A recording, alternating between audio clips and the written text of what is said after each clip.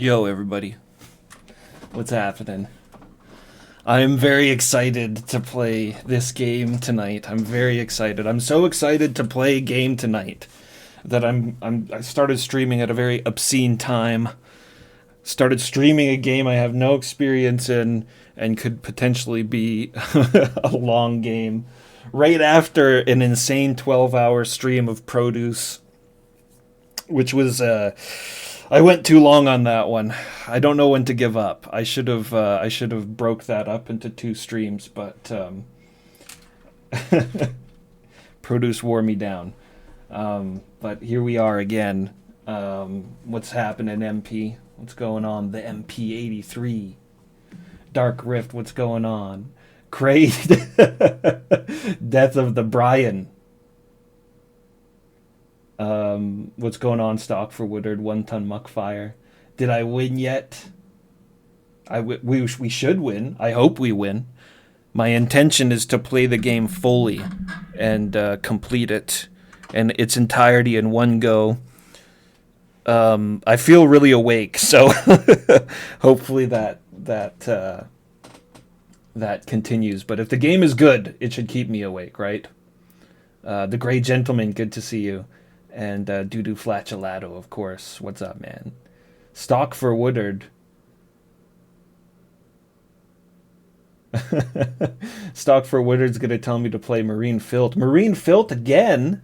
Do I have to play Marine Filth again? If Marine Filth got a decent translation, a real honest-to-goodness translation, I would totally play it again. So I hope my microphone is sounding okay today, because yesterday, at the very beginning of the produce stream, my microphone stand broke, and the microphone was not in optimal position. And I glanced at the VOD yesterday, and the sound was all fucked up and kind of echoey and shit. But I've jury-rigged a setup here that hopefully the microphone is sounding proper and full of nice, full, rich microphone sound. That's what we want, right? Nice, full, rich sound. Also, how the microphone stand broke was kind of funny, because the center of the microphone was then pointed down at my keyboard, and the keyboard is really clacking away during that produce stream. Produce was a really cool game. I really enjoyed that. All right, well, what are we playing today? It's right there in the title of the stream. We're playing Dead of the Brain 2. Now, a couple of years ago, I played Dead of the Brain 1 and Marine Filth. Both games designed, all three games designed by Fairy Tail and part of their Nightmare collection. Fairy Tail's a very interesting company. There's some interesting things to say about Fairy Tail. Fairy Tail was wrapped up in a lot of controversy at one point in time, and this all directly relates to the creation of the Nightmare collection. Fairy Tail split off from a larger adult erotic video game company called Jast. And what did Fairy Tail go on to do after they split from Jast, do you think? They went on to make more porno games. And one of those games was Sayori, the House of the Beautiful Girls. And apparently, so the story goes, at some point in time, a junior high school student stole this game. He shoplifted it from a store. And when he was caught, and they found out this game, Sayori, the House of the Beautiful Girls, it exposed the game to the rest of the public that was largely unaware of the porno game market going on in Japan. And there was a massive media frenzy, and police officers raided Fairy Tail, and the president of Fairy Tail was arrested on charges for possessing obscene images for sale. So it just went way out of hand. It just blew up the whole porno game market in Japan, and the charges were in relation to lack of genital pixelation, but really they were just solely focused on the overall excessive nature of Sayori, House of the Beautiful Girls, and erotic games in general. So out of all of that mess, a regulatory body was created, the Ethics Organization of Computer Software, and Fairy Tail, as a result, steered away from porno games after that, erogi games, erotic games, adult games, whatever you want to call them. They steered away from that, and they replaced the boobs with blood, and they made the Nightmare Collection. This was amongst all of that controversy. They decided they were steering away from it, and they are going to. They went to gore instead, and they created the Nightmare Collection, which is a series of horror games. And I mentioned them earlier there. That's Dead of the Brain 1, followed by Marine Filth, which is Nightmare Collection number 2, and Dead of the Brain 2. I should get all the covers for them up here. There's the cover for Dead of the Brain 1. The superior cover, I'd say, out of the two of them, for sure. And then let's get Marine Filth in there as well. Let's get Marine Filth in there. I've got a Marine Filth cover art.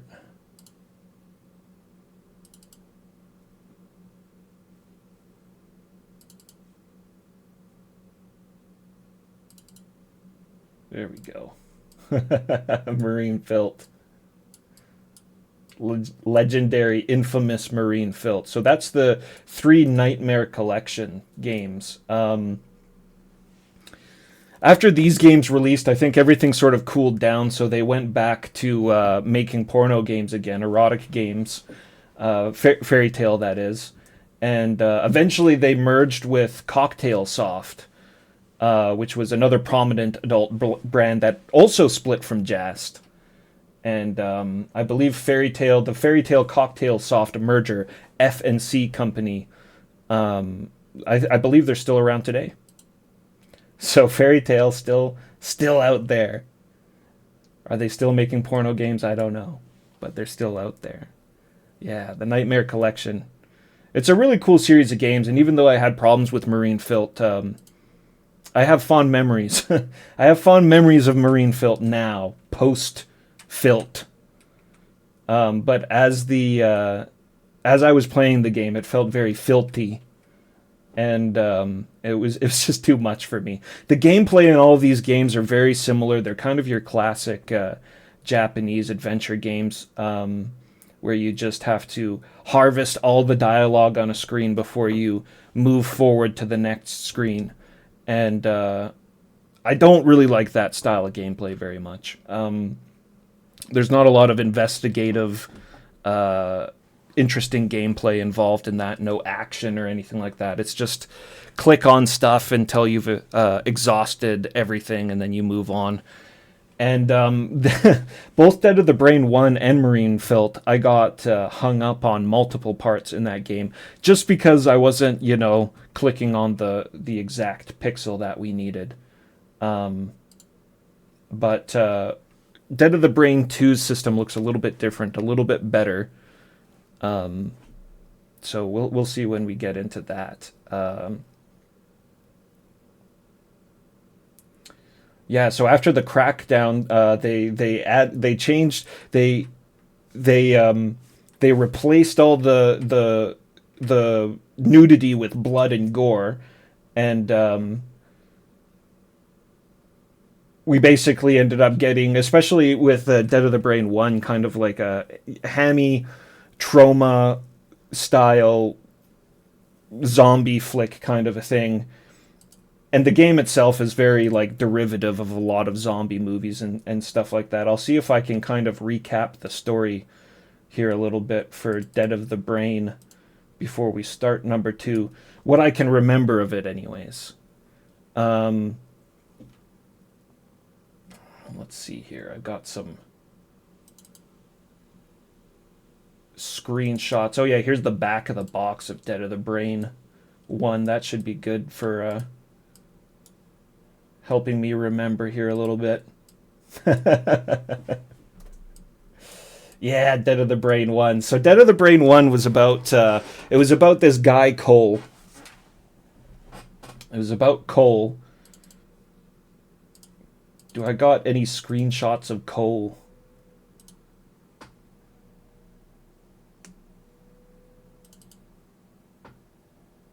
Oh yeah, here's Cole and Dr. Kruger. Or Cougar. Right there. There you go. So there's Cole on the left and Dr. Cougar on the right. The game's about Cole and Dr. Cougar. And these guys have a pretty hilarious relationship. They're kind of like... they've got this kind of Back to the Future style relationship. Cole is like a total loser living in this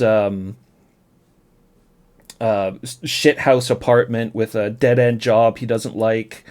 And it's pretty good main character for a Japanese game. He's just sort of your average kind of guy trying to figure it out, as opposed to being some sort of anime hero or something. And he gets a call from his buddy Dr. Kruger, and Cougar's like, "Yo, Cole, come on over. I've got this amazing discovery. I have this amazing discovery, and I need to tell you about it right now." And Cole's like, "Oh, Doc, I just want to chill out at home and drink a beer. Does it have to be now?" And he's like, "Yes, come over now." So he gets over to Dr. Cougar's house, and Cougar leads him down into the basement of his house, and he's got this big elaborate lab down there. And Cole even mentions, he's like, "Holy crap, like, look at all this equipment down here in your basement. What the hell are you doing down here?" And Cougar's like, "Look, my cat's dead." my cat's dead down here. Check it out. Now watch this. And he injects his cat with a mysterious serum that he's developed. There's the cat. There's the cat right there. So he injects the cat with a serum, and all of this is incredibly reminiscent of one particular movie. It's all very very reminiscent of Reanimator, which is a really sick horror movie. I'll just show you guys here real quickly. Not the full trailer, but these are just a couple of his class in moments of note. Teach such dribble. These people are here to learn, and you're closing their minds before they even have a chance. What are you? He's brilliant, but a little weird. This movie is good. I've broken the 6 to 12 minute barrier. I've conquered brain death. His experiment. So there's the cat right there, right? It was dead. It's a very Dead of the Brain moment there. Getting out of hand. Get a job and a sideshow. And he's just made a discovery that could wake up the dead. So he Dr. Kruger, or Dr. Cougar, he injects the cat, and then the cat comes back to life. And Cole is amazed, and Cougar's like, "Wow, I'm going to be rich. I'm going to get the Nobel Prize." And then he gets a knock on the door. The police are there for noise complaints. And Dr. Cougar goes and answers the door. And and he lets the cop in. And I remember Cole was like, What the fuck are you doing? Why are you letting the cop in?" But he lets the cop in, and the cop comes downstairs. And the cop's like, "Well, everything looks good down here," even though it's an insane lab in the basement of this guy's house. And as he's leaving, he hears some strange noises coming from the fridge that they stuffed the cat in. They stuffed the cat in before they let they stuffed the cat in the fridge before they let the cop in. And he hears some scratching on the fridge, and then he opens up the fridge. That's where you see that scene there. And the cat, I think the cat just straight up takes his neck, like just takes his throat right out, and kills the cop. And they're like, "Oh my God, oh no, oh Jesus, oh God, oh Jesus, oh God, what have we done? What have we done?" And then Cougar's like, "Wait, No, we're thinking about this all the wrong way. We're thinking about this all the wrong way. We're thinking about this like it's a bad thing. This looks more like an opportunity to me." And he decides he's going to inject the cop with the serum, and then he has a interaction with the cop very similar to this scene here. What are you thinking? How do you feel?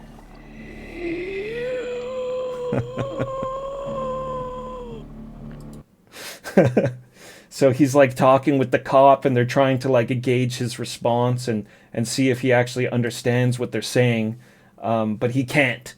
And then he rises to attack them, and they escape from their house, or they escape from Dr. Cougar's house, and they're running through a graveyard. They're being chased by the cop zombie, and Dr. Cougar, for some reason, has brought all of the serum with him, and the serum smashes against Stephen King's gravestone, Stephen King's headstone in the cemetery, and all hell breaks loose.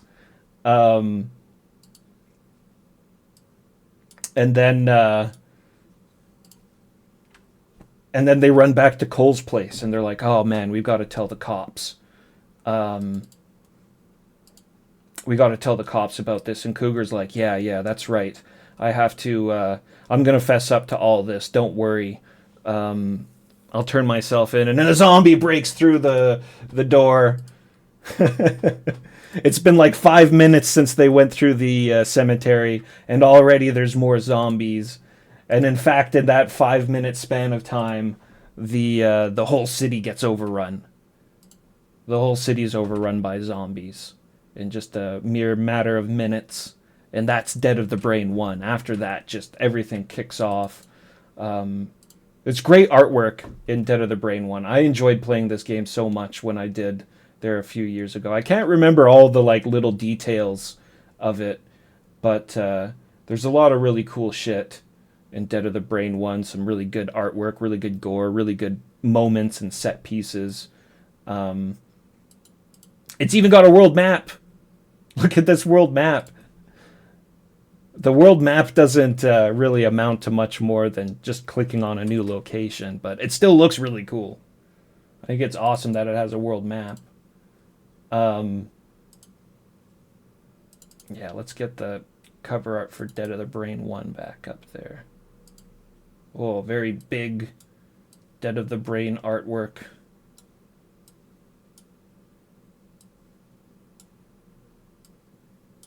Holy crap! This is a gigantic cover art.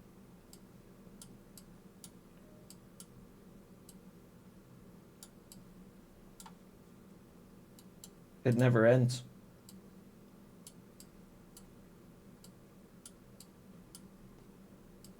So you go through all sorts of trials and tribulations, of course, through Dead of the Brain 1, and I won't spoil the ending, or kind of like what the game's all about for anybody who hasn't seen it. I mean, I can't even remember everything, anyways, which is probably a good thing because I definitely like to play the game again at some point in time.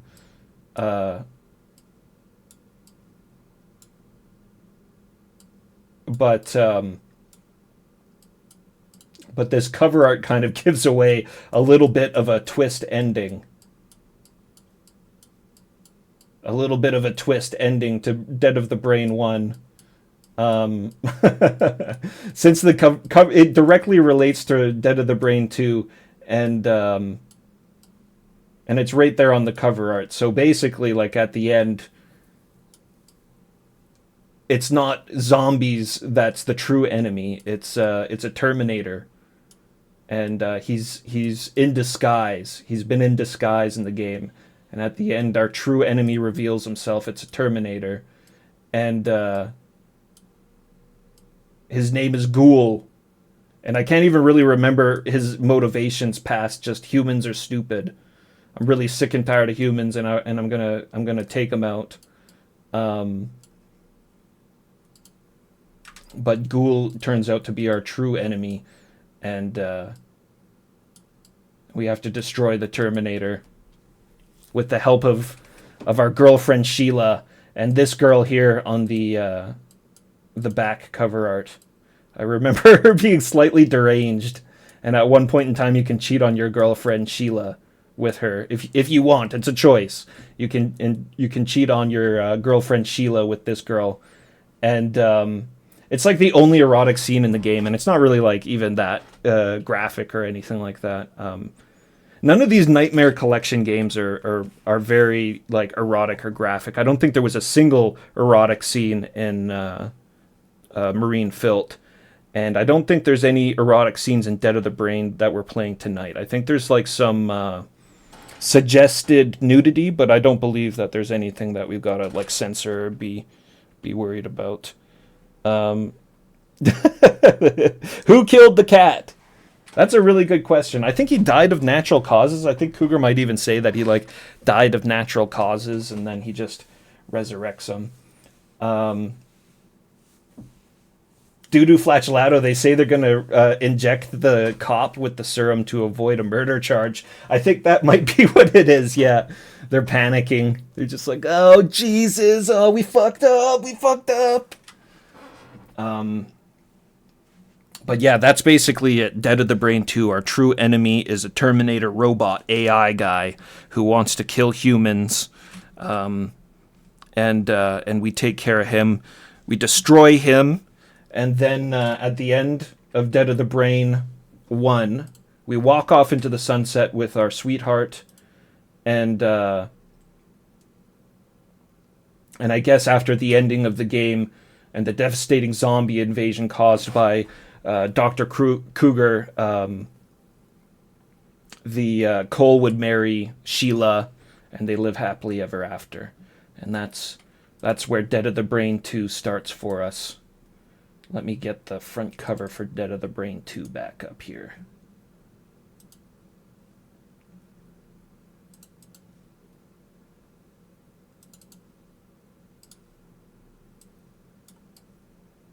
So that's that. That's our synopsis. That's our synopsis of Dead of the Brain 1 as we get ready for Dead of the Brain 2. Look at that cover art on Dead of the Brain 1. It's so good. Day of the Living Dead. The medicine produced with one scientist's hand trapped the world to the crisis of ruin. Trapped the world to the crisis of ruin. Well, I don't think the nightmare of Dr. Cougar's serum... If the cover art of Dead of the Brain 2 is any indication, I don't think the nightmare of Dr. Cougar's serum is over just yet. So we'll see what happens here in the third and final Nightmare Collection game from Fairy Tale, Dead of the Brain 2. Let's play. Let's play the game. Get this timer started.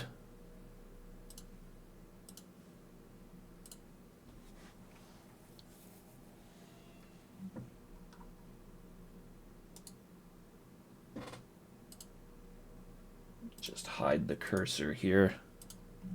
All right. I don't know what this means. I got the timer right away this time. I remembered the timer.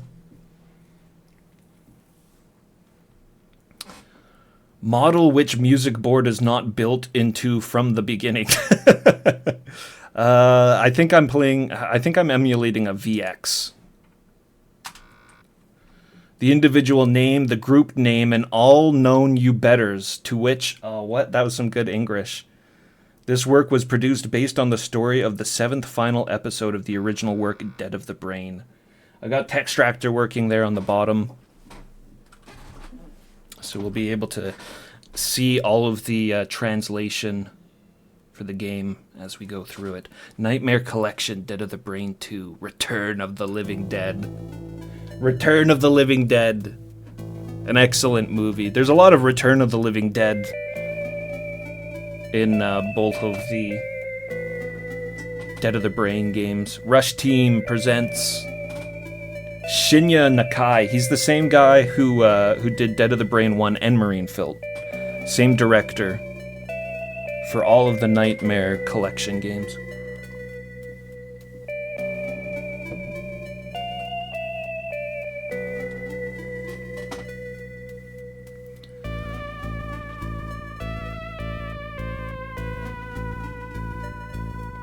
I'm so hyped. I had such a good time playing the first Dead of the Brain. I'm really looking forward to this.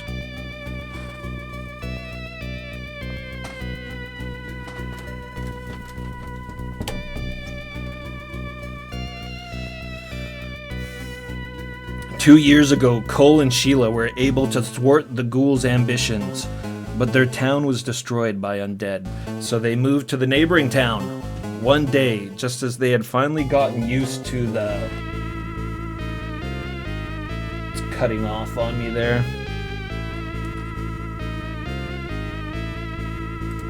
Just pick it up in Textractor.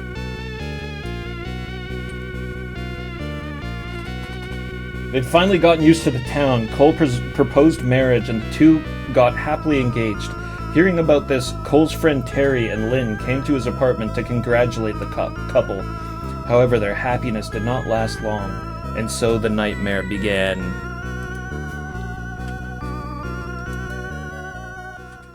Dead of the Brain final story. This is the final story of Dead of the Brain. Oh, look at this. Ghoul. Straight up, we get Ghoul coming in here. Ghoul, you seem to be very lucky, despite being so badly destroyed. I can't believe that your brain survived unharmed. Yeah. The subtitles are going to be a little bit weird here because they're scrolling in on their own, but it should be fine for the majority of the game. However, thanks to that, I was able to revive you once again.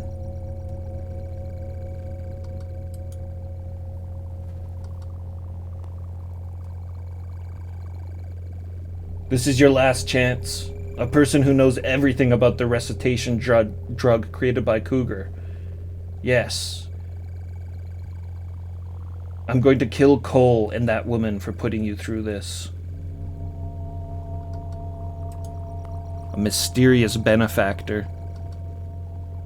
Who could it possibly be? Failure like when you defied me. To ensure that you never do it again, I've implanted a detonator in your head. So this is Ghoul's boss. I don't know if this is a character, if we're going to find out that this is a character that was established in the first game or not. But this is Ghoul's boss. And he's managed to recover him after the first game. And he's repaired him. He's repaired him. His brain was still intact.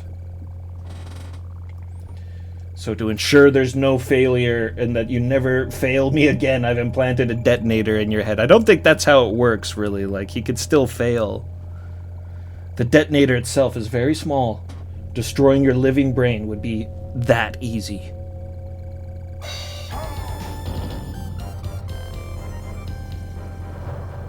Mood Draws. Thank you very much for the 7-month sub. Welcome in.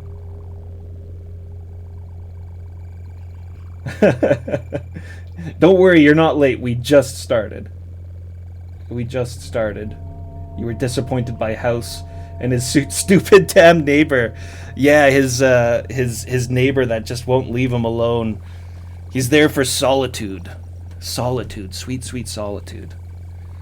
I didn't enjoy House very much the first time I watched it either, but it really did grow on me. After seeing it a couple of times, it's got a unique theme that doesn't really get represented all that often.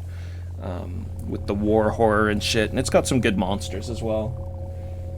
Only 2 buttons on this UI, which is very different from the first game. The first game had all sorts of useless buttons that really just equated to 1 button. But this one, it's just got move. Yeah, the interface is very streamlined in this game compared to the first. So this guy's implanted a bomb in Ghoul's head. And if he fails him again, he's going to explode him. It will really just be that easy.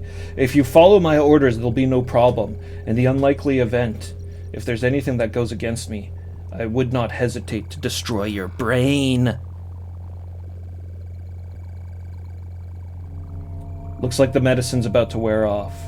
You can't live without this medicine. The resuscitator. Right.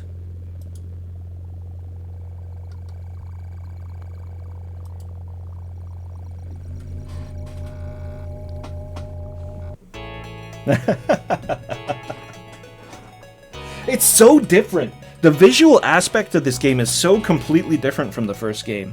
Like, graphically, it's very, very different. And, well, that's because just about everybody from the first game did return. Like I said, this is directed by the same person that did Dead of the Brain 1, but the art team didn't come back. So this is a completely different art team from the first game. The first game's got a lot more, like, a pixelated kind of feeling to it. It's a little bit more... I don't know. This is actually supposed to be a higher res, I think, than the first game. But the first game is a little bit clearer. It feels a little bit more high res than this. This almost feels like it's got a blur filter on it a little bit. Subdued, simplistic. Yeah, it's a bit more anime as well, I would say. Cole, our hero, our very unlikely hero, Cole. The loser, the washed-up loser, living in his shit house in the first game. He gets Sheila. There's never any talk about him cheating on Sheila in the first game. And really, he's not your typical, like, horn dog, eroge character. He's actually a pretty decent, down-to-earth guy. But it's kind of funny.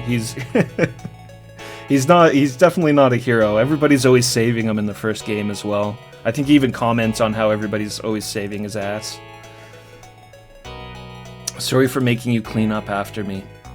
It's okay, but maybe you're just a little tired. I'm fine, but those two are in high spirits, even though they have to work tomorrow. You were also heavily influenced by alcohol. Ah, thanks to you, I'll be able to sleep well tonight. Let me just move this a little bit here. Good. So here's the new interface. The original, it had all those buttons, so if you wanted to talk to somebody, we'd have to click talk, and then click on the person. And there was no highlights as to what you needed to click on. But now we have just this very simple interface where we just scroll the cursor across. It shows us exactly what we're able to click on in the room.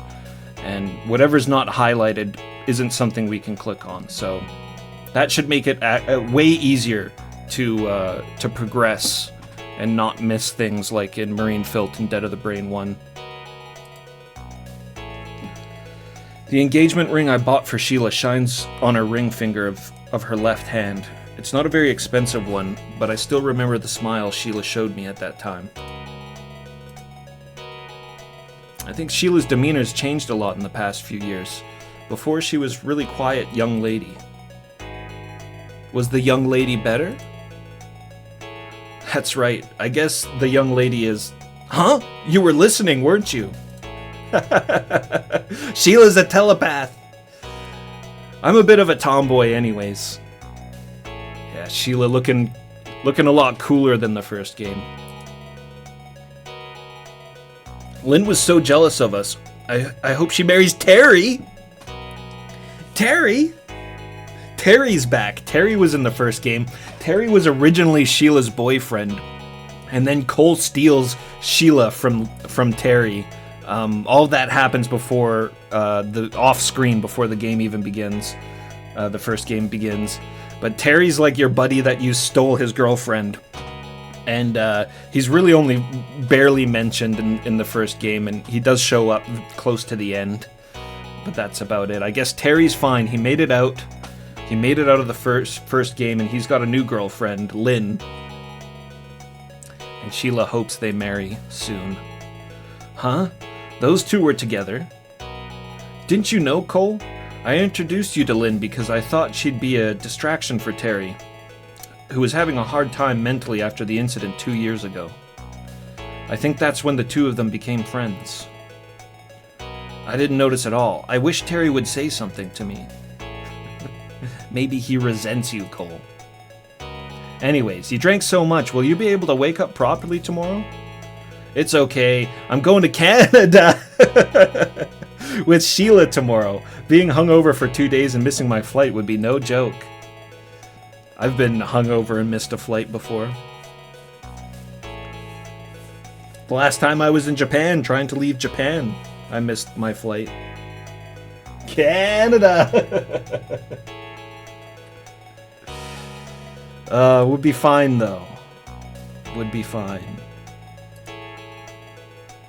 Sheila bought me a ticket to Canada for my birthday. I wanted to do a tour, but I didn't have enough money, so I just paid for the airfare. That's enough, thank you. Sheila had the tickets, right? No way, I gave it to you. Really?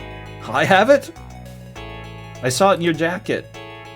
Oh, you're right. Look at that, the way it cuts away and shows the items. I really like that style.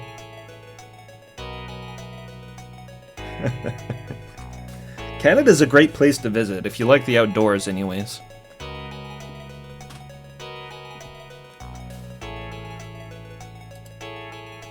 I don't want to lose it, so Sheila, you hold it for me. Yeah, I get it.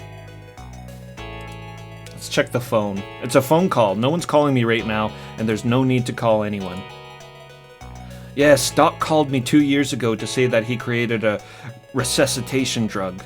That was the first time that the incident happened. Cole, let's not talk about that. It would be a shame for the dead cougar. We have to respect cougars' dead soul. Oh yeah, that's right. Are you really that bothered by the phone? No, I was just looking. Okay, we've harvested the phone. Let's look at the bulletin board here behind her. I moved to this apartment after that incident. The previous apartment in the next street became uninhabitable because of that incident. Yeah, it was, the zombie epidemic struck a couple of cities, I think, if I remember correctly.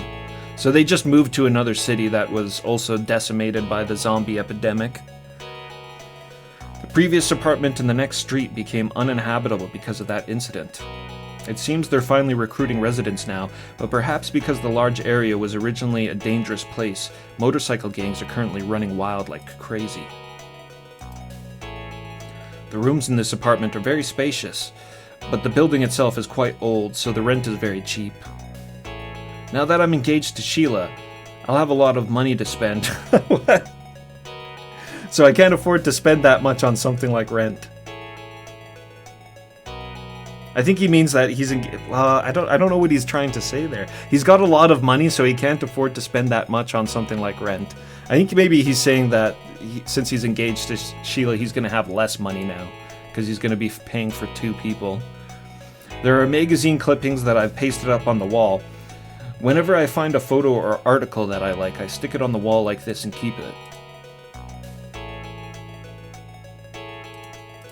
Same thing. Check the stereo. You can only play the radio on this stereo. The cassette and CD players are broken. Maybe you should get it repaired soon. I'm talking to Sheila right now, so it might be best if you didn't turn on the radio. Sheila is extremely sensitive about these kinds of things. Who's abnormal? Cole, turn on the radio.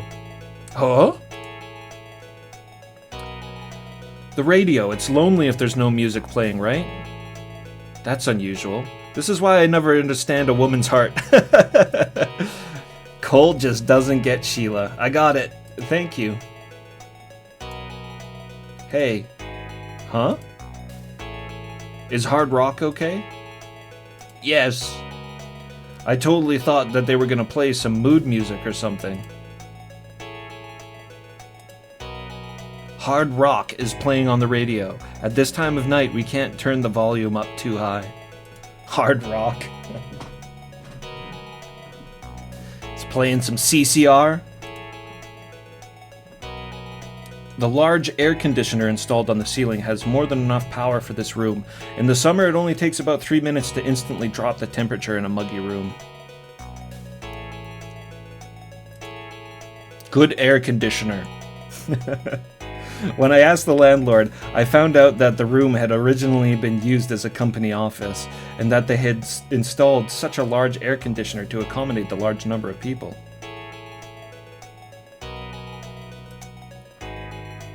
I feel really lucky.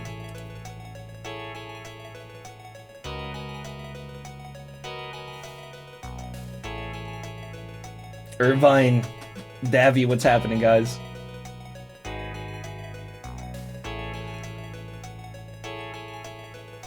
It's getting cold, so I guess I'll need this guy again. Alright. Back to Sheila. I wish tomorrow I could come quickly. Just thinking about it, I wish tomorrow would come quickly. Just thinking about it makes me so excited I can't seem to sleep. I need to make sure I get enough sleep. It'd be a waste to be sightseeing and then get senile. Well, the flight from Japan to Canada is about 14 hours, so I just sleep on the plane, Cole. Maybe Cole has problems sleeping on planes. He's just excited to go to Canada. All right, we've got a door here. This is the door that leads to this room. The lock is pretty rusty, so if you bang on it, it'll probably break right away. That's worrisome. Well, even if a thief broke in, it's unlikely that he'd take anything. Because we're broke. What component is that? I just use it as a radio. The cassette and CD ones are completely broken. Cole, don't you buy many electrical appliances? I rarely buy things unless I absolutely need them. Cole is a complete tight ass. I guess his job hasn't gotten better since the first game. Like a refrigerator or a washing machine. What about cars? Even if I had a car, there wouldn't be many places to go. Well, before that, I don't even have a license. Wait a minute. I just the whole 14-hour flight from Japan to I forgot this game takes place in America. So yeah, you get to Canada quickly. That'd be like a couple of hour flight. If that, depending on where you live. Cole doesn't even have a license.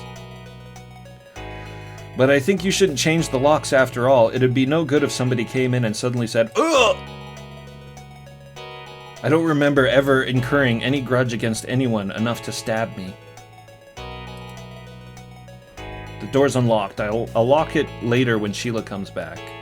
But Sheila's right here. Cole, are you ready to travel? Ah, perfect. Everything's in the bag. Passport, change of clothes, camera. Uno. Uno? It's a card game. Don't you know it? It's fun. I know, but it might not be much fun with just the two of us. I think card games are probably better or almost best with two people. I suppose it depends on the game, but... if you call, you can just bring in some other customers. That's pushy. Oh, I think he's saying you could just, like, get other people to play, strangers to play.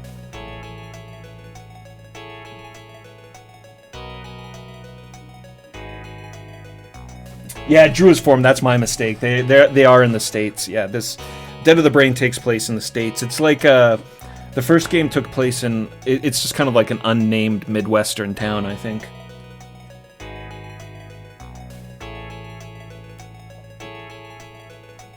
Heffy.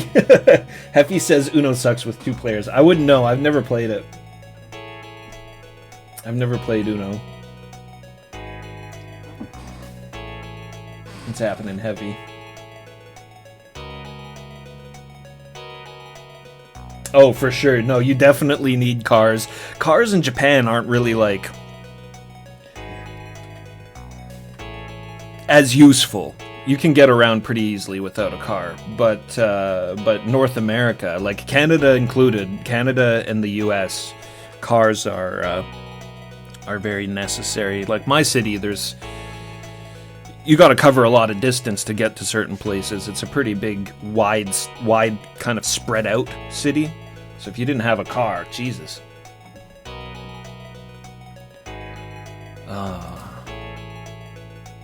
I guess that's about what's in the bag. Ah! What's wrong? I forgot to buy tape for the camera. What should I do? Yeah, sure, I'll buy it tomorrow on my way to the airport. Cole is definitely gonna oversleep. I'm gonna buy some groceries now. That supermarket is open until 2 o'clock, right? Yeah, but... Well, I'm off. Money. No need. I'll be right back. Be careful. I thought he was complaining about being a tight ass again, but I think he was trying to offer her some cash before she left. Seriously, she's so careless. She hasn't changed at all since the old days, but I don't think she'd take into account the fact that I overslept. Or I didn't think that she'd take into account the fact that I overslept. Ah! It's Sheila, what's wrong? Oh no! We're right into it. They're just putting us right... It's Terry!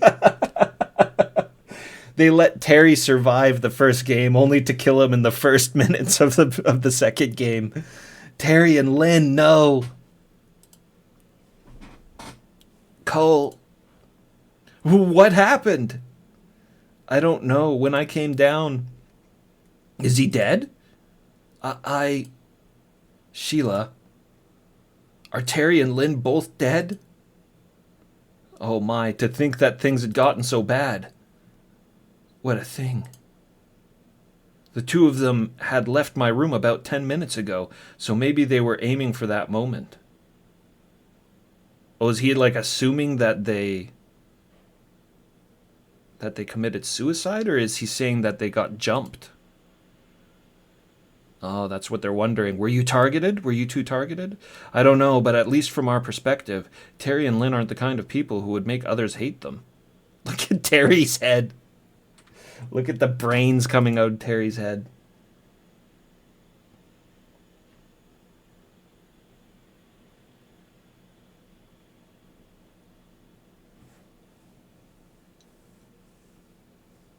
That's true. Damn it. Who the hell did this to you two? Should I call the police? Wait. No. Call the police. Wait, I want to investigate the scene a bit. If we find anything that could lead us to the culprit, Cole wants to kill him. Cole wants to kill the culprit with his bare hands. It's dangerous. It's best you leave it to the police. Besides, if somebody else were to see you here, they'd mistake you for a culprit. I'd never forgive the person who did this to my best friend. Plus, not many people come into places like this. No one will notice it if we cause a little trouble. That's the spirit. That's the spirit. Look at the city! Look at the city off in the distance. This looks so cool. Let's check out the bloodstain. The only people who use this alley are the people who live up in my apartment. Besides, common sense would suggest that nobody would willingly go into a creepy alleyway in the middle of the night like this. I notice a lot of notices on the wall. I don't think anyone would notice.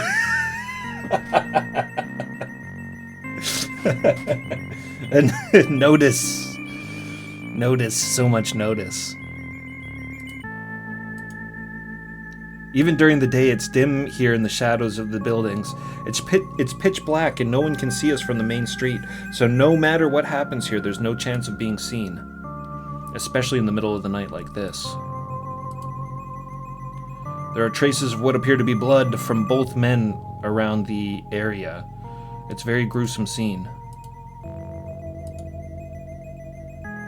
Alright, let's check out Lynn. That's Lynn lying over there, but she's a girl, you know? You should go easy on her. The killer had intended to kill them both from the beginning, otherwise he wouldn't have done something so horrible. Lynn, things were going so well with Terry. Ah, that's right. Now that I think about it, I feel kind of sorry for him. Only kind of. There doesn't appear to be any signs of assault or anything that was taken. No way. If Lynn was attacked, I don't think Terry would be fooled. Besides, if someone was attacking him, he would call for help.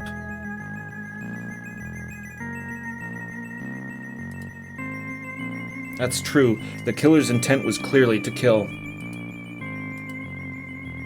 But who could do something like this? That's terrible.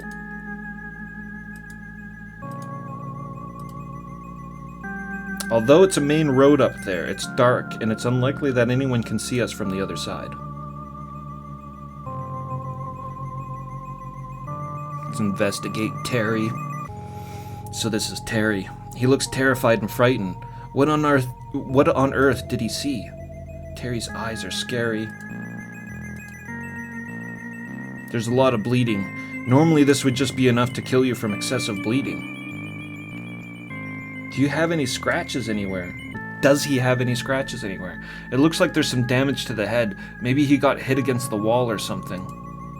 Just a little bit of damage to the head. The blood hasn't clotted yet. It's only been about 10 minutes since they left the room, but something seems strange. What?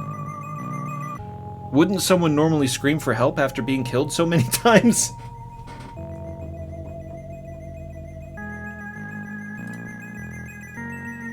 Now that you mention it, if you shout in a quiet, secluded place like this, we would definitely hear you. But there were no screams or any other loud noises. There's more than one culprit here. Why? Even if it was a surprise attack, the other one would definitely have made a sound, right? If they both died without making a sound, then the only thing that can be thought of is that they were both attacked at the same time.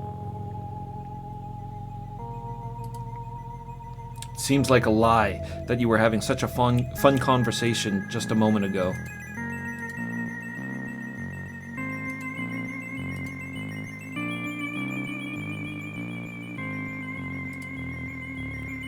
The culprit must have run over there. I'm sure of it. The wall behind him isn't low enough for him to climb over. But if he runs into the main street, it'll be hard to catch him. The main street is bustling even at night.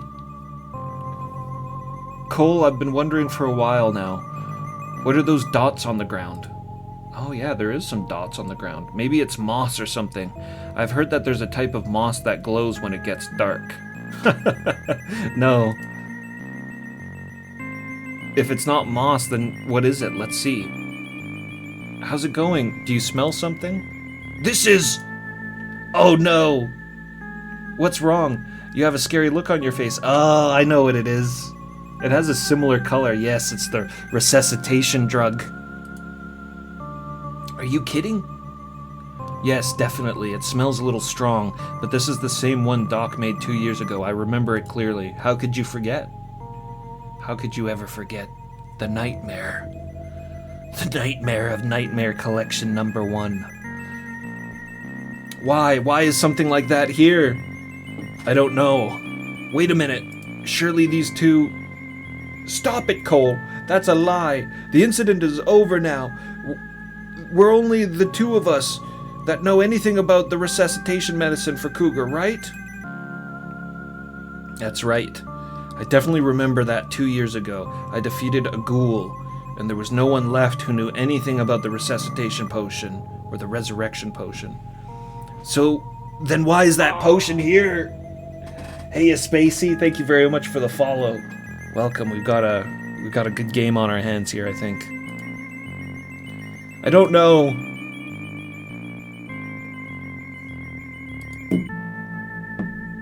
If the townspeople saw a dead spirit, they'd probably panic first. You're right, but I can still hear the noise of traffic, and the main road is the same as usual. So that's good signs that we don't have a zombie attack on our hands, at least not yet. Because it took all of about 5 minutes in the first game for the whole town to get infected. So if we had zombies on our hand, you'd think that the main street would be overrun by now. Okay, I can't explore the dots on the ground. Looks like Lynn's been killed in the head after all. Why was the resuscitation potion now? I don't know, but it means that there was somebody other than us who knew about the resuscitation drug. Is the culprit a ghost? Maybe. Otherwise, he wouldn't have bitten... Oh, I think the ghost was zombie. Was the culprit a zombie? Maybe. Otherwise, he wouldn't have bitten Terry's head off. If the dead have left here, people on Main Street would be panicking. That's true. But from what I can see from here, the Main Street looks the same as always. Nobody seems to notice the zombies.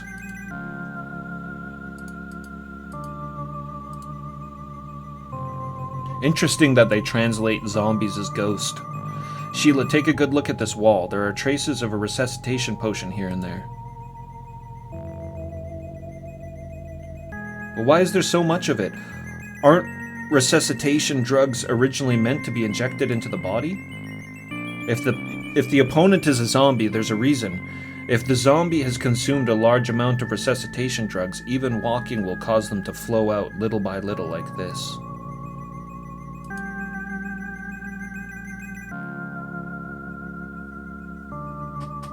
Kutenkun, what's happening?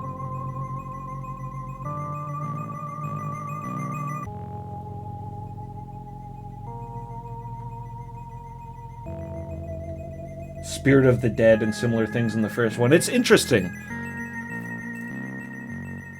It's interesting that, like, you know, obviously they don't have just the word zombie in Japanese.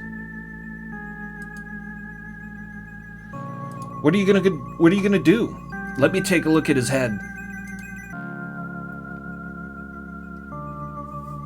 I thought so. His whole hair has been torn off. What a thing. Is this a trap to lure me? Huh? My friend was killed by a zombie right in front of the apartment I live in, and he left a trail of all these reanimators behind. You're overthinking it. Cole found this out originally when he was investigating to find clues about the culprit. If he called the police from the start, they wouldn't have found out. Well, yeah. Cole's overthinking it. Cole. Sheila, there's something I'd like to ask of you. No! Please, I can't sit still either. But tomorrow's our first trip, right? We've already bought tickets and got the new bag. Sheila, please understand, Doc saved me during the incident 2 years ago. That's why I'm still alive. Well, I feel so sorry for Doc, who would have died if I had continued to doing nothing.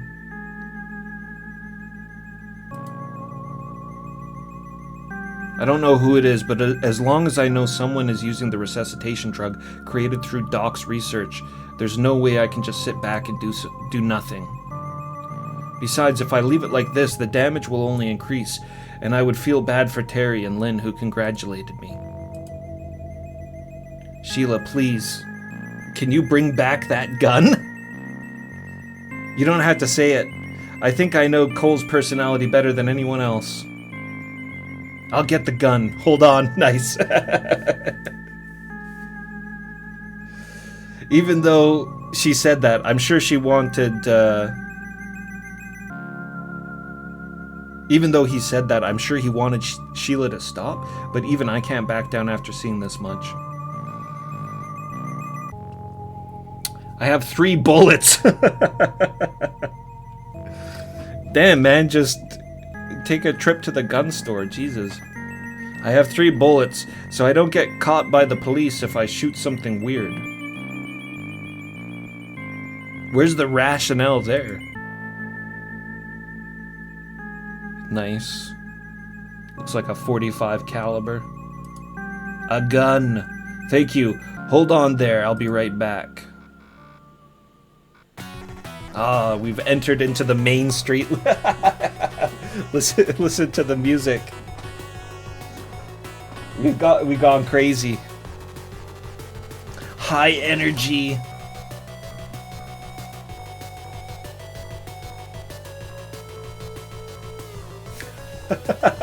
If I use all the bullets, I could just tell the police my gun was unloaded.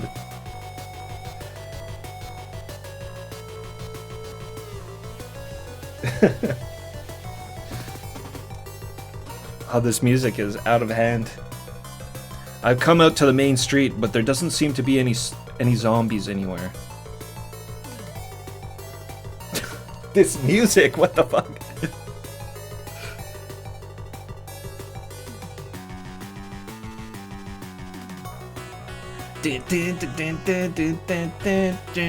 Time to look at a chair with the action music. Full chair discovery. There's a table and chairs at the entrance to the bar in front. Usually you can see 3 or 4 people sitting at this table drinking beer, but today unusually the bar seemed empty. I was drinking here with Terry once before. We got totally drunk and drank until morning. Damn it! Who on earth could do that to him? Doesn't look like anyone's drinking here today.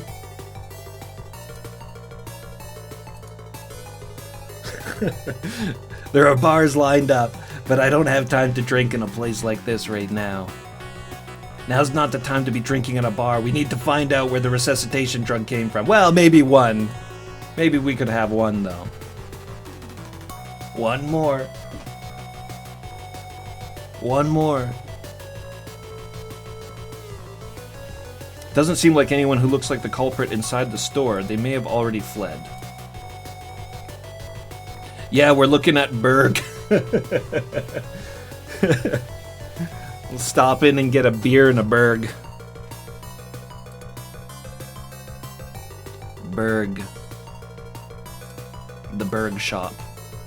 There are many entertainment districts around here, so a lot of people gather here at night. Many people are walking around looking as calm as ever. If a zombie had emerged from that alleyway, it wouldn't be surprising if the people here had started panicking.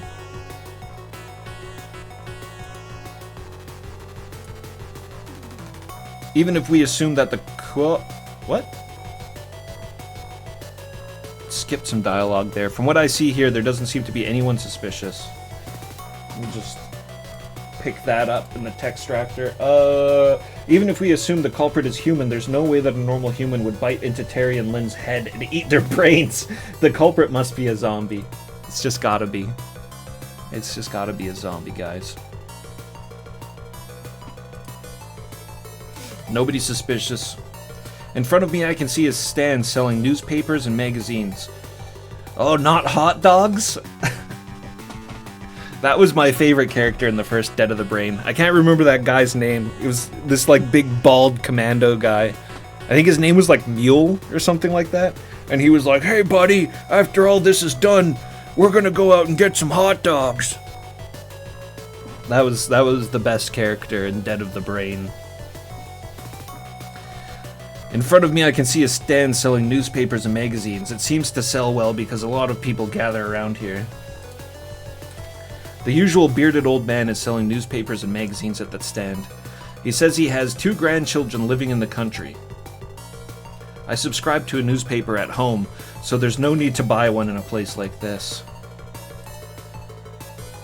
We now know that Cole subscribes to a newspaper. This is essential information. Essential information for story building. It looks like the taxis are waiting for customers. Since it's still early, there aren't many of them. By around 4 o'clock, a line of taxis will form on this street. This is just the, this is the result of this style of gameplay. And like I said, I'm not incredibly fond of the whole click on everything before you progress sort of thing. Because you end up getting a lot of just sort of nonsense dialogue, but I suppose it's fun. Sometimes the dialogue they nest in these objects are really, really good, so... But why not make less things to click on and make more dialogue richer and awesome? Maybe the culprit has already made his getaway in a taxi. Huh? What's that? It sounds like a bike. Oh, we already know that biker gangs... Shit.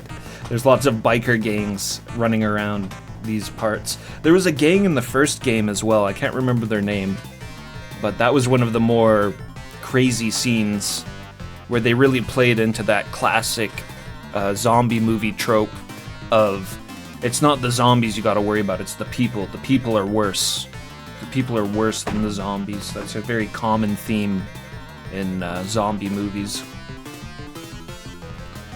Hey sis, let's go on a date. No, let go. Whatever, you're probably bored anyway. Those, are these the guys from the first game? I think that was their name, Bloody Fox. Those bloody Fox guys are causing trouble again. Shoot them, Cole! Shoot them now! Stop it! If we leave things as they are, it'll only be a matter of time before that woman is taken away. But even so, if she gets involved with Bloody Fox if I get involved with Bloody Fox in order to save that woman, I'll end up being beaten half to death. Shit. A man who appears to be a friend is grinning on his motorbike. The loud noise I heard earlier was that man's motorbike. The man on the bike is saying something. How long are you gonna waste your time on a woman like that? She's such a pain. Just kidnap her. Let go. You better be quiet. I'm not gonna be nice forever. If you live around here, this isn't an uncommon sight. When I moved to town, this area had already become Bloody Fox's territory. Yo, what if this game ended up having like beat 'em up sections in it? Beat 'em up action combat where we're beating the crap out of Bloody Fox.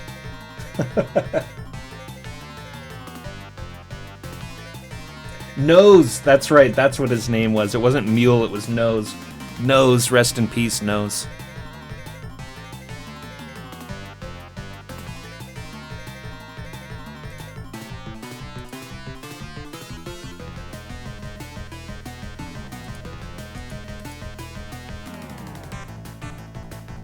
Alright, that's it. We can only look at this spot now. You got a pretty good body, don't you? If you don't like it, let me go. Why not come and play with us?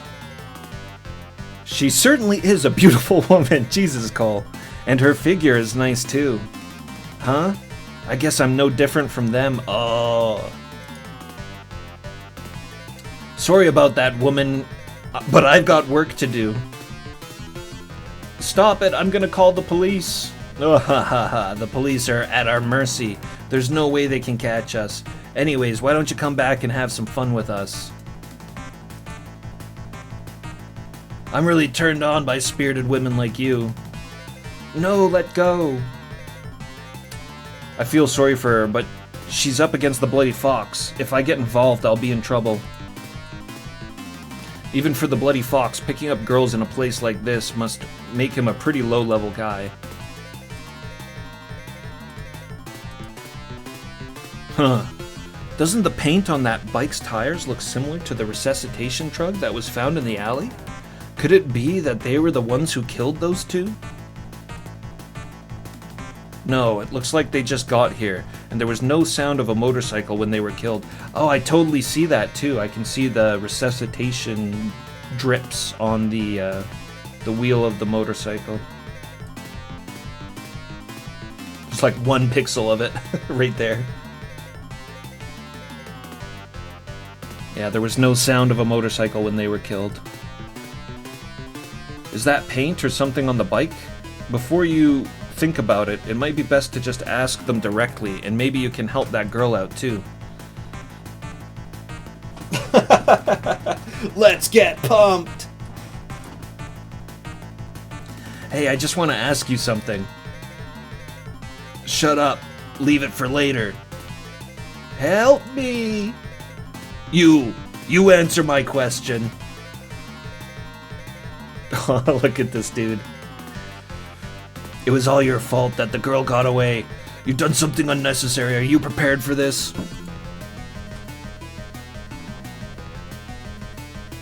Is Cole about to get fucked up? Maybe we'll just shoot this guy. We'll passively look off to the side first. People around here are trying not to make eye contact with me. Well, I can understand not wanting to get involved with these guys. The people around were quickly leaving the scene. No one stopped to take a look. This bastard! Does he know we're Bloody Fox and still want to pick a fight with us? Yeah, I know, but I'm not looking to start a fight. I just wanted to ask you something. Don't mess with me! You got some nerve defying us on our own turf. We'll make sure you never dare say anything again. Well, there's nothing I can do about it. I'll show you the terror of the bloody fox. No need to talk about it. If you're gonna do it, let's do it quickly. I'm not so bored that I'd be hanging out with you either. Damn, that's pretty badass. Cole's just like, look, if we're gonna fucking do this, let's just do it. You! Ugh. Huh? What's wrong? Come on, hurry. Wait a minute. You've got such a dangerous thing. Oh, he's like showing off his piece? He's probably like flashing his piece at the biker. What happened to your enthusiasm from before? I've got a short temper too, so my fingertips are tensed and won't return to their original position. Wait a minute. I get it. I'll tell you anything, but put that gun away, okay? I'll put it away, but if you move carelessly, you'll end up with a hole in your stomach. Oh, okay, I understand.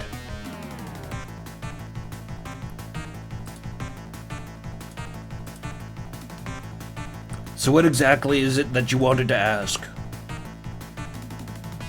Oh yeah, that's it. What's that thing on the tire of your friend's bike? Attached? It's all over the tires, right? It's purple paint? Oh, that's it. Maybe it got there while driving. It's just paint, right? Do you know where it came from? I don't know. Do you want to die? Come on, I get it. You've been hanging out at the Bayside Laboratory. We were hanging out at the Bayside Laboratory in the next town over today, so it must be from there. Bayside Research Center. Isn't that the hideout used by the android turned ghoul from the incident 2 years ago? Oh, he's saying that they were lingering outside the ending location from the first game. Why were you at Bayside? Maybe Ghoul still had the resuscitation potion hidden away back then. A lot of our fellow bloody foxes live in the town next door. I guess I'll just have to go and see for myself. That's crazy. There's no way a normal person would willingly go to Bloody Fox's hangout. Aren't you FBI? It's best not to pry too much into this. Cole's like a day laborer. He's like, yeah, sure, I'll be mistaken for FBI, why not? Especially in a situation like this. I understand. I'll be counting on you again if anything comes up. Seriously, I don't want to see you again. Okay, let's go to Bayside Labs. Whoa, that was a quick drive.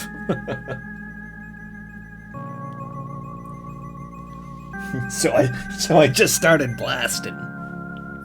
But I don't see too good.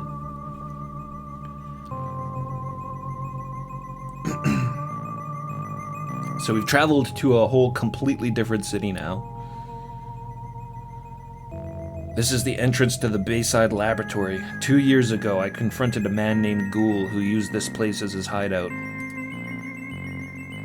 He used a resuscitation potion to reanimate many corpses and kill the townspeople one by one. I tried to kill him by shoving a grenade in his mouth, but his body had already been turned into a humanoid by the director here. In the end, my fellow hunter Casey or Cassie? Probably Cassie. Sacrificed herself and sent the ghoul to the afterlife with a plastic bomb. But in the end, everyone I had come into contact with was killed by the ghoul. At the time, the director of this facility was using the bodies of zombies. Because ghoul is a character. So that ghoul must be referencing the zombies. The director of this facility was using the bodies of zombies to experiment with the resuscitation drug. As a result, the parts of them that had lost their resistance to the drugs and decayed... Had a little bit there to pick up in Textractor. Decayed away were turned into androids. So what's that? At the time, the director of this facility was using the bodies of zombies to experiment with resuscitation drugs, and as a result of the parts of them that had lost the resistance to the drugs and decayed away were turned into androids. Before long... Oh, he is talking about Ghoul here. He's saying Ghoul was experimented on by the resuscitation drug. And then parts of him that decayed away were being replaced with cybernetic parts. Before long, Ghoul's body had become completely robotic. And when Ghoul realized his own power, he killed the warden and plotted his own ambitions.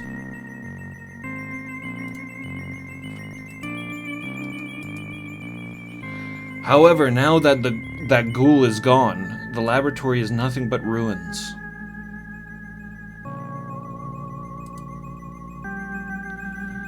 There are big lush trees that aren't cared for, so the branches are growing out of control. Trees are kind of creepy at night, especially when you see them growing in a place like this. They really make the building look creepy. I don't have time to just stare at trees. I see some drums next to the entrance. Maybe I should take a look. So it's hollow inside after all. I thought there was a resuscitation potion inside the drum, but I was mistaken. That drum can was hollow inside. There's no need to investigate further.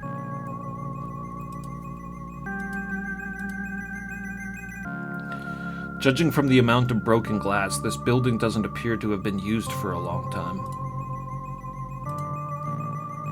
I'm sure this building used to have a factory right inside the entrance.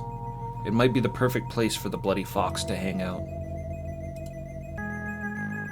It's dark, and I can't see what's going on inside, but I don't know where the Bloody Fox guys are hiding. I need to act with great caution. There's probably no electricity inside anyways, we'll just have to rely on the moonlight.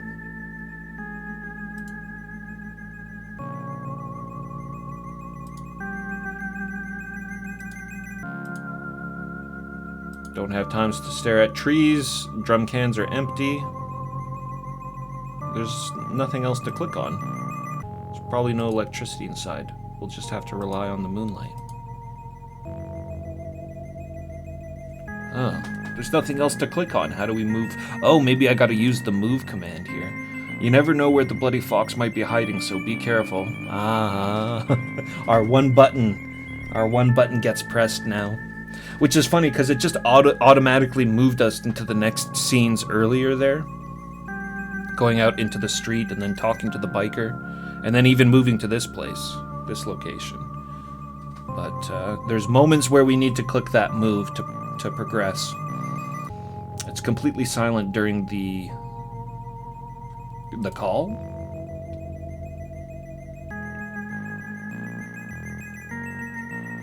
Something on the ground. And this stuff over here. There are several thick iron pipes coming out of this device. I don't know what they were used for, but they're no longer functional and they're just scrap metal.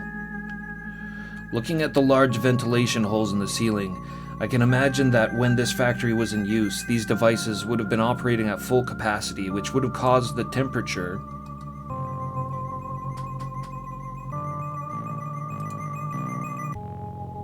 I'm surprised the dialogue is overflowing out of the textractor box there. Cause the temperature in the room to rise considerably.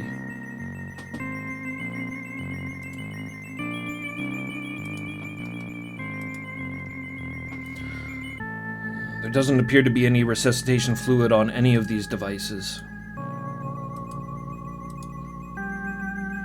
There's a plaque on the wall with instructions for how to use the equipment. It's so rusted some of the writing is hard to read. Even without reading the warnings, the equipment here is already completely shut down. There's no need to be careful about the equipment. It's been 2 years since this place was last used. It looks like we could remove the plate easily with just a little force. Why would you want to? He's just making senseless observations. There's small debris scattered on the floor. If you don't watch your step, you'll easily trip. 2 years ago, Ghoul here was blown up by a plastic bomb. There's nothing left of him now. I'm sure the police handled it, but I don't think that they even knew the robot was actually working. Yeah, saying that the police came and probably cleaned up Ghoul's body, but never really even realized that it was a working robot.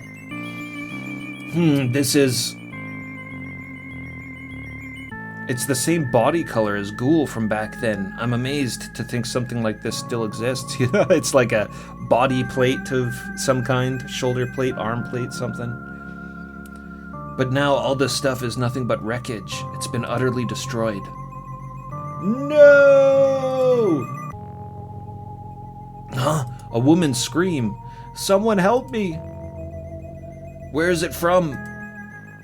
Where is it? The front? Uh-oh. Oh, Jesus. Hey, stay still. No, stop. It's bloody Fox.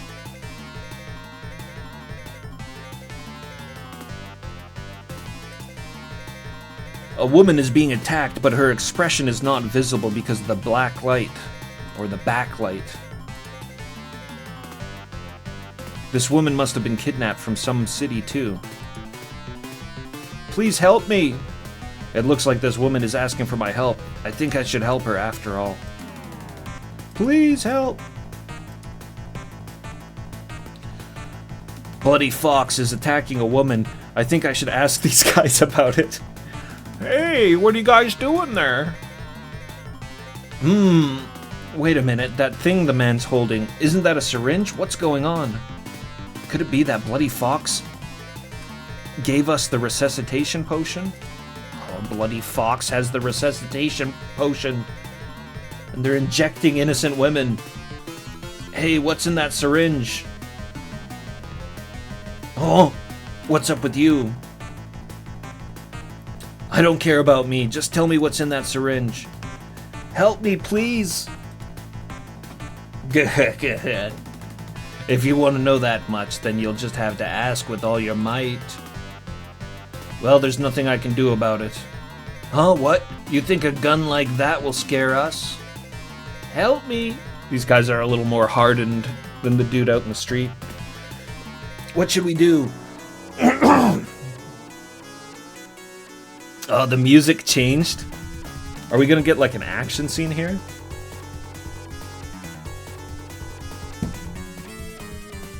The music's pretty damn good. I don't care about women anymore. Let's show this fool the horror of bloody Fox. Prepare yourself. Is it an action scene? What? What? What? What am I doing? Now you have a better idea of just how terrifying the bloody Fox is. Oh, the title of the game is flashing.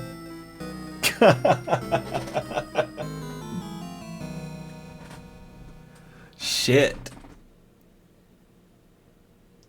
It wasn't giving me the ability to do anything.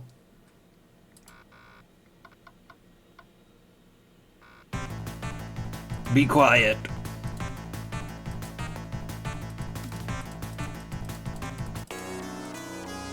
Alright, here we go.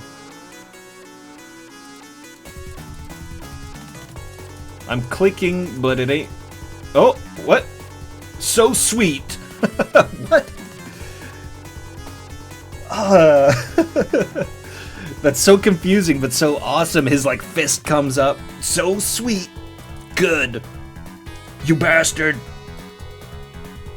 Sweet. Oh, we got fucked up.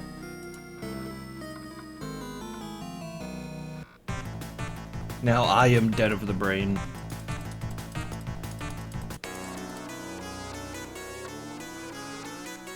So what's the deal here? I'm just like mashing...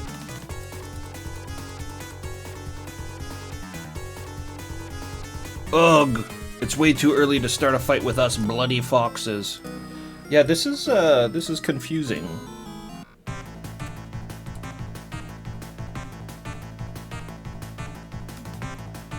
I don't think there's any keyboard commands.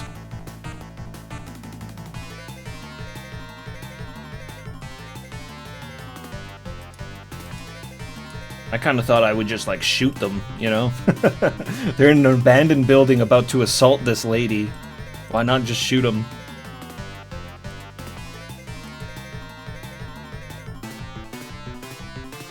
Yeah, there's... The buttons are gone, and I can't see my cursor, so... I'm not really sure. Gwa, now you have a better idea of just how terrifying the bloody fox is. Absolutely bewildered here. Because they're not they're not showing me the cursor. What am I supposed to do? We successfully did whatever it is I'm supposed to do once.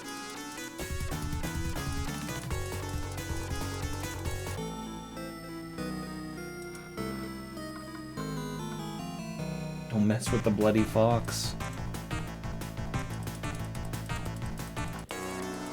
Just don't mess with them.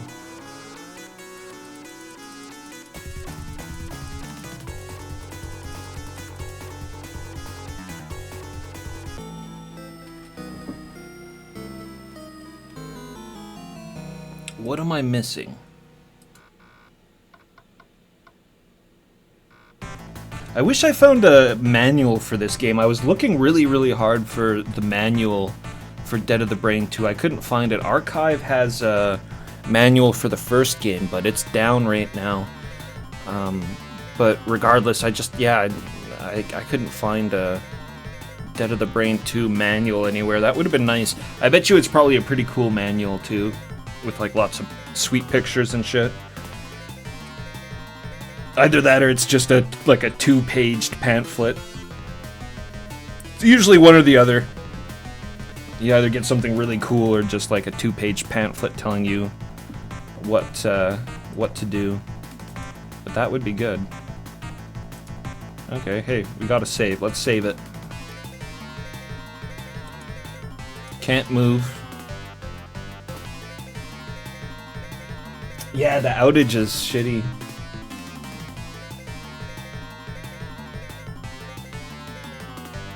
Oh, Kutenkun. Yeah, please explain it.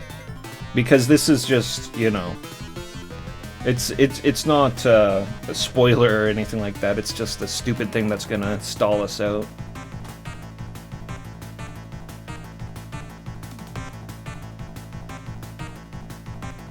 Saga Frontier 2? Hell yeah.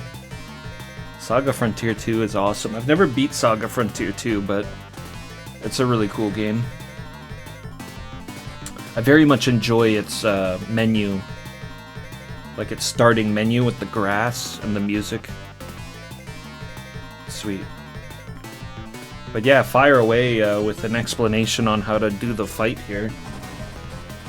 You have to click the correct region once the timer starts. Okay, so what's interesting about that is it's not showing us our cursor, so we just have to like randomly click on the screen and hope for the best, I guess? I think I pulled the mouse down around in this direction when I clicked on. Look at this dude. Look at this dude. The evil bloody fox.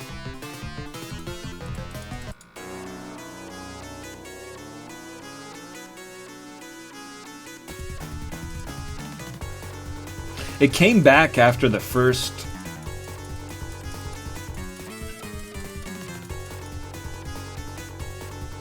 Stop looking away!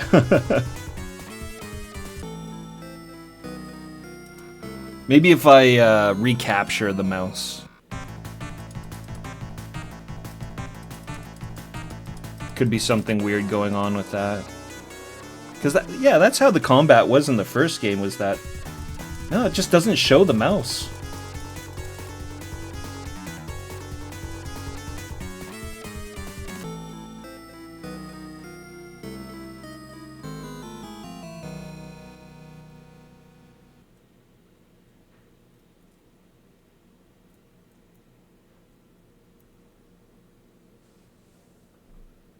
Yeah,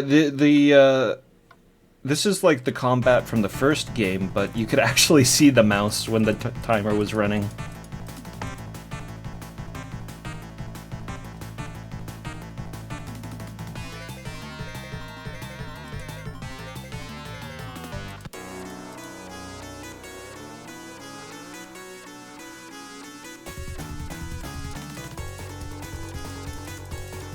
I did it! Sweet! Yes, we gotta hit his hand. Now I think the cursor comes back.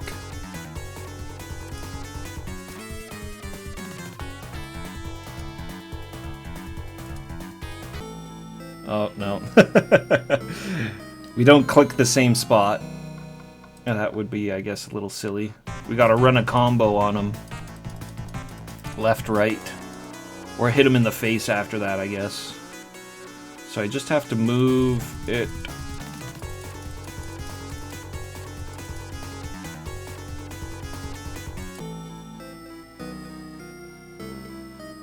Oh, okay.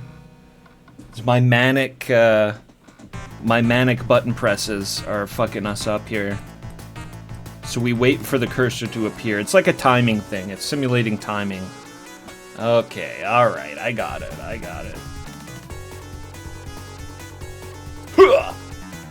Sweet. You bastard. Oh.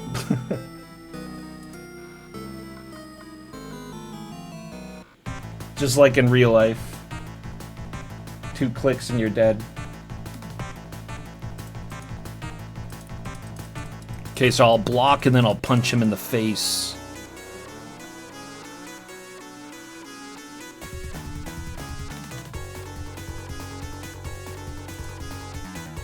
Block.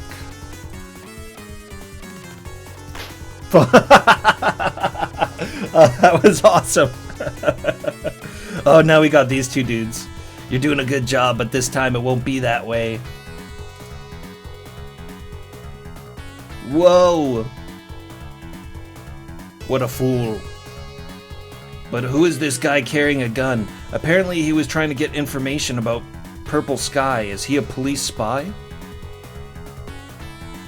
Who cares? Anyways, that's how many of you got killed. You'll never defy us bloody foxes again, I'm sure.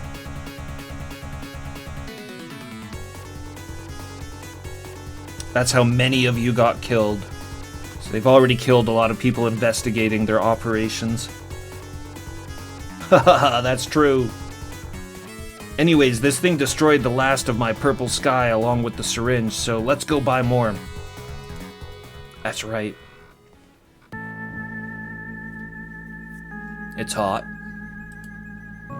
Damn. I never thought he'd use a... I never thought he'd use a weapon. Oh, Cole. I was careless. They were talking about drugs. But what they had wasn't a resuscitation drug. It was just regular narcotics.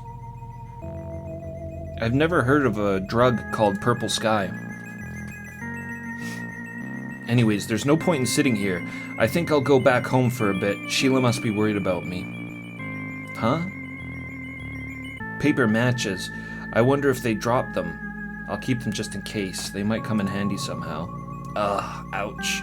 Looks like Sheila's gonna get mad at me again. What have you been doing? Picking fights with bikers. Here we are back home. Cole, I was worried about you. Where on earth have you been? Well, a lot happened. We're an hour into this game and we don't have any zombies yet. Yeah, they knocked me out. I think they hit me with like a pipe or something and then just got out of there. You're hurt? I'm fine. It's not a serious injury. Did anyone call while I was out? No, I don't. I don't think so. Yeah, maybe I should not ignore her and ask about the phone for now. The 2 bodies were cleared away. Yes, there was a call. The police came right after you left. They asked me a lot of questions, but I didn't see the criminal and I don't know anything. So, did you find out anything? Well, it seems Bloody Fox is releasing a new drug that's very similar to the resuscitator. What the? I can't believe that resuscitation drugs are considered narcotics. Cole, what happens to the people who are giving resuscitation drugs? As far as I know, when you administer the resuscitation drug, you die, and then you revive again before brain death. Once revived, you can't die again until your brain is destroyed. We saw this happen with another character in the first game. He was still alive and injected the resuscitation drug in him, and it effectively made him immortal. Also, people who have been injected with the drug can continue to live their lives just as they did before. They can speak and think normally. They truly have an immortal body. So all the people in Bloody Fox are immortal? No, apparently that's not the case. I hit one guy and he lost consciousness. If he had been given the resuscitation drug, he wouldn't have been knocked unconscious by my punch. Not yours, Cole. Not your wimpy little punch. What do you mean? The chemicals found next to Terry and Lynn's body were a drug called Purple Sky that they've been carrying. Cole is definitely... Cole is a resuscitation drug. Oh no. Yes, judging from the color and smell, it was definitely the resuscitation drug Doc made, but that drug doesn't have the same effects as real resuscitation drug. So that means someone has developed a drug that's similar to the resuscitator. Well, I wouldn't say that for sure. Doc used to say that no matter what color you use, you can't get the exact same color as the resuscitation potion. This is just my guess, but I think resuscitations are part of the drug called Purple Sky.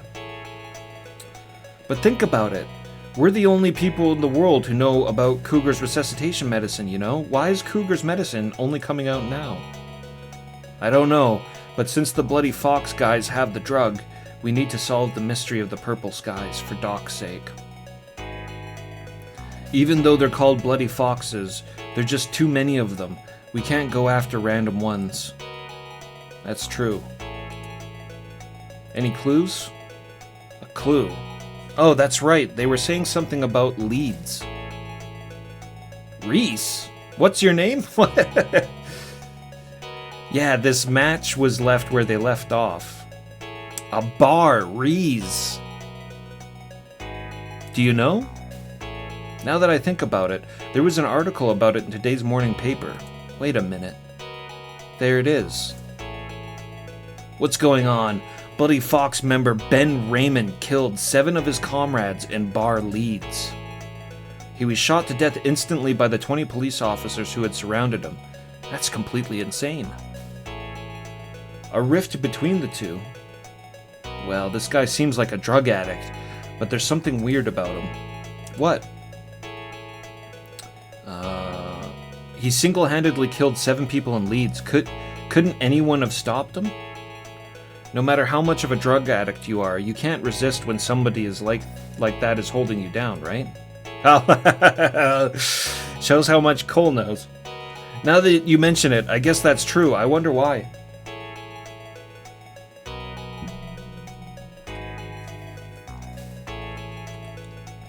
That biker was all hopped up on PCP. Now that you mention it, I guess that's true. I wonder why.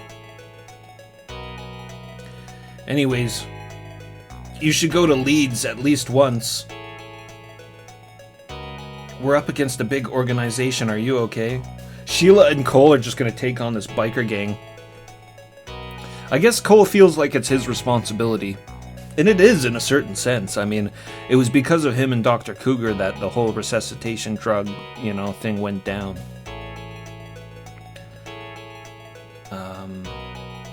I just want to get this clear to me. He just wants to figure it out. Anyways, should go to Leeds. There's a phone on the wall. There's no need to call anywhere right now. There's some pictures and magazine clippings that I put up on the wall. I like having my clippings up on the wall like this rather than putting them away in a file.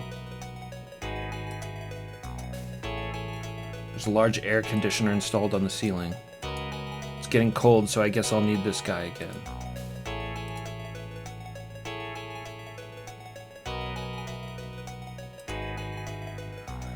Did anyone come while I was away? No, no one's here. Is anyone coming? No, that's not it.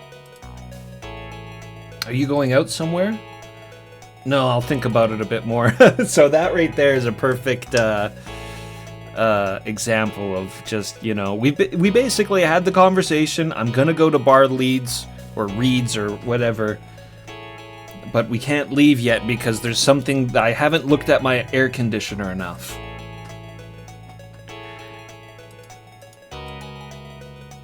Oh, it's exactly that too, because Sheila doesn't have anything else to say.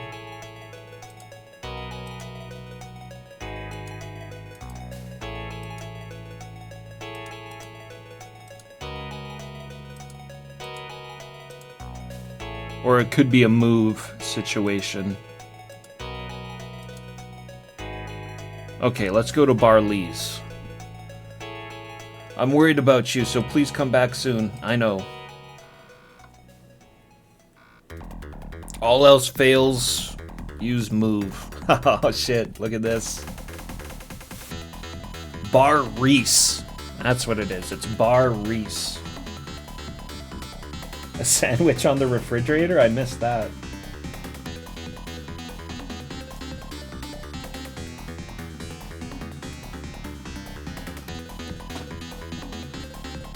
Yeah, I know if I don't look at every object in my room, I can't leave. Like, it's impossible for me to leave unless I thoroughly investigate every single object around my area. It's Bar Reese. This area is a hangout spot for the Bloody Fox guys, so be careful. There are a few Bloody Fox bikes parked here. I guess the owners of these bikes are inside the store. There's mud all over the bikes, so it looks like they aren't very well maintained. This must be the Bar Reese that I read about in the newspaper. This is where the incident happened yesterday, where 7 of the Bloody Foxes were killed. The newspaper said that a man named Ben Raymond was a junkie. But no matter how much of a junkie he is, surely somebody could step in and put a stop before him to stop him before he kills 7 people. There's definitely a drug called Purple Sky circulating around here, and this guy called Ben Raymond probably has something to do with it. Anyways, I think I should go in and ask about this drug called Purple Sky. Fuck! There's a lot of graffiti. It rivals the graffiti on the subway. It's a concrete wall with no paint on it. Fuck!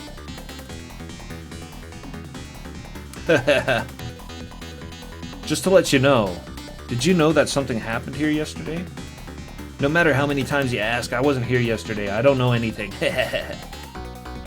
Is something here? Is someone here? You're a police officer too, aren't you? No matter how many times you ask me, I got no idea. Apparently Ben's brains were scattered right at your feet. Is Ben also a Bloody Fox? I don't know anything. I wasn't here yesterday. You seem pretty drunk.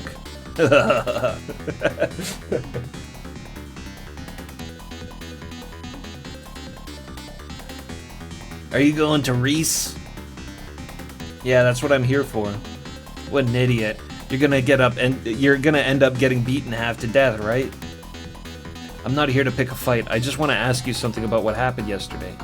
How stupid. This guy seems pretty drunk. I think it's probably best to not talk to him too much. Anyways, I think I should go in and ask about this drug called Purple Sky. This is the entrance to the Bar Reese. You'll see the door at the bottom of the stairs. There's one of the Bloody Foxes by the entrance. He looks pretty drunk. This is a really shady bar. It would be a great place for the Bloody Fox to hang out. Okay, let's go in. Sometimes shady bars are like secretly really sweet places to hang out. This store seems a bit unfriendly. Go into a shady looking bar and like secretly it just is super homey and has great on-tap beers. That doesn't look like the case with Bar Reese though. Truest form. Hey, anybody know anything about experimental new drugs? Anybody? No? What about you? There's a customer sitting at the counter. If he's a regular here, he might know about what happened yesterday. just want to ask you something. Hey, can you answer my question? What's wrong? You're ignoring me. Hey, please answer my question. No, I guess I'll have to ask someone else. The Bloody Fox guys are drinking at the table in the back. The bike parked outside must be theirs. There are no other customers besides them. Is the place quiet today? Need to get some information and get out of here quickly. I don't want to have any more trouble with those guys.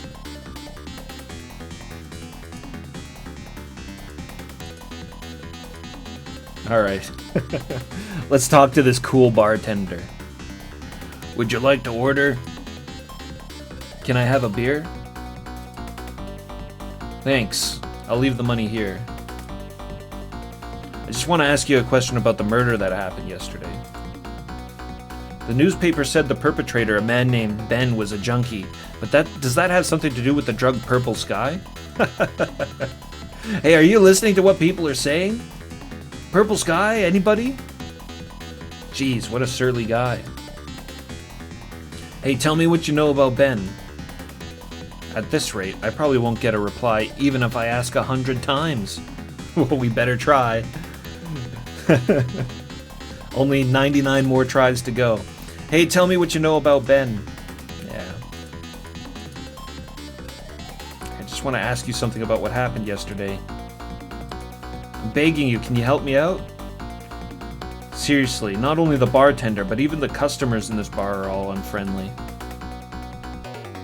You're bothering the other customers, sir. Can you please stop that? Well, tell me about what happened yesterday. That's why I came all the way here. Unfortunately, I'm helping out today. I don't know anything about the incident, but if you're gonna ask, wouldn't it be quicker to just ask them? Who are they? That's the Bloody Foxes drinking at the table in the back. Well, that's if you got the courage to do so. Bloody Fox, huh? If you don't like that, then just leave quietly. This isn't a place for honest people like you. You're an honest person, huh? But I can't just go home like this. I guess I've got no choice but to ask them. What a fool. You dare and go and pick a fight with the Bloody Fox all by yourself? Look at these guys. Look at the big Arnold leader guy. Big Dolph Lundgren dude. I don't think these guys are going to quietly answer all my questions. Huh? What the hell are you mumbling about there? Yo, FLCL Gamer, what's happening? Welcome in. We're playing Dead of the Brain 2 tonight. Very excited to play this game. We're an hour and a half in, and we don't have any zombies yet, though. This is supposed to be a zombie game. Instead, it's a biker gang. Yeah, this lady's got pretty good style for sure. Alright, let's eyeball the table first. What a dirty table. I can see empty cans and cigarette butts spilling out of the ashtray. There's a small square plastic bag and a syringe on the table. That must be the drug called Purple Sky that the Bloody Fox guys were talking about. What the hell? Have you been looking around for a while now? Well, we'll talk to the boss man. Well, we'll look at the girl and then talk to the boss man. Wow, so there's a woman with the Bloody Fox organization too. That woman has been leaning against the man next to her for a while now. I wonder if that man is the leader around here. She doesn't seem to have a clear focus, but she's a woman who's that addicted. I'm sure she's also deeply addicted to drugs.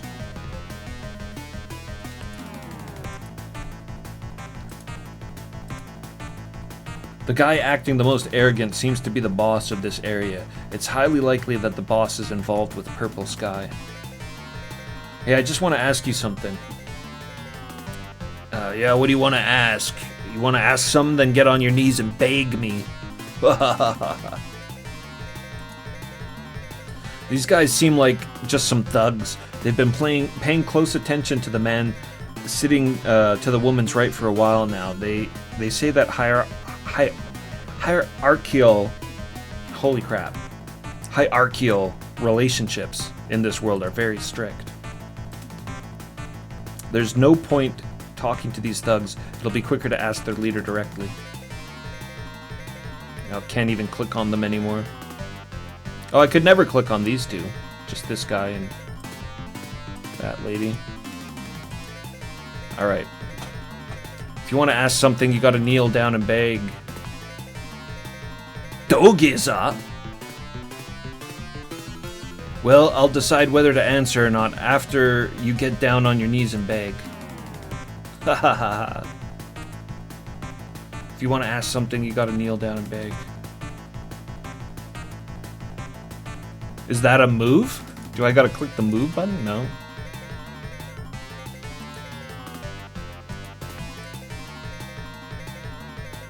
Hey, what's up? Is there something I can help you with?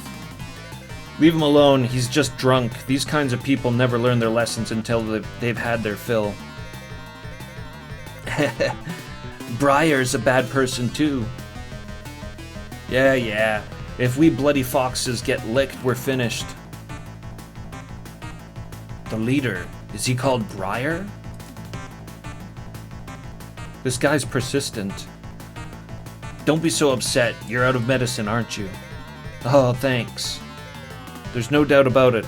The potion Briar handed her is the same color as the resuscitation potion. The drug that the woman was just given must be Purple Sky. Now all I need to do is find out if Purple Sky has anything to do with the resuscitation drug. Was that a Purple Sky that you just gave to that woman? What if it was? I have something that I'd like to ask you about yesterday's incident. I don't know. It was in this morning's paper. There's no way you wouldn't know about such a big incident. If you say you don't know, then you don't know.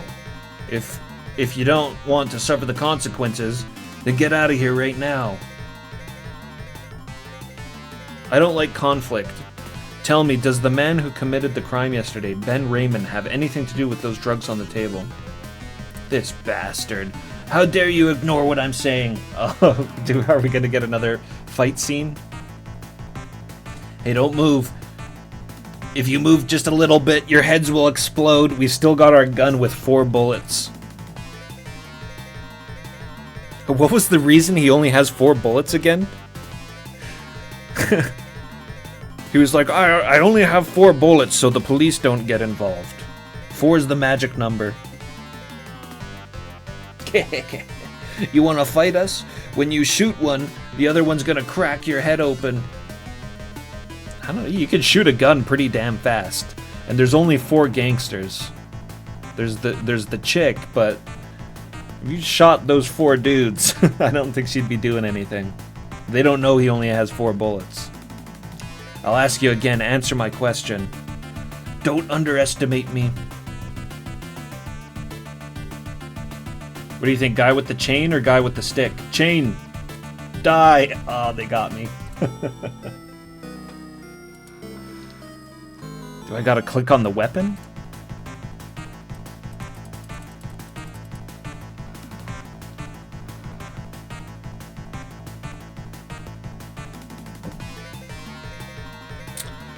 Hey, don't move. If you move even a little bit, your heads are gonna explode. Alright. Oh,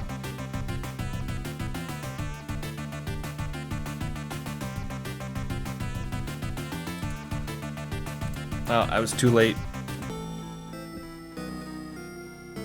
Wrong order, you die.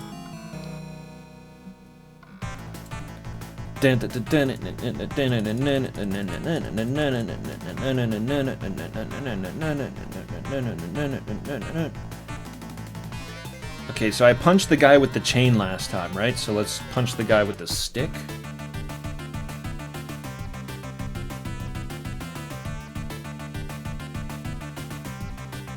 I can't? Oh? That's weird. Oh, now I can punch him. I don't know. I ran out of time, but it hasn't ended yet.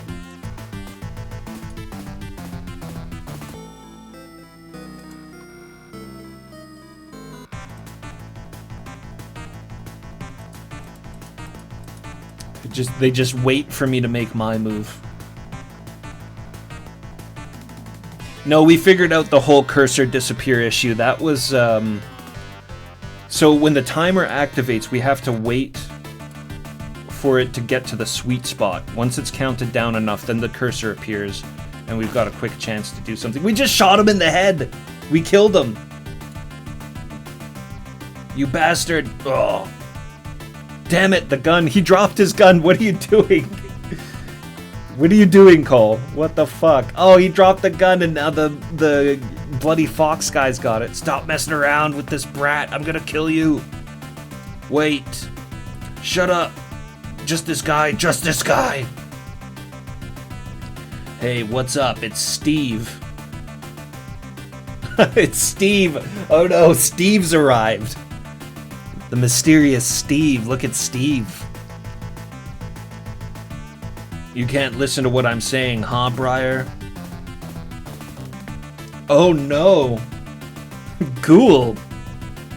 I guess it kinda does look like a ghoul. Lend me your gun!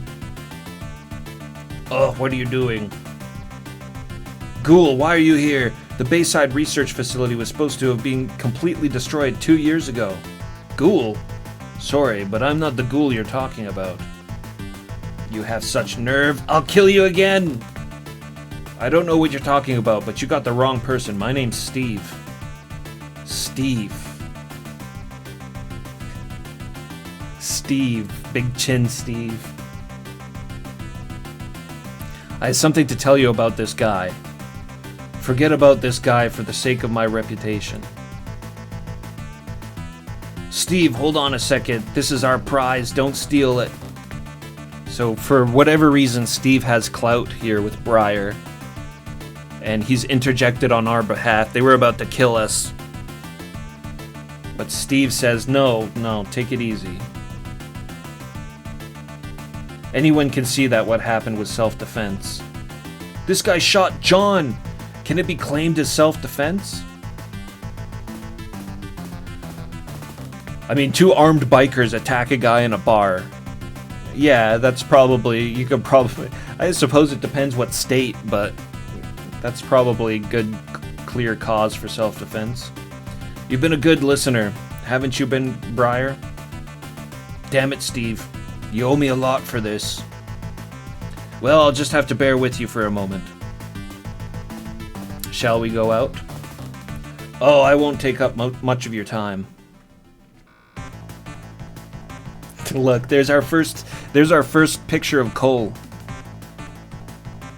We're cruising around in Steve's convertible.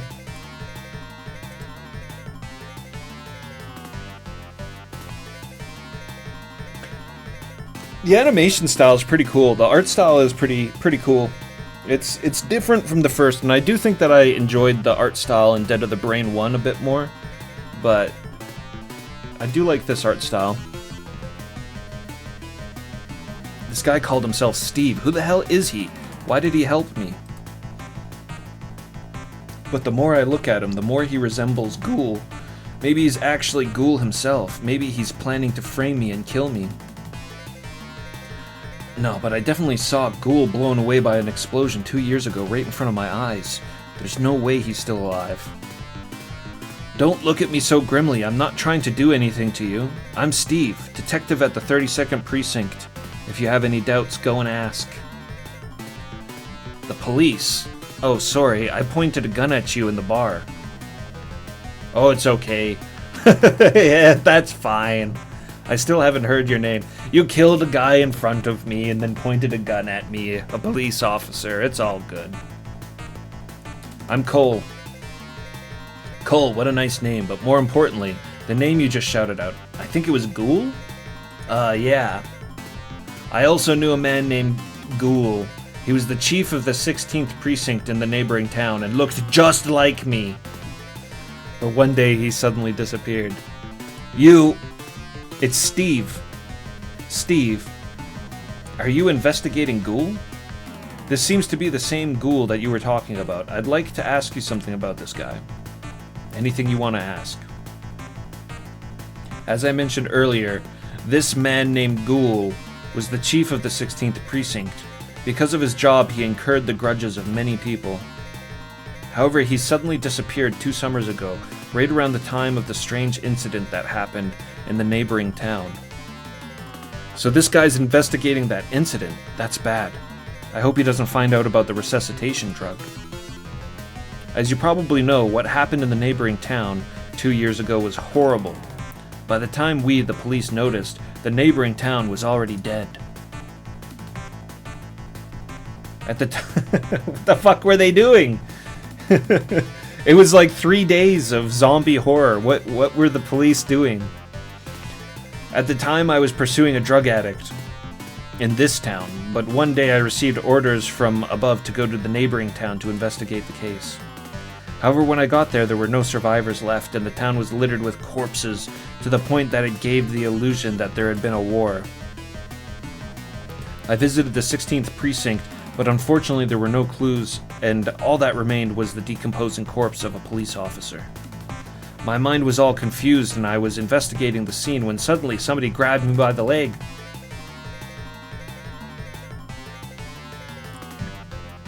I was shocked and immediately shone a light on it, and to my surprise, it was a human left arm. This music is too much for this scene. This music is way too much for this scene. It's the battle music from when we shot that dude in the head.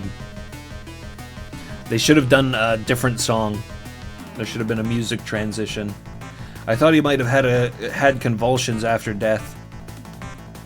Maybe Steve is just speeding down the road. He's like cruising down the road at 100 miles an hour. Screeching around corners while they're having this conversation with his convertible top down. I thought he might have convulsions after death, but this left arm was so completely rotten that the finger bones were visible.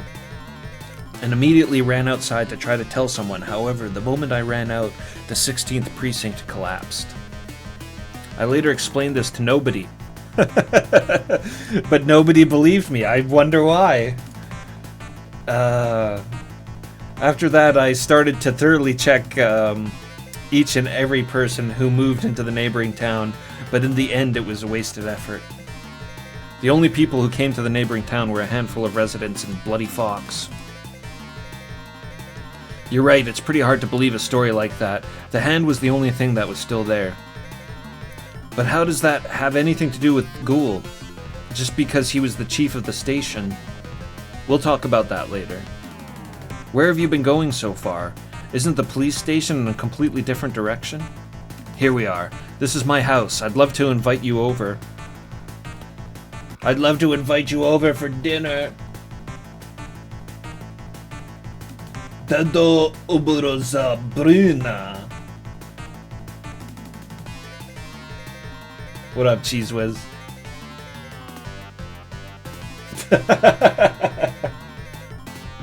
This is the flip. This is the moment it flips into a erotic adult game. Fairy Tale's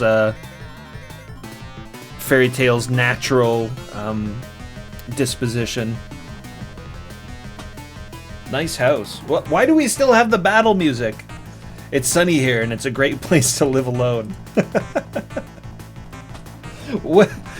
Why is it still the battle music? What's Steve gonna do to us? Let's save it.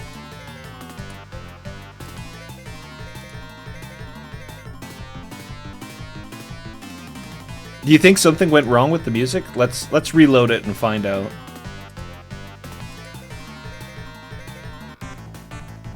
I don't... It literally just reloaded the music, like the same music track.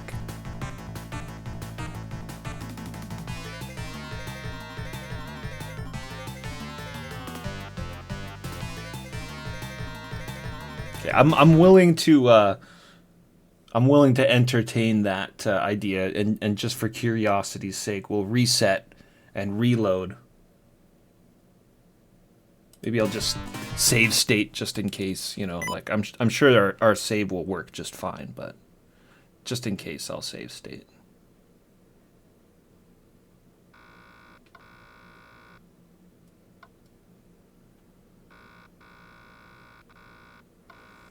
Yeah, the game knows Steve is gonna do some questionable things to us.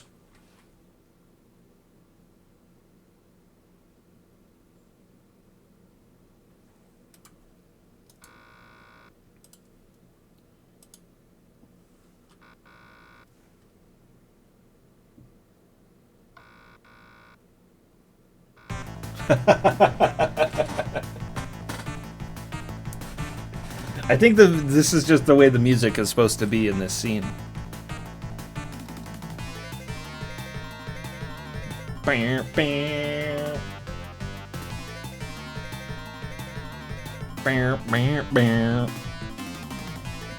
me a quick second. I'm just going to run to the bathroom. I'll be right back.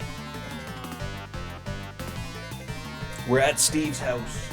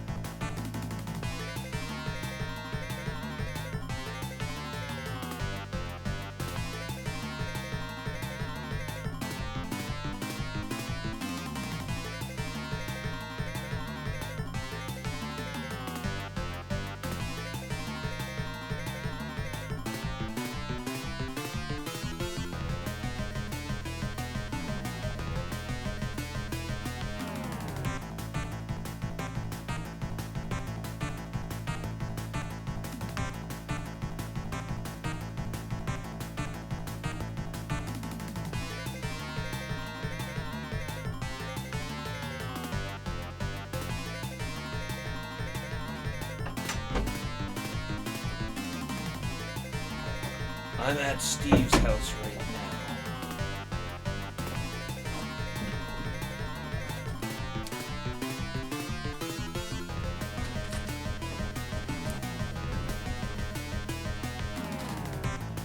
Steve.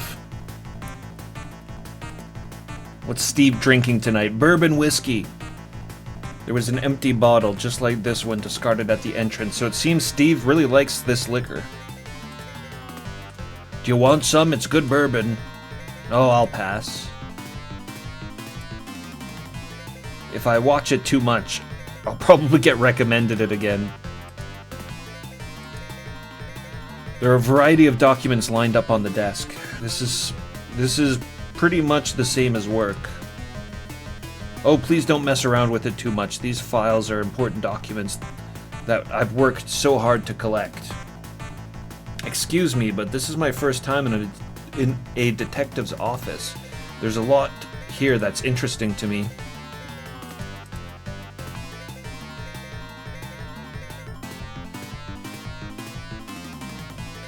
A lot of things here of interest, like books and bourbon.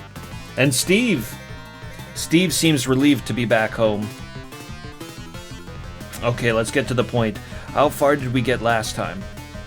The question is, how was Ghoul involved in the incident 2 years ago? Yes, that's right. Well, let me explain briefly. All the bodies from the officers from the 16th precinct have been found out, but his body was never found. Of course, ever since I first met Ghoul, he's been a complete android. But even if I told him that story here, Steve probably wouldn't take it seriously. It's not like we're in some movie where humans are actually androids.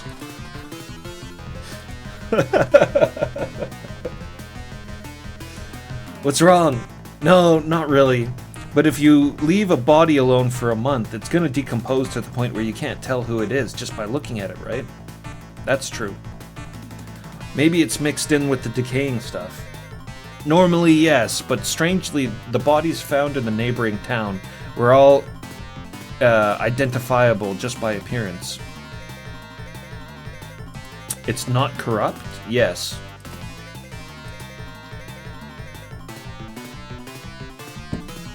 When they dissected them, what was surprising was that chemicals very similar to the preservatives were found in the blood of most of their bodies. Don't you think that's strange? Preservatives? Oh. It's a resuscitation drug that brings the dead back to life and doesn't let the body decay. It's not surprising that it contains drugs. But Steve, how much do you know about that incident? Mrs. Cole thinking to himself. I linked the incident to the chemical and began investigating, but one day one of my subordinates called to say that there were signs of an explosion at Bayside Labs. I also went to the lab and searched the building and found Ghoul's badge in the security room on the second floor. A badge?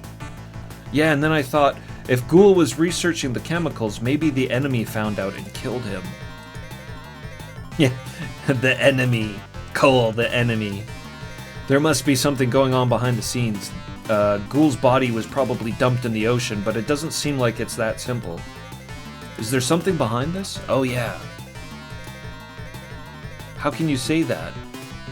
Besides the badge, I also picked up something at Bayside Labs. Anything? It'll be on the shelf behind Cole. Is this the one wrapped in newspaper? Yo, Dr. Tasty. Dr. Tasty 69, thank you very much for the raid. Welcome in, Raiders. You came at a very intense music, judging by the music, right? No, we're just having a conversation with this police detective here in his office while we play Dead of the Brain 2. Dead of the Brain 2, sequel to Dead of the Brain 1, part of Fairy Tales Nightmare Collection, a 3-part collection of horror-focused, gore-ridden games. So far, no zombies in Dead of the Brain 2, though. So far, just bikers and Steve. Yeah, I thought that Ghoul was murdered until I picked it up. What on earth is this package? A lump the size of a soup plate. Can I take a look at this? Wait a minute, before that, if you see the package, can you tell me what you know? I guess Steve still suspects me about the incident 2 years ago. That story is a secret between Doc, Sheila, and me, so I can't tell anyone. But I guess the reason he's telling me so much about the investigation is because he suspects that I know something. Anyways, let's see this package and then decide. I promise I won't tell anyone what you said, and I promise I won't catch you if you've ever committed a crime. Even if I was to kill someone? Well, we did just kill someone right in front of Steve. And he hasn't turned us in yet. Yeah, I promise. And you don't seem the type of guy who would commit a crime. Just murder. If you judge people by their appearance, you will regret it. I may not look like this, but I'm still a proper detective. I think I have an eye for people. Understood. That's it. Open the package.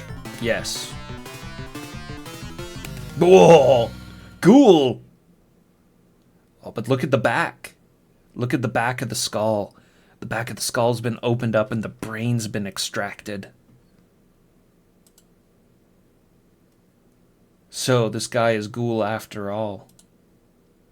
Oh shit, Cole gave himself away. I thought he'd been completely destroyed in the explosion, but I never imagined that only his head would remain. If we found it at the Bayside Labs factory, there was this head and charred facial skin lying around the scene.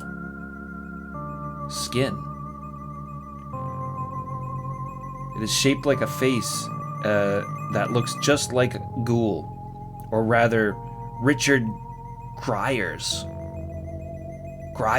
Richard Grier's?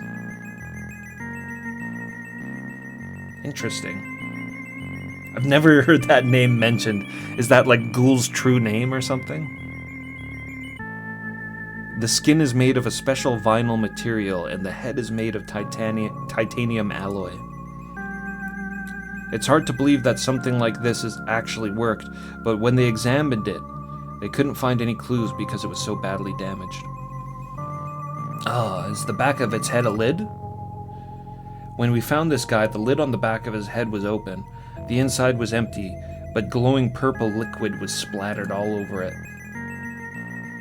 I guess it was battery acid used in the computer that runs this robot or something. Yes. Yes, battery acid, indeed. But recently I've started seeing chemicals that produce a similar glow. Where? It's a drug called Purple Sky that's floating around in the Bloody Fox. I headed to the bar Reeves hoping to get some of it somehow. So they don't know I'm a cop. And then what happened yesterday happened. Yesterday's incident was the Bloody Fox murder of 7 people? Yeah, that's right. I'd known for a while that a guy named Ben Raymond had been taking Purple Sky, but he was injecting more of the drug than he needed to. Maybe that's what damaged his brain. He killed 7 bloody foxes in the store with his bare hands. With his bare hands! While he was making a fox. While he was making a fox? What? While he was making a fuss, I took the opportunity to pick up Purple Sky that had fallen on the floor. I examined it this morning and found out that it was very similar to what was found in the blood of the body we found in the next town. So I was staking out that store again today, the store being the bar, Reeves, to find out the origins of Purple Sky. Cole, I've read that you have something to do with that case. Can you tell me everything you know? Steve, why are you so keen to know the truth about what happened in the next town? What do you mean? Yeah, Steve already told us he's like an investigator assigned to investigate the incident from 2 years ago. So that's why he's so curious. Jesus, Cole. From what I've been hearing, Steve, I don't think that as a detective you're investigating a crime that happened 2 years ago. That's true. You're right. Ghoul. No. Richard Grice. Richard Grice was his brother. That's why he looks so similar. The first time you called me Ghoul and pointed a gun at me, I knew you had something to do with my brother. And then there was that incident 2 years ago. I see. I was proud of my talented brother. As a detective, it was not uncommon for him to not come home, but he had disappeared 2 months before the incident. My brother was not the type to leave home for 2 months without any contact. Jurg, what's happening, Jurg?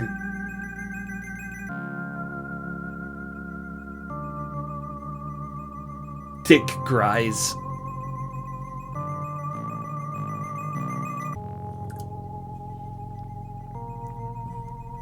When I heard about it, I was just about to check in with the 16th Precinct when I got orders from above to investigate the neighboring town. If only I had found out sooner. Okay, I'll tell you everything. Please. At that time, I knew a scientist named Dr. Cougar. A scientist? Yes, at the time he was mainly working with cancer cells. He would often invent various artificial organs and show them to me. Cougar was a weird dude. He would be so excited, like a kid, that I would get a call. That time, too, I was called over to his house. What I was shown in his lab was a drug that was very similar to what we now call Purple Sky. Purple potion, yes. That must be what's attached to this robot's head. He said he invented a resuscitation drug. Resuscitation drug? It certainly sounds ridiculous to the average person. No, I'm serious. Steve's on board. Yes, he brought a dead cat back to life, but the cat came back with such ferocity that it would even attack humans. Then Detective Jack from the 16th Precinct came to visit. He was then attacked and killed by the cat he had resuscitated. Keep going. Doc hurriedly injected the resuscitation drug into his body. He wondered what would happen if he administered it to somebody who hadn't been tested before, and thought that if he revived properly... I'll pick up the rest of that in Textractor here. He thought that if he revived properly, it wouldn't be murder. Yeah, clarifying what was mentioned earlier. So Cole and Dr. Cougar injected the cop just so that they wouldn't be convicted of murder.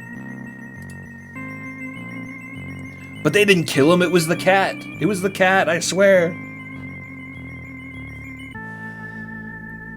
But it was a failure. Jack was resuscitated and attacked us. We desperately made it to my apartment and discussed it in my room.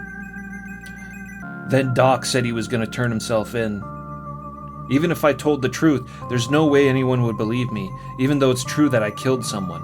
But then suddenly my fiancée came running in. Sheila, saw a zombie wandering around town and ran away. In the city? Yes, while Doc was running away from Jack, he tripped and dropped his bag containing the resuscitation drug. At that moment, the vial of resuscitation potion broke and seeped into the ground, right into Stephen King's grave. Or maybe Jack went out into the street and bit someone else. If it bites you, you turn into a zombie? Yes, haven't you ever seen Return of the Living Dead? The resuscitation potion infects mucous membranes. If you are bitten, you will become a dead spirit or zombie within a few minutes. Not only that, the resuscitation potion contains various other chemicals. That preservative-like chemical you mentioned earlier was probably something that was mixed into the resuscitation drugs to keep the body from decaying. So Detective Jack is investigating the dead bodies all over town? He's investigating. Yes, Detective Jack was investigating the dead bodies all over town. That's how the zombie epidemic happened. No, apparently that's not the case. The city was overrun with undead, and one even attacked my room, so we headed to the 16th precinct. However, the police station had already been ravaged by the undead. I found a note in the chief's office that said Central Hotel, so I headed there. There were 5 survivors and Ghoul there. Apparently he left the note because he thought that if he left it, anyone who was still alive would definitely go to the police station. Then, Ghoul became our leader, and we fought the undead to find the living humans. Then Doc got his head bitten off by the undead. Is he dead? Yes, he got his head bitten off.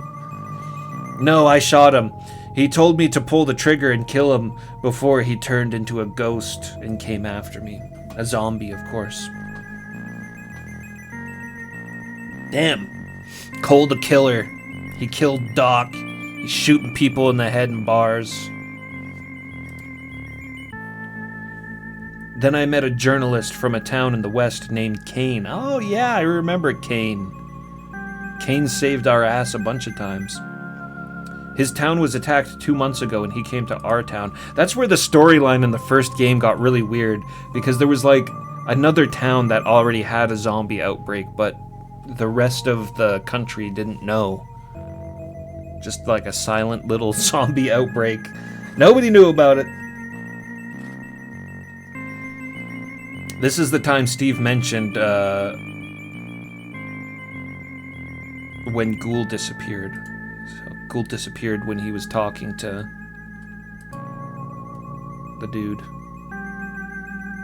So the number of dead spirits has been increasing ever since then. What about Cougar? Jack was the first person Doc gave an injection to. Can you say that for sure? Yes, it can't be him because we discovered that someone previously vandalized Doc's lab. His name is Keel, and he was one of Ghoul's minions. Apparently on Ghoul's orders, Keel stole this resuscitation drug research and passed it on to the director of Bayside Labs. The director of the research lab. So Ghoul was working with the director.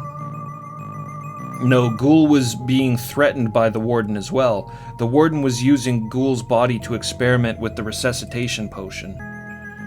And as the parts of his body that no longer had resistance were turned into machines, Ghoul became a complete android, and one day, realizing his own power, he killed the warden.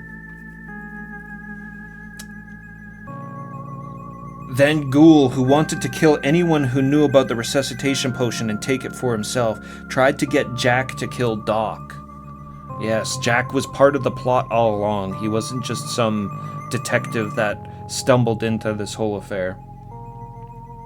So the cat killing him did us a favor. However, he couldn't kill Doc, who he had been friends with for many years.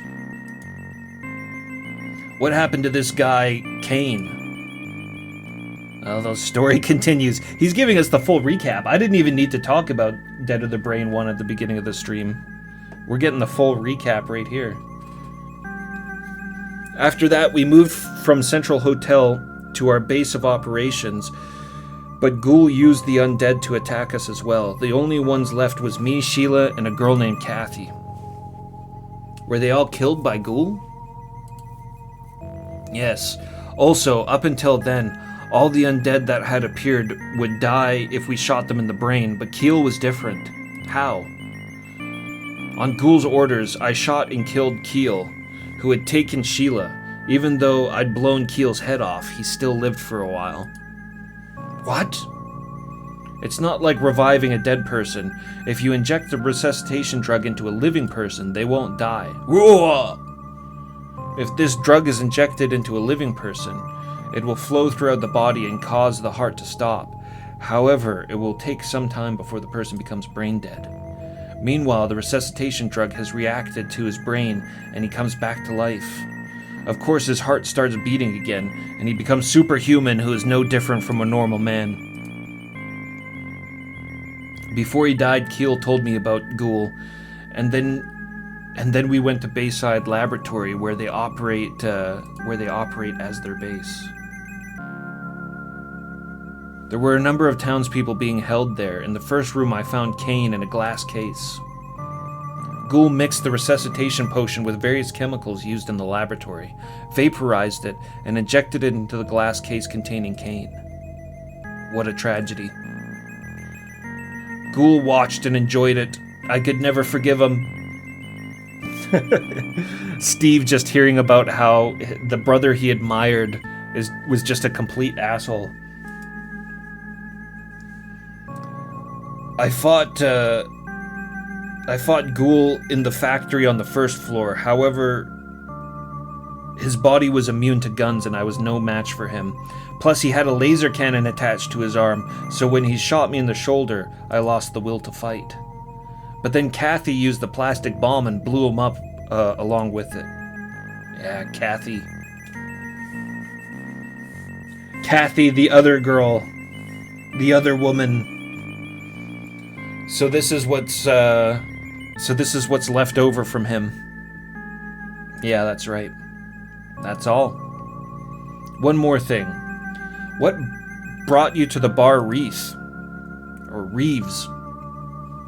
A while ago, two of our friends came to celebrate our engagement. Were killed a while ago, like like a few hours ago.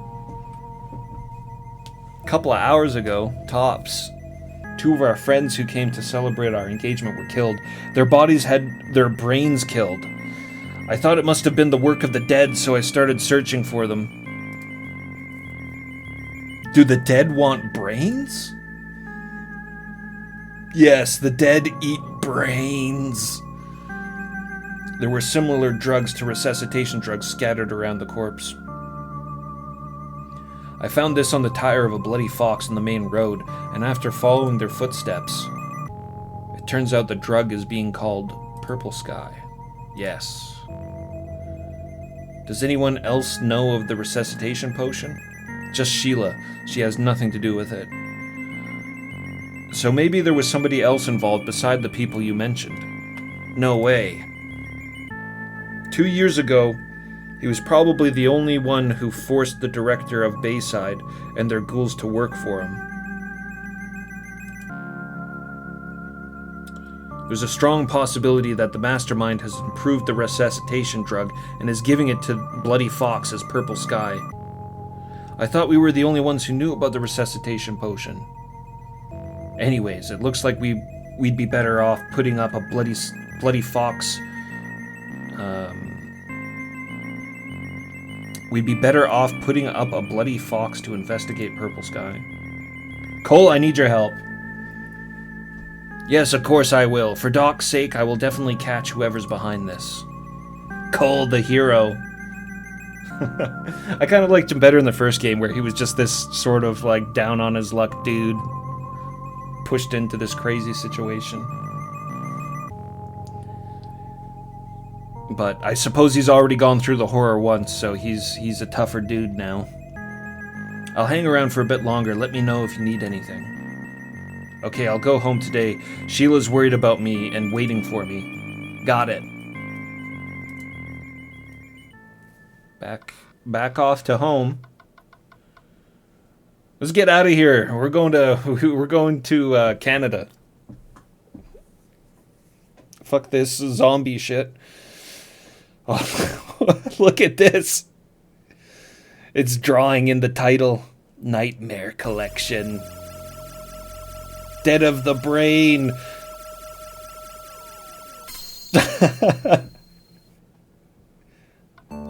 Two. With the blood. We're getting a title screen now. 2 hours into the game. 2 hours into the game, we're getting the title screen.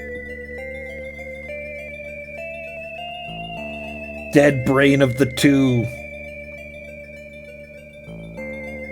Yo, Chillin' Chum, what's happening?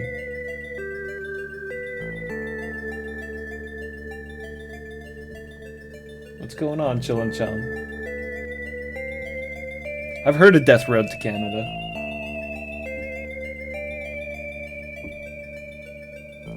Flying Kitty, what's up?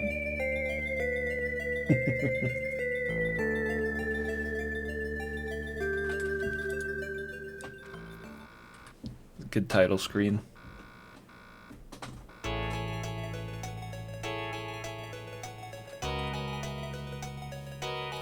Yeah, I've been trying to do things too. Trying not to get eaten by zombies. You know how it is. I'm in my room right now.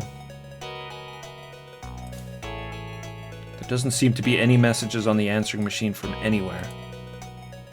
I'm sure Sheila will contact me once she gets home. She's more of a worrier than most. There's no need to call anyone right now. Sheila will probably contact me shortly. There are newspaper and magazine clippings pasted on the wall. It's not cold yet. It's too early to turn on the air conditioner. The air conditioner is still off. Come to think of it, it's been pretty cool lately, and it's been off for months now. It's gonna get cold around next month, so guess I'll have to take care of this guy again. We need the air conditioner information. It's essential to progress. The stereo's off. Sheila must have turned it off. I want to think about this case for a while, so I think it's okay to leave the radio off. You know, sometimes music can help you think. The door was locked. Sheila has a spare key to this place, so she probably thought it was I was careless and locked it. It's getting late, so I'd better stay home. Tomorrow I'll go out again and check on the purple sky. I think it's best to just wait for Sheila to contact me today. Tomorrow, I'll go with Sheila to Steve's place to get more details.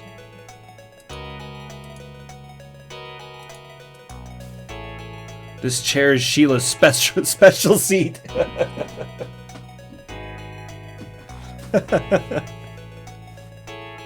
That's Sheila's chair. No one else sits there.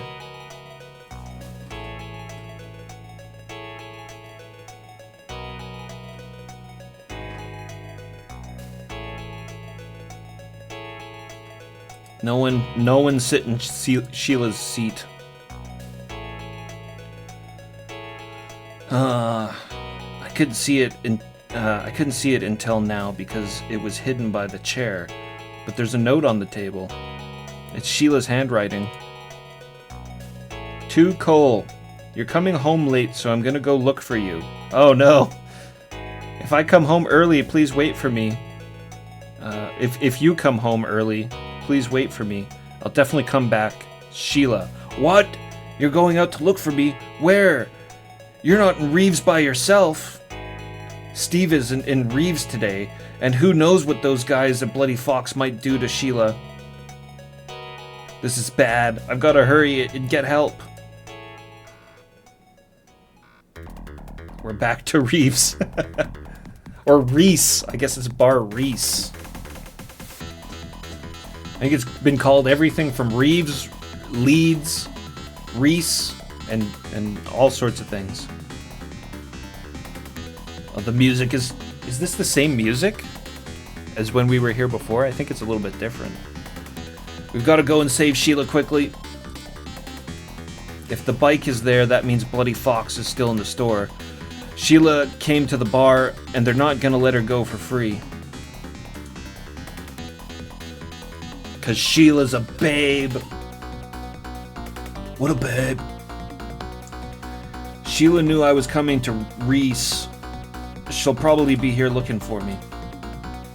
The sign's on and it looks like the bar's still open. We don't have time to look at signs. We need to help Sheila. The graffiti on this wall is as bad as ever. This is cool too, because we got this like graffiti thing on a brick wall here. The border is very, very different from the first game. The first game had kind of like a haunted looking house in the background, I think, with the border in that game. Sort of like a spooky thing. But this has got a concrete wall. We're very urban. We're very urban and Dead of the Brain too. And it's got the Nightmare Collection sign right there. It's pretty good. I'm a big fan of the violent urban setting. Hey, is it me? You were with Steve earlier, right? What's that? I hate that jerk, Steve. He's not even a policeman, but he comes up onto us like he's a boss. They don't know that Steve is a detective. That's right, Steve told us that he came in here undercover. I'm gonna beat him half to death one day. Tell that to him. You should say that to Steve directly, not to me. Well, what's annoying is that he's just really strong. Kind of like a robot? Maybe he has cybernetic strength. Cyber Steve. I drank too much today and I feel sick. Don't talk to me too much. I've had that feeling.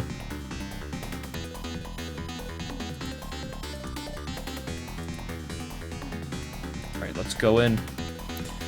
I can't hear what's being said inside the bar because of the music. Those guys from before might still be there, so we gotta be careful. Hopefully, Cole is packing. Yeah!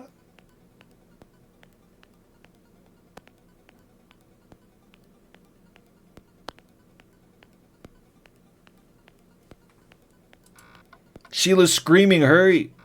Oh no. It's a repeat from the first game. Bloody Fox is attacking Sheila. How does purple sky taste? You'll feel real good right away, big sister. No way. You guys, how dare you? How dare you do this to Sheila? Cole! It looks like we've got a visitor. You bastards. Don't think you'll get away with this. You idiot. That's what I said. We've got another action sequence. I'm gonna punch the fat dude first. Well, maybe we should take care of the guy with the weapon first, actually. Die! Oh, that was... wrong. Wrong choice. What a fool to pick a fight with Bloody Fox.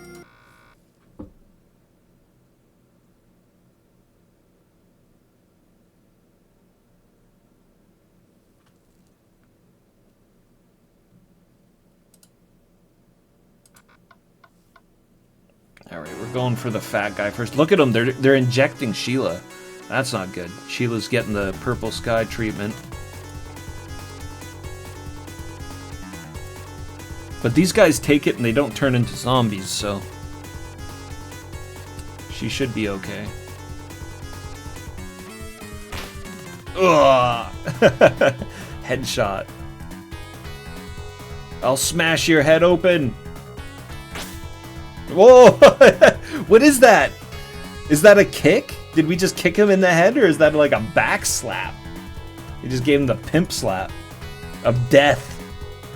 Be grateful that you weren't killed. Oh, so we didn't shoot them. We just messed them up. Hand to hand. Cole used his CQC. Cole, I was worried about you. Oh, it's okay now.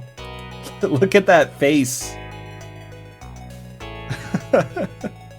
Oh, Sheila. Purple sky.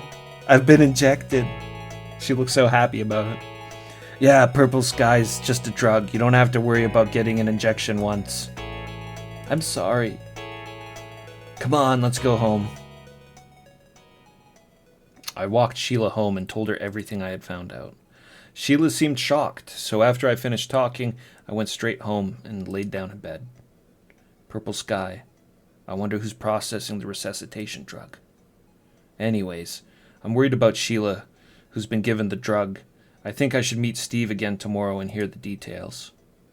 For Sheila and for Doc. Meanwhile, Sheila's just tripping the fuck out all night long. clawing at the walls. It's morning already. I was thinking about my medicine yesterday, so I guess I had a harder time falling asleep than usual. We can't look at Sheila's chair anymore. Don't even glance at Sheila's chair. It seems like no one contacted me while I was sleeping. At one point in time in this game, that phone is gonna do something. I wonder how Sheila's doing. Maybe I should give her a call. Give her a call? She's not here with you? Maybe we took her to the hospital. That's long. If this keeps up, your voicemail will go to voicemail. Oh, Sheila, answering machine. Hi, this is Sheila. Thank you for calling, but unfortunately this is an answering machine. If you need business with me, please leave a message when the buzzer rings. Why don't we live with Sheila? I'm very confused. I wonder if Sheila's feeling better now, which is why she's out so early in the morning. Like they're engaged.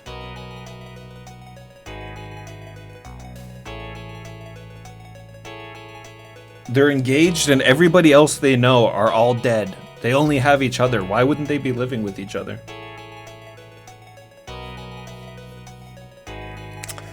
Or maybe she can't go on a trip and is out eating out of desperation somewhere.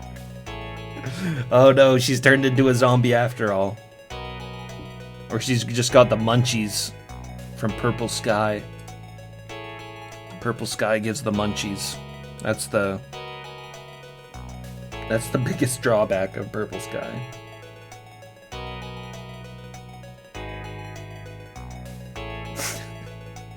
It just made me remember the fucking movie Walk Hard. What are you guys doing in here? Nothing, Dewey. You don't want no part of this. I don't want to get addicted. It's not habit forming. Maybe he's still asleep, so I'll try calling again. Maybe she's asleep. Still no answer. Hi, this is Sheila. Thank you for calling, but unfortunately this is an answering machine. No good. It looks like she's not there after all. Where on earth did Sheila go? I'll call her again later.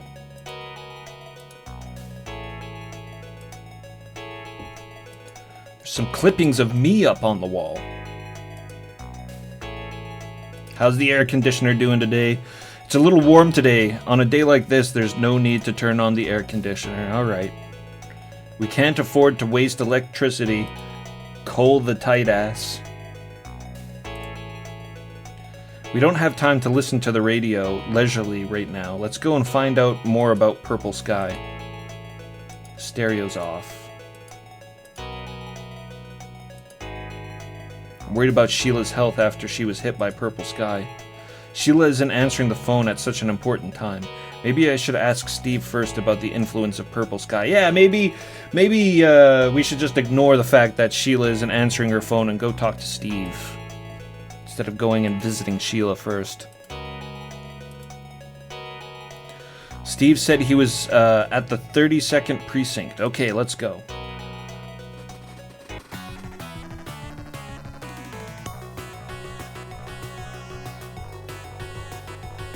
Yeah, Sheila gets attacked by gang members, stripped down, injected with crazy ass shit, and then Cole just drops her off at home for the night. That's it.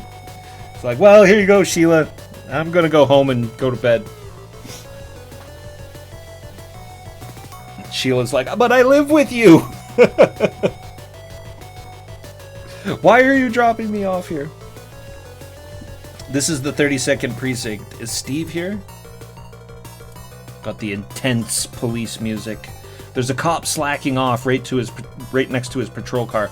Maybe he's taking a break. Maybe he just needs a break. What, you need something for me? No, nothing really. If you don't have business here, get out of here. I'm pissed right now. What, you again? I told you to go away. Where are you, Steve? There are guys named Steve everywhere. His name is Steve Grice. That's the boss of the 32nd precinct. Wow, Steve is your boss? No wonder he's such a calm guy. Just like gold. Head of a police precinct, just like gold. Do you know the boss? Gold or Ghoul or what have you. Whatever you want to call him. I think Gold might actually be the proper pronunciation of his name. I don't think his name is Ghoul, but maybe. Well, that's about it. Okay, hey, can you keep it a secret that I'm slacking off here? Yeah, I get it. The boss is in the investigation department on the 2nd floor. Thank you.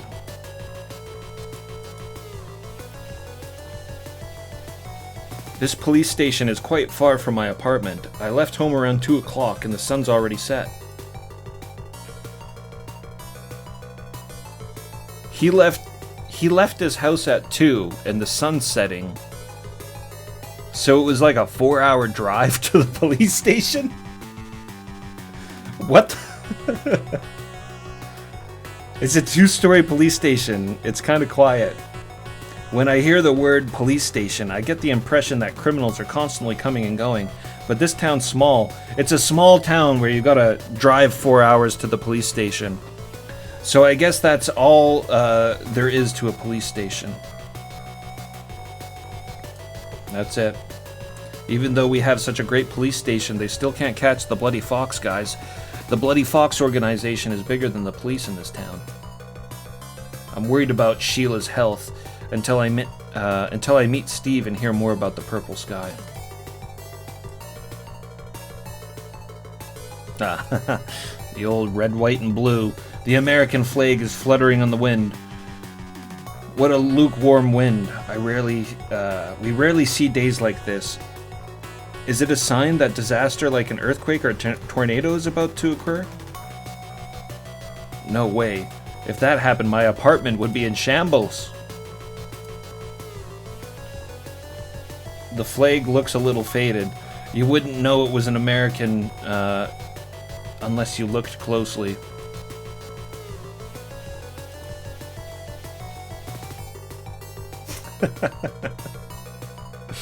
Okay, let's go into the police station. Steve said he was on the 2nd floor. Okay, let's go see Steve. Look at Steve. Looking real cool at his police desk. That's pretty sweet with the light coming through the blinds. I like that. Yeah, this is a cool scene. Steve. Hey, it's Cole. Come on, have a seat. Yeah, I'm here. It looks like part of the wall has been repaired. The last time the culprit went on a rampage, he left a big hole in it. They were starting to get a little damaged, so I asked them to repair them all at once. The criminal must be pretty determined to go on a rampage inside a police station. He was a junkie, so maybe he was a little pissed. Plastic sheet covering the wall. Honestly, it's fine to build the wall, but how long do you plan on leaving these tools up there for? Oh, you're right, there's a toolbox there. Yeah, right underneath. I hope they finish repairing the wall quickly. The tools are in the way and it's hard to walk.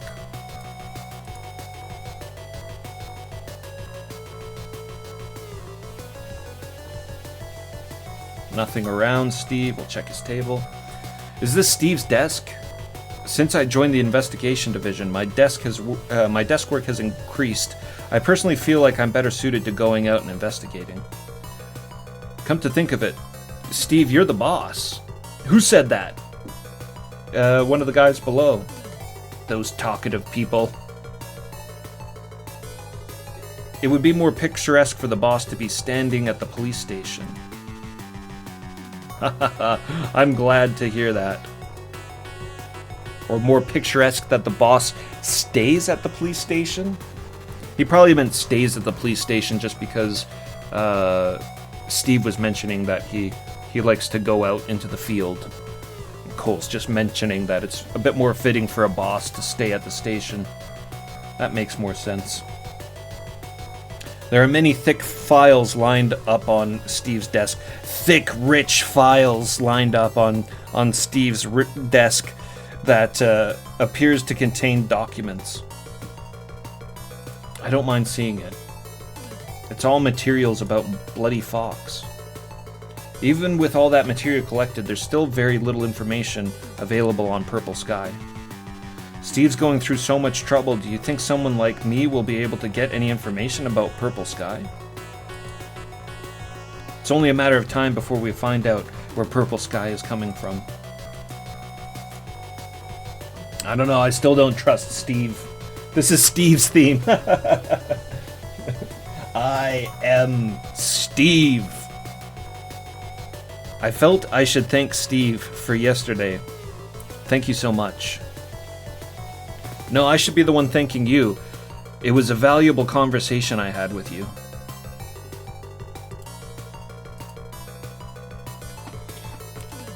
I wanted to send it over after that, but I still had some research to do.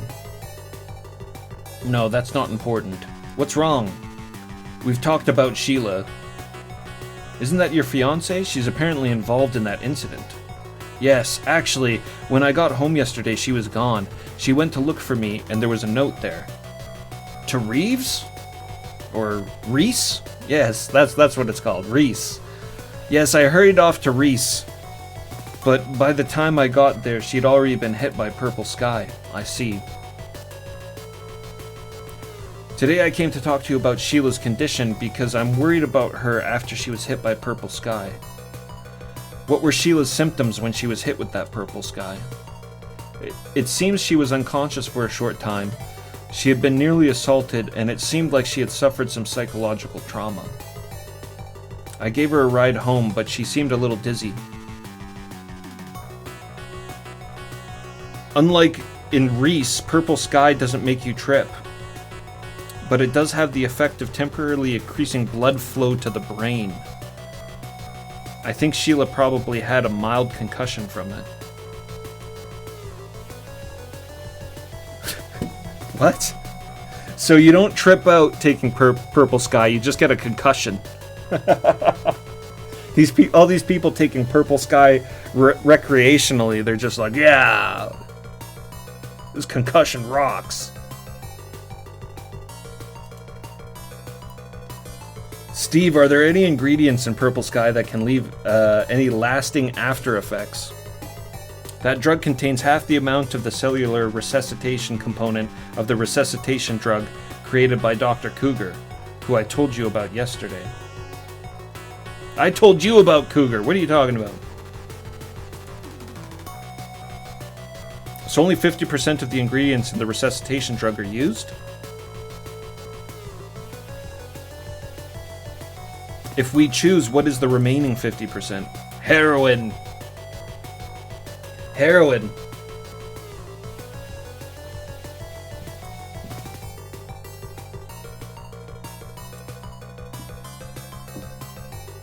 Should mean a headache. I don't know. I like the idea of people taking Purple Sky and just giving themselves concussions. But definitely increased blood flow to the brain would give you a mean headache. In the case of heroin, unless you inject it regularly, the effects on your body are fine. But in the case of Purple Sky, it stays in your bloodstream for longer than regular heroin. Because it's so long, that's going to be the biggest problem. Staying there for a long time has the same effect as hitting the ball regularly. In other words, the effects on the body that would normally occur from continuing to hit heroin may appear after the very first hit. Oh my god. Sheila's gonna be a strung out heroin addict now. Well, it depends on the individual, I guess. What effects does it have on the body? That's the scariest thing about Purple Sky. Perfect time. I'm going to see Dr. Lyle, who's investigating the Purple Sky. Why don't you join me? Yeah, please. Alright, let's get started.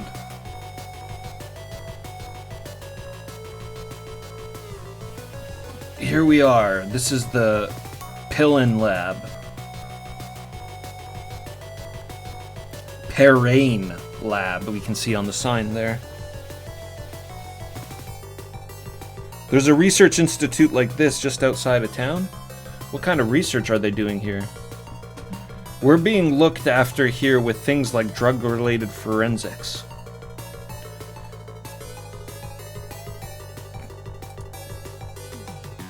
I see a fire escape on the side of the building.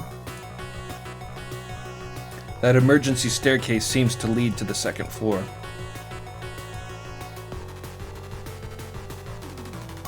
The entrance is right in front. You won't need to use the emergency stairs.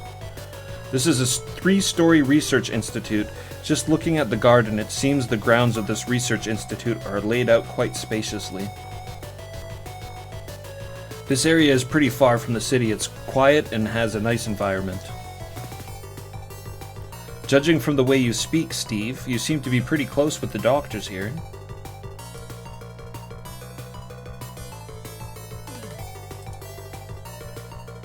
There's a sign at the entrance that says Perrane Lab. It's not a name you hear very often, but I don't think I've ever heard that name now that you mention it, Cole. Since we're here investigating Purple Sky, I need to ask a few questions about the drugs. Well, let's go in. Let's go, Cole. Oh, yes. Oh, yes.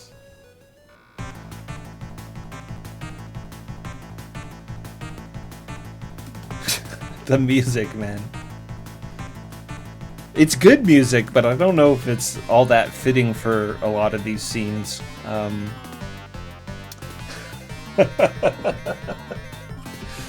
Yeah, let me introduce you to Dr. Lyle from the Pillane Pharmaceutical Development. Oh, God. Fuck.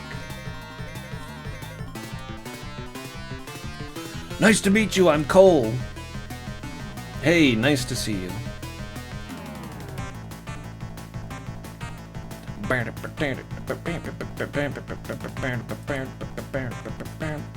This is an amazing lab. No matter what kind of medicine it is, if you ask Lyle, he'll tell you what its ingredients are. Because we have a lab with all these facilities, well, with this lab we can make a deadly poison that leaves no trace behind. Hey, don't tell me anything too weird. And resuscitation drugs? Unfortunately, I can't create a resuscitation potion. The person who invented it is a true genius. Jam of the brain. I see a door on the left. Behind that door is my private room. It's locked to stop any intruders from getting in. That's the only room I'm not allowed in. Everyone has things they don't want to show. There are a lot of devices set up along the walls. It really feels like a laboratory.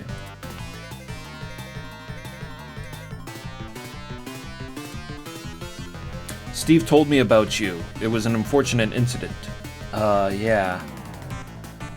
Cole has survived in such circumstances, and it's really tough. Let me know if there's anything I can do for you.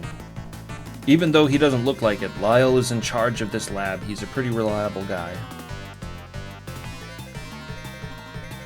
Mr. Lyle, he seems like a pretty reliable guy.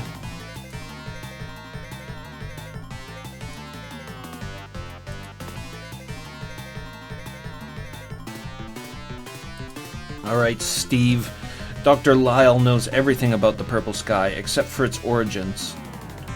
Now that I've been researching purple sky, I can never get back to my research into drug development.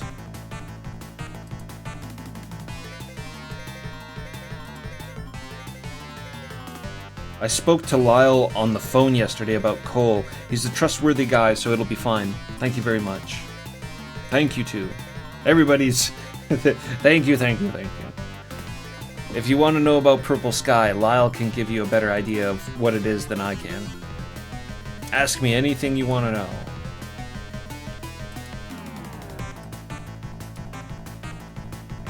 Let me start straight away, Mr. Lyle. I'd like to know what effect it has on the body when you're hit by Purple Sky. Before that, I want to know who created the resuscitation drug you told Steve about. Ask me anything, but before that... I think we talked about that on the phone. I heard he's a scientist named Cougar, who mainly studies cancer cells. Yes, he was a brilliant scientist, as Mr. Lyle said, but so what? I was just curious. I actually used to work for a scientist named Cougar, so I just wanted to check. No way! What is Dr. Cougar's gender? Hamilton. Cougar Hamilton. I see. I still remember him. Oh no. I can't believe Lyle was Doc's assistant. I worked at the same lab as him for about 2 years. His research was quite impressive, even for me. I remember feeling extremely frustrated that he was always one step ahead of me in his research, and I always wanted to overtake him one day. At that time, he had a wife named Mary, but she died in a traffic accident. I was feeling really down at the time, but he would often tell me, I have friends I can trust. But of all the people, he was the one who created the resuscitation drug. I don't think I'll ever be able to surpass him, even in my lifetime. Lyle, Cole's fiance got hit with Purple Sky yesterday. Purple Sky? What time is it? It's around 3:30 in the morning. Oh, shit. The time changes here are crazy. So we started at 2 in the afternoon, and then we got to the police station at sunset, and then we drove off to the lab, and now it's 3:30 in the morning. Her name is... This is Sheila. Right, so how's Sheila? She seems to have fainted right after the bloody Fox guys gave her the drug, but when she woke up, she said she was fine, but...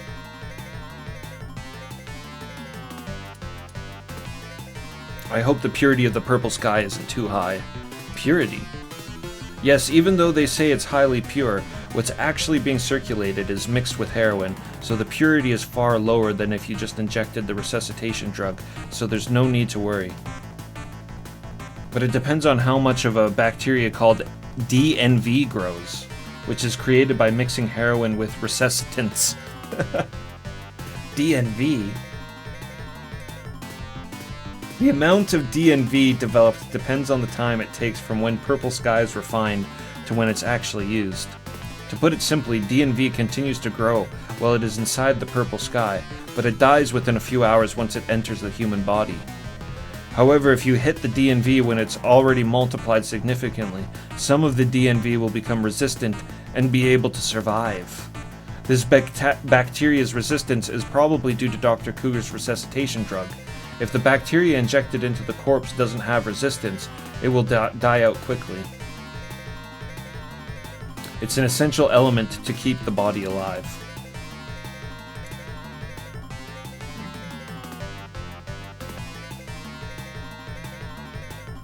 Oh yeah, maybe he was asking what time she got injected.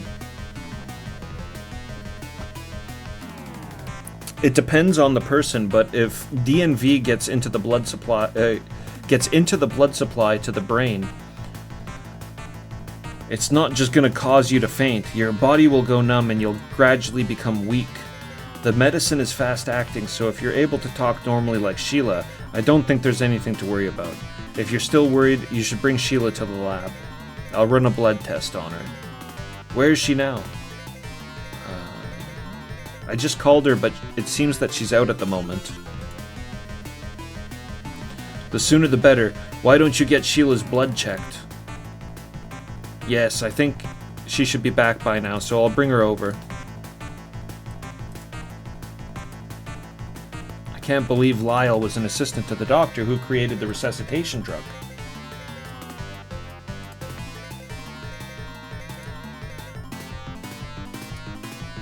Alright, I guess we just move on to grab Sheila. Well, I'm going to the apartment and bring Sheila over, so I'll be off now. I'll always be here, so come by anytime. Lyle doesn't go anywhere else. It's been a while since I last went to Sheila's apartment.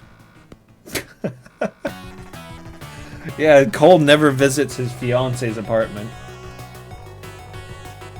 Echo Baz. The part 1 got a fan translation. I don't think part 2 ever got a fan translation. The PC-98 version of Dead of the Brain 1 got a translation, and then also the PC Engine version of Dead of the Brain 1 got a fan translation. And that's in like a compilation disc of both. The PC Engine version is in a compilation disc of both Dead of the Brain 1 and 2. But as far as I know, the PC Engine translation is only for number 1. Yeah, I agree. I agree, is shame. These kind of adventure games, I think, would generally benefit for a much more like a better translation, a true translation, instead of just running it through a machine. But yeah, for the most part, Google Translate does the trick. We got a little cut off on the dialogue there, so I'll pick it up here. In the Textractor, Sheila's house is an apartment building about 15 minutes away from the station. I don't really like the fact that she lives in a better place than me, but she has the reliable support of sending... She has the reliable support of sending me money? I wonder what they mean by that.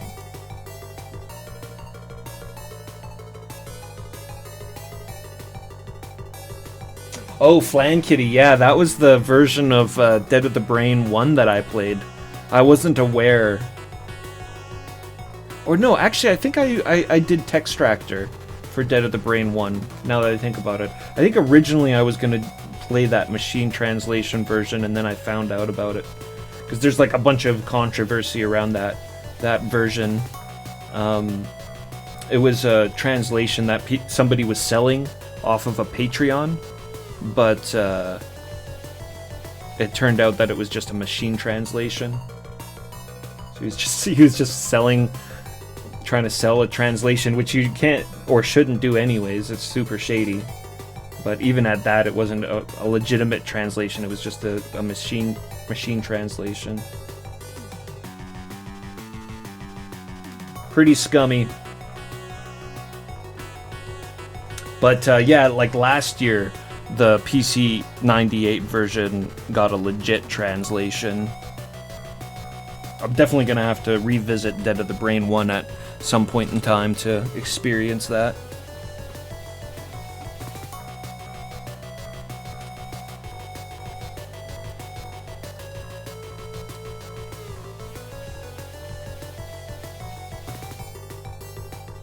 Oh, so Sheila's parents come to spend time with her once a month, and they give her money so she's able to stay in this nice apartment instead of Cole's shithole. The sign here changes once a month. Right now it's advertising Lark. This sign doesn't mean anything to me now. Lark smokes. A nice smooth smoke of Lark.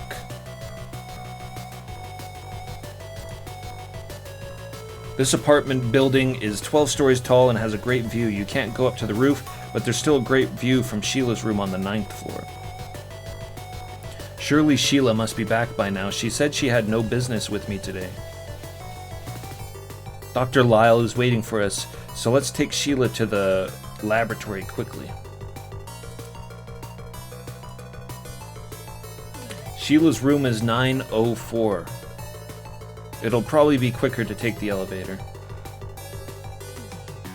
We've reached the 9th floor. Huh? Smells like disinfectant or something.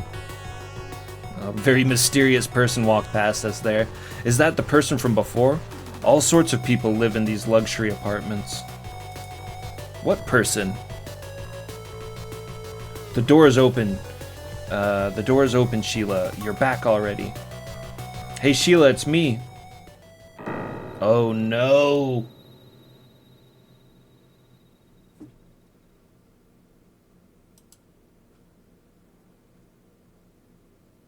What is this? Sheila, where is she? Where is she?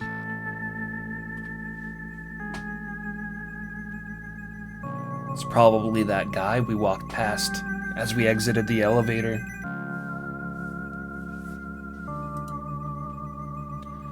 The small desk has an open drawer. It appears nothing valuable was taken. The culprit is no ordinary thief. He must have had some motive for breaking in here. What was the culprit's purpose in ransacking Sheila's room?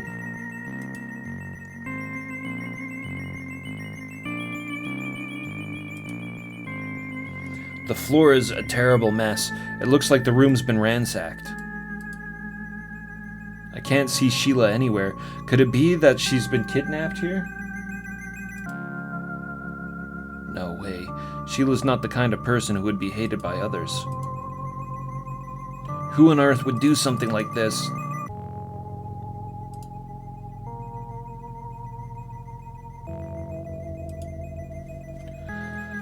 The inside of the dresser has also been completely messed up. Who did this and why? Was the culprit looking for something in Sheila's room? Surely, there's no way Sheila, who I see almost every day, could be involved in this crime. Besides, if that was true, I'm sure they would have come to me for advice right away. They being Sheila.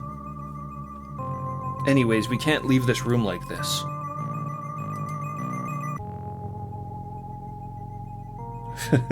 What does that mean? We're gonna clean up? Judging for the fact that there's no human heat on the futon, it seems that quite a bit of time has passed since Sheila passed away. Yesterday, I left Sheila here to sleep and went home. Of course, I locked the door with the spare key I got earlier. Sheila should have slept until morning. She's not the type to get up in the middle of the night and go out somewhere. Where did Sheila go? I have a bad feeling about this.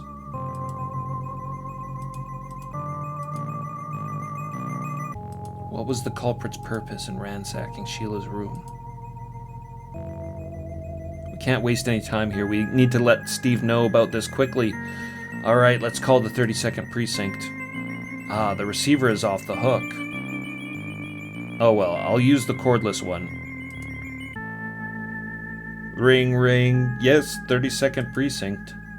This is Cole. This is Steve Grice from the detective division, please. Please wait a moment. Cole, what's up? Oh, Steve, actually, I came to Sheila's room. What happened with Sheila? My room's been ransacked. The room? What's going on?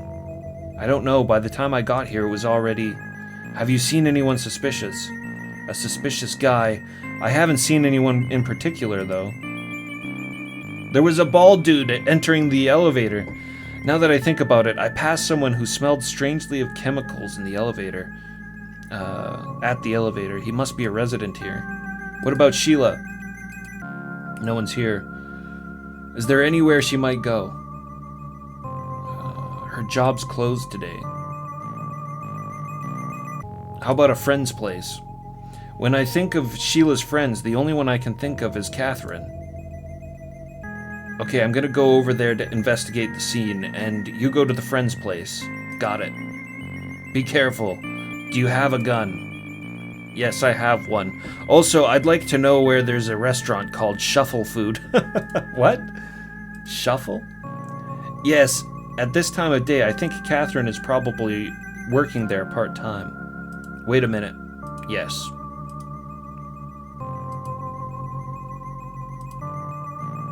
I found the place. Shuffle Food is just behind the station. He didn't know that immediately? Let me know if you find out anything. Clack. Shuffle Food, huh? I've only heard about Catherine from Sheila, but I've never actually met her. Anyways, right now, I just hope that Sheila's safe. Alright, let's go to Shuffle Food. I hope Sheila shows up at Shuffle Food at the right time. And back to the energetic music.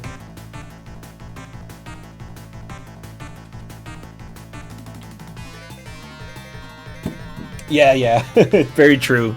Yeah, Steve has the look of a guy who packs his own lunch. The high-octane restaurant music. There, we've reached Shuffle Food.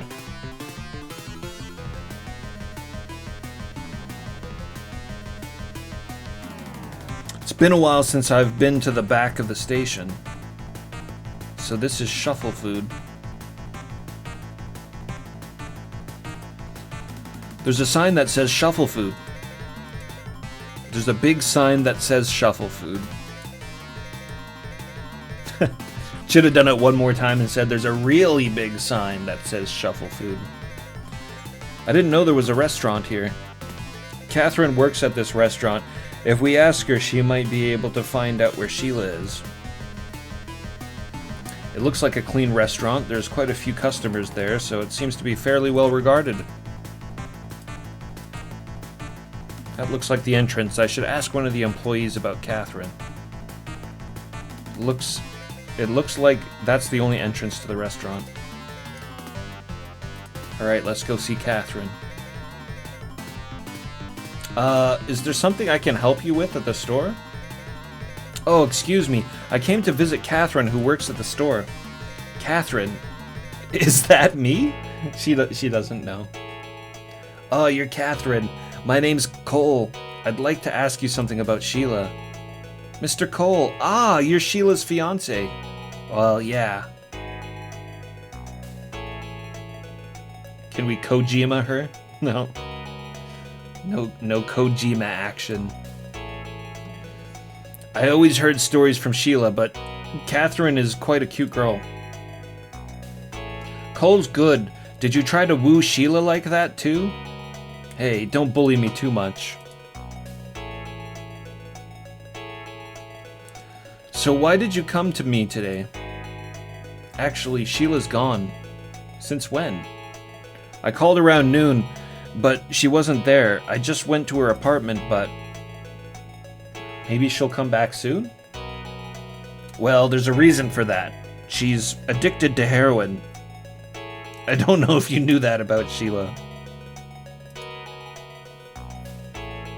When I went to Sheila's apartment, her room was a complete mess. She was probably just thrashing around in withdrawals. She was probably just thrashing around, destroying her room in Purple Sky withdrawal.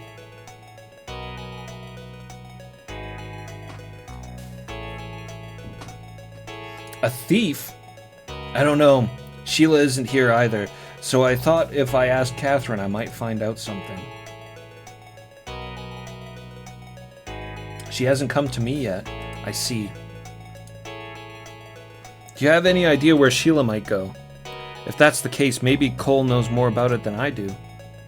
The only place I can think of is Shuffle Food. That's the kind of place she'd go. Whatever. Oh, that reminds me. I once took Sheila to a disco a long time ago. To a disco? Can she dance? Cole knows nothing about his own fiancée. He doesn't know that she likes hard rock music, and he doesn't know. What if Sheila isn't Sheila? What if Sheila isn't the Sheila that Cole knows? She was drinking a lot at the time and was pretty high. But after that, Sheila started going to that disco. Alone? No, I invited her, but there's been rumors about drug dealing at that disco for a while now. Drug-related. Heroin, speed, marijuana, rush, etc., etc. Anowin, thank you very much for the follow. Welcome. It seems that dealers used to come to Sheila's place too, but she brushed them off back then. Sheila's already a drug addict. Heroin, huh? Where's that disco?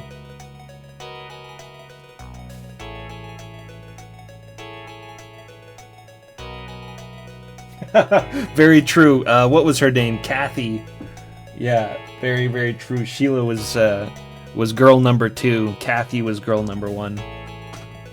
It's very close from here. There's a disco called Gina, and it's pretty popular with young people. Where? There's a post box straight down that road. Turn left at the post box, and it's the 4th house. Okay, thank you. I'll go right away. There's some pretty aggressive people in that store, so be careful. Okay, thank you, Kathy. Haha, Sheila was right, calling me by a nickname. Cole's so kind. Maybe Cole's just projecting. I guess it's getting dark soon. Look at this place. Oh, look at this place. Okay. This right outside Disco Xena. Disco Xena. With the evil dragon on its door. The 2 glowing orbs in its claws. Pretty good. I'd go to this place. I'd visit it. See what it's all about. Disco Xena. Well, while we're outside Disco Xena, maybe I'll take a quick break before we move on. Just a really quick break so I can refill my drink, and then we'll continue Dead of the Brain 2. We'll be right back.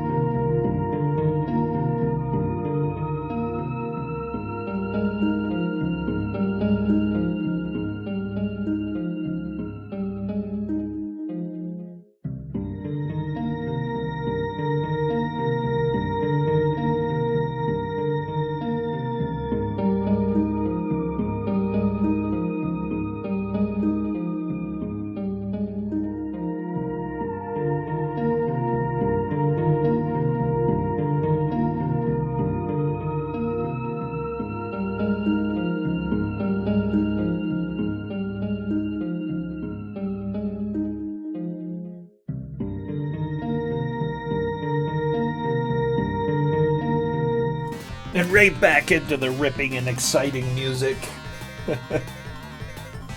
Outside of Disco Xena. Disco Xena. Got a nice fresh drink now. Piles of water, and I grabbed myself a nice pumpkin beer. I'm quite fond of pumpkin beers, actually. The right ones, anyways. The right ones. This one's got a skull on it. It's got a skull, and it's got it looks like a haunted house in the back, and a black cat. And it says there's booze inside.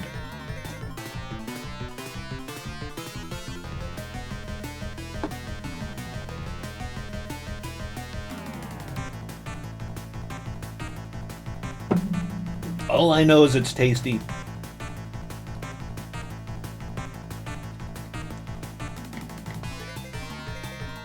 Jurg, you want the Disco Xena sign? That would be pretty cool. If I had like a neon sign in my basement for Disco Xena, that would be a hilarious reference that nobody else but me would get. I'd just chuckle to myself. Disco Xena, what does that mean? Alright, I guess it's getting dark soon. This is a bright red sign. This is the Xena that Catherine was talking about.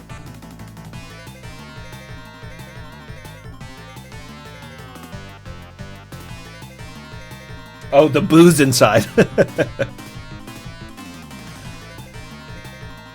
Yeah, but it's spelled B-O-O-S.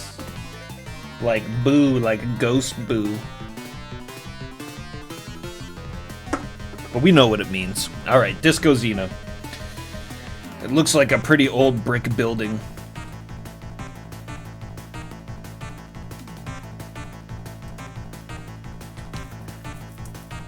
A disco. The last time I went to a disco was about 6 years ago. Back then, every Saturday, I would invite Terry out. Terry!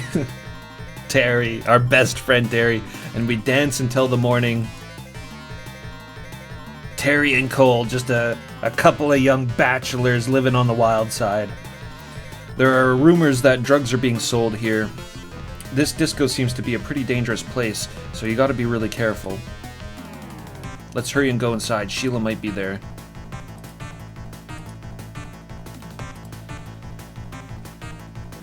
There's a curtain at the entrance so you can't see inside. I can hear music and voices coming from the back. It's getting close to night, so the number of customers might be increasing. I'm worried about Sheila. Let's go find her quickly. A big dragon's peeking out from the wall. When I think of dragons, I can't help but think of Hong Kong. This is a very realistic and powerful model of a dragon. Very realistic dragon. It feels like it could start moving at any moment. There's a crystal ball set in the dragon's hand. The crystal balls reflect the neon light and emits a rainbow of colors. It'd be fun to have a dragon like this on my apartment door. That's what we were just talking about with the booze sign. That's a pretty realistic and impressive model of a dragon. Cole's just outside, admiring the dragon. I would be too.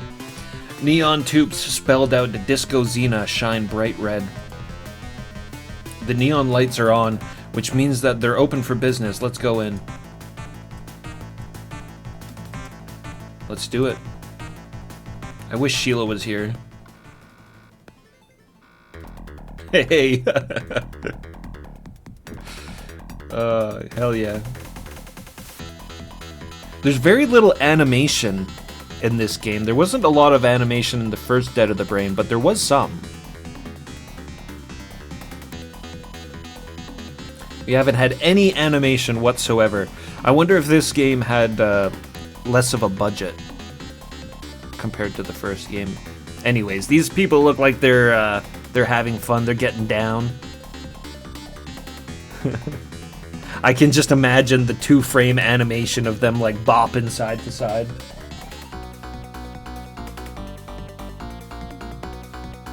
It's still early, but there are quite a few people here. Look at the pillar. Look at the pillar in this disco Xena. There are two girls sitting at the table across from us. The girl on my left seems to have been glancing at me for a while now. If you're a regular here, you might know Sheila. Maybe I should ask her. Woman on the right. Is there something? Well, I just wanted to ask you something. What is it? Did you come to this disco often? Sometimes, right? Yeah, sometimes. I see. Then that's easy. I'm looking for someone. Who?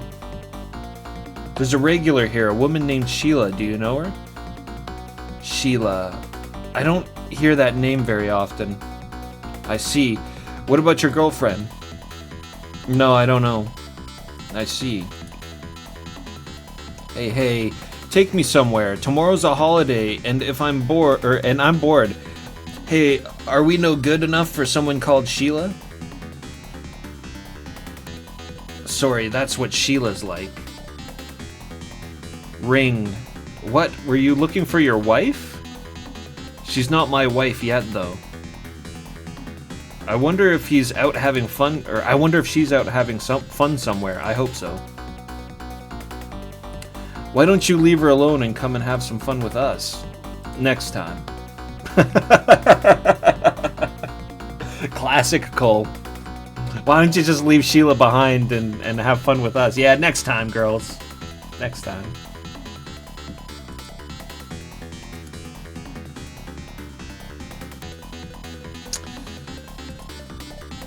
Alright, that's it for them. There's a couple sitting at the table in the back. I wonder if they know anything about Sheila. Sorry to interrupt you while you're having fun, but... Huh? What's up with you? I'm looking for a girl named Sheila. Sheila? I don't know. What about her? She's pretty drunk. You're right. Her eyes are watery and she looks sleepy. If you understand, then get out of here quickly. Is there something else you need? You're not Bloody Fox, are you? You gotta be kidding me. Don't lump me in with those guys. Even though I may look like this, I work hard at the parking lot every day. He works at the parking lot. Okay, sorry about that. The old parking lot job. You're so persistent. I've told you many times that I don't know. Yeah, that's right.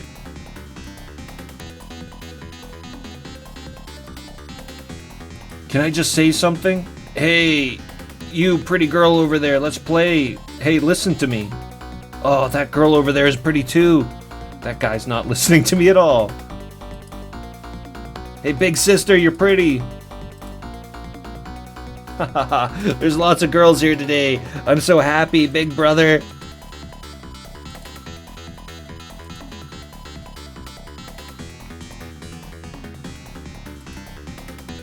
Sorry, but there's something I'd like to ask you. Yeah! Hey, listen to me. Yeah! Oh, it's so noisy, I can't hear you. Yeah! No, that guy seems pretty out of it. Yes! They're dancing so hard, it's like they can't hear me.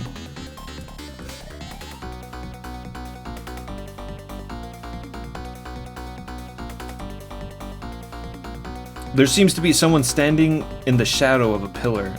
I left the most mysterious looking guy for last. Can I just say something? There's something I want to ask you. He's not saying anything. Is he drunk? Hey, listen to me for a second. Hey, it's okay to have a little bit, right? It's no good after all. It's no good. That guy hasn't spoken a word no matter what I said to him. Huh? Did you say something? This is the first time you've replied to me. Is there something I can help you with? Do you come to this disco often?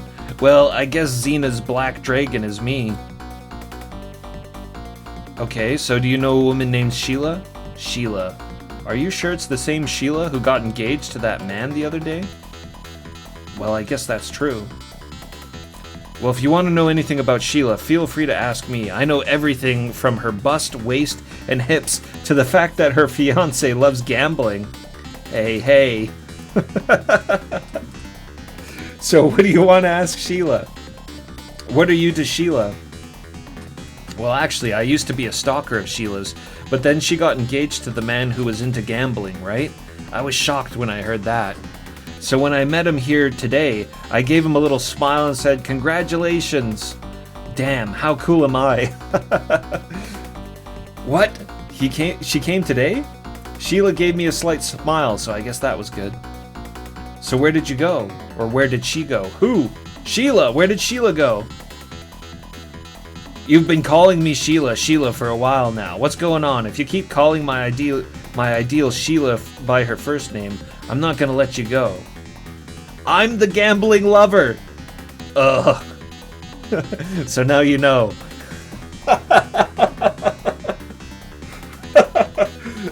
I'm the gambling lover. Cole's got a gambling problem. That's really why he's such a tight ass. That's why he's so broke and he's a tight ass.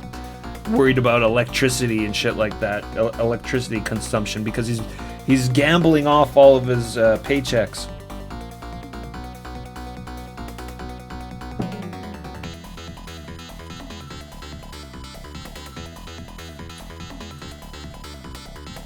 I haven't heard anything. Apparently she usually comes with Catherine, but today she was alone. She was here alone? Or are you here alone? Are you here to hang out? Come to think of it, I didn't see you dancing today. You were just talking to the others. She wasn't dancing today. She just talked with the others and left after about 20 minutes. What if Sheila's doing exactly the same thing that we're doing right now? Where are you going? There's no way she could know something like that, but I've been feeling a bit uneasy today for some reason. Seriously, this is such an important matter. Oh, and one more thing. What? I heard something about Light Dance Street. Light Dance Street is the street that leads to that country road. Aren't you thinking of going on a trip deep into the mountains with me? No, that's highly unlikely. Sheila, is something wrong? No, don't worry about it. If anything happens, she'll contact me right away. The translation's kind of all over the place in this conversation. I see. In that case, wouldn't it be better for me to stay home and wait for a call? That's true. We had Steve search Sheila's room, so there might have been some clues. If Sheila contacts me, please give her my best regards. Yeah, I get it.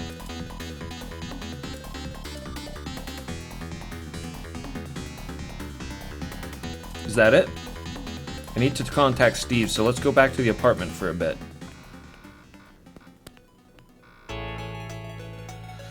Finally reached my room. It's quite a distance from the disco. Cut out of me on the wall. Air conditioning's been off since I left the room. It's neither hot nor cold this season, so we don't need air conditioning. No, I'm worried about Sheila right now, and I don't feel like listening to the radio. There are a lot of things I want to think about, so I think I'll leave the stereo off. That's the door I came in through. I didn't lock it because I thought Sheila might come to see me, so the key's been there since I left. I always carry money with me, so if someone comes into my room, there's nothing for them to take, except my broken radio. But how come Sheila's room, who is so careful, gets ransacked, yet my room, who is so careless, is fine? It's well known you got nothing of worth, Cole. Even some stranger at the disco knows that you're a horrendous gambler. The door's closed. At the moment, it doesn't look like anyone's coming. I hope there's no message. Did Sheila really go to the right dance street? There's nothing on that road that leads to the... There's nothing on that road that leads into the countryside. Sheila!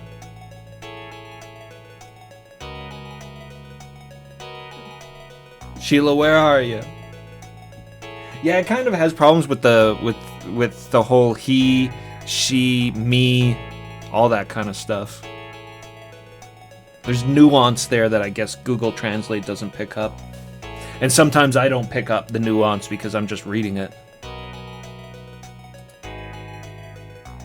If you were attacked in your room and then ran away, would you have almost certainly contacted me? Is there some reason why you can't contact me? I haven't heard from Steve either. Should I try calling him?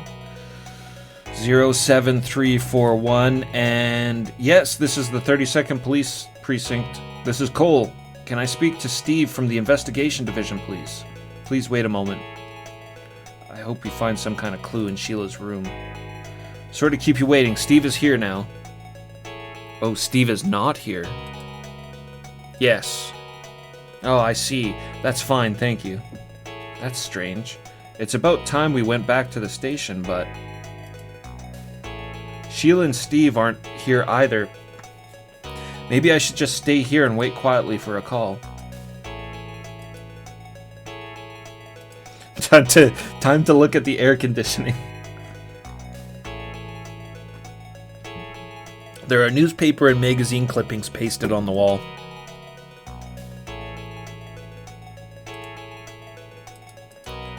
Cut out of me. Neither hot nor cold.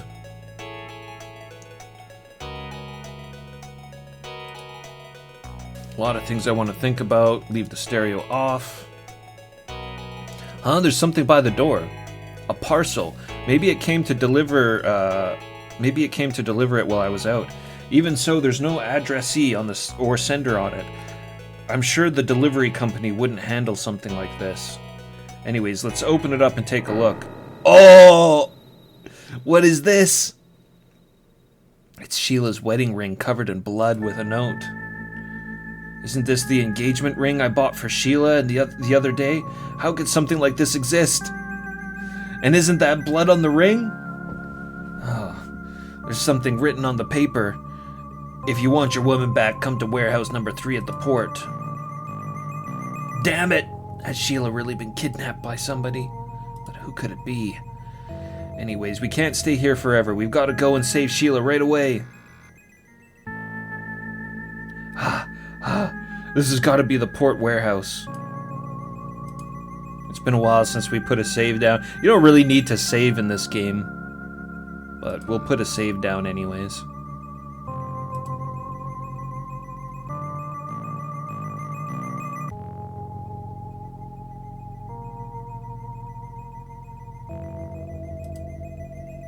There are several identically built warehouses lined up here. The warehouses are numbered from 1 to 13. Sheila should be in warehouse number 3. It seems like every warehouse is silent and silent inside. There's hardly anyone working at this time of night. It seems Sheila's been held captive in warehouse number 3. We have to go and rescue her quickly. That must be warehouse number 3. Sheila must be being held captive there. The entrance to warehouse number 3 is slightly open, and light is leaking in. The person who kidnapped Sheila is inside. We need to get our act together. I've got my gun and I'm ready to go in. I can't wait to see Sheila's face, and then I'm gonna beat up whoever kidnapped her. I listen carefully, but I can't hear anything from inside. Oh, we can look at the sea. The sea's on the left. I've been hearing the sound of waves for a while now. It's pitch black and I can't see the ocean, but I can clearly hear the sound of waves lapping. Something kind of eerie about water at night. Let's move forward. Whoever it is who kidnapped my precious Sheila, I will never forgive them. I'll take them to the police with my own hands. Huh? There was a light leaking out a moment ago, but now the warehouse is pitch black. Hey, it's me. Stop hiding and come out. It's gonna be Bloody Fox. Oh, yeah. It kind of looks like Briar. This sort of looks like the people at the club before. It looks like you're alone. Cool. Yeah, it's Briar. I'm amazed you made it here all by yourself. Hey, it's you. Was it you guys, the one who kidnapped Sheila? What do you think, bro? You had a great time killing my cute friend back in Reeves. I owe you a big favor. What? That was self-defense, right? Self-defense. Look around you before you speak. I really don't like it when a complete amateur like you looks down on Bloody Fox. You guys were the ones who started messing with me, weren't you? That's not the problem. The problem is that you don't understand the horror of the Bloody Fox. What are you gonna do? I'm gonna get revenge for John, the man you shot. Kill him. Battle action scene. No, no, we're just getting the shit kicked out of us. Gah! Even if you scream, no one's gonna come and help you in a place like this. Here we go. Again. Let me have a go. I had a really hard time with this guy. You bastard.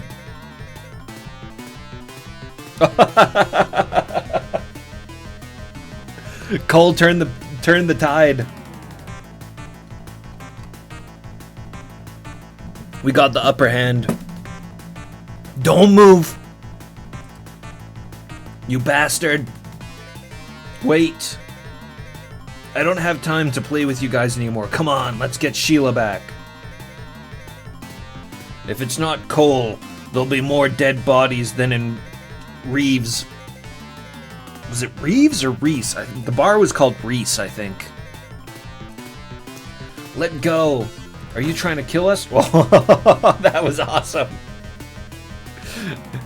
There's very little animation in this game, so that was particularly cool. Fired off a shot. I'm serious. I won't miss next time. You! Come at me if you want. In return, I'll fire every bullet in this gun into you until I've run out of bullets. If you don't think I'm lying, come at me. Sleepy would be proud. You don't stop pulling the trigger until the bodies fall down.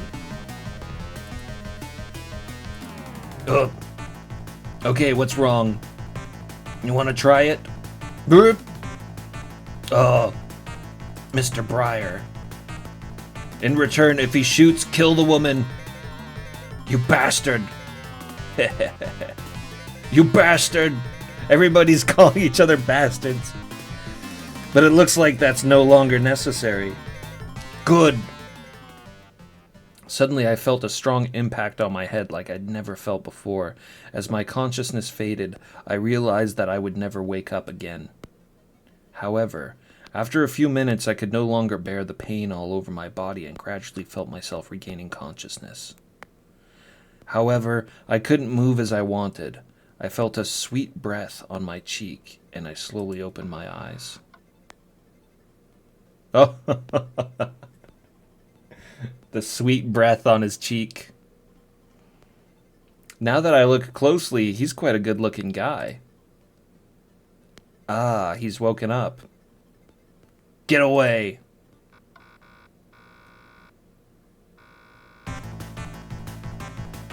He's a pretty tough guy. Look at Breyer. You bastard.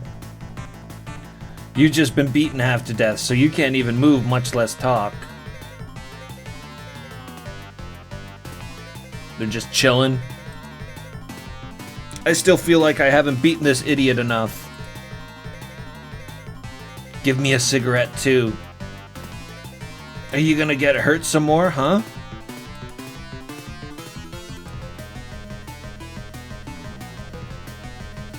Okay, it's just those two guys.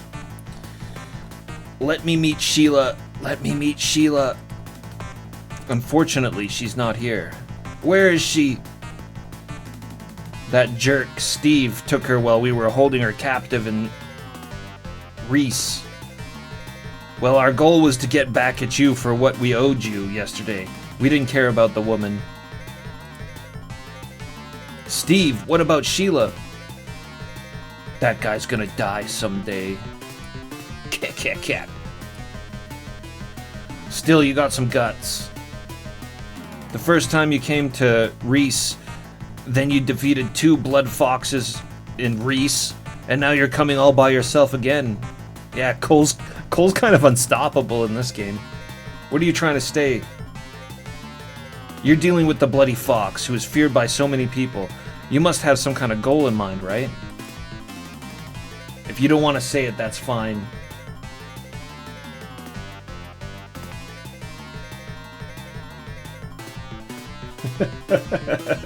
The game's been relocated to Leeds.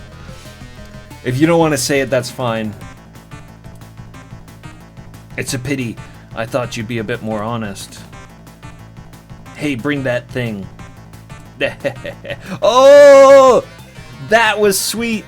It was just a scroll, but man, I always love it when those little windows pop up. The extra windows pop up on the side. The police have been really strict lately. They're having trouble getting rid of the unsold purple sky. I'm gonna need you to help me out. They didn't sell. So you're the ones making purple sky? I'm just dealing with the large amounts of medicine that are coming in. Now relax.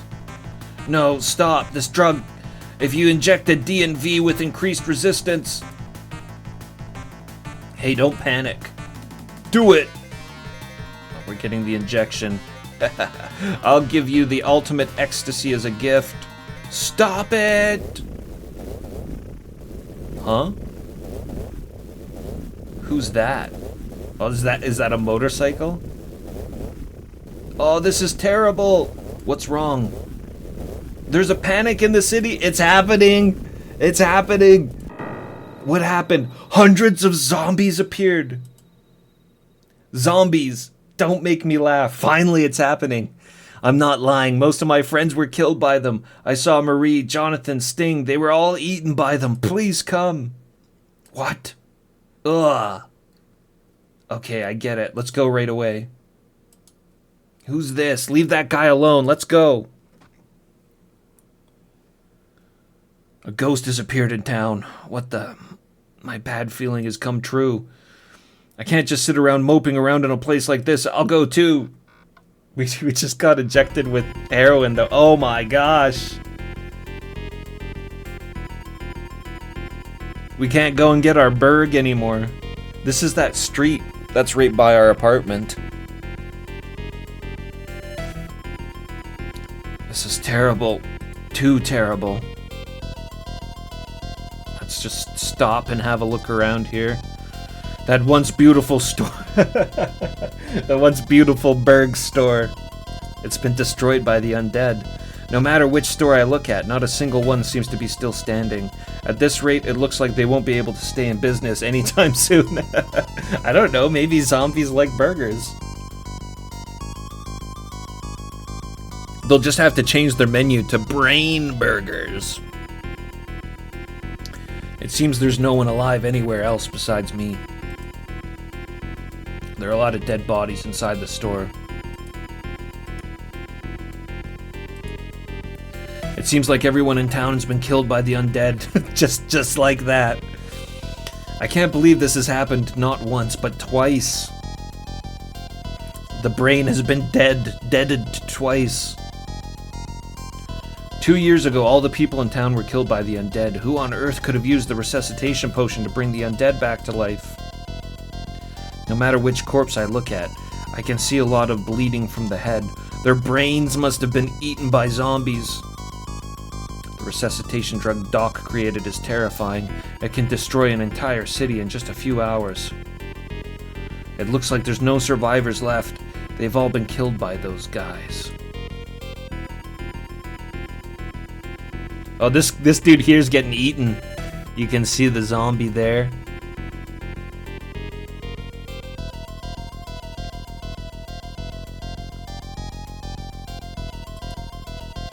Car crashed into a store and it's on fire. If you're driving and suddenly get attacked by a zombie, there's nothing you can do.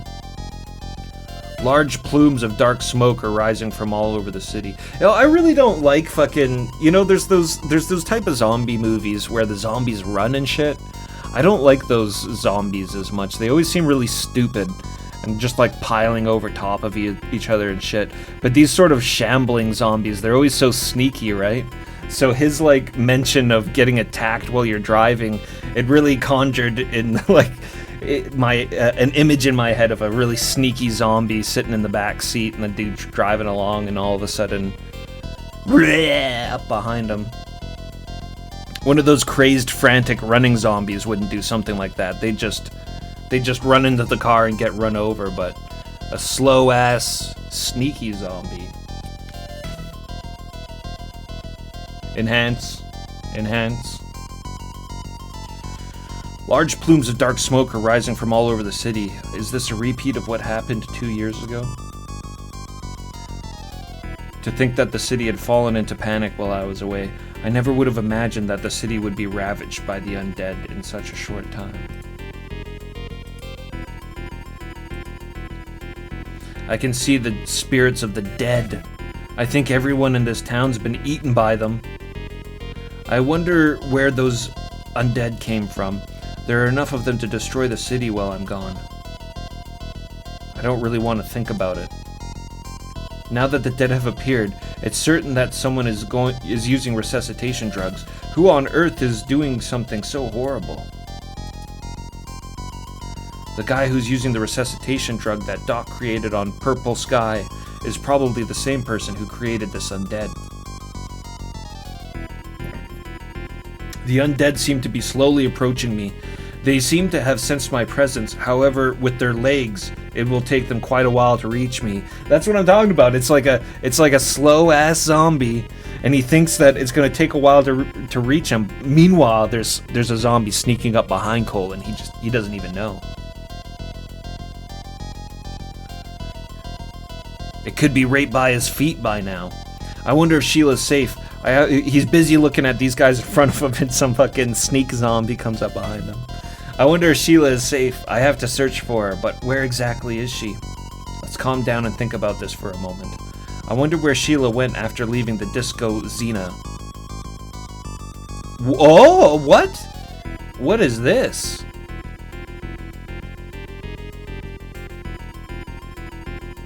We're like choosing locations now.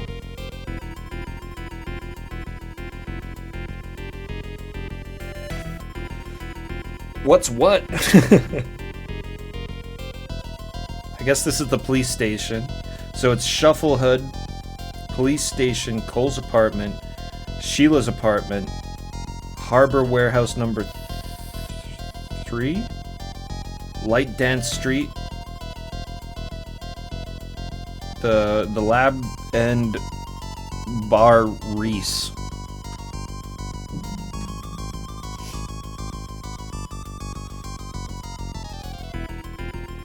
Yo, what's going on, Nikita Lobo? What do you guys think? What do you think, chat? Where's Sheila? Where is Sheila? Where could she go? We could stop by Shufflehood for a burger. Oh yeah, Light Dance was the place we heard about. And we never went there. That's actually a really good call. I think that's a really good call. Let's go to Light Dance. We got a lead that that's where she went, and we never got to explore that, so... There's that, and then there's the fact that they said Steve took Sheila, so she could be at the police precinct as well. Did I win yet wants me to pick the right answer. She's sitting in her chair. Sheila's special chair back at Cole's apartment. Yeah, I do like Light Dance. Let's check out Light Dance. That's right, Sheila left Xena for Light Dance Street.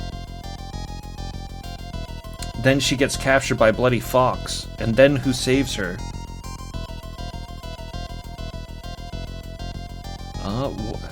Well, this is interesting. Are we doing like deductive reasoning here or something? For Cole? Well, we know who saved her. It was Steve. Yes, Sheila was saved by Steve. That means... Right. To look for Sheila, we should go to places that Steve might go.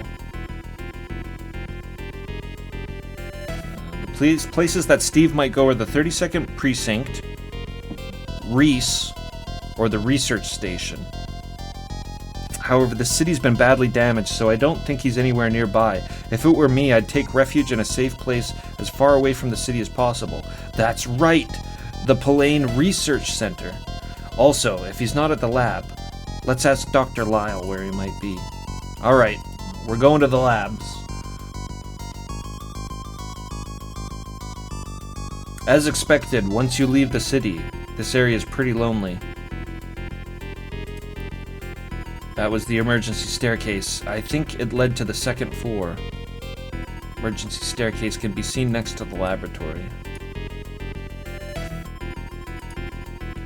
There's no sign of destruction anywhere in the building. Surely the ghosts of the dead haven't come this far. There are no streetlights around here, so we have to rely on moonlight. I can't hear any noise from inside the building. Maybe there's no one inside. The building is quiet and deserted. If there's no one there, I'll have to go back to the city. I'm sure this was the entrance. It's pitch black inside and I can't see a thing. Alright, let's go inside. Huh?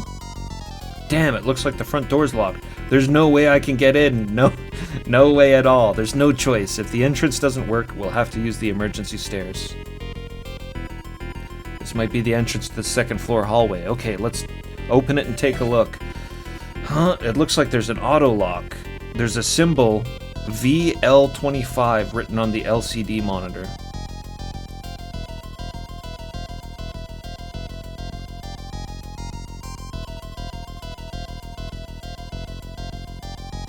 What was the password again? I don't know.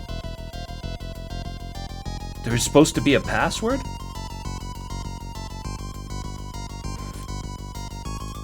What did it say on the monitor? VL25.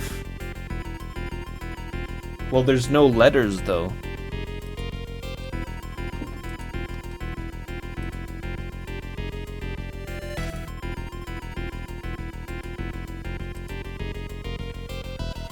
Looks like I was wrong. I'll try again.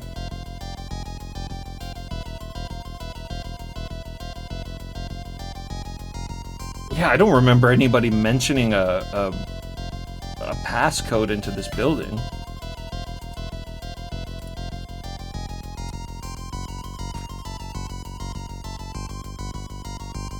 Oh, yeah, maybe Roman numerals. Try 80085. 008. No, that's too much.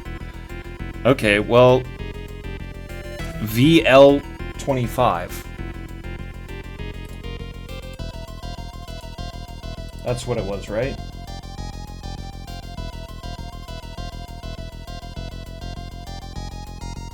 Or did it change?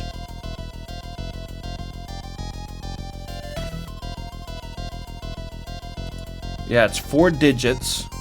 It's a 4-digit number, and I think it changed.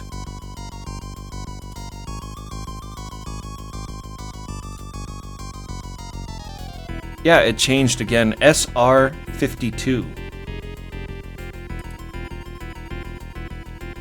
Okay, so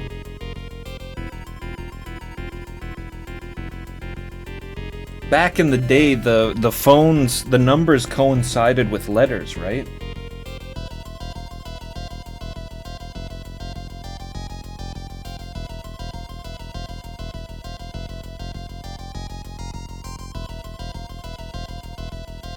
This is copy protection? I sure hope not. I think they're giving us the clue. My best guess is that back in the day, numbers on a phone used to coincide with letters as well. Yeah, I think it's a puzzle. I also hope that it's a puzzle. But I don't have an old phone that has the letters on it, I don't think.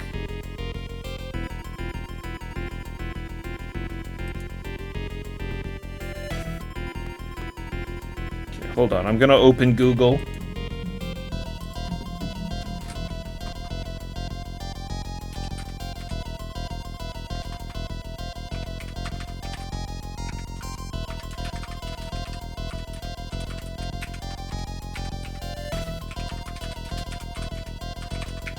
Okay. Let me see. I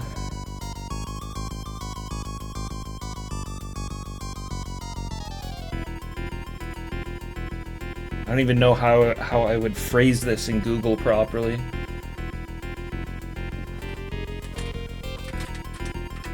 Phone numbers.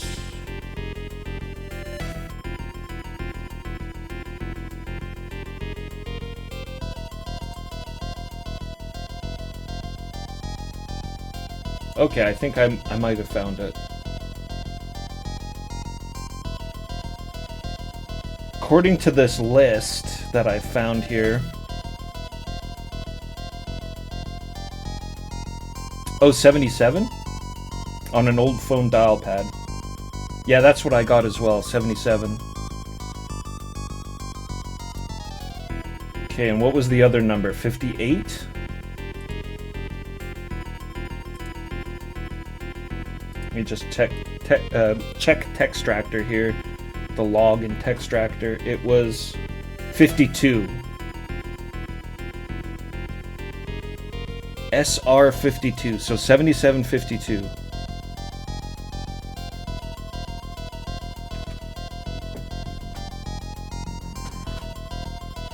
$77.52. Let's try that. 7752. Looks like I was wrong.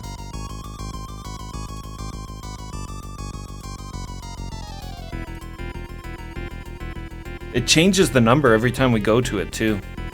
Now we're RT50. What's interesting is that it has the dash there as well. But there's no ability to do a dash.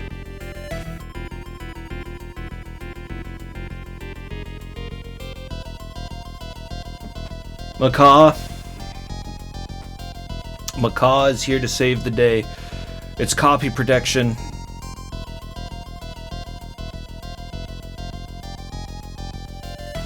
Google the answer? I don't think that'd work. Well, what the fuck do I do then? Because I couldn't find a manual for this game.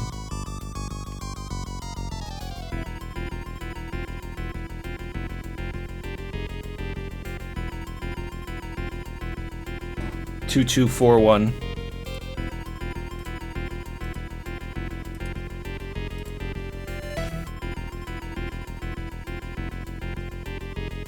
Looks like I was wrong. I'll try again. So it gives us a number here that changes every time. This one is TD79.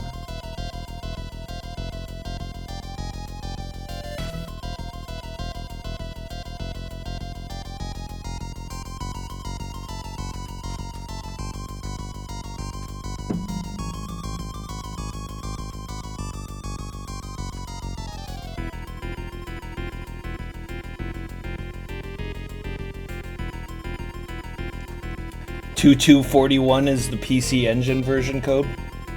Do you got a copy of it? Do you got a copy of Dead of the Brain 2 kicking around?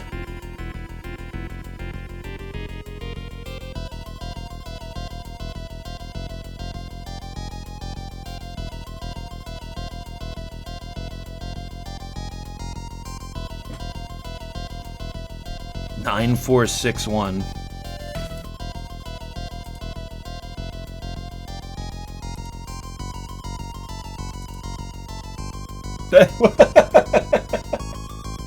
Cheese Whiz got it. Cheese Whiz got it. Where did you even find that, Cheese Whiz?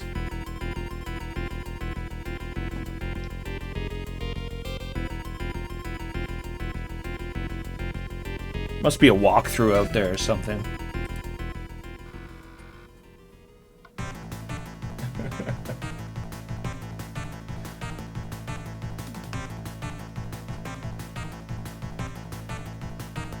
$9461.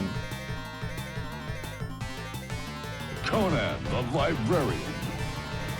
I'm sorry. These books are a little overdue. Wow. Thank you very much for the 500 bits. Did I win yet? Alright, we all band together and then we can complete Dead of the Brain 2. Macaw, it's very good to see you, my friend. I hope you had an excellent time out in Japan. Welcome back. Cole, I hope you're safe. We got Steve. Steve, the city, the city! Yeah, I know, but where did it come from? Steve, the totally not ghoul guy.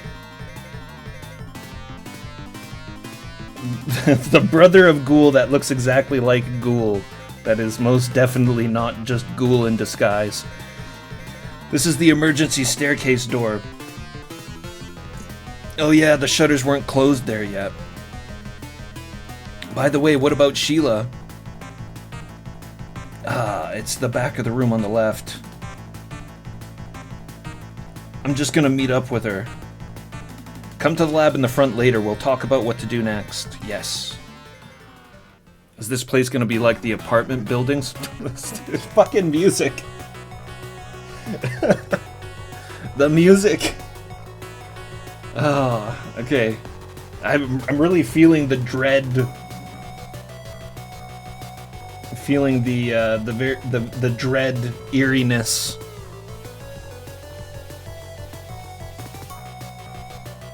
Where should we go? It was the back on the left, right? The room, the back on the left. This is the one that Sheila uses. Sheila! Call! Sheila, I'm glad you're safe. It's an ordinary pipe bed. I sleep on a bed like this every day in my apartment, and it's actually a lot more comfortable than it looks. What's wrong? Are you curious about your bed? No, pipe beds are rare. Cole has a bed like this in his room, too. Yeah, it was cheap. Cheap. Tight-ass Cole. Spending all his money on gambling instead of a bed. This is a normal pipe bed. Is that the window? The curtains are closed, but it's pitch black outside this time of night.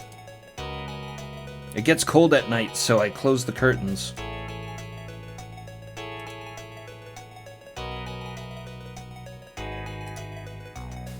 It's Sheila. Thank goodness you're safe. Cole. Sheila, I've been worried about you for a long time. I wish you'd at least contacted me. Sorry, I've been researching Purple Sky all morning. I knew it. Sheila was out there doing the pounding the pavement, doing the investigative work while we were out there looking for her. La Folie, thank you very much for the follow. Welcome. You're up against Bloody Fox. You can't do it alone. Besides, didn't you learn your lesson after what happened in Reeve yesterday? Reese? Whatever the fucking name of the place is. Yesterday, I was alone and thinking about Cougar all day, and I couldn't sit still. I could never forgive the fact that his research was being used for such a filthy purpose. Where is this? It looks like a shower room. There's lots of rooms like this here at the lab for taking naps. The old nap lab room. This is the shower room. Have you seen your apartment? No, I didn't see it, but Cole found it, right? Steve told me about it. It was pretty vandalized. Seems like someone was really trying to get you. Sheila's gonna be like, what? No, it wasn't somebody trying to get me. I was just, I was in the Purple Sky withdrawals. My guess is that Sheila had discovered some secret about the Purple Sky and the enemy had heard it and is desperately searching for her.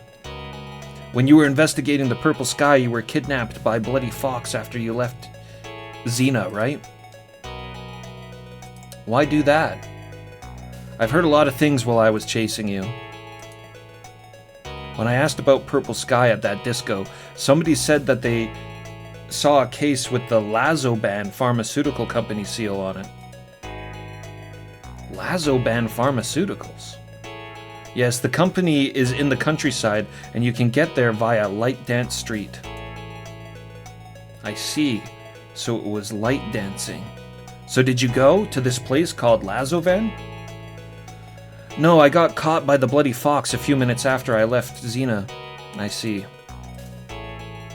I was taken to a bar called Reese after... I was taken to a bar called Reese yesterday, and my ring was taken. Here's the ring. Huh? Why did Cole have the ring? Bloody Fox used the ring to summon me. They even left bloodstains on it. You went? Of course. But by that time, Sheila had already been rescued by Steve. I was left alone in the bag. On top of that, we were almost hit with pure purple sky. Give me that pure purple sky.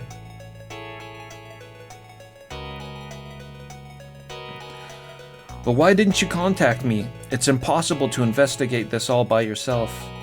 I'm sorry, I'll never do this again. When I was captured by Bloody Fox, Steve saved me. That's right, I need to thank Steve. Also, I think I should ask about the pharmaceutical company Lazovan Pharmaceuticals. Steve is probably in the lab. Yeah, let's go. We get to use the move button. We get to use the move button. Okay, let's go back out into the hallway for now. Back into the action hallway. What room is this? No, it's locked and it won't open. And this room? It's a locker room. Looking at the rows of lockers, this must be the laboratory's waiting room. No matter which locker I check, they're all locked and I can't open them. There's the desk in front of me on the left. Next to it is a pipe-type bed, and I'm currently sitting on it. He just walked in the room and he's chilling on the bed. It's a desk with a drawer, but it looks like there's nothing in it. There's quite a bit of dust on the surface of this desk. Looks like it hasn't been used for a few days. This is the door I used to enter this room. Behind this door is the hallway we were in earlier.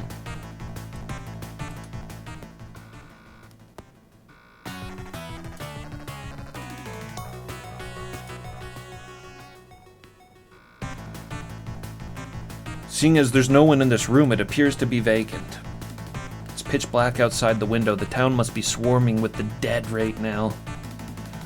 This is the second floor, so even the dead wouldn't be able to climb up this far. You better not touch these curtains. You better not touch these curtains, Cole. Huh, there's a calendar on the wall. Looks like you haven't turned the pages since July. The month on the calendar says July, so that means somebody was using this room 4 months ago. There are all kinds of marks on the dates of the calendar. There are check marks, crosses, and a note that says G13, but I have no idea what it all means. It's just an ordinary calendar that you can buy anywhere. There's a bed here. The sheets aren't wrinkled, so they look like they've been changed recently. There's nothing of note around the bed. It's spotless. Doesn't seem to be anything in this room. I think I'll go back to the hallway for now. Let's go to Lyle's lab. Oh, Lyle's still alive. Cole, I'm glad you're safe.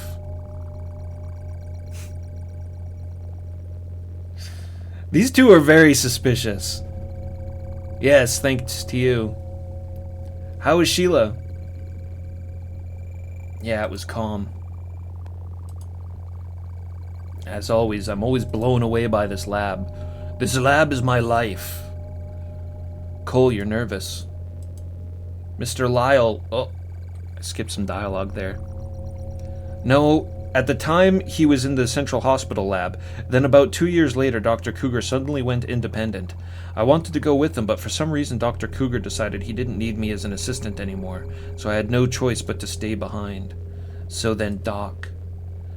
Yes, I think we're beginning to see a way forward in resuscitating cells. We just wanted to work with Dr. Cougar here.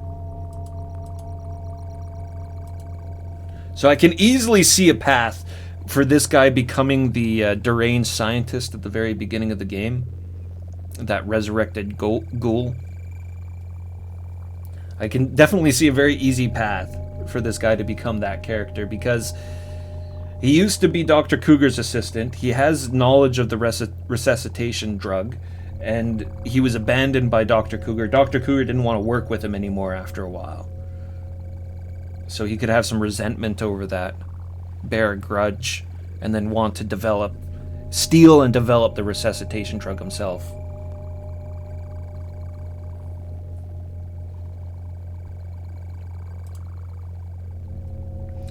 Cole, have you heard from Sheila? Yeah, I heard all that. She's really courageous. I'm sorry. But something terrible has happened. I just checked, and it seems that there are essentially 0 other humans left alive beside us. Shit.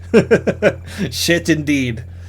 If things continue like this, the number of bodies will continue to increase and the epidemic will spread throughout the city. We need to find a culprit somehow before that happens.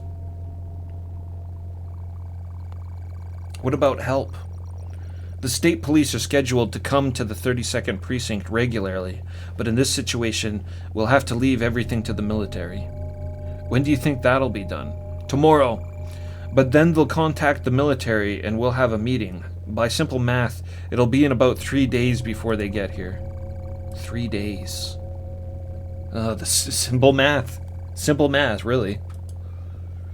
But Sheila had information about Lazovan Pharmaceuticals.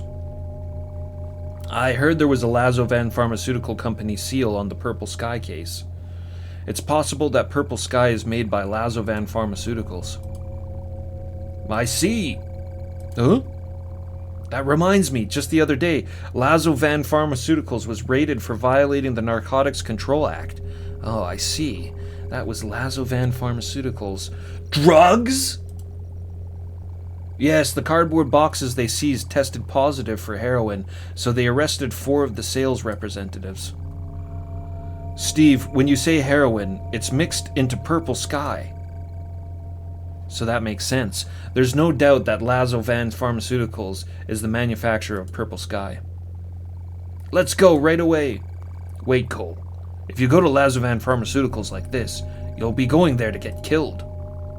But if this keeps up... If we go to the police station, they should have documents regarding Lazovan Pharmaceuticals from the raid. Then I'll get it. No, I'll go. You finally got the chance to meet Sheila, right? I think you should spend some time with her. I'll leave the lab to Lyle and Cole. Dr. Cougar's created something incredible. His potion has the power to destroy a city in a matter of hours. I have no grudge against Doc. He was trying to overcome the greatest fear of mankind, death, and a small mistake caused it to fall into somebody else's hands. And so this happened. I'm sorry. I think I said something strange. Please forgive me. No, it's okay. So how was the town? It was devastated by the undead. It won't be long before that city can be...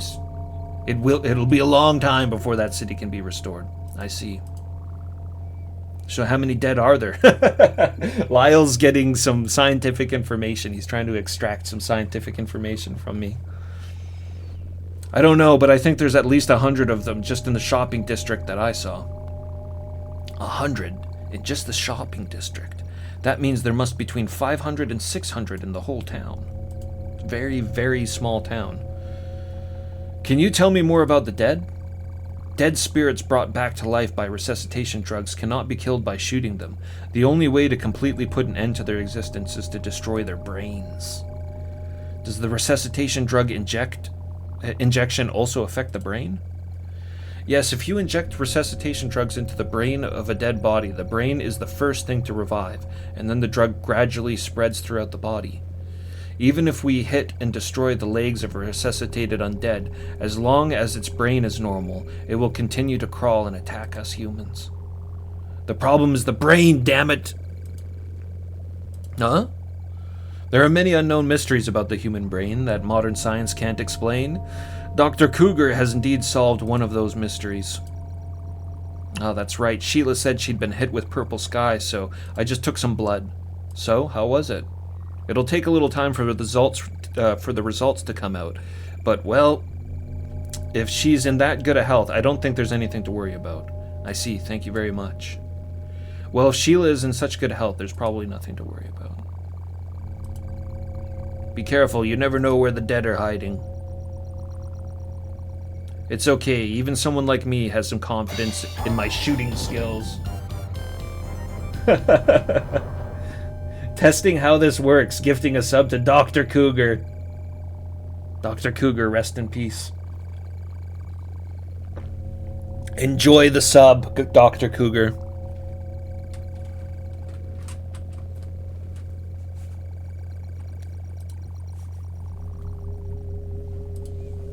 Actually, Cole seems like he's a pretty damn good shot. He got that headshot on the one biker guy right between the eyes. Be careful, you never know where the dead are hiding. Yeah, even somebody like me is confident in the shooting skills. Okay, that's it for these guys. I'll go and check on Sheila. Hey Cole, you can use the room at the front right of the hallway, and if you have any business outside, you can use the van parked in the back. The keys are in the car. Thank you. I'll go to the station too and look for information on Lazovan Pharmaceuticals. Steve, please be careful of the dead. Leave it to me. They won't hurt Steve because he's a robot.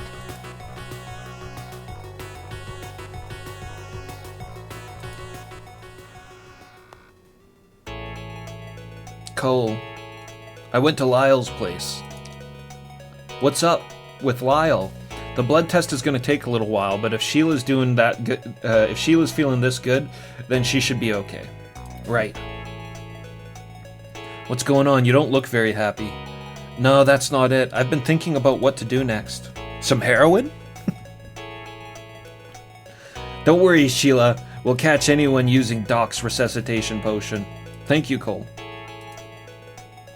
What about everybody else?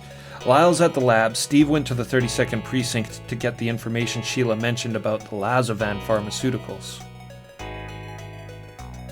Are you okay being alone? Or is he okay? Is Steve gonna be okay being alone? I'm sure Steve will be fine. Even though I overcame a similar situation 2 years ago, I'm no match for Steve, a detective. Steve is a hard-boiled detective. He can handle this zombie apocalypse. It seems like Lyle doesn't have a very good opinion of resuscitation drugs. Well, yeah, but he did have a lot of praise for Doc in uncovering the unknown mysteries of the human brain. An unknown mystery, you're right. The human brain is an unfathomable thing. Oh yeah, I wanted to ask Cole something. What? How did you know I went to a disco? I'm sure I've never been to that place called Xena with Cole. Oh, I heard about Xena from Catherine. Catherine? Did Cole know her? See, Sheila told me earlier that she has a friend named Catherine who works at Shuffle Food. Oh, I see. So you went to Shuffle Food. We're exposing Sheila's double life. Oh, Steve told me where Shuffle Food is. Sheila, what's up? Oh! Hey, Catherine. This is bad. Shuffle Food is on the other side of the station, right? With that many zombies, it wouldn't take that long for them to attack the station.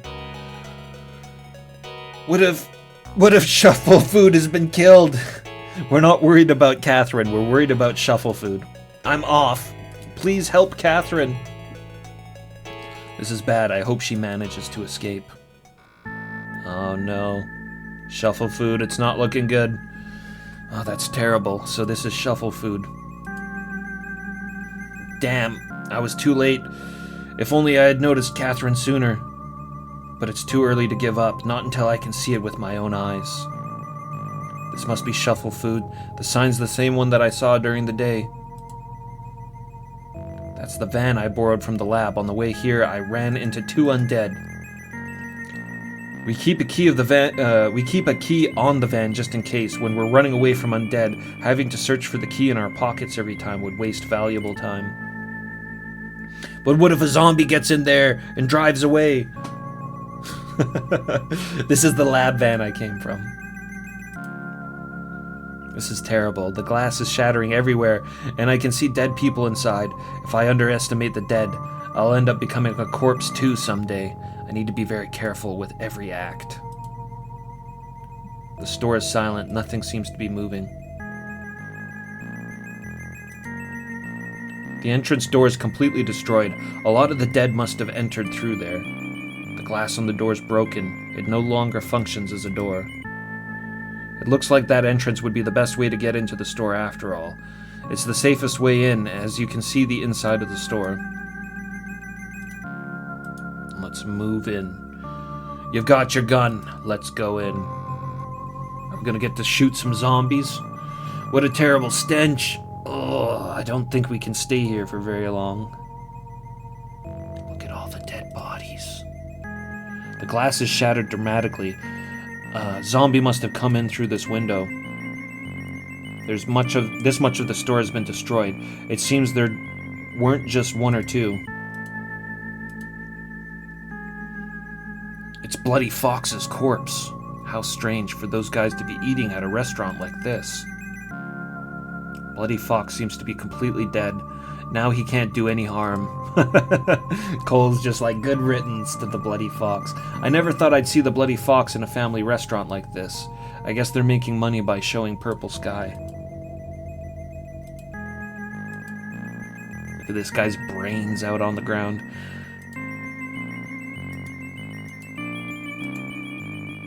Bodies of customers and employees are scattered all over the store. They're all completely dead. It looks like there's some rotting corpses mixed in as well. Those are probably the remnants of zombies. Looking at so many dead bodies isn't a pleasant thing. Besides, there doesn't seem to be anyone among them who looks like Catherine. The stench of death must be coming from these corpses. It's a unique smell mixed with the smell of fresh blood. Even I feel like I'm gonna get nauseous. Even Cole! Old iron stomach Cole. It's okay, I can't see any undead around. They must have moved on somewhere after attacking here.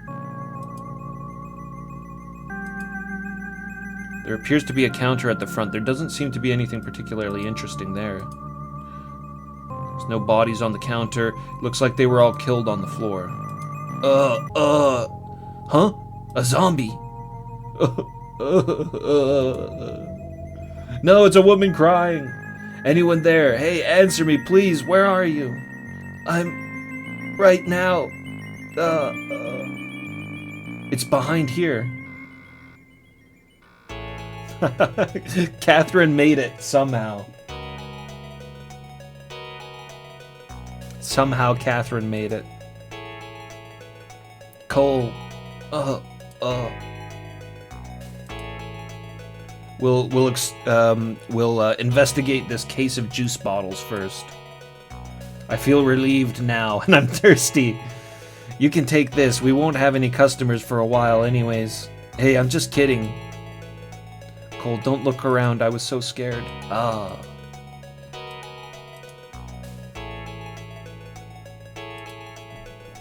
Okay, so Catherine was hiding behind the counter. That's why we couldn't see her. Pardon me. Have you been hiding out here this whole time?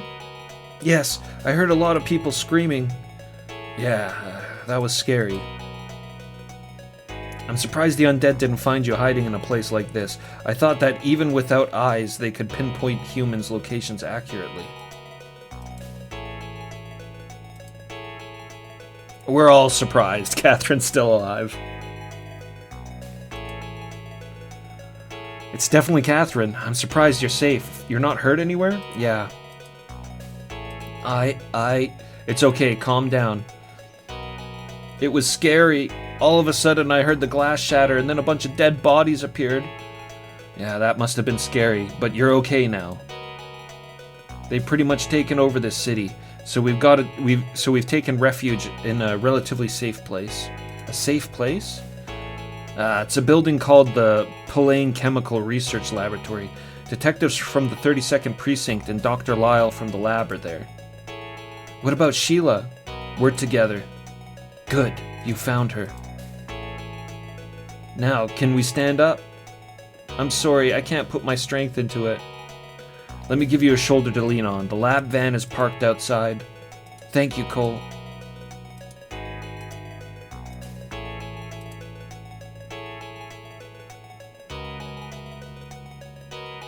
so we should be able to move now.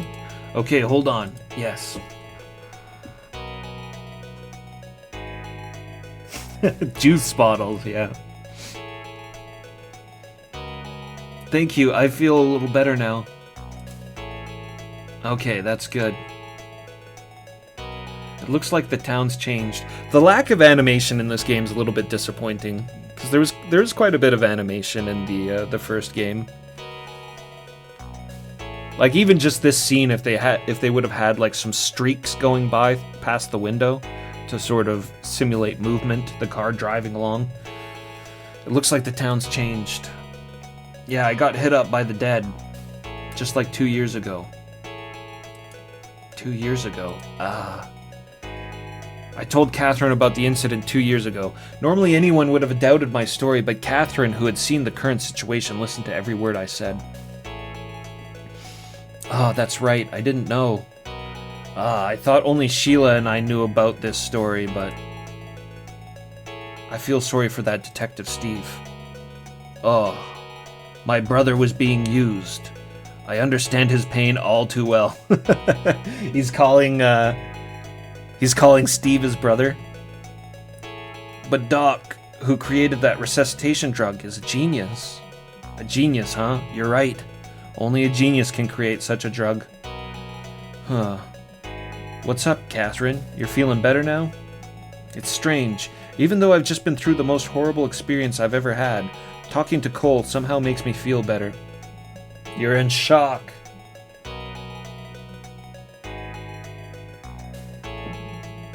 Yeah, I wonder if it's a budget issue stock for Woodard. I wonder if this game just didn't have as much money behind it. I wonder.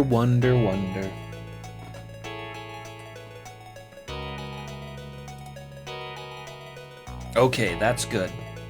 Sorry to overturn this again, but there's something that's been bothering me.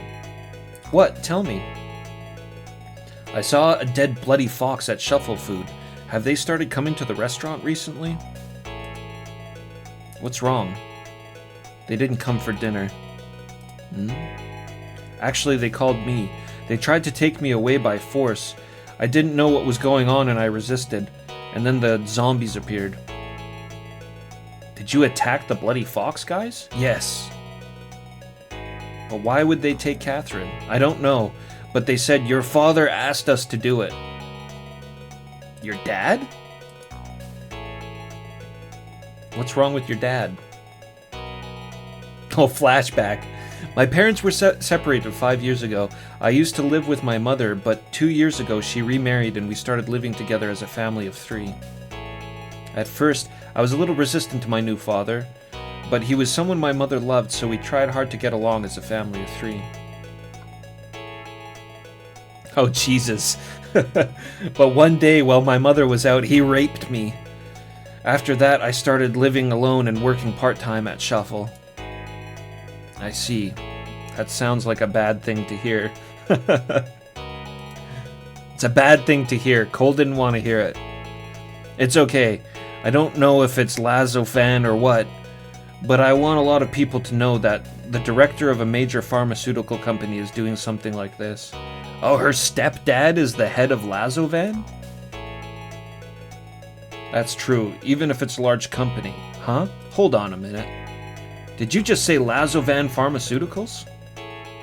Yeah, I did. He's the director of Lazovan Pharmaceuticals, that old Tanuki guy. No rep, what's happening? The old Tanuki guy. Right. Lazovan Pharmaceuticals is connected to Bloody Fox, so Catherine's dad used Bloody Fox too. Catherine, what's your father's name? Daniel. Daniel White. Daniel White. Ah, we're at the lab now. Over there? That's right. I think we should tell Steve about this soon. Oh, it's rare to see you here. This is Dr. Lyle. Nice to meet you. I'm Catherine. Nice to meet you. Catherine. Kathy. This is a dirty place, but please make yourself comfortable. Catherine is Sheila's friend. I see. Catherine, you should go out into the hallway and use the room at the back on the right. Yes, thank you. Oh, where's Sheila now? The door on the far left is Sheila's room. It's directly opposite of Kathy's. Can I come and see you for a bit?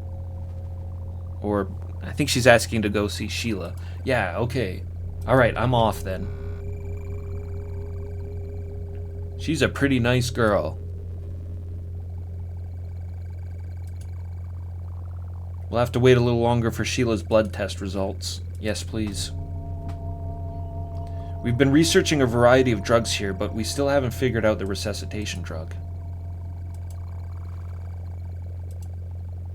I'm glad Catherine is safe. Yeah, he was hiding in the restaurant. When I got there, the zombies were gone. Huh? Steve hasn't come back yet. Now that I think about it, it seems like it's taken quite a while. Did he go by car? Yeah, but the police station is a lot closer from here than Shuffle Food. Steve will probably be should have been back before me. Let's wait a little while longer. He might be stopping off somewhere. So you're looking for Steve. Cole, did you find out anything? Yes, I'm talking about Lazovan Pharmaceuticals, whose director is Catherine's father-in-law, Daniel White. Oh. So that guy Daniel is the one selling heroin mixed with resuscitants? Yeah, maybe. And then there's the resuscitation potion, where they can bring the dead back to life. Makes me mad to think that that man is probably out there somewhere right now, looking down at a ruined city and laughing. Laughing!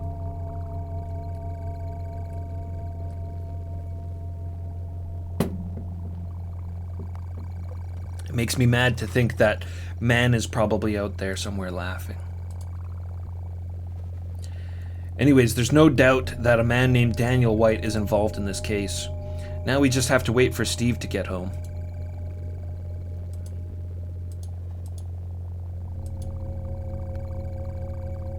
Alright, we'll move back. I'm gonna go check on everyone. Got it.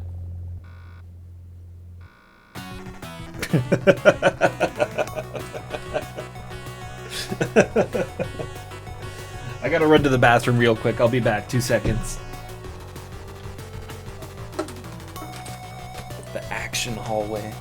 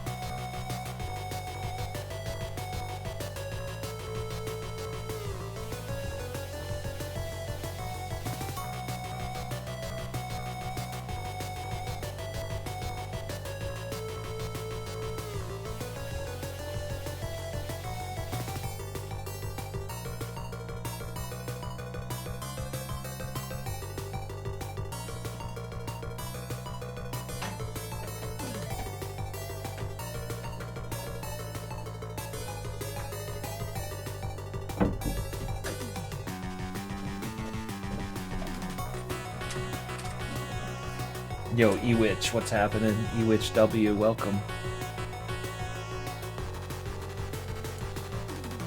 Beep beep beep beep beep beep beep beep. Alright. We're gonna go check on Sheila.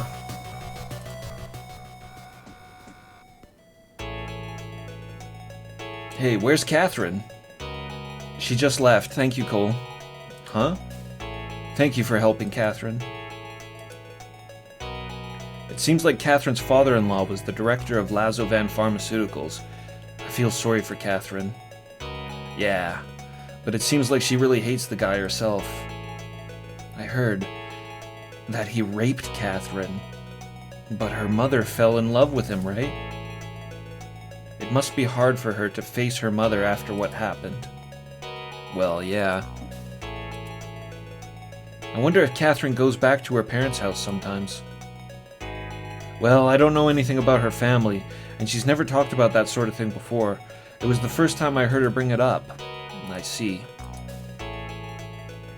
Cole, things seem a bit messy. Why don't you try and sort things out a bit? That's true. First of all, there's no doubt that the drug Purple Sky is circulating amongst the bloody foxes. Are we gonna get like some exposition cleanup here? Oh, definitely. And what's the name of the bloody fox who's most closely related to Purple Sky? Well, that would be Briar, right? Steve Catherine Briar. And where's the Purple Sky primarily being judged by that person?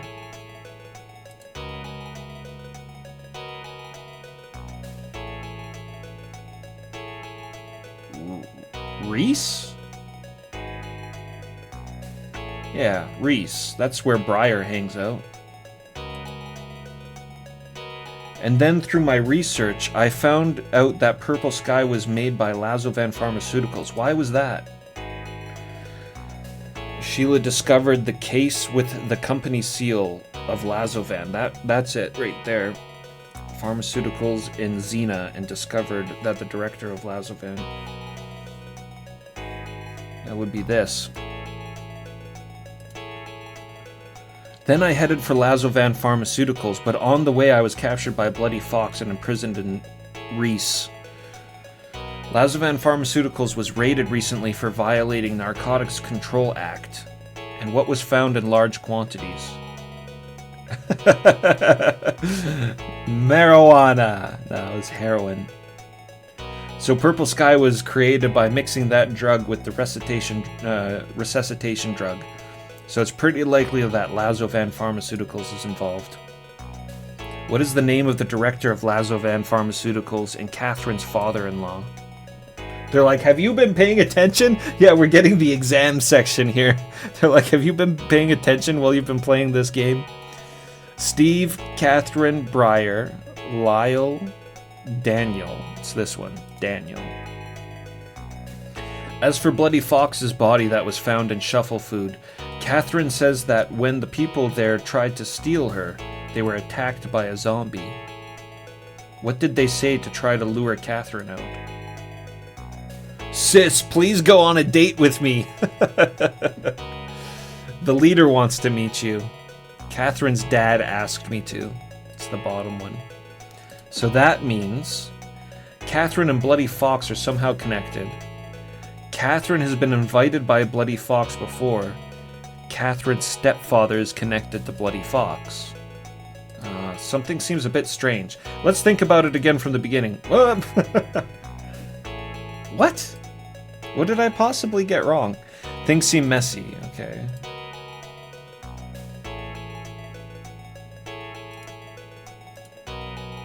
What's the name of the Bloody Fox who's most closely related to Purple Sky? Catherine! Well, it's not Steve, it's not Catherine, it's not Lyle, it's not Daniel, it's not Sheila, so it's got to be Briar.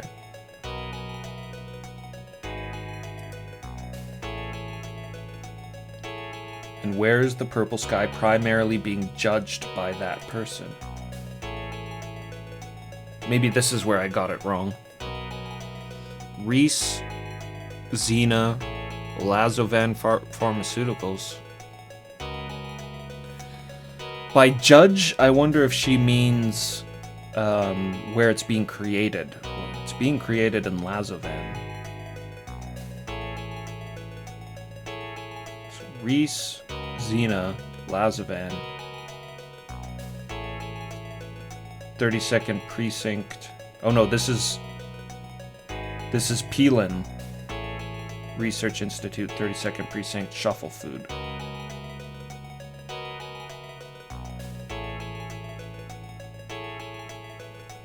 Wait a minute. 1, 2, 3, 4, 5, 6. Okay, yeah.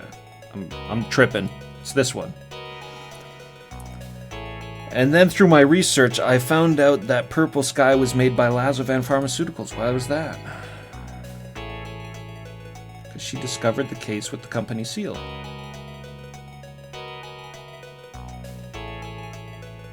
Pharmaceuticals in Xena, and discovered that the director of Lazovan Pharmaceuticals pretty sure it was that one. Then I headed for Lazovan Pharmaceuticals, but on the way I was captured by Bloody Fox and imprisoned in Reese.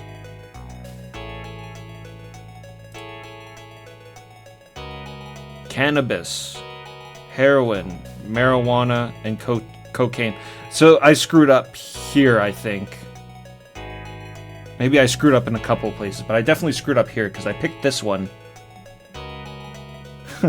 Cannabis and marijuana. So cannabis, heroin, marijuana, cocaine. It's heroin.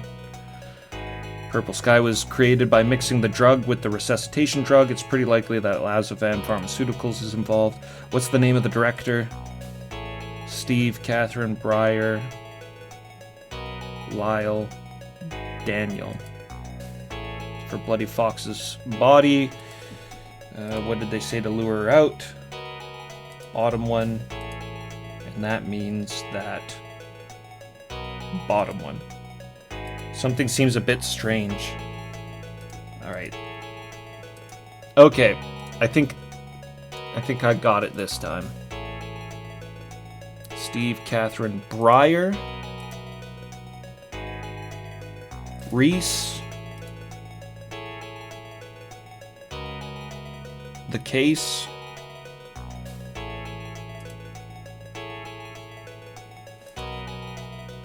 heroin. I think heroin is what I messed up on the first time.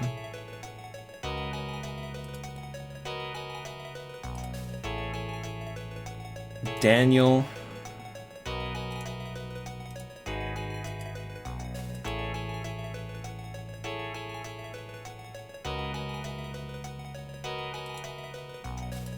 What did I get wrong?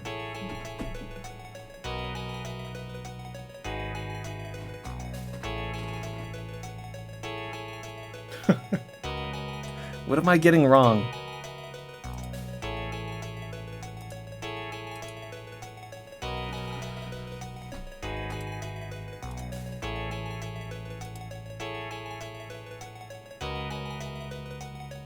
This one's got to be Breyer. The first one is 100% Breyer.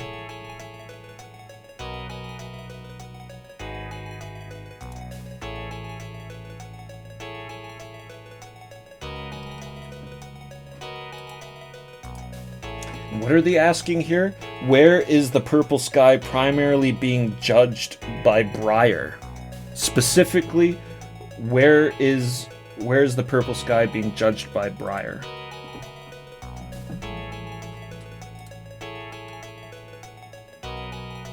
Well, it's not Gina. And it's not Lazovan. Breyer hasn't been to Lazovan. It's not the Research Institute. It's not the Precinct. And it's not Shuffle Food. It's gotta be Reese, right? That's where Breyer hangs out. There's not an option for the docks.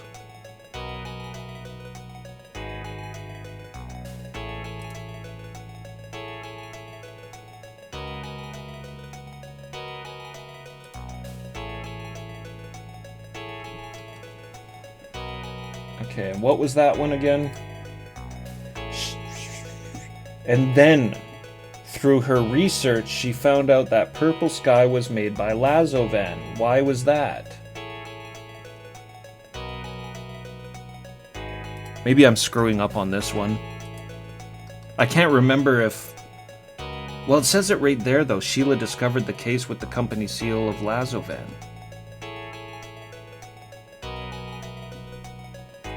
When did that happen, though? I actually can't remember.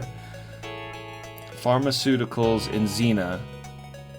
Lazovan Pharmaceuticals in Xena. And discovered that it was the director of Lazovan Pharmaceuticals.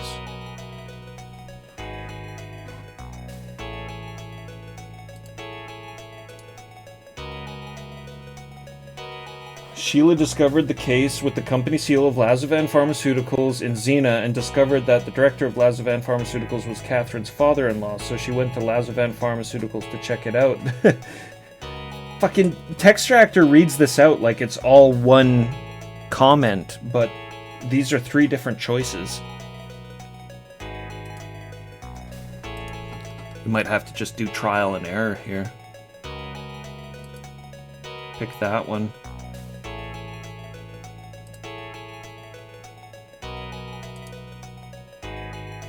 Heroin.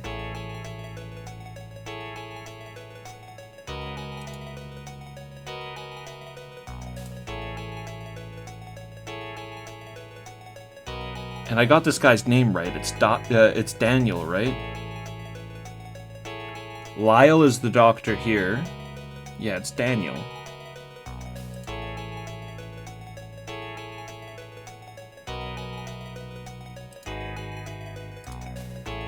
And they said that Catherine's dad asked them to get her. They didn't say the leader wants to meet you. They definitely didn't ask her out on a date. So that means Catherine and Bloody Fox are somehow connected. Catherine's been invited to Bloody Fox before. Well, Catherine's stepfather is connected to Bloody Fox. What is going on? What am I doing wrong?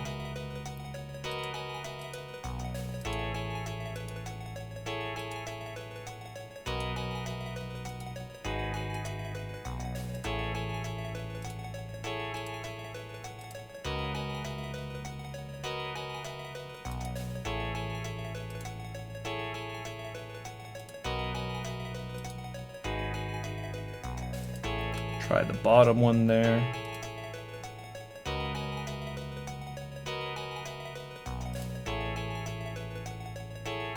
Heroin.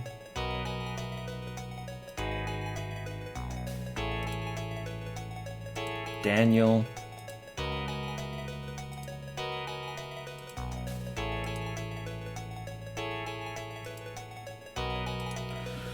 You goddamn right, something seems strange.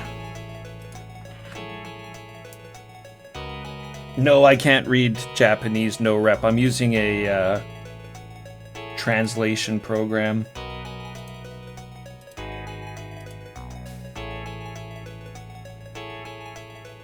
I'm gonna use Google Translate on my phone here and look at these options.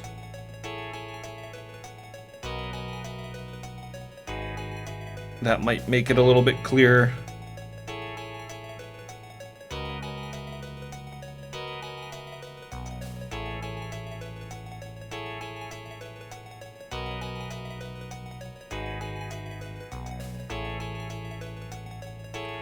Well, this is definitely Briar.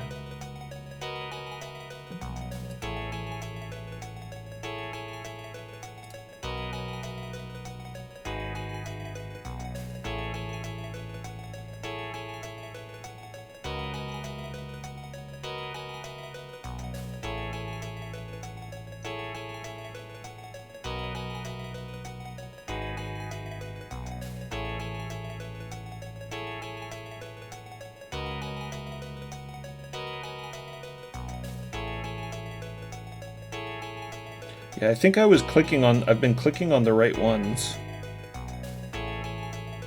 Well, I haven't been clicking on the right ones, but I've been clicking on the ones that I mean to.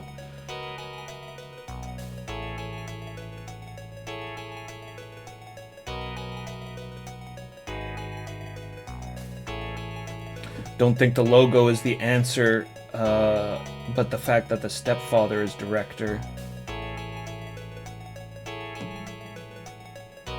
Yeah, for sure. I tried all those different options though. Unless I'm clicking something else wrong.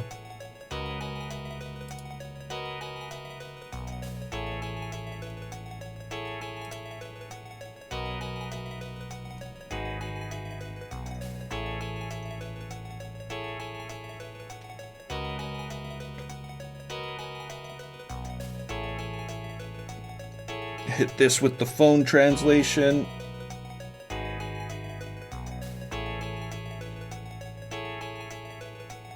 So the top one is found the case containing Lazovan Pharmaceuticals in Gina.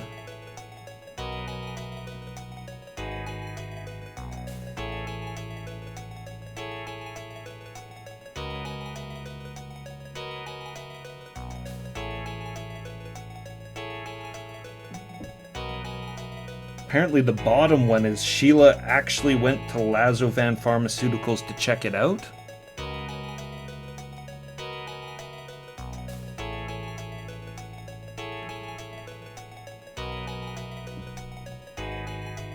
So the middle one must be finding out that the director was learning the director was Lazovan.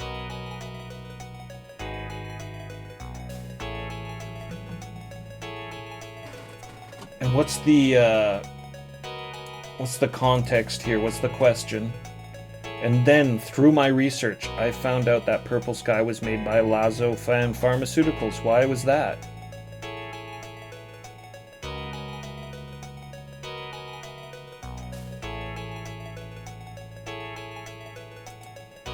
Gotta be the middle one, right?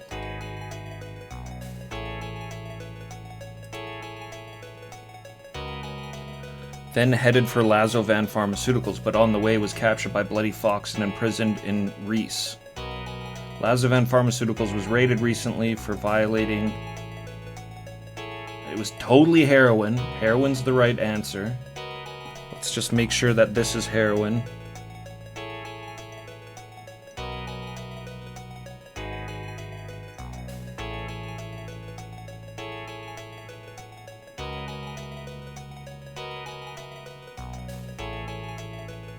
That's heroin.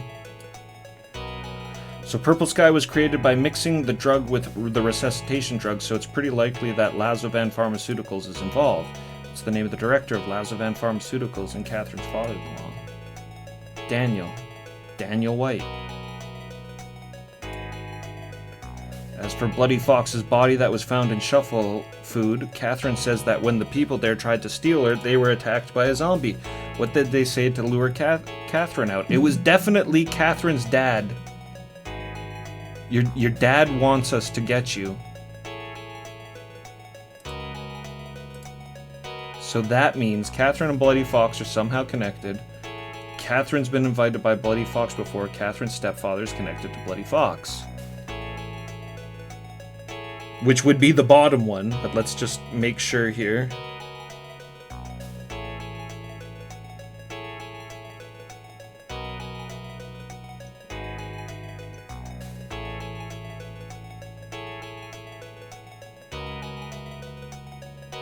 Catherine's father and Bloody Fox are connected.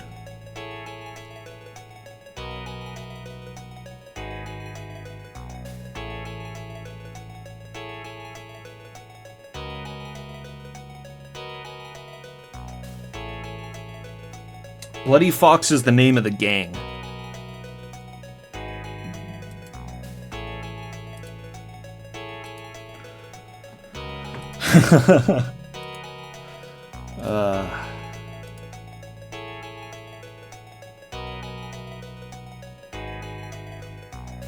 Where's that guide? Somebody look this up in the guide.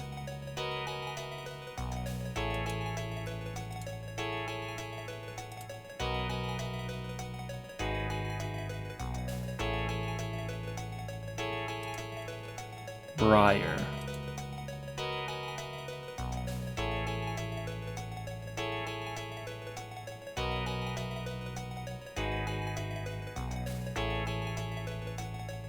Try hobos.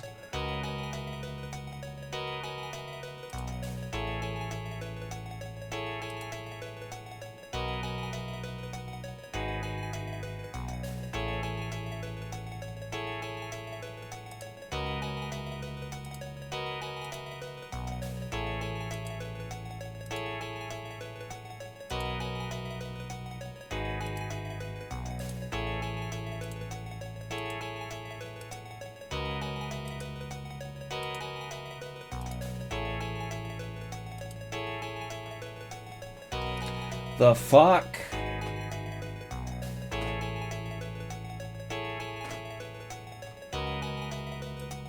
What am I getting wrong? It's just one of them. Steve Catherine Breyer.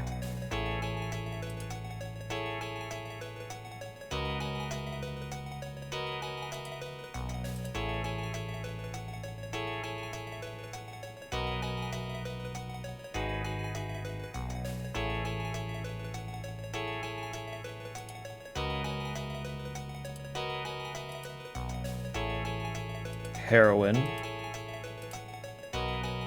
Daniel. The boss wants to see you.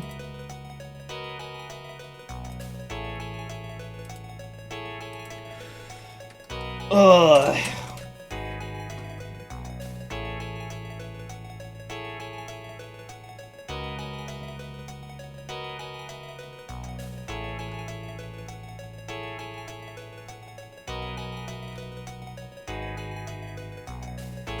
Where's that link?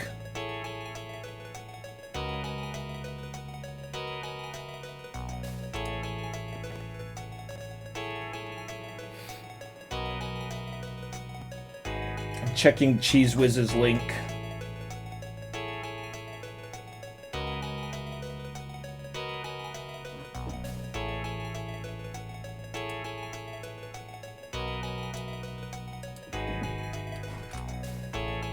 Dead of the Brain 2. Like, I know what happened. I'm not cheating here. I know what fucking happened in the game. I'm just... We're getting some stupid... innocuous issue here.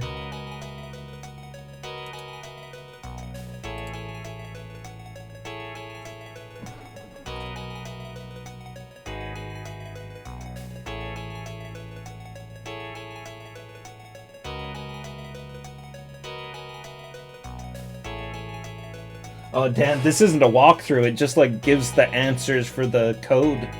It gives the copy protection answers, that's all.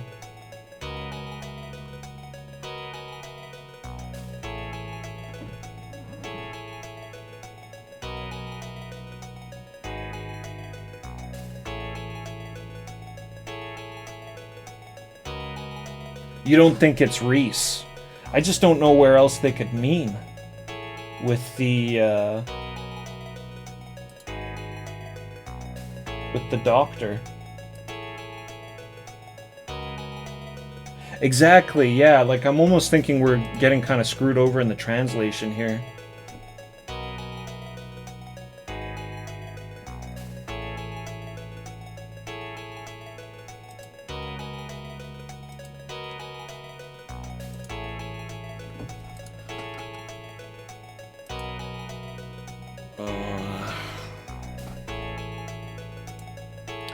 Let's sort things out.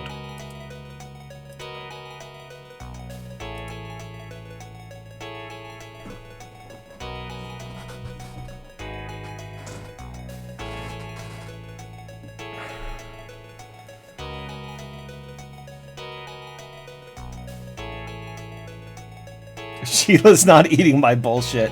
I'm not trying to bullshit her. I'm trying to give her the legit answers here. This is stupid. This whole like, hey, were you paying attention? Give me another action battle, not this nonsense. It's most definitely Breyer. That is completely sealed in. Where's the purple sky primarily being judged by that person? The purple sky is primarily being judged by Breyer at Reese. I mean, not really, but there's nowhere else. There's nowhere else.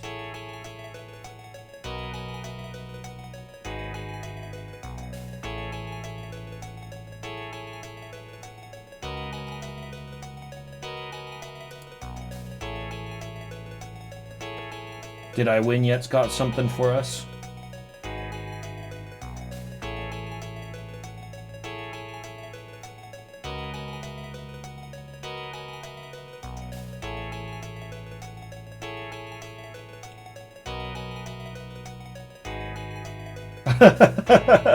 What sister saw in window? You selected ghost, but the answer was brother.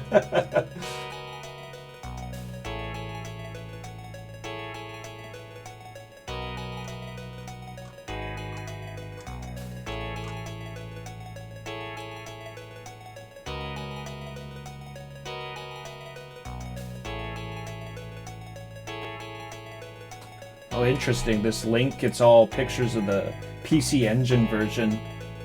That's interesting.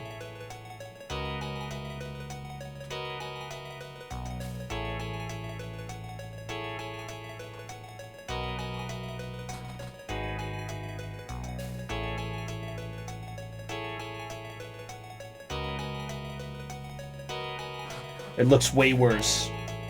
That's for sure. But there's no answers in here.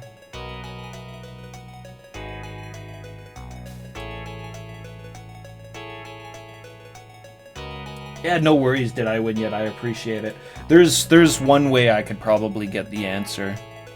Let me go through this one more time here. It's like, wasn't that? The problem is that I'm just second guessing everything now, right? It's probably just one thing I'm getting wrong, but I don't know what it is because as far as I'm concerned, I'm getting everything right. Like, I swear it was the case. Sheila found the case. She didn't know that Catherine's dad was the boss of Lazovan Pharmaceuticals. I don't think. She said that Catherine didn't talk about any of that. I'm paying attention.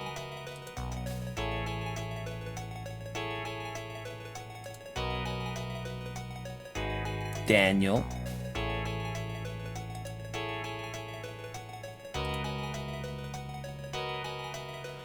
Maybe it's this one that I was getting wrong. And these other choices are silly here. Catherine and Bloody Fox are somehow connected. Not true. Catherine's been invited by Bloody Fox before. Not true that we know of. Catherine's stepfather is connected to Bloody Fox. Yes. That was just established minutes ago. Just think about it from the beginning. The question about Reese was, it goes like this. It's which Bloody Fox member is most related to Purple Sky. And there's only one Bloody Fox member on this list, and that's Briar. And then it's, where is the Purple Sky primarily being judged by that person? Let me Google Translate this off my phone. We might get something different. Probably not, but we might. Just in case if it's if we're having language issues here.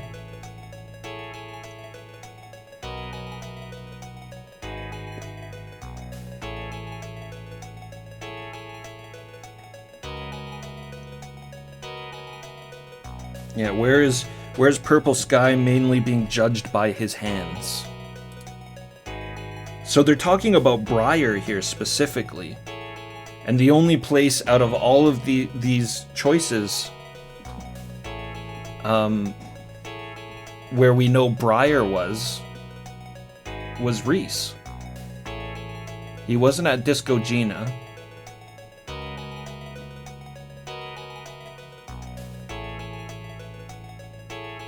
Maybe it is Gina. I don't know. I'm just going to pick something else here now at this point.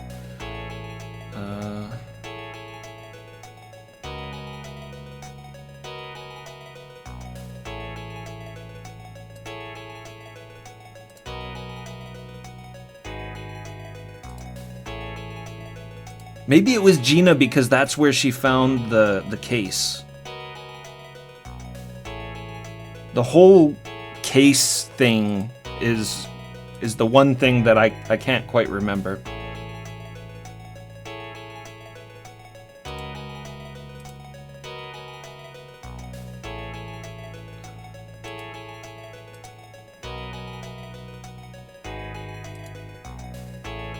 Oh, there we go. It was Gina.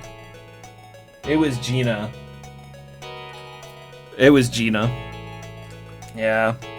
Oh, honestly, that makes sense. That was like the one part I was a little bit unsure of. I only pieced that together because it was the question after that. All manner of pleasures. All manners and pleasures. All pleasures were indulged. Thank you very much for the 100 bits. Did I win yet? We got it. Yeah, so basically it was because after that, she's like... one of the answers was finding the case at Gina. Finding the case of Purple Sky at Gina. So it's like they were checking or testing the product at Xena. Even though we've never seen Briar at Gina or Xena. That's, I guess, where they were checking the product. Alright, let's... we've got it. Let's move on from that silliness. With all this information, it seems almost certain that Lazovan Pharmaceuticals and Bloody Fox are connected. Now all that's left is to look at the Lazovan Pharmaceutical document that Steve went to pick up. By the way, Steve's late. What if Steve comes back and then he asks us to review a bunch of shit as well? It's like that's the true... that's the end game of Dead of the Brain, just answering a bunch of fucking questions. Now all that's left is to look up the Lazovan Pharmaceutical document. And he's late. It's a shower room. Maybe Sheila will take a shower later. Normal bed. Cold at night. Close the curtains. Let's move out. Okay, let's go back out into the hallway for now.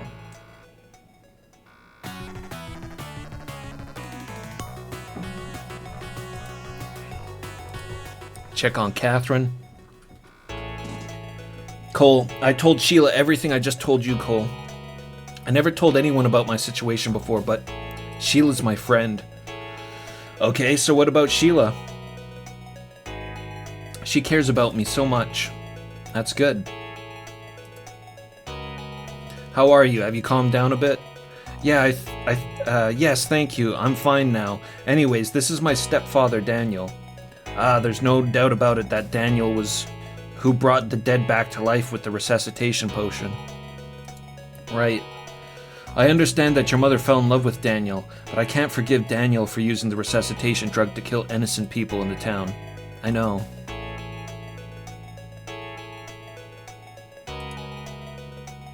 I know how hard this must be for you. Yeah. But not only did he steal my friend Doc's research, he's also put the city in a state.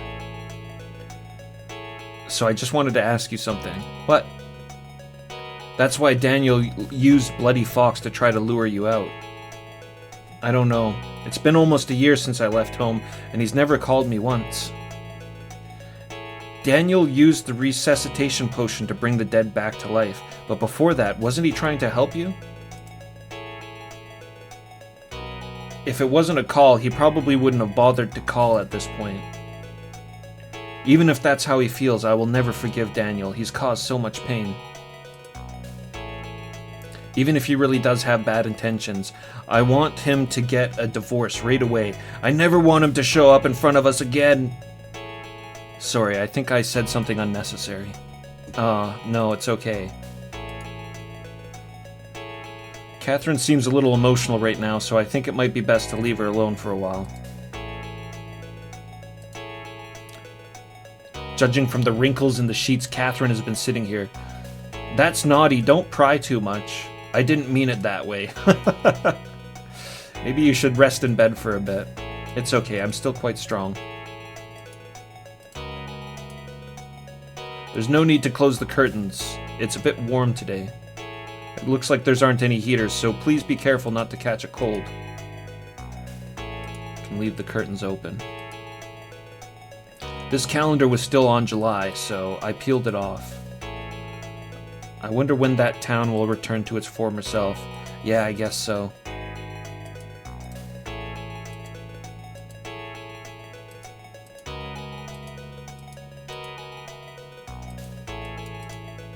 Alright. I'll be off.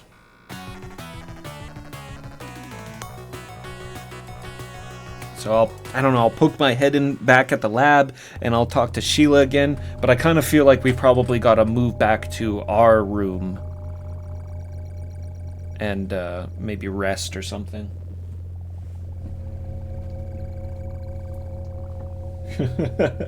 You plus me plus bed. That's the old Cole. That's Dead of the Brain 1 Cole. Cole, no matter how long I wait, Steve hasn't come home yet. I'm worried, so could you go check on him?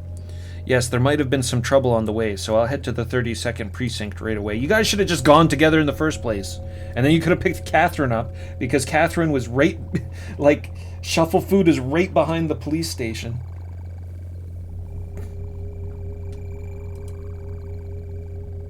Yes, Lyle, please take care of those two. Oh, we're switching discs. Switching discs now. We still have one more disc. But that could just even be the ending for all we know. Like, with these old games, elaborate cutscenes can definitely take up one whole disc. We've arrived at the 32nd precinct. I didn't pass anyone, so I guess Steve is still here. This is the lab's car I came in. As always, the keys are left in the car. This is so I can escape in an instant if something happens.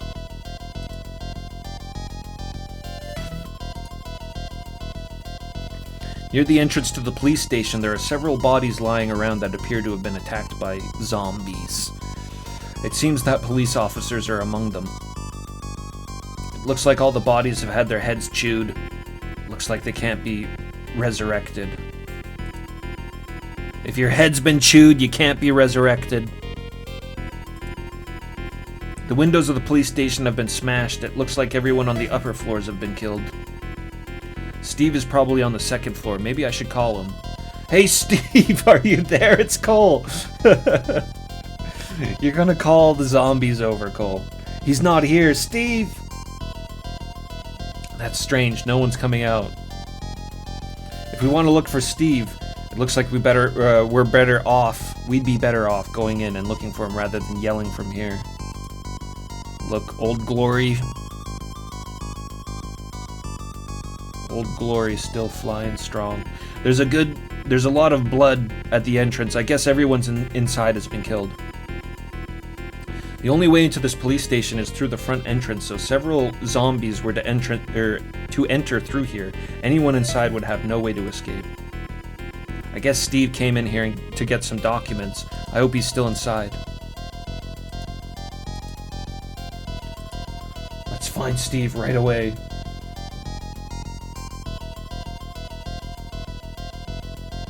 There's a strong stench of death in the air. We can't stay here for long.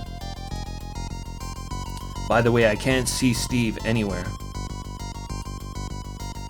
Those are the stairs leading to the second floor. I'm sure I used those stairs when I went to the investigation department where Steve works. Steve must be here to pick up some documents. He's probably looking for some files in the investigation department up the stairs over there. The investigation department is at the top of the stairs, and Steve's desk is in that room.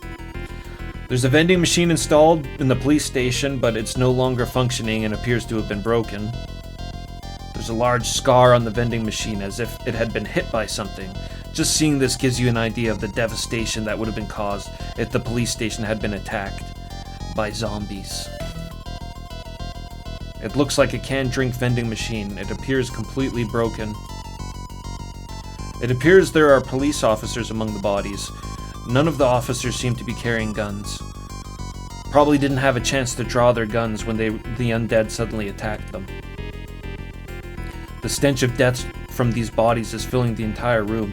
If we leave it like this for too long, there's a risk of an epidemic breaking out.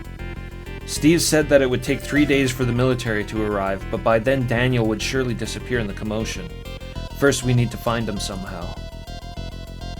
It was the same 2 years ago, but no matter how much I looked at these human corpses, I never got used to them. Among the corpses, we see those of police officers as well as ordinary women. The zombies that attacked humans for their brains will kill and eat their victims, regardless of whether they're a man or woman.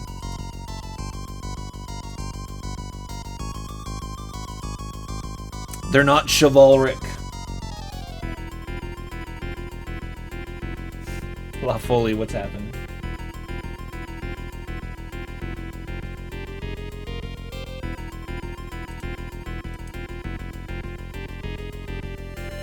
Door's the only way in and out of the police station. If we're attacked by zombies, it'll be the only way out. A cold wind from outside blows through the broken glass onto the floor.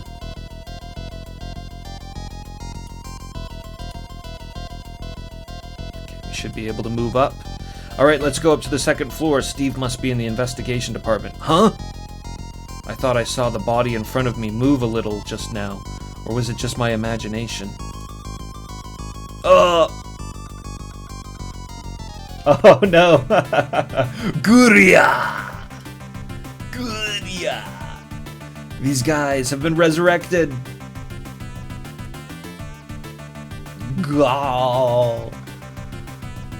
These are our first close quarters zombies, aren't they? Boom! Damn it, I managed to kill one, but I'm out of ammo. What a shame. At a time like this, we have to get out of here no matter what. Where are you running off to? To the stairs. Okay, let's go up to the second floor and think about how to escape. This guy doesn't have the zombie hand-to-hand skills that Tony Todd does. He's got to learn his zombie hand-to-hand combat skills. You just ankle pick them. Ankle pick the zombies.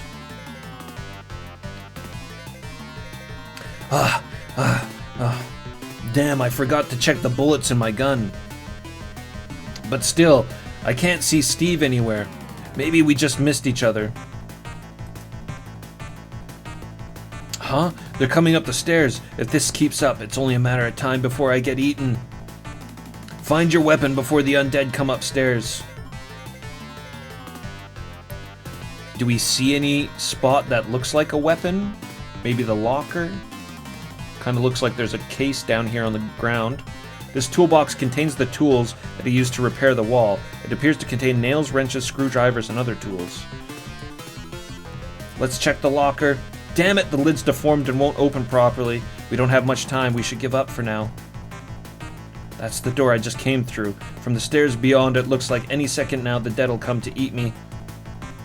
Let's check this desk drawer. What's wrong? There's just some videos and magazines inside, but I can't find anything that can be used as a weapon. I hope there's a gun in this desk. It's empty inside. What kind of work does the person using this desk do? Plastic sheet covering the repaired walls. Anything in this desk? Anything here? It's a heavy chair. Use the chair as a weapon. It's rolling away. I can't just swing something like that around. Why not? There might be something in this desk.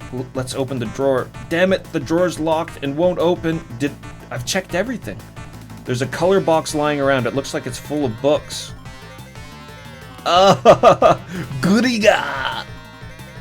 Goodya! Wow, wow. That would have been cool if we got like a death scene there.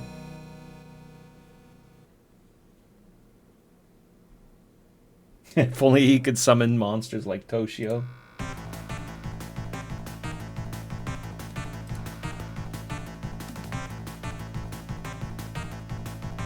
Alright, here, holding the glass, looking through, you can see the bloody corpse of a woman below. Surely not. Okay, maybe I gotta look at this a couple of times.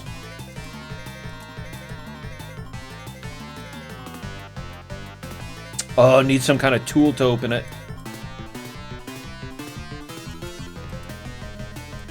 What do you mean?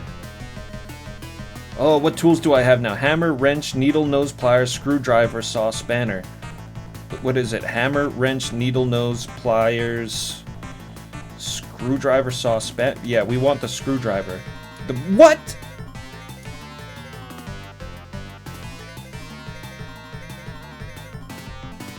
Hammer?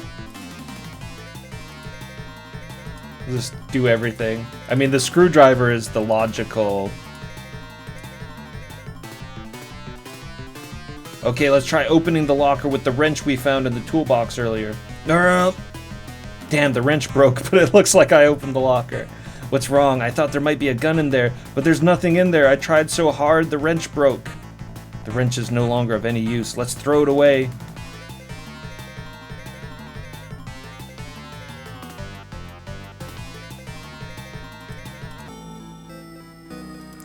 Ran out of time.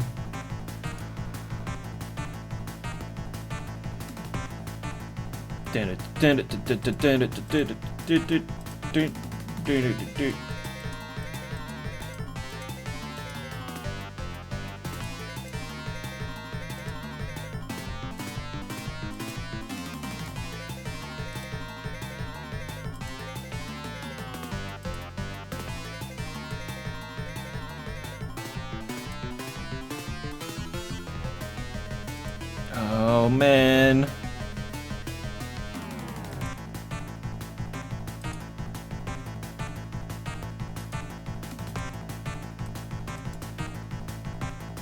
It's locked. It can't be opened. Oh, we unlocked it, but there's just a bunch of books inside.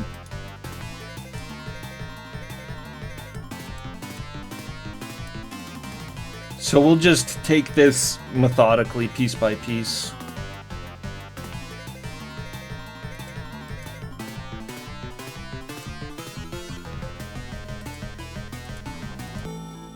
Okay, that desk is really heavy because there's something in it.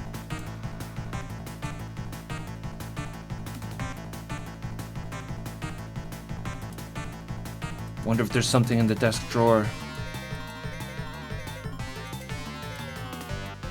No matter how many times I try, I can't move the desk. I think I should give up.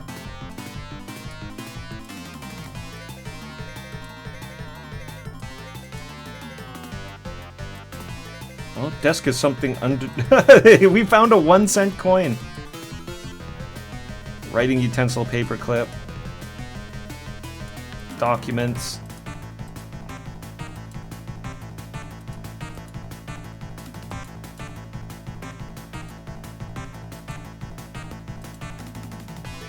Empty inside. What does the person use this desk for? It kind of seems like it's this one. What is it? I can't move it though.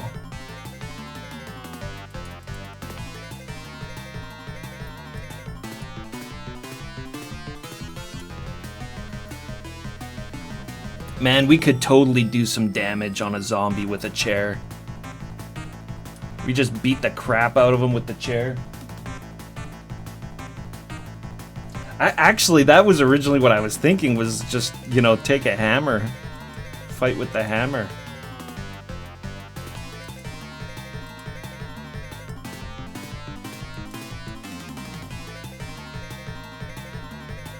If I could remove the bottom of the chair, could use it with one hand.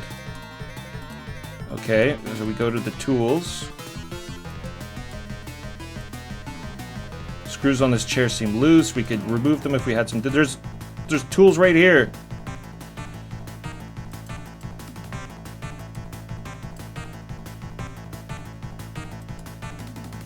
What?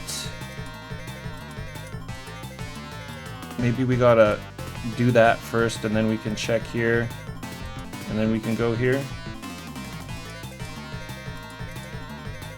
This is insane.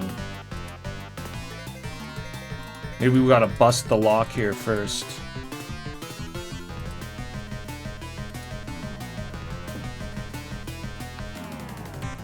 Yeah, that's what I was thinking, Cheese Whiz, but maybe we were just too slow on it.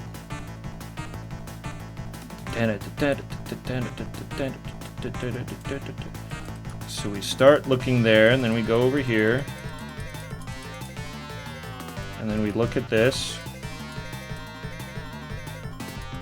And then we look at this. Alright, let's use that tool first.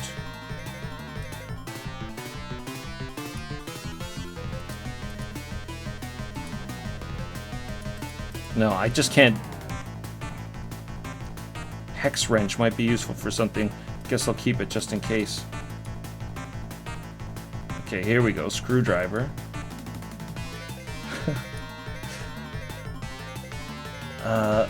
Hex wrench?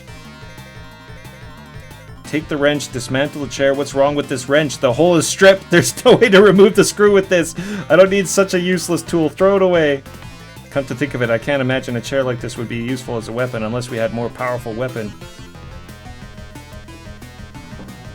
Crazed. This is a crazed sequence. This is fucking crazed.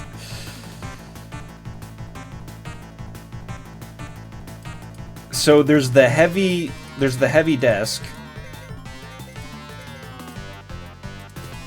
Whoops.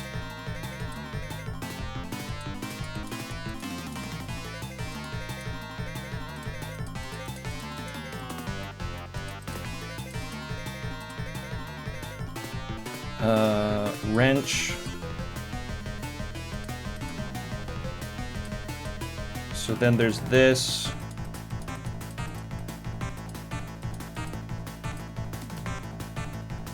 Thing might be useful as a screwdriver. Well, it's better than nothing. The footsteps have stopped. They're coming. Okay, we've got the screwdriver as a weapon. But brain! More brain!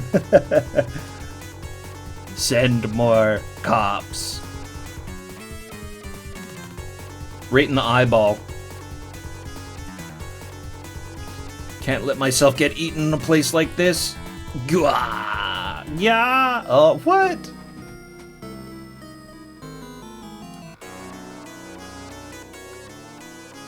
Oh, at least we start with we continue with the zombie fight. You monster. Probably in the brain leakage. Hit him in the brain leakage. Oh, I didn't click it. We had to destroy all tools before we were able to use the screwdriver. Right there. Oh no, that wasn't it. That wasn't it.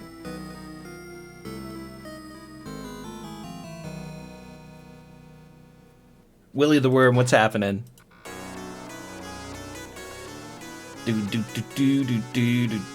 More brain. Let's try here, this side. Die! There we go. Oh, ah. Not quite as cool and satisfying as the eye gouge that he does in the first game, but it's pretty sweet. Plus the blood was blue. That's kind of weird. I guess that's supposed to be all the serum in them. I did it. I did it. But now I've lost my weapon. Oh shit. Bwah! Damn it, I'm not gonna die in a place like this. This thing's taking my neck. What kind of force is that? Damn. He's got his artery cut right through. Is he gonna be strangled to death like this? Well, maybe we'll poke his eyeballs out. Can we do that like the first game? This is Cole's signature move. You bastard! He did it! It's Cole's signature move. Why would it care, though? Like, why would it be holding his eyes like that? Oh! He just kicked his ass right out of the window. That's what I'm talking about. You don't need a weapon. You can just, like, kick the crap out of a zombie instead. Good job, Cole. Somehow I defeated him. If I had known it would be like this, I should have waited for Steve at the lab. I mean, you could have guessed. You guys already knew the whole city was overrun by zombies. However, it's a good thing we managed to defeat the undead, but it was a mistake to not replenish my ammunition. Anyways, it's not safe to be here. We should hurry back to the lab. Wah! Eat brain! More brain! Ouch! I was careless to think there wasn't another one. Guag! It's no use. I've got no strength left. Brain! Brain. I love these zombies. They're so like Return of the Living Dead. Was I destined to die here? Pop his skull. I didn't think the eyeball thing was gonna work again. Be weird if they did that 2 times in a row. Oh! All the way back here.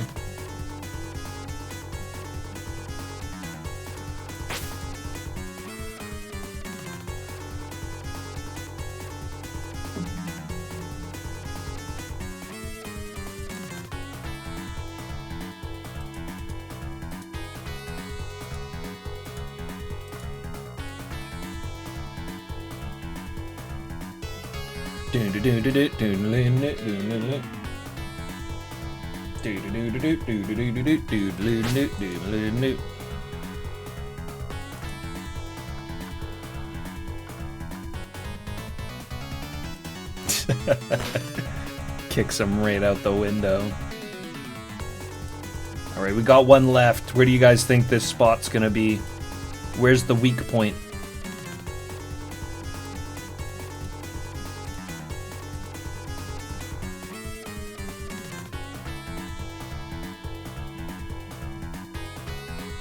In his mouth?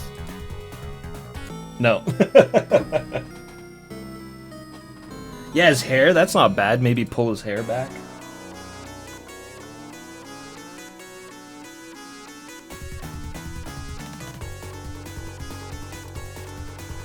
His stylized hair.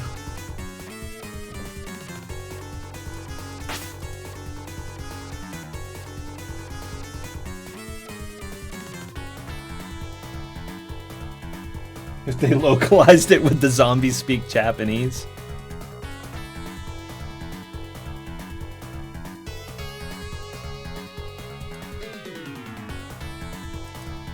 Squish.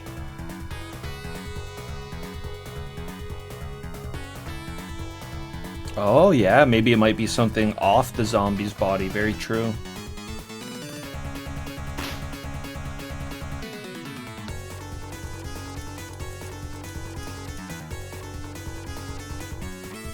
There's a saw. There's a saw, bottom right. I just noticed.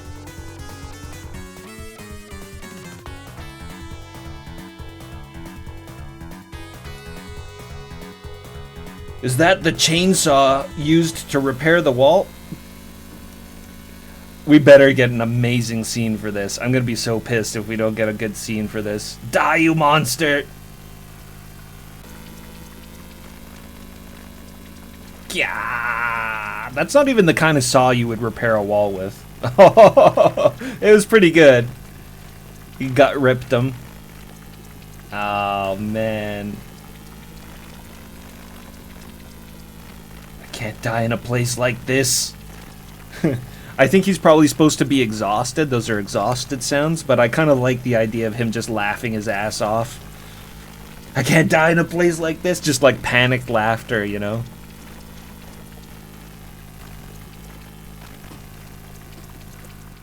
Completely deranged, stress laughter. Cole, are you okay? Fucking Steve is back.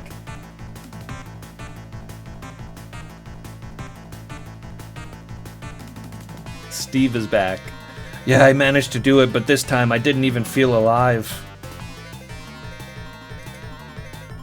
Cole, I'm glad you're safe. Yeah. Oh yeah, blah blah. We were all worried because the call was late. We were being attacked by the undead, and when our guns ran out of bullets, even I got scared. Cole, I'm sorry about earlier. I guess I was a little emotional. I was only thinking about my mother. No, it's okay. I know how you feel, Catherine. There's no way I can forgive Daniel, who is causing suffering to the people of this town with his research into resuscitation drug. So what are you gonna do now? Come to think of it, Lyle is nowhere to be seen. Yeah, I haven't seen Lyle since I got back. There are only 2 cars in the lab, so I don't think he's out and about. Lyle is probably somewhere in the lab. There is a locked door, a mysterious locked door in the lab. What do you mean by feeling like you're not alive? I'm embarrassed to say that when I was attacked by the zombies on the first floor of the police station, I ran out of bullets. Sorry, that's my fault. I should have given you more bullets earlier. No, I wasn't checking the gun. That's what you get for your own good.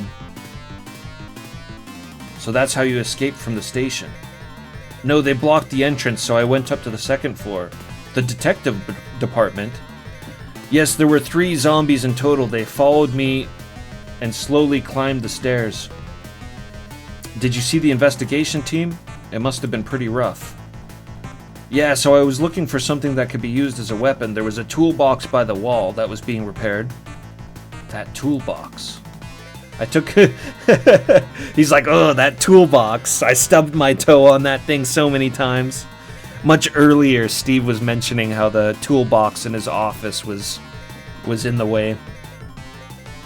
I took a screwdriver and stuck it into the zombie's eye. A screwdriver for the eyes of the dead. And what was the reaction?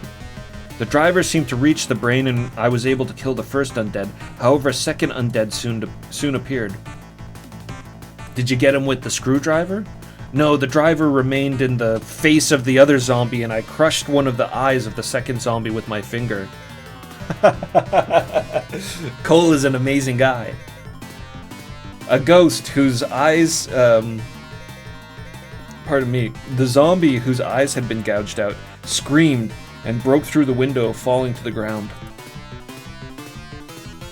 And that's when the last third undead appeared. Yes, I was already at the limit of my physical strength at that point. I exhausted myself while desperately trying to resist being eaten by them. The power of the undead is extraordinary. The power that the undead exert is extraordinary. The power of the undead made me lose my balance and fall to the floor. I thought there was no way to survive, but at that moment I felt something cold on my right hand. Something cold? Yes, it's a chainsaw that was probably used to repair the wall. The rest is as you would expect. I'm amazed. Even as a long-time detective, I'm in awe of Cole's mental strength and judgment. I guess I'm used to fighting the undead, but if I were in that situation, I would probably die for sure.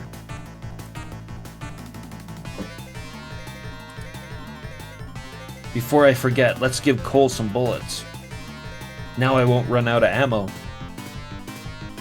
So what do you think of the Lazovan pharmaceutical material?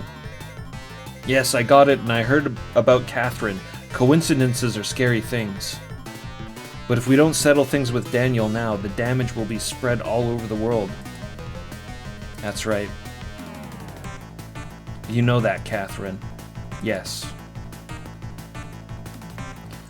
Steve, can you tell me more about the Lazovan Pharmaceuticals? Lazovan Pharmaceuticals was founded in 1926. In 1980, about 4 kilos of heroin were seized. This was the first crime committed by Lazovan Pharmaceuticals. The director at the time, Courant Arrest. What? What kind of name is that? Courant Arresta was arrested and Daniel White later took over the company. Courant Arresta, king of the lands of Arresta. About 12 kilograms of heroin were seized in the recent raid, but since the whereabouts of the man named Daniel are unknown, they've decided to put out a wanted poster for him. Missing? I haven't found any leads. What about Catherine's parents' house? This document includes Montana and... Yes, that's right, when Daniel and my mother got married, they moved to Montana. It seems that the police are already investigating Catherine's parents' home, but according to this, it seems that Daniel has been missing for a month. No way, I called home once a week, but we never talked about anything like that. I guess he didn't want to worry you. So Daniel was the one manipulating the director of Bayside Labs. Steve, now all the pieces are in place. I can't believe the director of Lazovan Pharmaceuticals was the mastermind behind this. I can't really either because he's just an unseen character at this point in time. It's just a background entity. I definitely feel like it's gonna, like, some of these characters we've already encountered are gonna come back around as villains for sure. But we can't do anything until we know where Daniel is. Yeah, I'd love to find him somehow before the military gets to this town. I'm sure everyone is tired after everything that's been going on. I think we should take a break for today. What about Lyle? I'm sure he's in the lab. He said he'd let someone know if he left here. Okay, I see. Come on, y'all should get some rest. Well, let's think about this again tomorrow. Thank you for your hard work. Oh, and which room will you be resting in, Steve? It's the first room on the left as you look from the hallway. That was the locked door earlier. Yeah, that room was locked. Yeah, Lyle gave me the key. Lyle's missing. And Steve has the key to this locked room.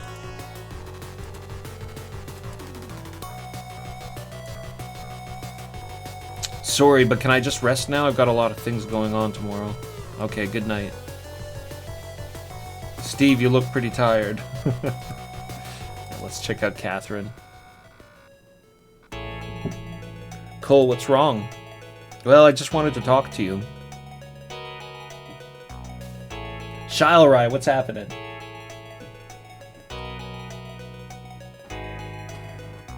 Hate unseen villains. It'd be more plausible for the evil RoboCop to make a return somehow. Well, he's definitely going to come back for sure because he was in the intro. He was at the very beginning of the game. The Snatcher was being resuscitated.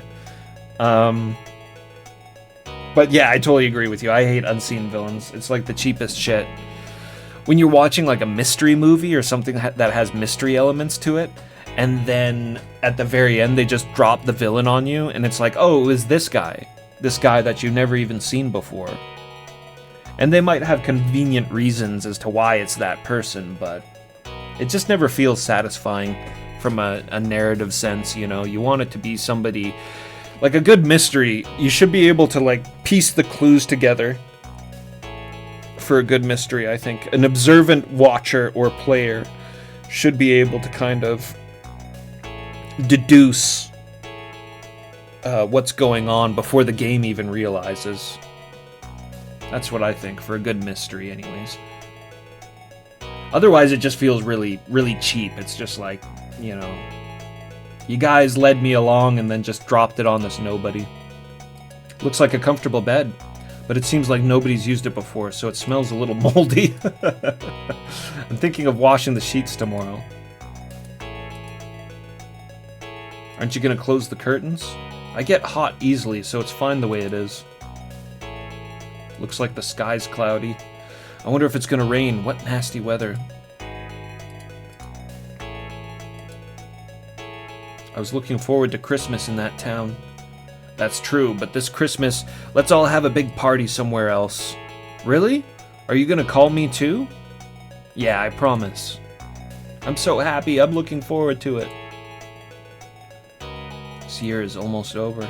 I guess so. 1990X. Cole, can I hear it? What? It was at the police station earlier. How can you stay so calm, Cole? I'm not exactly calm. Even at the police station when the zombie suddenly appeared in front of me, I screamed in shock. So it was quick thinking? Judgment, I guess. It felt like an unseen hand was guiding my moves. I haven't really thought much about it myself. I've always wondered, why are they called zombies and not... Oh, what? Why are they called spirits and not zombies? So I've been calling them zombies this whole time, but the intention is for them to be called something else. That's why they're called spirits. In movies, resurrected dead people are called zombies. But the original term zombie came from the West Indies, where people cast spells on the dead to bring them back to life in their desperate need for labor. Are you gonna put the resurrected dead to work? That's right, because he's a dead man, he won't complain no matter how much work he has to do. And he doesn't even eat. Except for brains!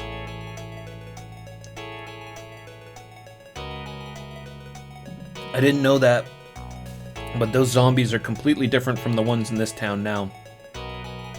Exactly. Instead of working for humans, they resurrect the humans and eat them. Seems like the dead eat brains. It seems the key to all resuscitation drugs lies in the brain. Why do they want brains? What would happen if they ate one? Or what would happen if we ate one? Does she mean us? I don't know. Even if you eat a brain, I don't think your stomach would digest it. You would know, you won't know until you become a ghost. Hey, don't say weird things. I feel very lucky to have someone like someone like Cole close to me. Why? Because there's no one else who's ever fought the dead. I think it's thanks to Cole that I'm still alive.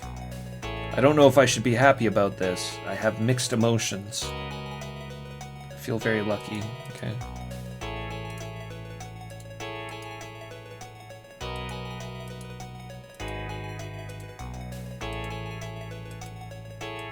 I'm not gonna lie, I kind of thought that there might be a scene with Catherine. Cole is not the most faithful guy, but I guess he's cleaned up his act. He's cleaned up his act a little bit.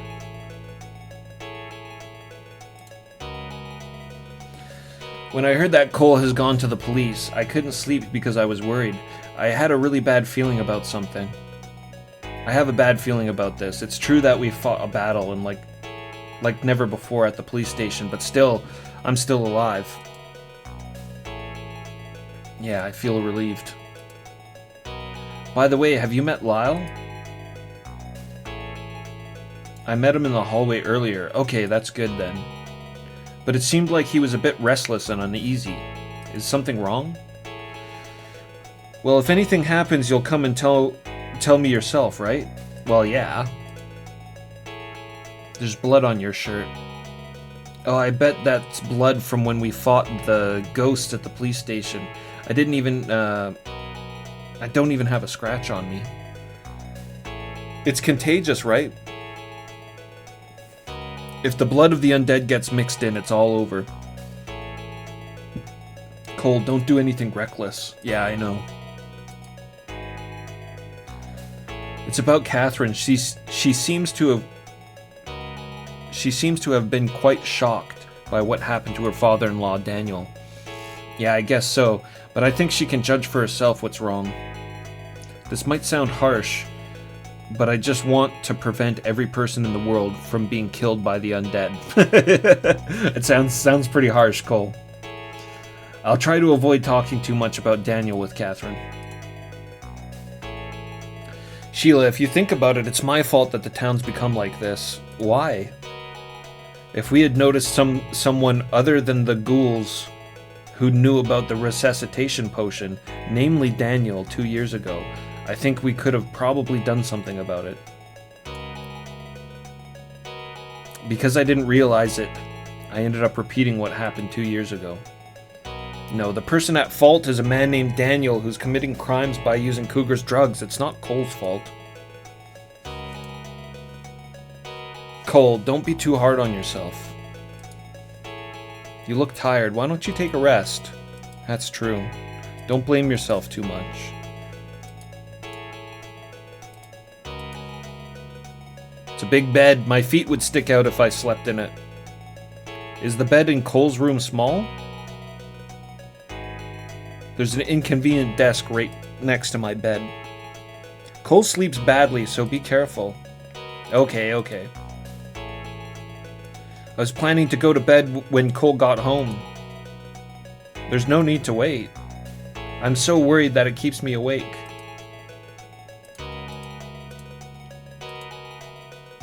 Is this the shower? Don't open it. Huh, Sheila, what's wrong? Oh no, I just took a shower and washed my underwear. Oh, sorry. How was your shower? What's up? It feels like I've just taken a shower. It felt great, and the hot water came right away. Hey, are you making fun of me because the hot water never comes out of my shower? But that's not true. Are you gonna take a shower as well? No, I'll pass. He's covered in blood, like... He's covered in blood, and if you get even a little bit of blood in you, you turn into a zombie. You should probably have a shower. It'd be scary for if a ghost suddenly jumped out of here. Cole's so mean. He's always threatening me like that. But if that happens, you'll come to help, right? I wish I hadn't been sleeping so soundly. That's mean. Well, at this height, even the dead couldn't climb up. Yes, that's right.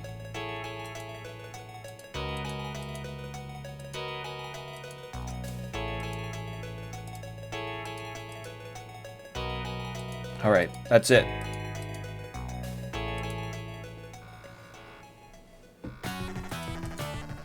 Just take a quick glance around the other rooms here.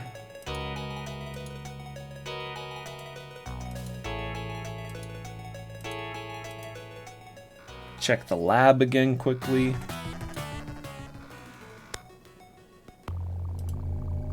Nobody in here. Oh, there's a door. And we can look at this sink now as well. We can look at a bunch of things that we weren't able to look at before. It looks like a normal tap. I might as well wash my hands while I'm at it. Yeah, that feels good. I'll have a sip while I'm at it. I think the water here comes from the tank on the roof. There's a large device installed in the corner of the room. What on earth is it used for? There seem to be a lot of cables coming out, and it appears to be something quite large. It says PR100, but I'm pretty sure that's not a printer. It's probably best to not touch that device carelessly. You never know what might happen. That's a pretty sturdy looking door, and there's an auto-lock keyboard next to it. I'm sure Steve said that he'd never been allowed into that room. What could it possibly be?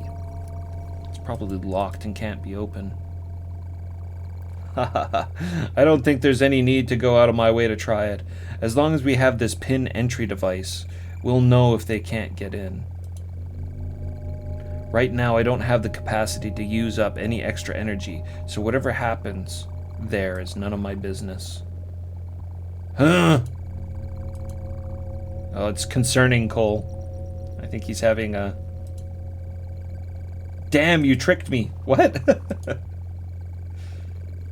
Can't open the door unless you know the PIN code. Oh, got some computers back here. There are computers lined up on the desk. They're all turned on. So where on earth did Lyle go? The monitor was displaying some incomprehensible numbers and graphs. Incomprehensible. Nowadays, computers and other machines are used for all kinds of things. Back in the day, everything was done by hand, but we live in a convenient world now.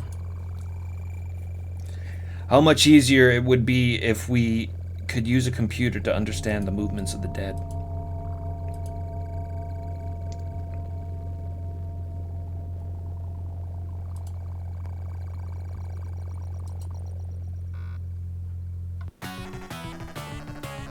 Alright. Only one place left to go. That's our room. Getting tired. I think I'll take a rest soon. At this rate, I'll probably wake up at night. Day and night have been reversed again. I'm sleepy. Going to sleep. Whoa! He had a nightmare. Are you okay? Cole, stay strong. Huh? Who's that? Stay strong.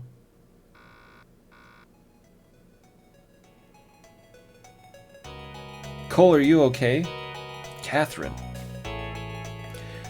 It looks like you were really upset. You were sweating profusely. I got nightmares. Anyways, what's wrong in the middle of the night like this? I couldn't fall asleep oh no.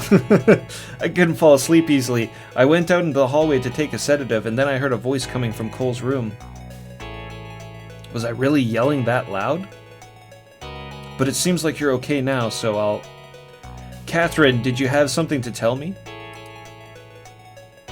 How about we go out onto the roof? I've always wanted to go to the roof of this lab. He's just always wanted to go to the roof of this lab.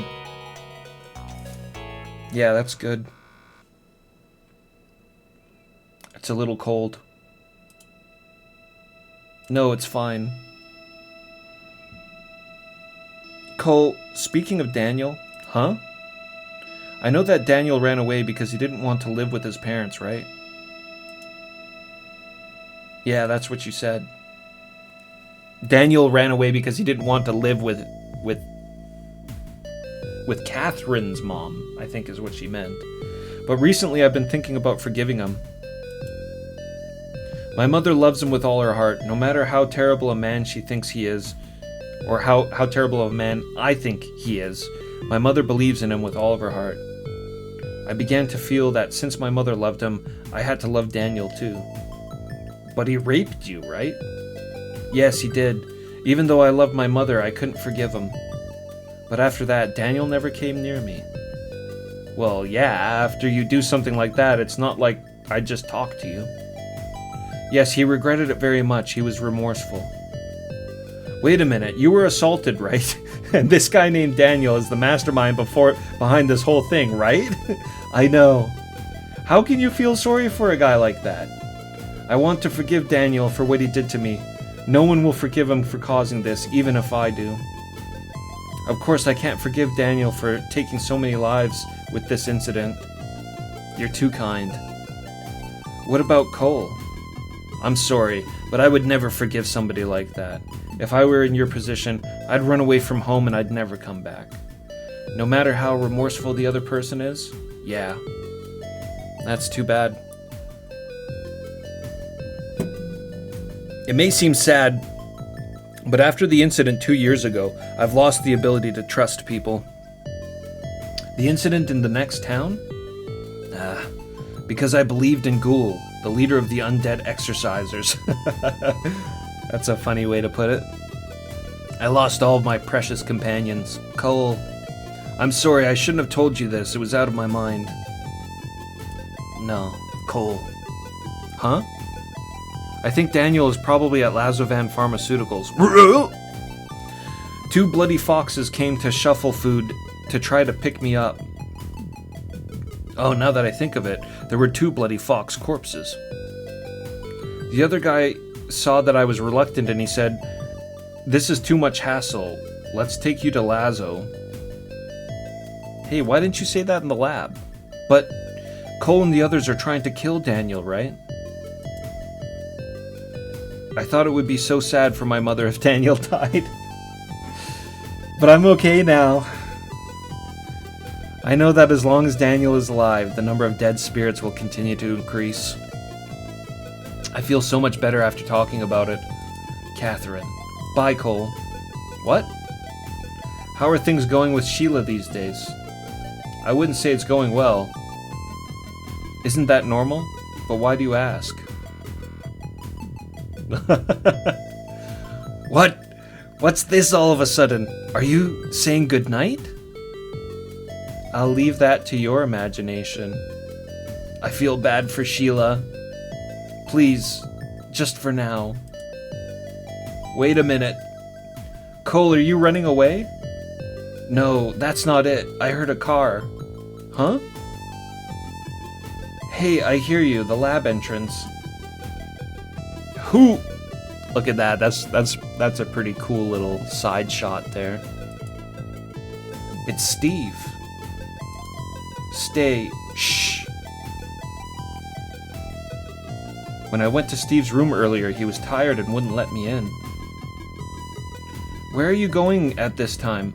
I don't know. It looks like he's carrying some kind of large package. Oh, he's gone. Where did he go? Well, I'll just ask Steve when I wake up. Anyways, Cole, please hold me. I'm so scared to be alone. Just for now, please. Just for now. Cole, please respond. Are you sure you want me? Please. Horrible hog, what's happening? Which one, chat? Which one?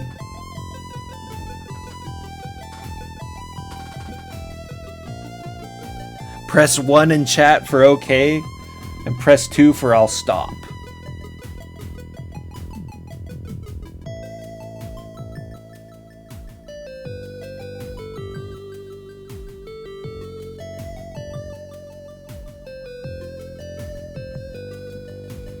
2 1s and 2 2s. Oh, we got a third one, and another. The ones, we've got an overwhelming number of 1s. Okay, I'll erase all of the fear from your heart. Gonzo Cookie, what up? We're gonna erase all the fear from her heart. Ah, Cole!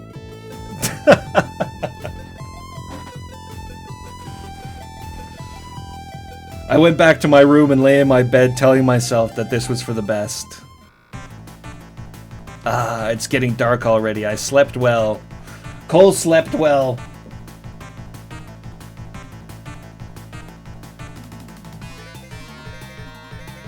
Cole slept very well. That was almost identical to the scenario in Dead of the Brain 1. Yesterday, Catherine told me where Daniel is. I need to let Steve know quickly and get rid of Daniel.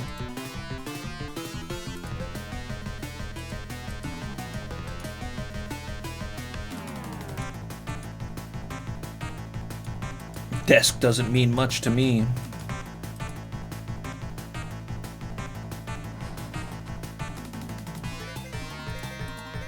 Alright, we move. And let's go check on Sheila.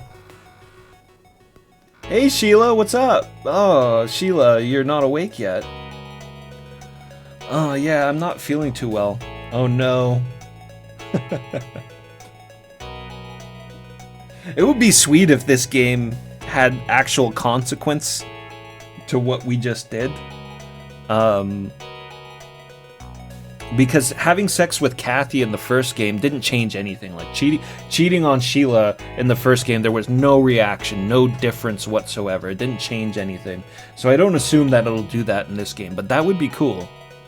That would be cool. That's literally the only choice we've had the whole game. Every other time we've been given selections, it's been more of a puzzle where we have to pick the right selections to be able to progress, but that was an actual choice. And honestly, it's probably just for the scene. I doubt we'll get any kind of reaction or any kind of consequence for cheating on Sheila again, but that's just the kind of guy Cole is. Yeah, I'm not feeling too well. Are you feeling sick? What's wrong? You seem tired, but it's okay. I think I'll feel better soon after getting some sleep. A lot of things have happened, so it must have taken a toll on your body. How's it going? I was thirsty, so I stood up to get some water, but suddenly I felt dizzy. That's stress. I get dizzy sometimes too, but it's always when I'm tired. Did you sleep? Yeah, about 3 hours. I see, at times like this, it's best to rest for a while. Is there anything you want? I want to drink water. Okay, I'll be right there. Cole, I want some water. Yeah, I'll get it right now.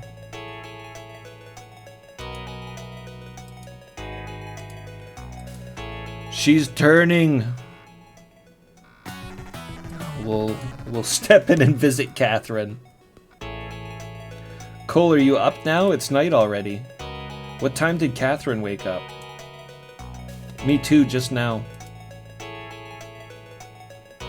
Catherine was pretty bold yesterday. Even with what happened, Catherine is still able to talk casually, which shows she has a straightforward personality. Have you seen Sheila? She doesn't seem to be feeling well. Yeah, she seemed a little down. I'm worried. Thanks for yesterday. What? Thank you for telling me where Daniel is. It's okay. I don't want to see any more people being killed by the dead, and... I don't want Cole to do any more dangerous things with the dead. Catherine. She looks very similar to Sheila. Cole's got a thing for blondes. I'm telling you this because if I don't say it now, I'll regret it. I have something to say about Cole. Stop it. I've already been thinking a lot about this case. I don't want to be bothered by such talk at such an important time. I feel bad for you, but since we're fighting the undead and we don't know when we'll be eaten by them, I don't want to have any unnecessary thoughts. Please understand. I'm sorry. It's okay as long as you understand. I'm sorry. Was planning to wake up around noon today, but I just woke up a little while ago. Luckily, there were plenty of spare sheets under the bed. Come to think of it, my bed didn't have any sheets. Do you want one? No, it's okay. This looks more comfortable than the bed in my room. Cole's jealous. Jealous of the bed. Anything changed? There's smoke spots rising from downtown. With all that destruction, it's no wonder there was a fire. It's getting a little cold, so I kept the windows closed. Be careful not to catch a cold.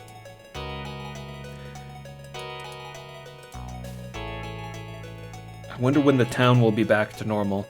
I don't think it'll take that long for people to be able to live there, but it will probably take at least 6 months for the town to return to the lively state it was before. It'll take at least 6 months to completely rebuild and repopulate after a zombie outbreak.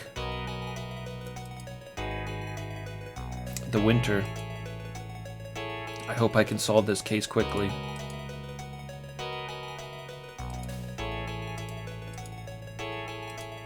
Are you leaving already? I've been a bit busy. Please come again, I'll be waiting. This is Steve's room. Oh, it's locked. Alright, we go into the lab and we gotta get some water for Sheila. Hey, it's Lyle. Mr. Lyle, can I get a glass of water? Sheila seems a bit thirsty. Yeah, use that water tap over there. Hello.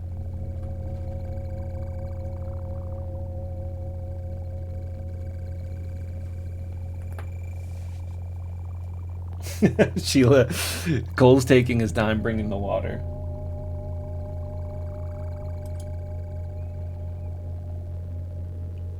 Lyle, where did you go yesterday? Oh, there was an experiment I wanted to do. I was in the lab next to this room. That door had an auto lock.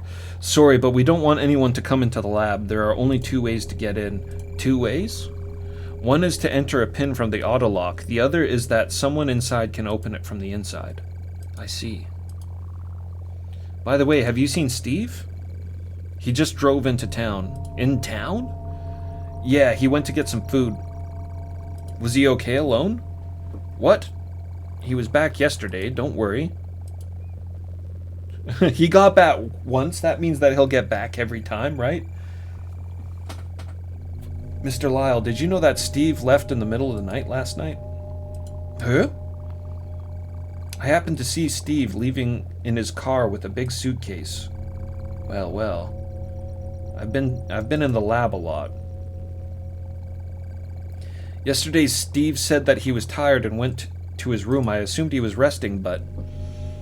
well, he's got a lot going on for him, unlike me, so it's not surprising he went out in the middle of the night. Well, that's true. Steve's a detective, so he has a lot on his plate. It's not surprising he went out in the middle of the night. This lab's amazing no matter how many times I come. The Pillane Laboratory is one of the best around here, and their facilities are second to none. Steve, you said that you've never been inside the lab yet. Or you said Steve hadn't been in the lab yet. Well, I'm the only one who can enter that room. What's going on? It's just a lab. It's just a lab, don't worry about it. This room is my reason to live. What about the water? We can't get the water.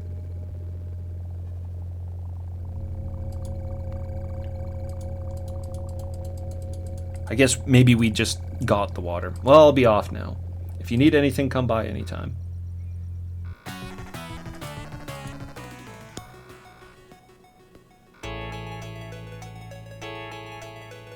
Sheila's in bed. I'm a bit worried. I'm just gonna run to the bathroom here real quick and I'll be right back. Kinder, Shaboy Jay, good to see you guys. Oh yeah, Kinder, we're going the whole we're going the distance. We're going the distance. I'll be beating the game.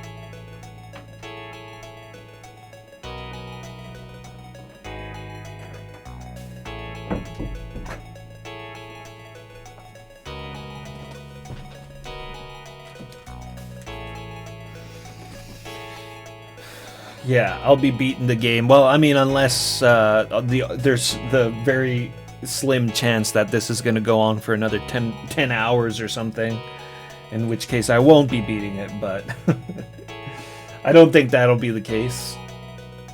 I kind of feel like it's starting to coalesce into some kind of an ending. I sort of feel like the Lasvokan labs are going to be the last area or something.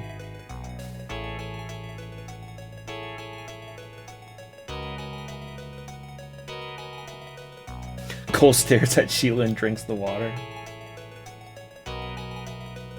Yeah, no worries, Kinder. It's always good to see you, regardless of how long.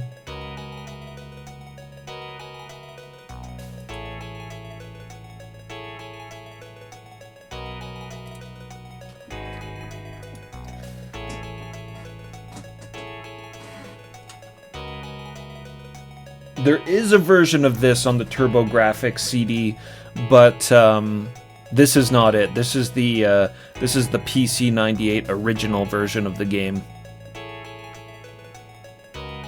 I wouldn't play the TurboGrafx version. It's just the lesser version. I don't think there's any reason to play the TurboGrafx version at all of either of the Dead of the Brain games. Especially since there's a fan translation for the first game. Probably pretty good. I don't know. I haven't played through the first game with the fan translation. That only came out just last year, but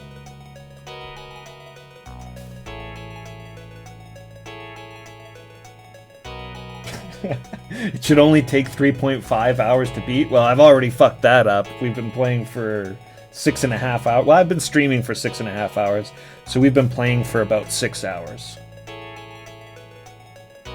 Yeah, exactly, right? Who knows? It should only take 3.5 hours. We're rearing around hour 6, so who knows what's gonna happen.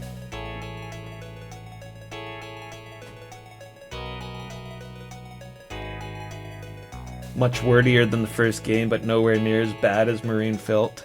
It definitely doesn't have as much, like, dry teenage drama as Marine Filth. I gotta say, man, like, Marine Filth's got a... It's a weird one for me, because I don't remember enjoying that game at all when I played it. But whenever I think about it, I've got really fond memories of it. Isn't that strange? It's one of those weird situations. It's like... Wasn't a fun experience, but looking back on it, it seems like I enjoyed it. I don't know. It had its moments. It got pretty good at the end. Dude, I still don't have water yet.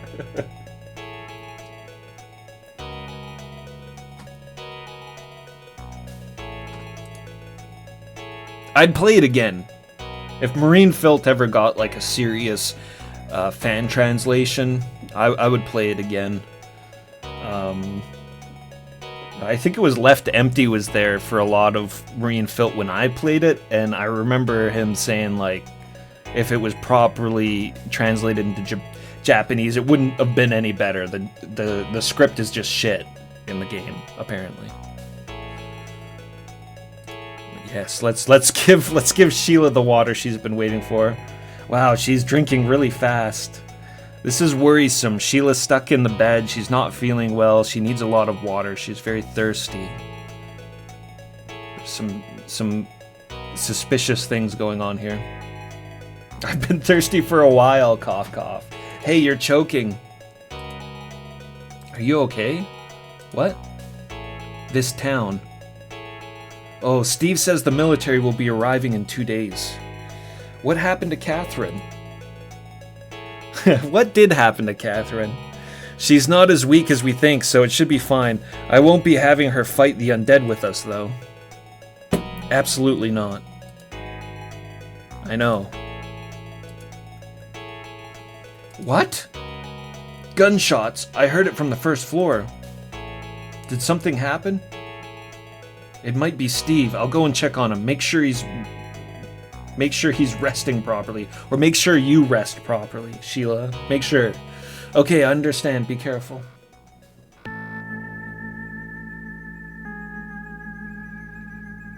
I finally made it to the first floor, but I can't see Steve anywhere.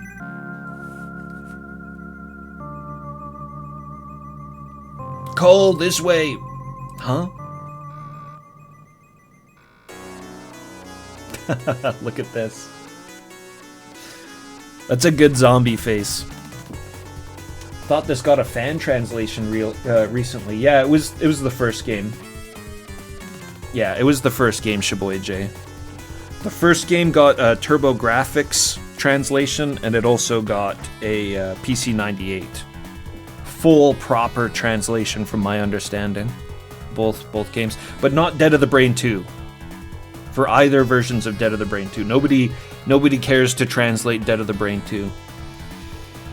A ghost, how did it get all the way here? Cole, I've had enough. Kill this guy. We got lots of bullets now, so we should be able to just shoot him in the head.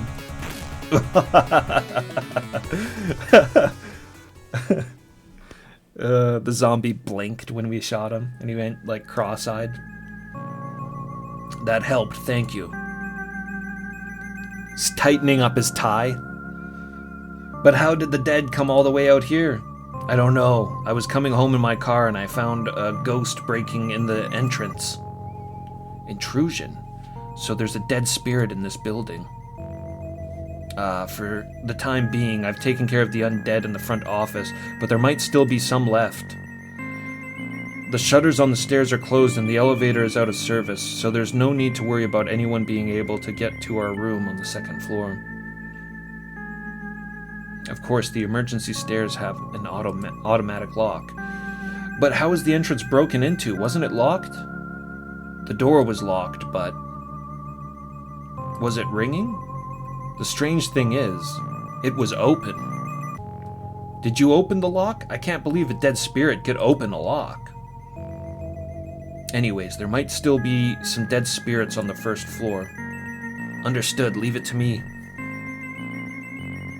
That would be helpful. Oh, this totally reminds me of clearing the hotel in the first game. In the first game, we had to like go down a level and then clear the whole hotel.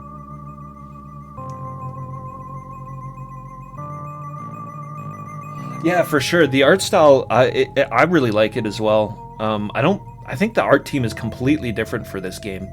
I don't think a lot of the people from Dead of the Brain 1 seem to have come back in Dead of the Brain 2, but not the art team. I think it's a completely different art team. I mean, it shows. It would make sense. Okay, so where should we start? Well, this door right here is the closest. Steve said he defeated the undead that was in this office. I think I'll go in and check. Oh, that's terrible. It's the ghost of a man Steve shot. His brain is completely destroyed, so he'll probably never move again. Steve is an expert marksman. He hit the wraith right in the forehead with precision. He keeps changing how he refers to the zombies. But he doesn't want to... It's interesting because the story established he doesn't want to call them zombies because zombies are fake. They're just from movies, right? Zombies don't exist. So we call them ghosts or spirits, spirits of the dead or wraiths. He hit the wraith right in the forehead with precision. This guy's brains are all over the place. The distinctive smell of brains have been stimulating my nose for a while now. There's a woman's dead body lying here. Seems that she was also a spirit. I won't show any mercy just because she's a woman. As long as she's a spirit, it doesn't change the fact that she attacks humans. This spirit must be an intruder, but I didn't think that it'd come all the way from the city.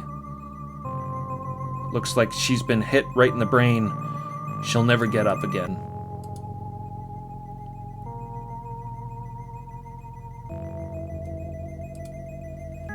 Can't believe there's a ghost hiding in a locker.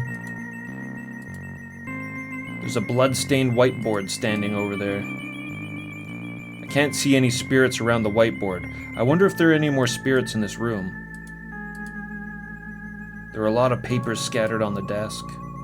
Doesn't seem to be anything under the desk.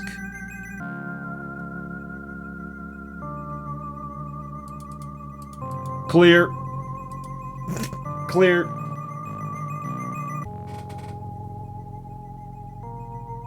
Yeah, for sure. Dead of the Brain 1 and Marine Filter, the same artists. Definitely got the same look.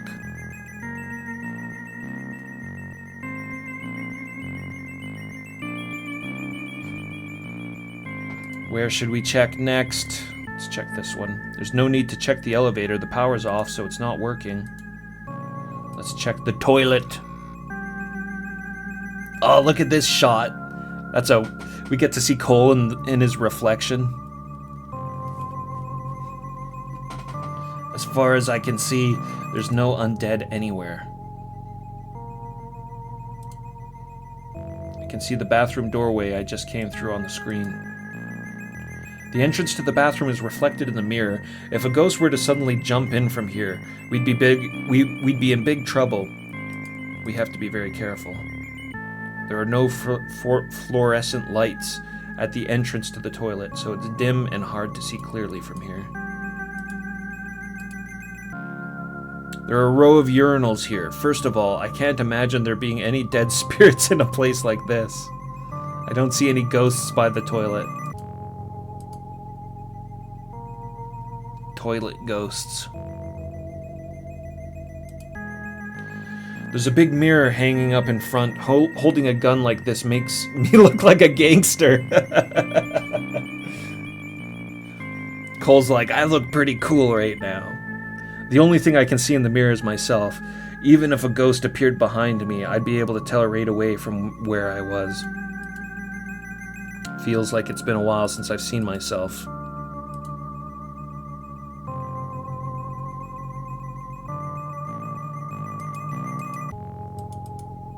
Yeah, that's it. Alright, let's go out.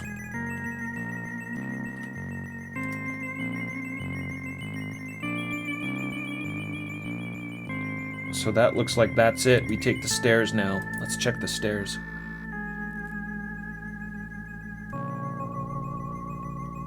I've hit a dead end. It doesn't look like I can go any further.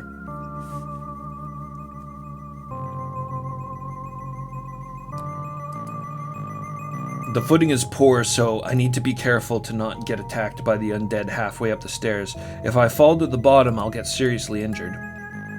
I can't sense anything around here. It seems there are no undead here. The only sound echoing is my footsteps climbing the stairs. It seems there aren't any dead spirits around here. The shutters are closed out front. Steve said yesterday that he closed all the shutters in the lab. This one was probably closed at the time. The shutters aren't open, so it seems there's no spirits beyond this point.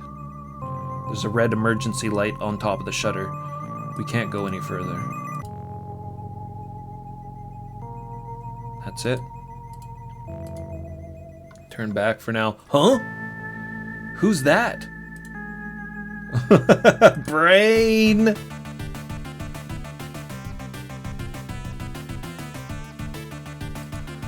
Headshot. Oh, that was close.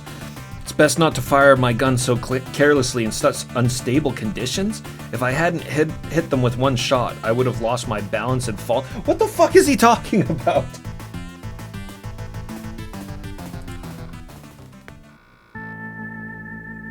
Where should I check next? It's the ghost of the woman I defeated earlier. Oh, that's a good shot. The bullet I shot her with in the head, or hit her in the head.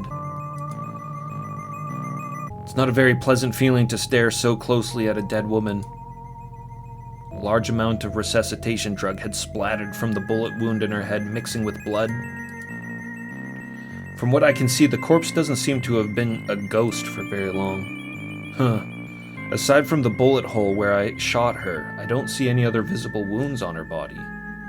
No doubt about it, she's been injected with the resuscitation drug, or perhaps a purple sky with a high DNV content. Drugging a young woman like that, I can't forgive this. Seems this woman was injected with drugs and turned into a ghost. This is all because Daniel unleashed the purple sky. Damn you, Daniel. Huh? There are purple spots on their chest. I've heard that after death, blood congests to the surface of the body. But in this case, could it be that the drugs have left the body? Strange purple spots on the chest. So she's like excreting the serum out of her pores or something?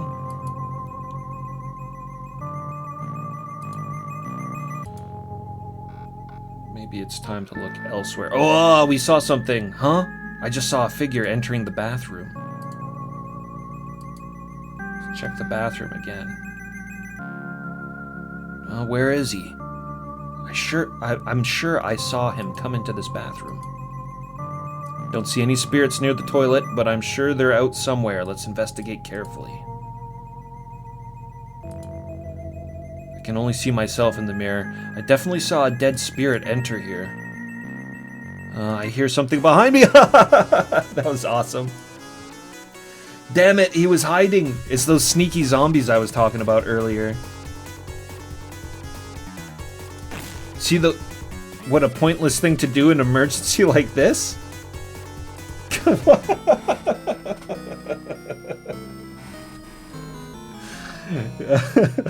Don't shoot the mirror.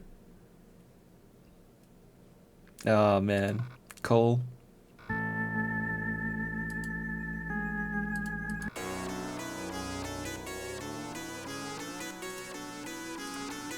So what am I supposed to shoot then?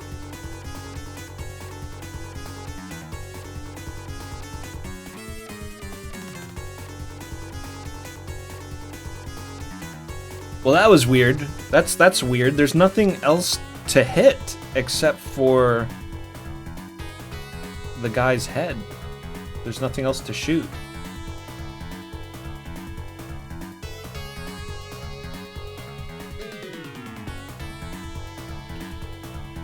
Maybe I'm not supposed to, like, click on his head. Like Cole's head. It just puts you into this situation where we get caught by a spooked out zombie. My back is hot. It feels like I've been stabbed by something. Everyone, I'm sorry.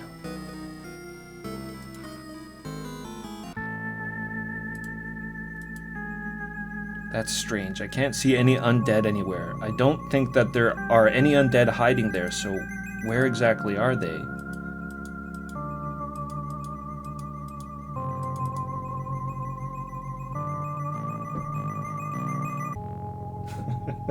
Just a couple of guys being dudes in the bathroom.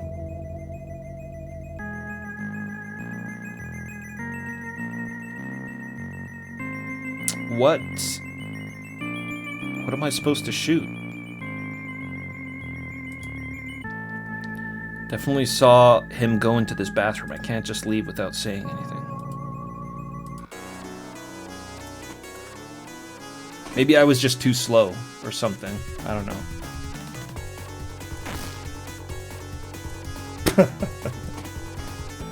There's literally nothing else to target, though.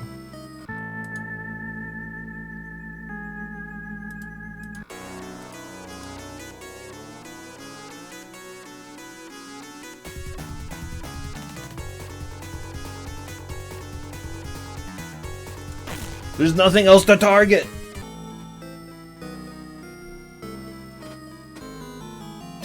Cole, why are you shooting the mirror?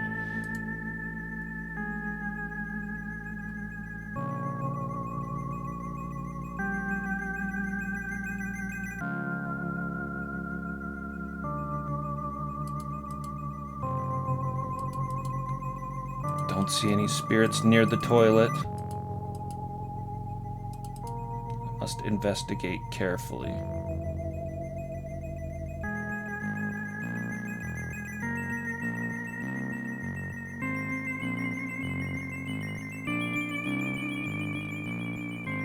So do a full pixel hunt here.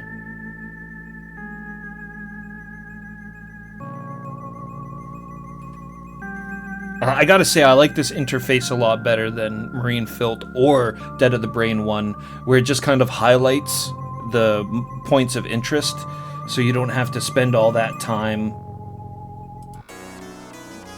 Yeah.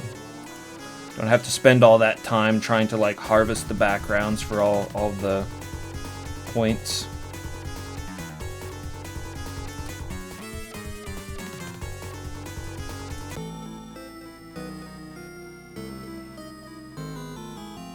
I did let the timer run out, though. I actually tried that already. Just waiting.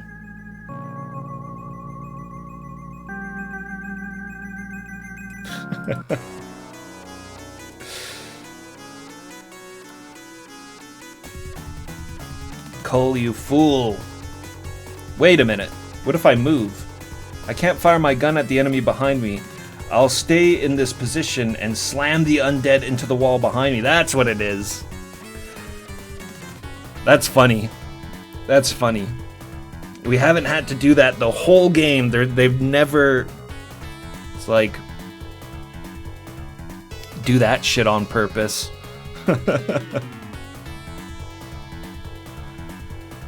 Play through like a huge chunk of the game. Or what I have to assume is a huge chunk of the game where you never have to do an action like that. Yeah, I was gonna say from the description of him dying with getting the sharp stab in his back, and even the guy when he grabbed us, it didn't look like a zombie. It's a bloody fox, dude. So you were the one who picked the entrance lock. Why? Why did you attack me? Why did you come here? Did somebody ask you to do this? Did Daniel ask you to do it? Ha ha ha. Answer me, why did you target me? Grin. You bastard. Ugh. What's going on? Hey. Is he... He bit off his own tongue? That's commitment. Holy shit. I'm shaking. I have never trembled, even when fighting undead, but now, facing not only undead, but also bloody foxes who have come prepared to die, my whole body is trembling. Something huge is moving. Up until now, the only enemies I've had were the undead, but to think that flesh and blood humans were targeting me and prepared to die. Anyways, we have to tell Steve about this. If things continue like this, we'll all be killed one day. Oh, Cole, good to hear. Is everything tidy on the first floor? Steve, we're in big trouble. We're in big trouble, Steve. Greasy Stumps, thank you very much for the follow.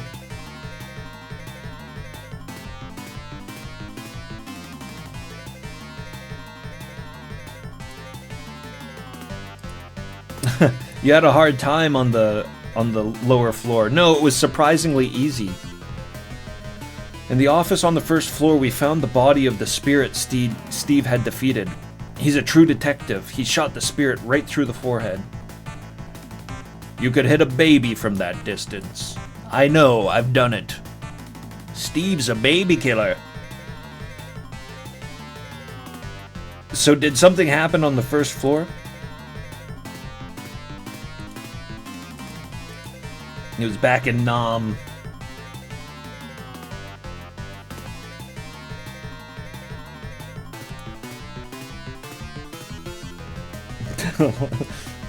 Lyle says he'll be in the lab all day again today. Cole. Lyle, let's hear from Cole first. What? No, just talk to me. Yes. I was just attacked by a bloody fox on the first floor. Bloody fox? How did he get here? I always thought they were ghosts, but... So I asked the man. What's wrong? He bit off his own tongue. His tongue? Is he dead? Yeah, he smiled at me before biting off his tongue. What a guy. Then, was the front door open too? It must be him. That bloody fox is being controlled by someone. Maybe. Manipulate? Cole knows that, right? He's the one who's making Bloody Fox do this. Daniel? That's the only thing I can think of. But I don't think Daniel knows about us personally. I've already reported that we've been investigating Purple Skies since Daniel was connected to the Bloody Fox. I see. This is getting tricky. From now on, in addition to the undead, Bloody Fox will also be our enemy. Daniel must really find us a nuisance. Besides, it seems he's discovered we're in this lab. Well, all the shutters in the lab are closed, so there's no way they'll be able to come up to the second floor anytime soon. Unless they have a list of all the copy protection codes. Lyle, stay alert. If I was being careful, I wouldn't carry a gun with me all the time.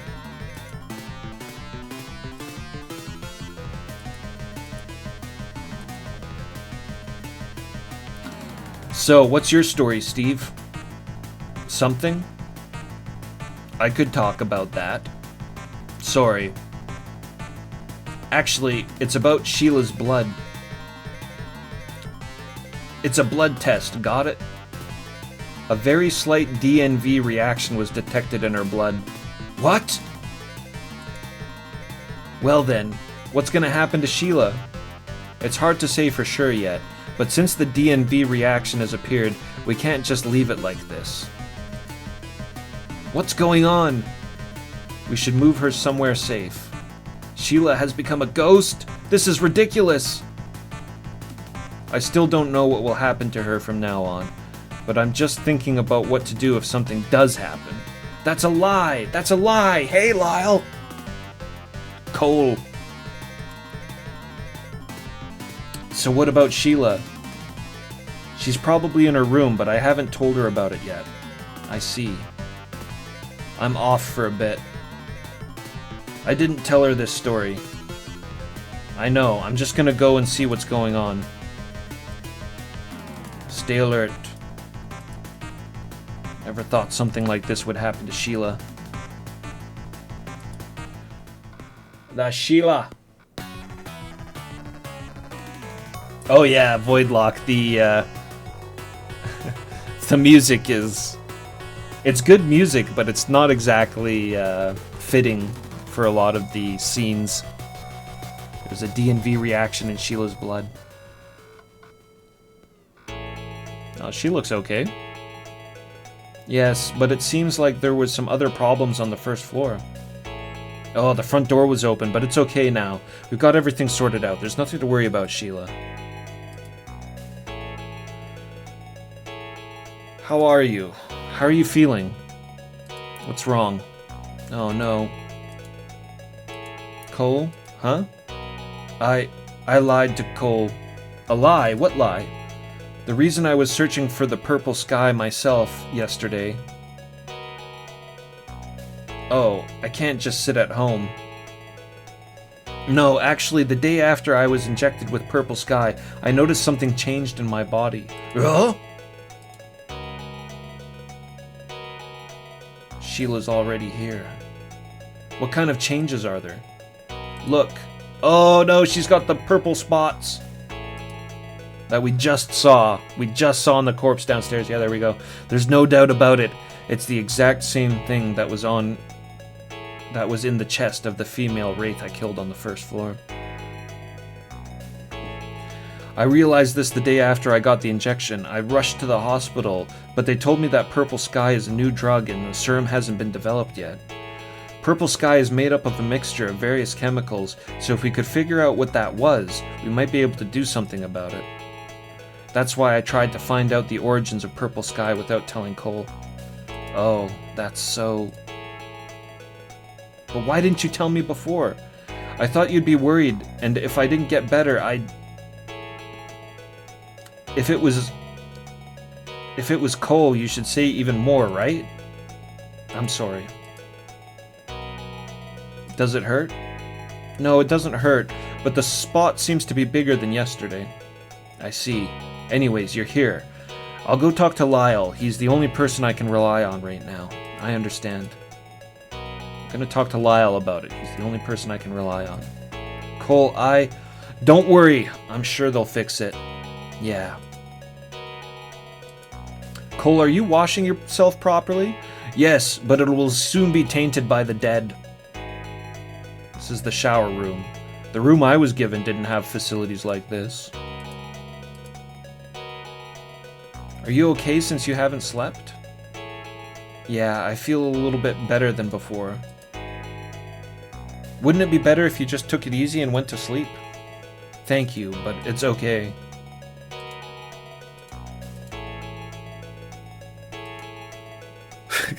It's okay to keep the curtains closed. The temperature's dropping.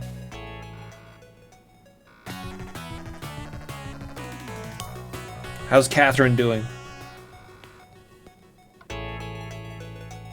Cole, what's wrong? You look serious. Well, no, I guess. What's wrong? You don't seem like your usual self, Cole. Is that so? Is something wrong? No, it's nothing.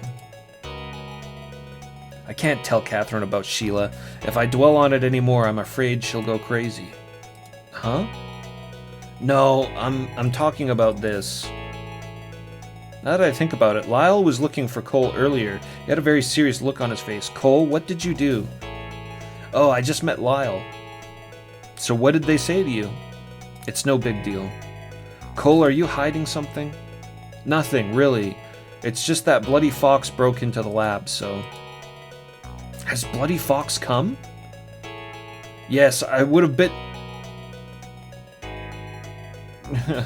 I would have bitten my own tongue off if I tried to confront him. What a frightening guy. Like he's just mentioning how the Bloody Fox dude bit his own tongue off to Catherine.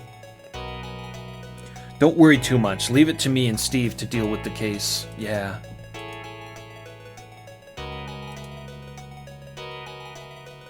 It's not like that. It's business as usual.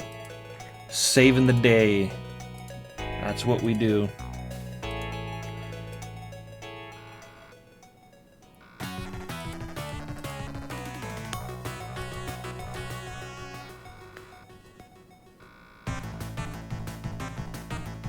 Cole, how is Sheila? But Sheila had already noticed the changes in her body. Physical changes? Yeah, she had purple spots on her chest, the same that was on a female wraith I fought on the first floor.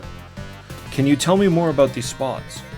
Several purple spots, about 1 to 2 centimeters in diameter, appeared on the surface of the skin like stains.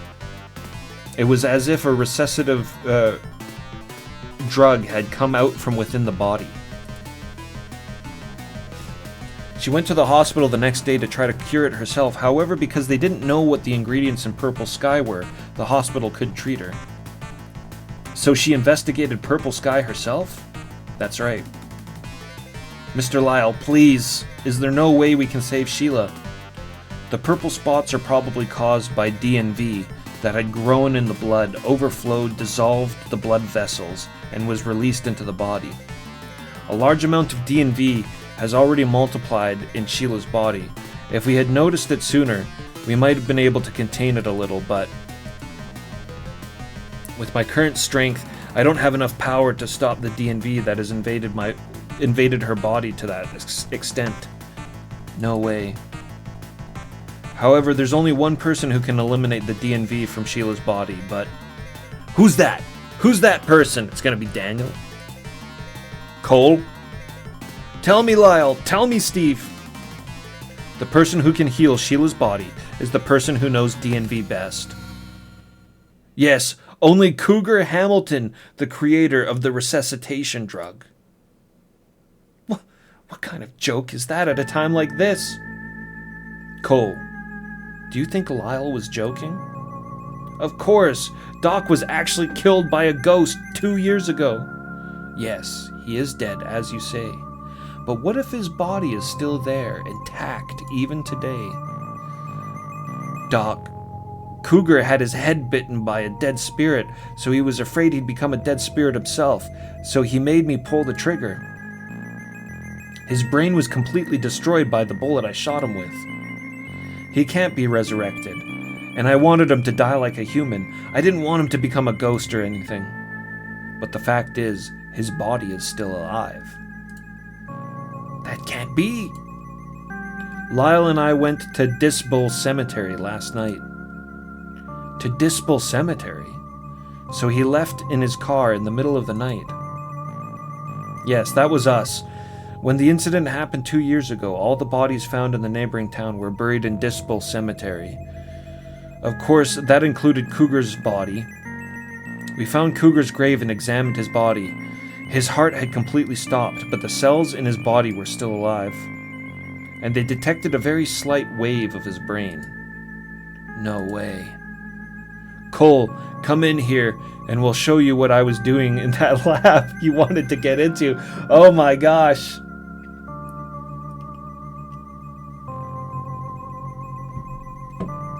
This is Lyle's lab. I was allowed into this room for the first time yesterday. It's ready. Look at that cylindrical glass over there.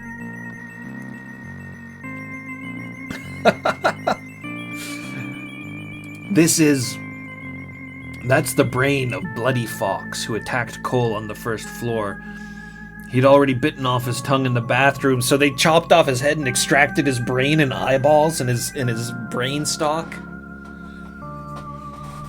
This is that man's brain. I'm going to access his brain now. Can you hear me? Synthesized sound. Gar ga ga.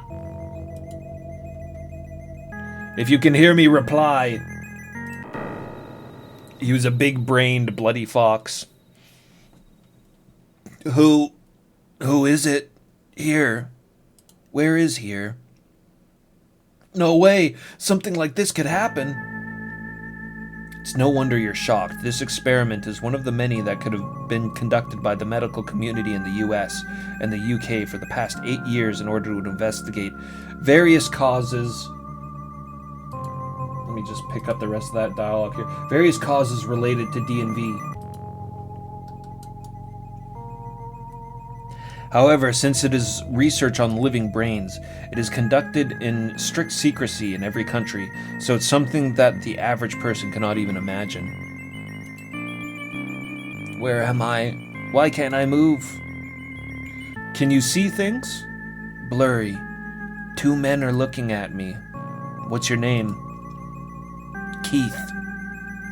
Keith Henderson. Maybe it's because your brain is new, but you seem to be in a good frame of mind. Why did you come to this lab? No, I can't say it. I've been asked to kill a man. Who asked you to do this? No, I can't say it.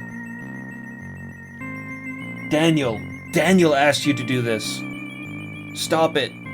Stop it. Come, Luna! This is bad. It's having withdrawal symptoms. Gah! Oh, his brain bubbled and popped. So now you understand. It's up to you, Cole. In order to treat Sheila, we have no choice but to consult Dr. Cougar, who knows the most about resuscitation drugs. But as you said, Dr. Cougar still has the wound from your bullet in his brain, and it's been a long time since it was buried. I don't know if he's still conscious, but my examination showed that his brain still has normal electrical activity. The chances of it working are slim, but I think it's worth a try. In this case, we can't ignore the call and act on our own judgment. As Cole said, you might as well let Dr. Cougar die a worthy death. We'll let you do what you want. Cole, make a decision. Let me think about it for a while. Even I can't decide something like this right now. Sure, but with Sheila looking like this, we don't have much time. Give me an answer within the hour. Got it.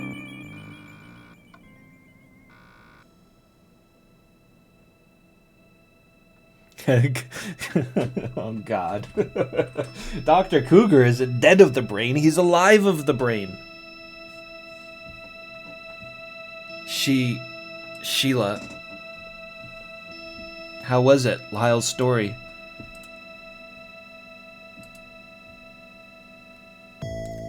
What did Lyle say? Hey, Cole, can you answer? I don't understand complicated medical terms. Like brains and cylinders and eye stalks. Just don't understand. Why didn't they explain it to me in a way that I could understand? Hey, Cole. Can I have some time alone? I have a lot to think about. What's wrong? Did something happen? Cole. Shut up! I'm telling you to get out of this room right now. Cole, do you hate me because I got this disease? Because it had turned me into a ghost? It's not like that. No way. You suddenly became cold. This has never happened before.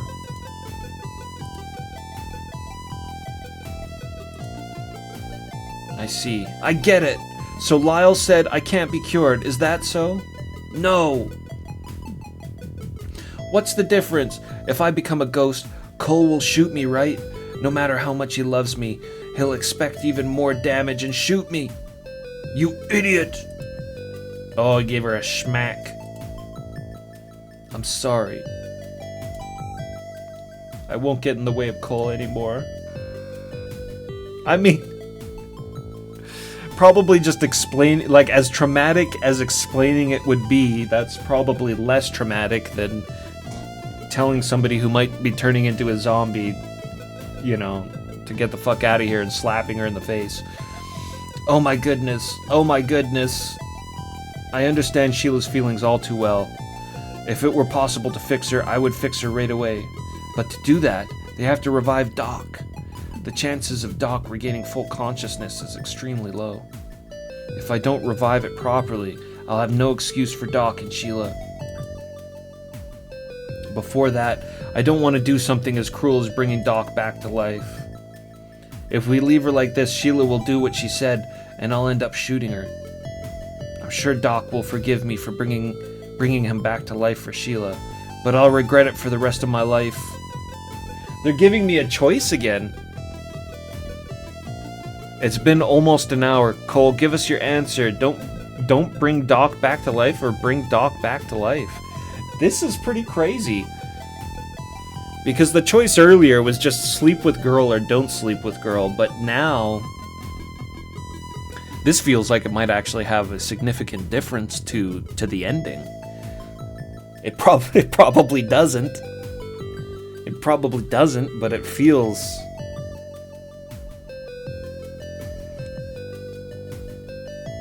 It feels like it might.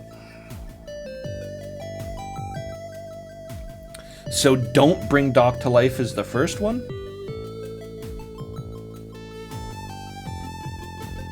We'll bring Doc back to life.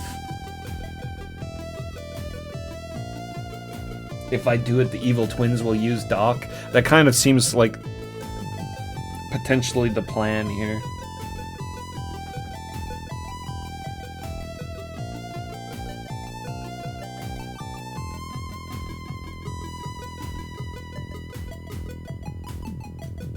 I'm gonna bring him back to life. I just want to make sure that it's the right. Yeah, bring Doc back to life. I'm gonna bring Doc back to life. It's the only hope for Sheila.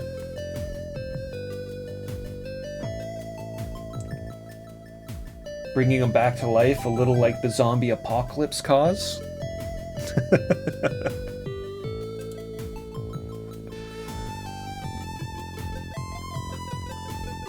Humans are weird. We operate on emotion.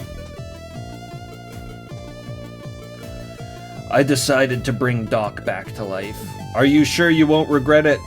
I wish I put a save down. I'm gonna save state it.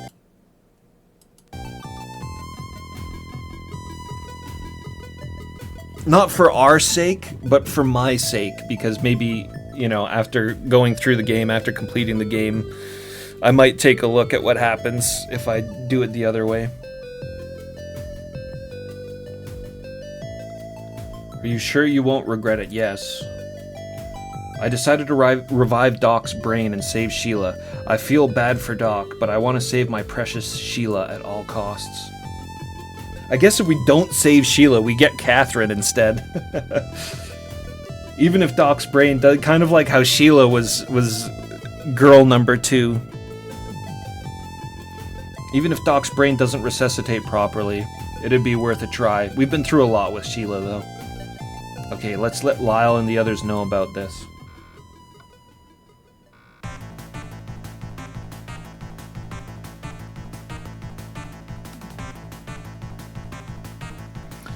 Steve, Lyle, Cole, have you made up your mind?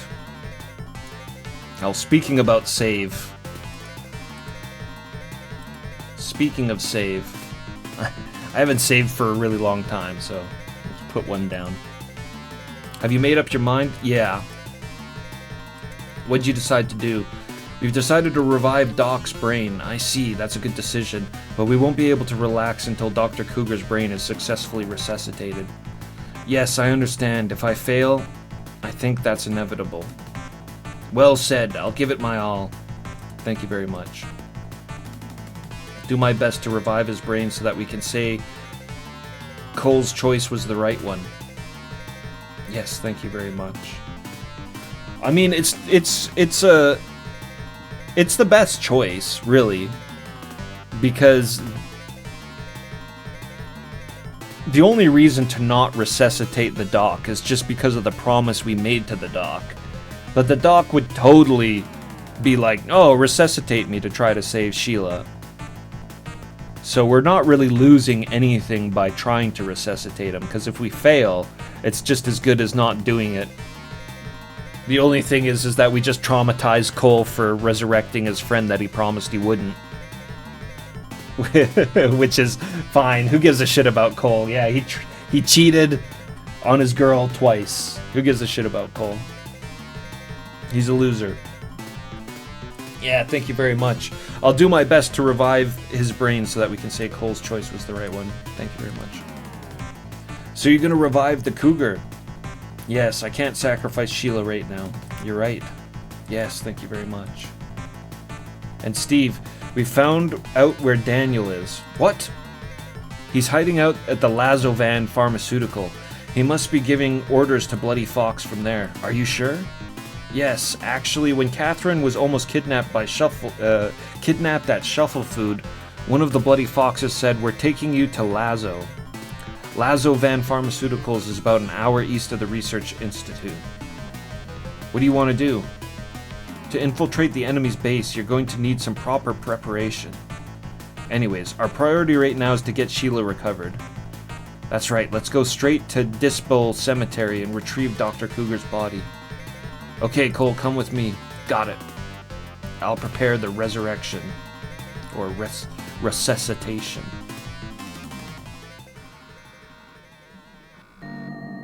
we go. Back again, Dispel Cemetery. This is the cemetery from the first game, isn't it? Looks like it, I think.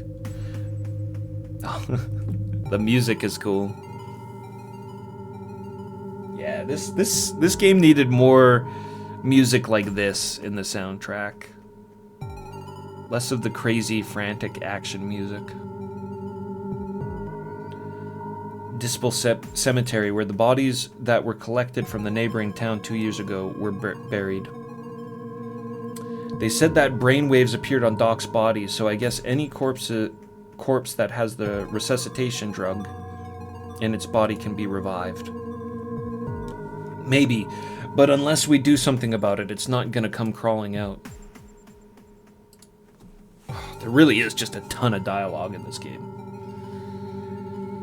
Can't you get in by car? It's spacious inside, but the gate's small. Originally, it seems that you couldn't enter this cemetery by car. The car lights are shining on the ground. Oops, I forgot to turn off the engine. No, it's better to leave the engine running. If something happens, we can get out quickly. I see. We're teaching Steve the prime survival tactics we've learned. DC Raven 1, what's happening?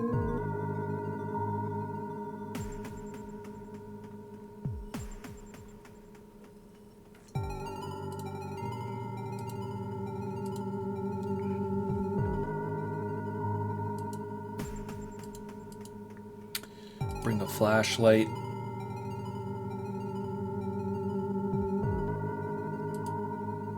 It's dark inside the cemetery and it's hard to see. I have a flashlight. You can see quite a bit just by moonlight.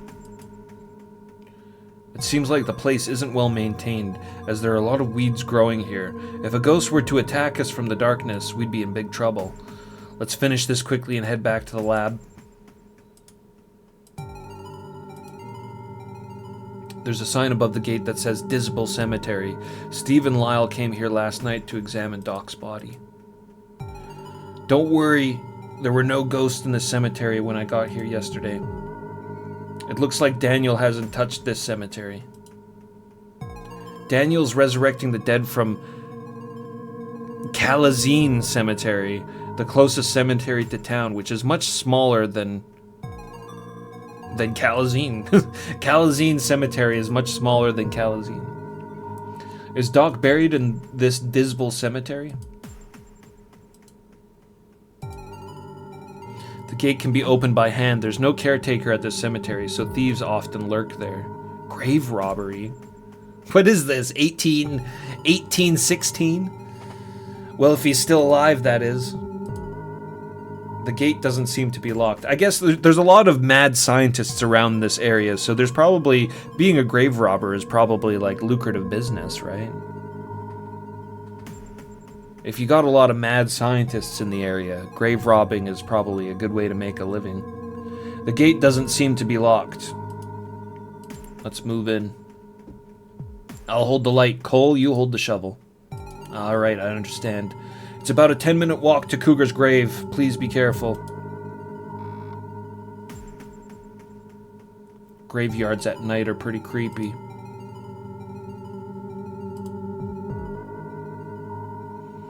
Dr. Cougar's grave is about 10 minutes straight down this road. I imagine that quite a few bodies were found in the neighboring town following the incident 2 years ago. But did they make graves for all of them? Yeah, only identifiable bodies.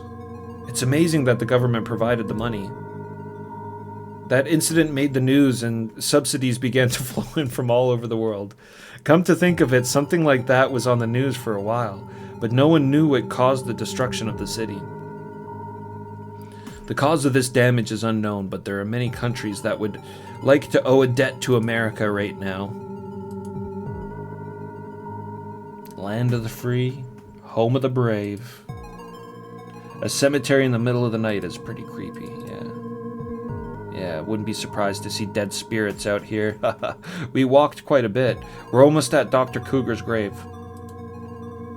The cemetery is not maintained, and unkept weeds are growing everywhere. I see a lot of gravestones.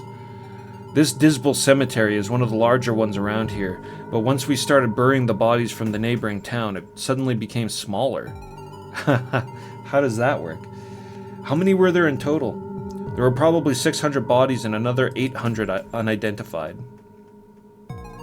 Even though it's an unattended cemetery with no caretaker, there are actually quite a few beautiful gravestones inside. People still came to visit the original grave. It's scary to think what would happen if everything buried in this cemetery were to be brought back to life. Don't say scary things. I was surprised that Cole, who has fought so many undead, would find something scary. Cole fights on instinct. He's not necessarily brave. He just sort of survives. He's a survivor. Karmic Paradox, thank you very much for the follow. Welcome. I'm amazed you were able to find Doc's grave among all those others. Oh, it was a lot of work.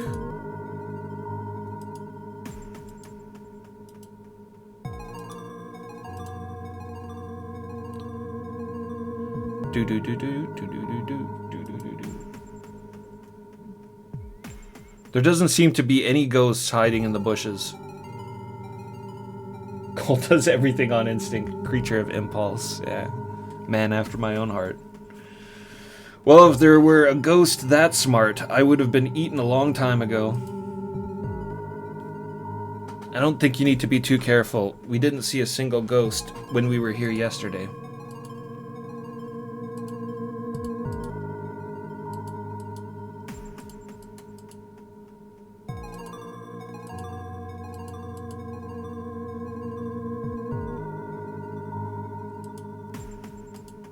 Oh, probably gotta move.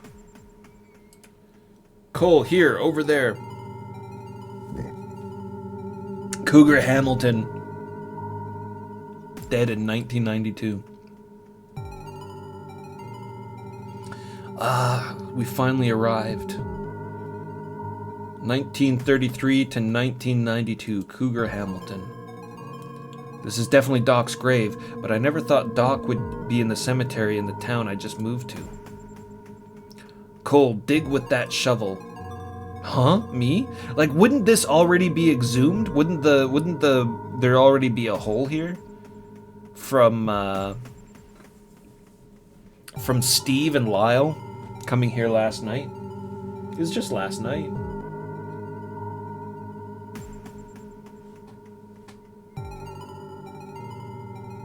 Yeah, exactly. They dug up the Doc. Yeah, looks like he's alive enough, and then he buried him back. Yeah, that's how Cougar's spelt in the game.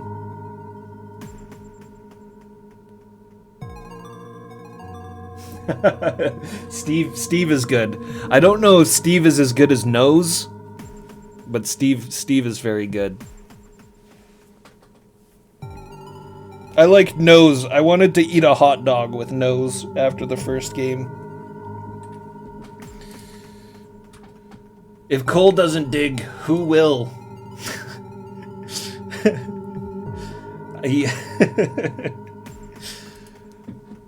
There's two types of people in the world, Cole. Those with the flashlight and those with the shovel. Ga, ga, ga, ga. Well, is it there yet? We're only halfway there. Really, Steve is rough with people. Ga, ga, ga. Ga, ga, ga, ga. Rugged. Ah, I got it. Thanks for the help. I'll pull you up. Oh, is that the coffin? Doc is in there. Want to take a look? The lower half of his body is charred, though.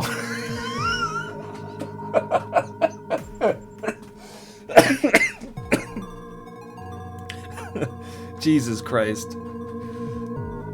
Doc was his best friend.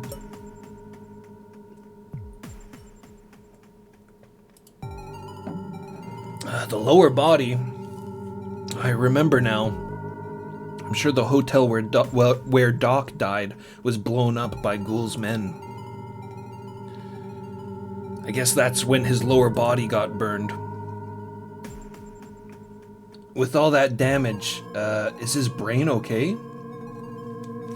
Well, I guess we'll just have to leave that to Lyle. If Doc comes back to life, we can erase the D&V from Sheila's body. Now all we can do is trust in Lyle's skills. Steve, let's quickly take Doc's body to the lab. Steve? Oh! Steve! Get him with the shovel, Cole. You bastard. Don't shoot. Other undead might hear the gunshot and come. Well then, what should we do? You got the shovel, Cole. Oh, are they gonna decapitate him with the shovel? Cole, now! He's exposing his neck. I'm totally gonna hit the neck. Jam you! Ah! That's awesome. Yeah. Hey, well done.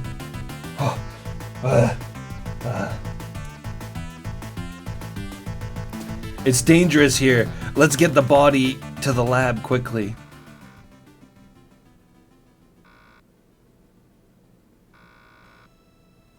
Sheila. Cole. I'm sorry I said that. I've seen a lot of people turn into ghosts, so when it was my turn, I suddenly got scared. I knew Cole was worried about me, but I still said that. My body started to react to the purple sky, and I suddenly felt like I was all alone. Everyone is trying their best to survive, but I'm the only one. When I thought about that, I suddenly felt lonely. I'm sure Cole knows how I feel, but I've done terrible things to him. I won't tell Cole anything anymore, so don't worry about me. Save this world from the dead with Cole's help.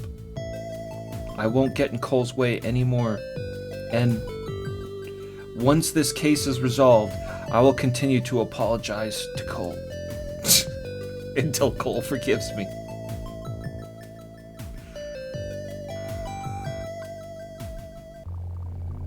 Hey, good job. That was pretty heavy.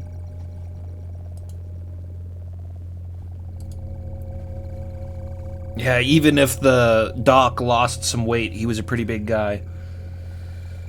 How long will it take to revive Doc? Yeah, I can get it ready in about 3 hours. Well, he was a lot quicker than that with the bloody fox guy earlier. Is Doc's brain okay?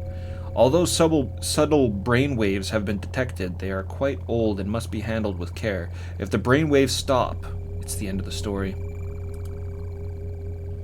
I think Doc's brain is still filled with the bullet I shot him with, but... Yo, Fractal Mind Mike. Fractal Mind Mike, how's it going, man? We don't see you around these parts as much, but it's always great to see you. What up, Mike? Board Game Heaven, what's happening, man? Master Gregor, it's good to see you as well. Condo Man X, what's up, everybody? What's happening? Yeah, hell yeah, Mike. What up? What up? We're playing Dead of the Brain 2. We're playing Dead of the Brain 2, and it's 7 a.m. It's almost 7 a.m. now. I've been playing the game since 11 p.m. So it's a whole new day. It's a brand new day now. Yeah, I'm not normally on this late. I don't know what I was thinking. I just really wanted to play Dead of the Brain 2. I just really, really wanted to play Dead of the Brain 2. So I had to. And now we're here at almost 7 in the morning. 6:52, but that's all good. I have an abundance of energy, and we are having a ton of fun playing this game. So let's continue, and we'll resolve the horror.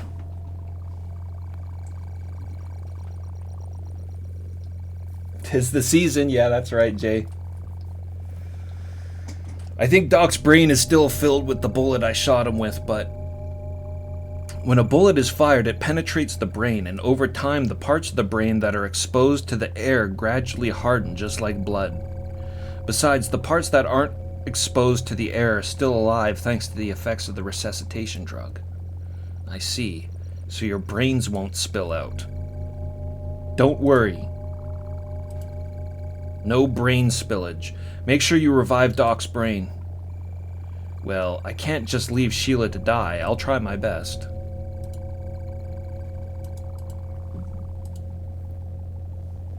Lyle. Listen, I was attacked by a ghost in the cemetery and Cole helped me out. Wow, that's Cole for you. That's an exaggeration to say I'd help you. Now, Cole has saved my life for the second time. Thanks again. Please stop that.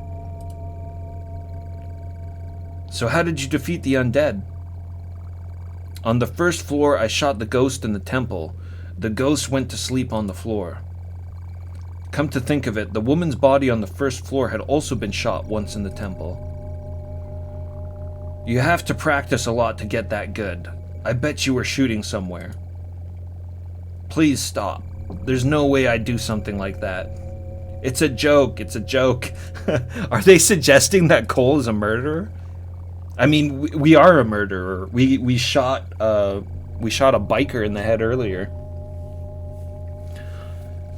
Cole, you're nervous. I'm very nervous. Sheila's life hangs in the balance. We have to save the Sheila. What's wrong? Are you looking around?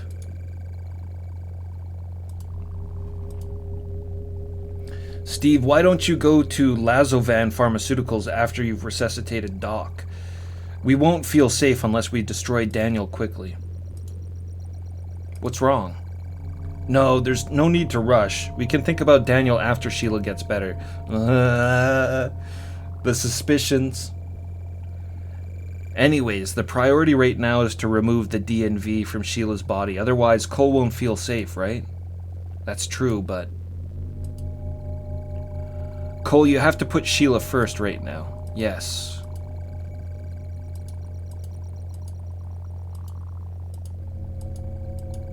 Alright. Now we move on. Well, I'll be off now. You'd best stay with Sheila right now.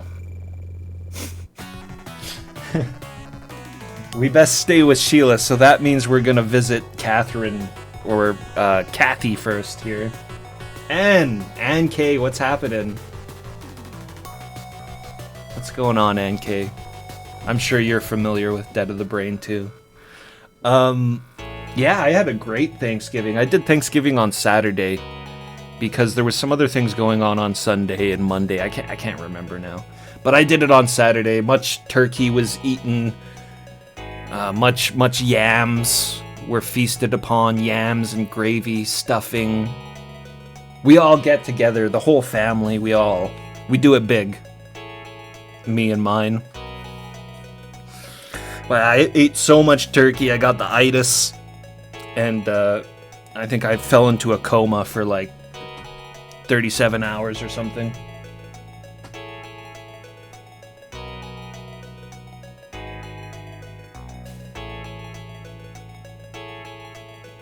I've still got pumpkin pie in the fridge. Maybe I'll have a slice of pumpkin pie and watch the sun rise once we're done Dead of the Brain. Cole, did you have a fight with Sheila? Oh yeah, kind of. Why did you and Sheila fight? It's no big deal. Can't you say it? Well, yeah. What's wrong? It's cold. Please, warm my body. Come on, that's what's causing the fight with Sheila. Yeah, it was more like a difference of opinion. A difference of opinion? What the hell? I was telling the truth. Do you know why differences of opinion occur? You can't tell me why. One of them is not fully expressing their feelings to the other person. I'm trying to get my point across, but don't just assume that people will understand without you having to say anything. No matter how much you understand the other person, it's impossible to avoid that. I see. That makes sense. But I've never really thought about it that seriously. I've worked in customer service in a variety of places, so I've learned a lot about human relationships. It can be difficult to know for yourself whether someone is trustworthy or not. This is the kind of story that makes you distrust people. What about Cole? What? Can you trust anyone? I don't know. Sorry, I'm gonna change the subject. Yeah? What is it? Do you know that ghost that came to this lab yesterday? Yes. The enemy knows we're here, so I think we should move location tomorrow night. Yeah, that would be more reassuring. So I want to have a meeting tonight. A meeting? Yeah, things like the routes they take when traveling. I'm fine, but Steve and Sheila aren't there. Huh? I thought Steve was in the lab. We just passed each other in the hallway. Yeah, I wonder where he went. How's it going? Steve was in the lab? Oh, I haven't gone yet. Alright, that's it.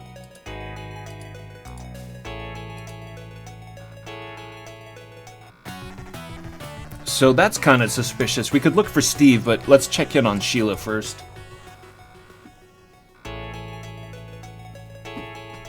Nuclear Landlord, good morning. Welcome. Black Nile, what up, man? Good to see you.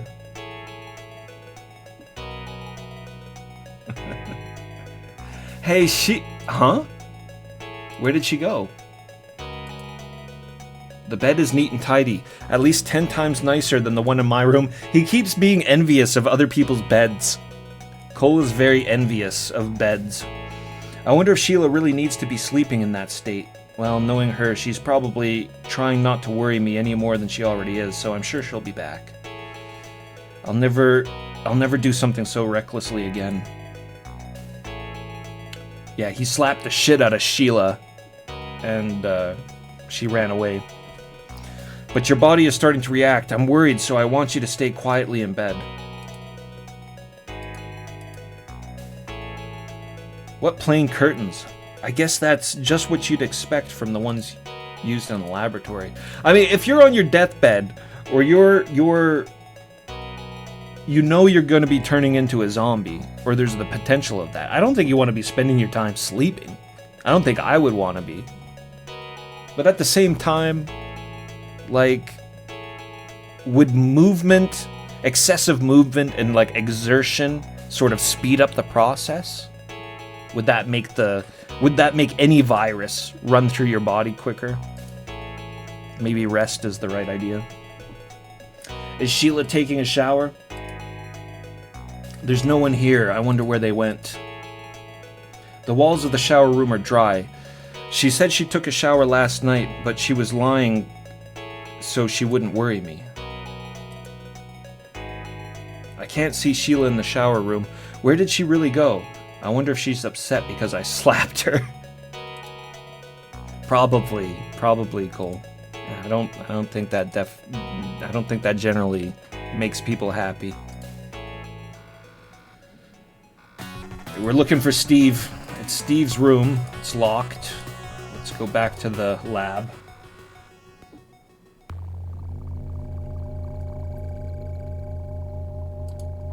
Hey, where's Steve? He just left. Steve, where did he go? Well, I haven't heard anything. I see. I heard a car just now, so they must have gone into town again. To the city.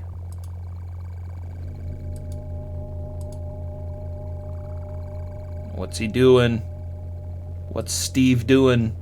What's wrong? Are you looking around? You're nervous, Cole. Well, I'll be off then. You should stay with Sheila for now. Well, Sheila's not here. And Steve is gone. So I guess we'll talk to Catherine.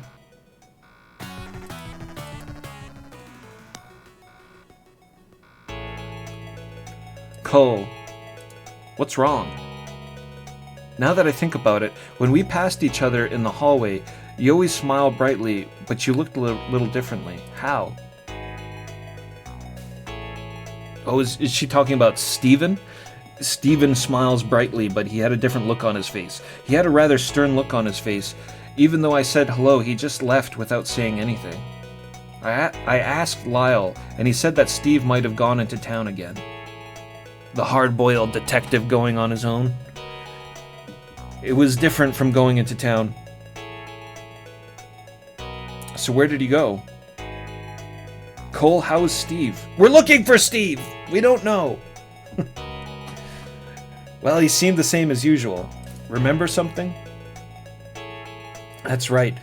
Now that I think about it, when the three of us were talking about when the three of us were talking at the lab, there was a moment when I got stumped. What was the topic of conversation that caused Steve to seem strange? Oh, another one of these. Discussion about brain resuscitation. Discussion about his shooting. It was discussion about Daniel, right? Yeah, discussion about Daniel. Brain resuscitation. Shooting. Purple sky. Daniel. Woman's corpse. Sheila's body. Daniel. I think it was when the topic of Daniel came up. So what was it like, Steve? Something was off. He suddenly became quiet. He was shocked and didn't say a word. He was shocked and hurried out. He didn't say a word. He left the room in anger. Something was off. He suddenly became quiet. He was shocked, didn't say a word, shocked and hurried out. Didn't say a word and left the room in anger. Well, he didn't leave the room in anger.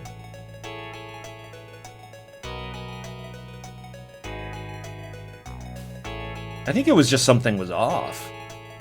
Because he responded. He was like, oh yeah, Daniel, well, we don't need to worry about that right now.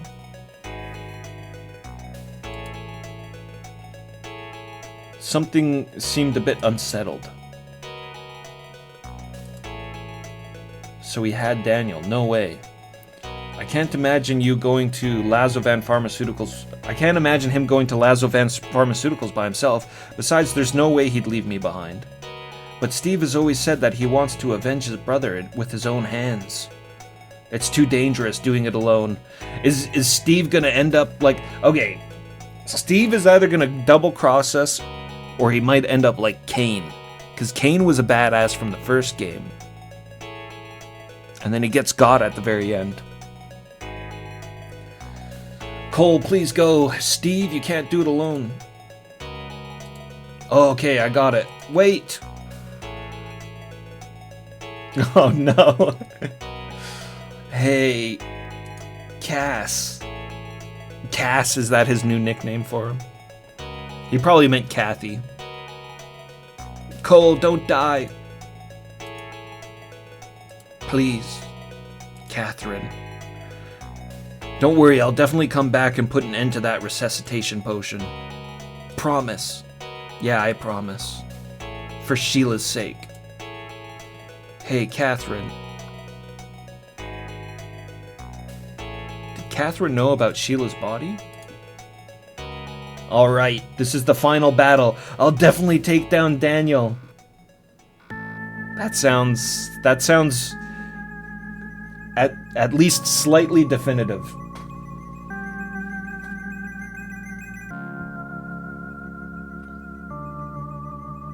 Yeah, Cole and Call is the same person. When you see Call, it's just like a mistranslation. It's the translation program, the Textractor, translating it poorly.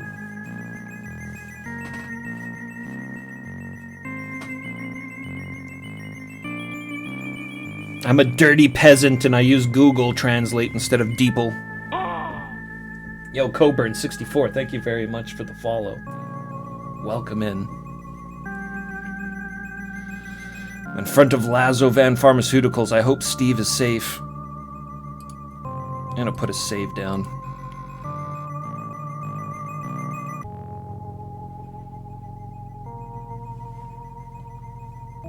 Hell yeah, man. Thanks again, Mike, for the raid. If I didn't already say it, welcome everyone from Fractal Mind Mike's raid. Me and Mike go a ways back here on Twitch. So it's always very good to see him. In front of Lazovan Pharmaceuticals. I hope Steve is safe. There doesn't seem to be anyone in the building in front, let alone a security guard. The inside of the building is a shell of its former self.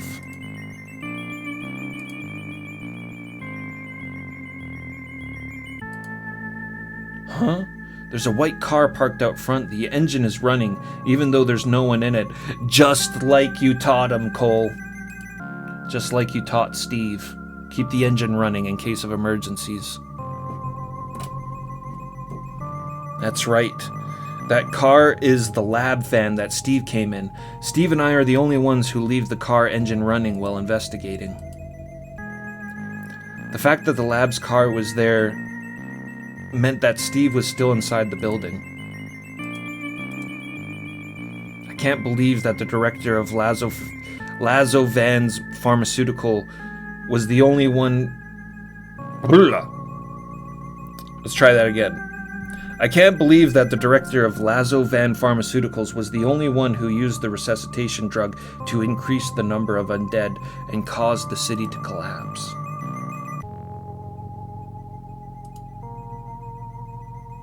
I'm talking about Steve. He might have already taken down Daniel. That'd be nice. But I won't feel any relief until I see Daniel's body. Right now, all we can do is pray that Steve is still safe.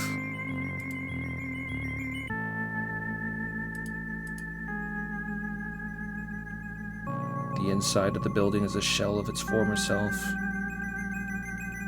The fact that the lab's car was there meant that Steve was inside the building. Alright, let's move in. Okay, let's go with all our might.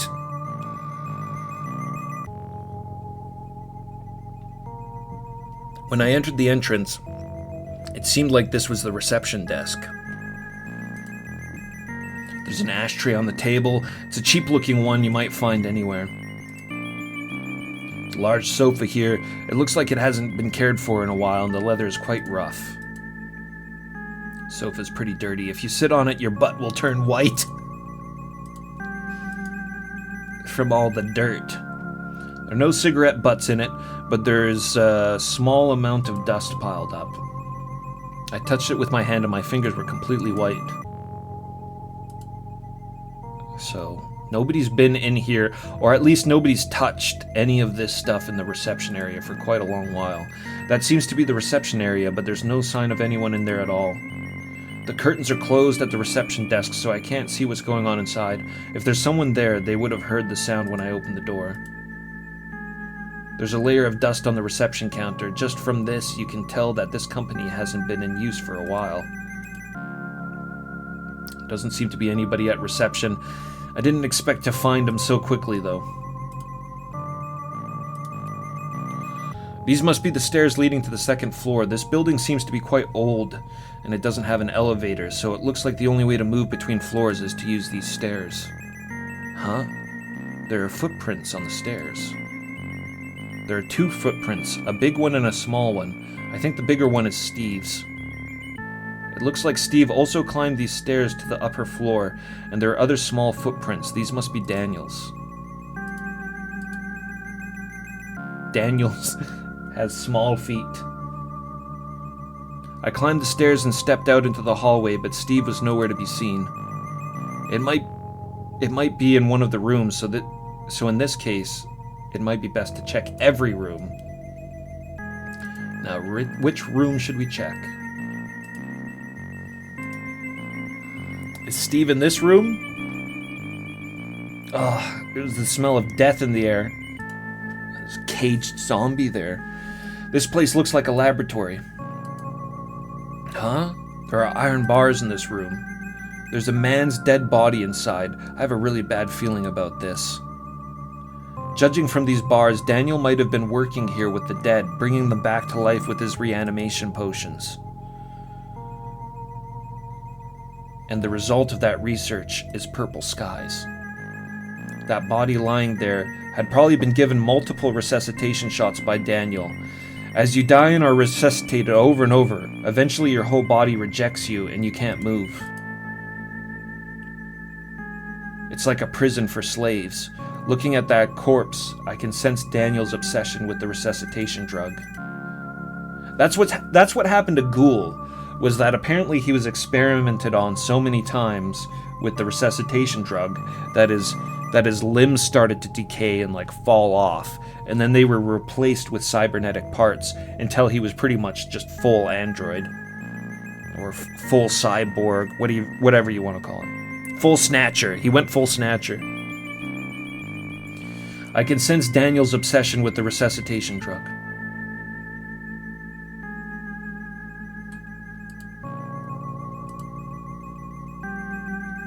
Yeah, apparently that's why he was a robot, was because he was being experimented on with the drug a whole bunch. There's a big light directly above the bed. It looks like the power's turned off. It's a pretty big light for a chemical laboratory. It's like a surgical light. Huh? I feel like I've seen something similar to this on TV before, I'm sure. Yes, that must be a laser scalpel used in hospital surgeries, now I remember. Why would such an expensive laser scalpel be in a pharmaceutical lab? There's a human hand sticking out from the sheets hanging on the bed, but it doesn't seem to be moving at all, so it appears to be completely dead. There was a lot of blood splattered all around the bed. Daniel must have been using these corpses here to conduct his own human experiments. It's probably best to leave the sheets on. I'm not a fan of gross things enough to go out of my way to look at a corpse being minced by Daniel.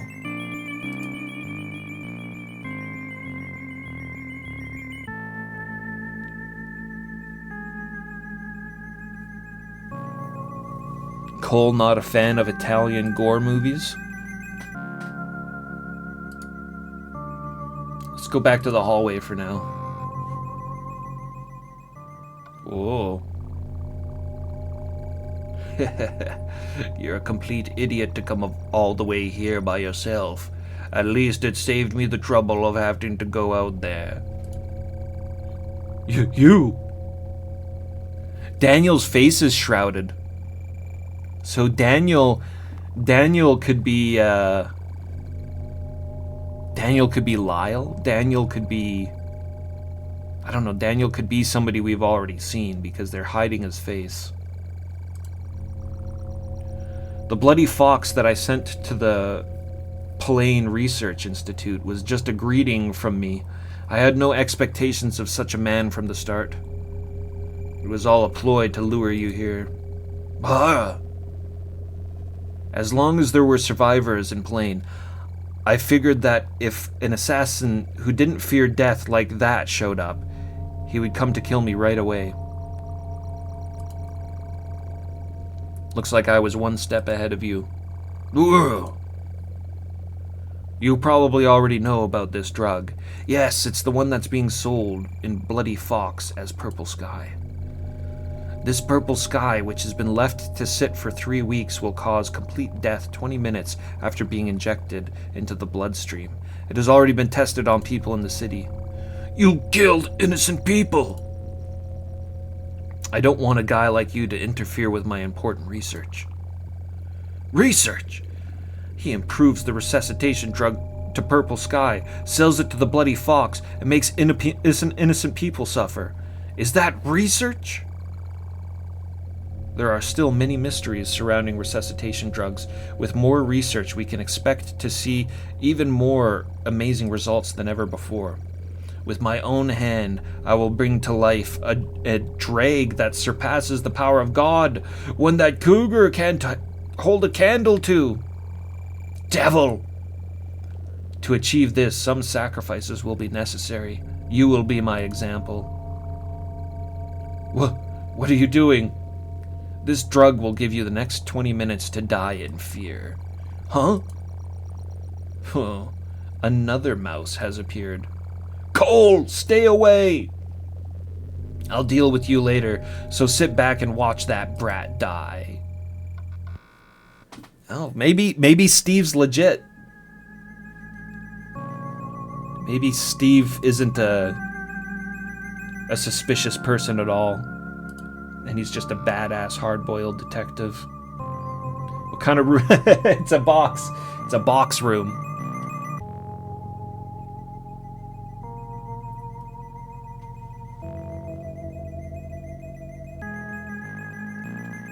I did not make it through all the 20 floors and produce. I did not make it through all the 20 floors and produce. What I should have done, what would have been smart, is if I would have cut the stream at floor 11 and then done a two-parter. But instead, I was ambitious and I tried to get it all done in one, and I got incredibly tired and fed up. That was like a 12-hour stream. So I just YouTubed the ending. One day I'll go back to produce. Very cool game. There are a lot of cardboard boxes lying around. This looks like a warehouse. There are cardboard boxes piled up. They all look empty. It's just an empty cardboard box. It's just like any other. There are a lot of cardboard boxes laying around. No matter which one I check, there's nothing inside.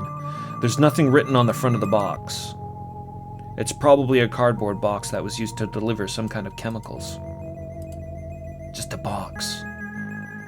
Just a box. I've looked around, and there doesn't seem to be anyone in this room. It's dark and I can't see the back wall. The walls are just poured concrete. This room seems to be just used as a warehouse.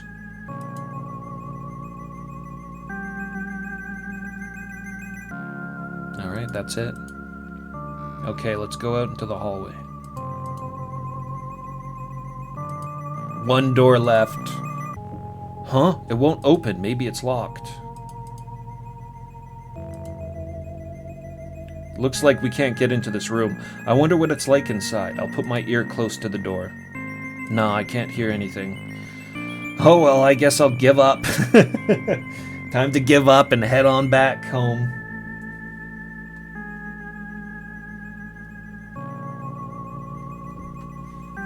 I got really far, Macaw. I got pretty darn far. I think I got to like floor 16, and then I just lost my mind. And I couldn't do it anymore. That was my fault for pushing it too far. But I don't know my own limits. I really hate giving up on anything. Which is probably why I'm still awake playing Dead of the Brain 2. When I enter this room, the pungent stench of death hits my nose. It's a smell that I still can't get used to. Probably best to leave the sheets on, not a fan of gross things.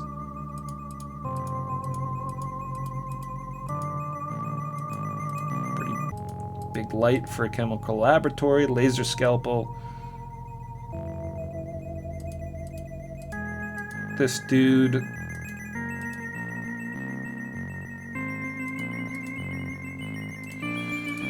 Well, it'll be something in the box room. It'll be something in the box room then. Ah! Oh shit. Daniel? Cole, this is probably the second time I've met you. The second time? No joke, this is the first and last time I'll ever see you. I mean, he just looks like a... he just looks like a Bloody Fox guy. He just looks like one of the bald bikers. Oh no, if you take one step, you'll turn into a beehive. Besides, I met you once at your girlfriend's apartment, do you remember? Oh, he was the dude that walked past us. We saw him for like 1 fucking second, and he was walking past us into the elevator. And he smelt like disinfectant, which I guess is maybe a giveaway a little bit. Smelling like disinfectant, like that might be a clue to him being a lab researcher. Sheila's apartment.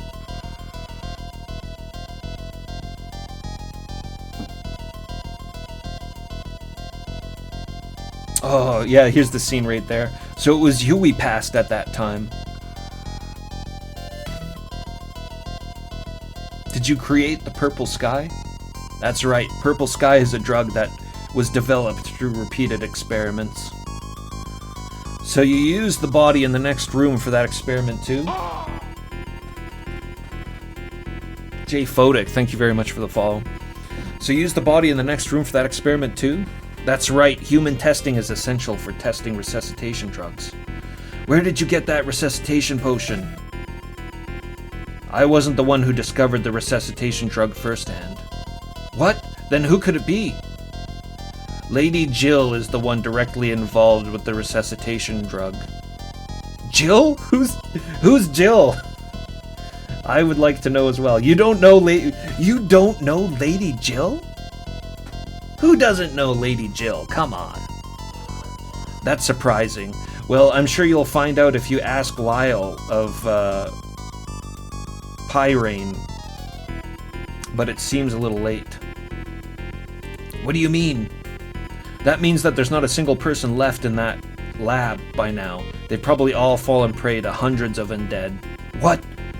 Besides Sheila, there's also Catherine at the lab. Oh, I thought that you'd been eaten up by a ghost a long time ago, but you're the one who's here. What? It's probably already heard about me and that woman. Yeah, you were the stepfather, and you assaulted Catherine. That woman has quite a nice body, doesn't she? I still can't forget her. I tried to get the bloody fox to kidnap her before she was eaten by the undead. However, perhaps because the undead were multiplying so quickly, they never returned. Well, to me, that's like one of my little joys have been taken away. It seems like it was a mistake to follow Steve out here when you should have just stayed quietly in Pyrain. What happened to Steve?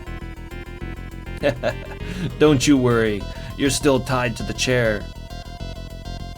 Or he's still tied to a chair, although after I kill you, I'll inject the multiple DNVs into him.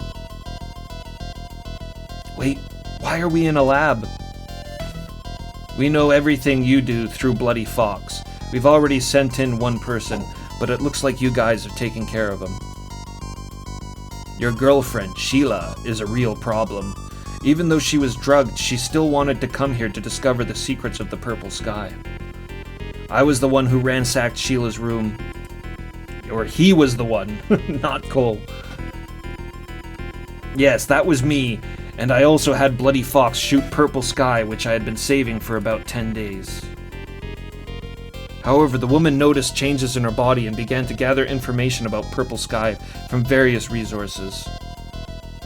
I was afraid for my own life and I wanted to ransack the woman's room and get her to back off, but instead of backing off, she tried to come here to Lazovan Pharmaceuticals. So I put off the unnecessary things and I released the undead into the city. It was a little premature, but it was also a scheme to drive you guys out of the way. Pushing us into a corner! By releasing the undead into the city, we can gather you all into one place.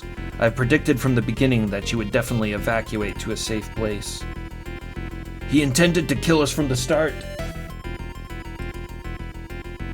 So you finally realized. I knew that if you were alive and knew the secrets of the resuscitation potion, you would definitely get in my way in the future. Was the reason you sent the Purple Sky to Bloody Fox also to lure me out? Yes. That way the woman would also at least jump on you, I thought. But it wouldn't be enough to just flash Purple Sky when you weren't looking. That's why I had my two friends sacrifice themselves in front of your apartment to start the fire. His two friends? Was Terry in on it? Or is he just like being, he's just being an ass calling them his friends?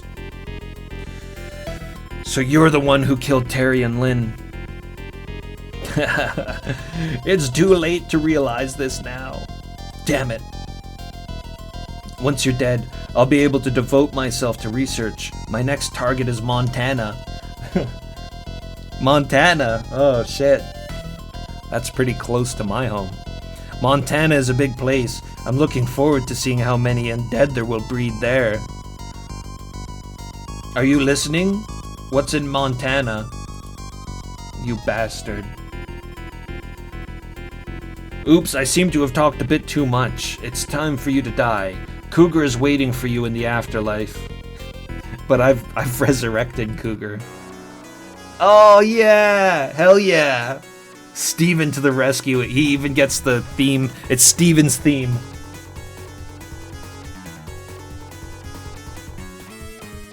Steve. Steve to the rescue. Cole! Grab the gun? Damn you. Oh, I have a gun, so we shot him in the chest. Sounds like I've been talking too much, Sounds like you've been talking too much, Daniel. Steve! It's Steve! How was he able to escape even when I tied him so tightly to the chair? You should have checked your my back pocket more carefully. A rope like that could be easily dealt with just a lighter. Steve punched through his chest. Ugh. Steve, this guy has resuscitation drugs. It seems so. The bullet Cole fired must have hit him right in the heart. Huh. It'd be easy for you guys to kill me. Yeah, just blow your head off and say goodbye to purple skies. If I were gone, there would be no one to manufacture purple sky. But even if I'm not here, the resuscitation drug will continue to be manufactured. What? Even as we speak like this, hundreds of cc's of resuscitation drugs are being produced. What? No one other than the doc could make a resuscitation potion. There's no way that could happen. Jill-sama is a genius. Cougar can't hold a candle to her. Who is Jill? Oh, we just shot him in the head. Only Jill and the others can put an end to your lives. Steve! This guy's brain is totally affected. Even if I hang out with him anymore, he's not gonna tell me about this girl called Jill. Also, to ensure that purple skies can never be created again, I've set time bombs on every floor of the building. Explosives? Yeah, that's why we gotta get out of here. Steve, Daniel apparently sent a ghost into the lab. What? But the lab has shutters. He sent hundreds of undead to the lab to kill us all at once. Damn, what a disaster. We don't have time to dawdle here. Let's get back to the lab quickly. Let's hurry. Red BRC, what's happening? Steve, the entrance to the lab. Damn, the shutter's broken. Let's go to the second floor. Oh, who are those bodies? This is terrible. The hallway is covered in blood. The two bodies lying in the hallway both appear to have been shot through the head. Lyle must have been fighting these undead. Cole, I'm gonna go check on the lab. I'll leave the rest of the rooms to you. Okay, I understand. Alright, well, we'll just clear the rooms. We'll start with Steve's room. Huh? Steve's room has been locked this whole time. Anyways, let's take a look inside. Oh no! Kath! Hey, Catherine.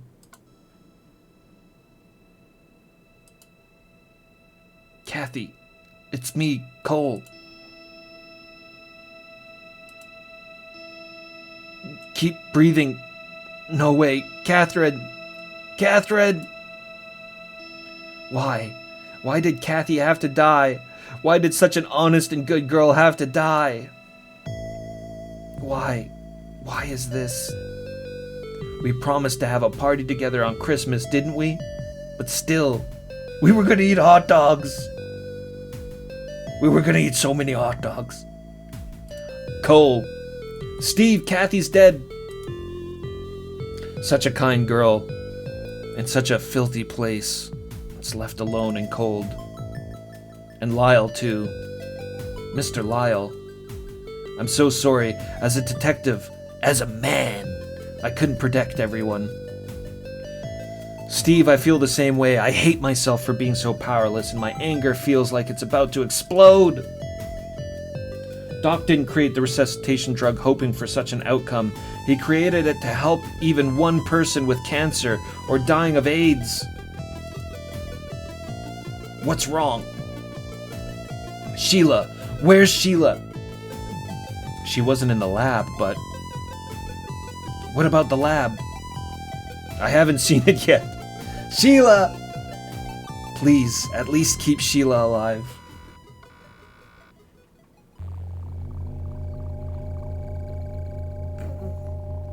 Even the lab is in this state. Is that Lyle lying in front of the door?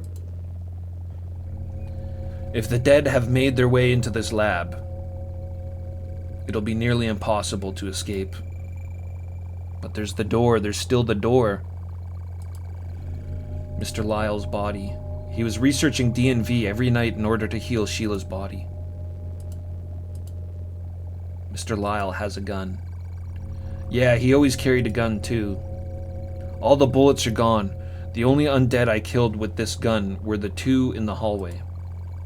The only undead he killed with that gun are the two in the hallway. It's amazing to me that an intellectual like him was able to kill two undead. Yeah.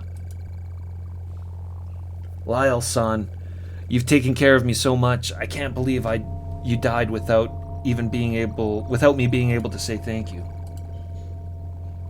I think I said thank you. I think Cole said thank you. Probably multiple times. There's no escape route from this lab, so if you're cornered by the undead, there's almost no way to escape.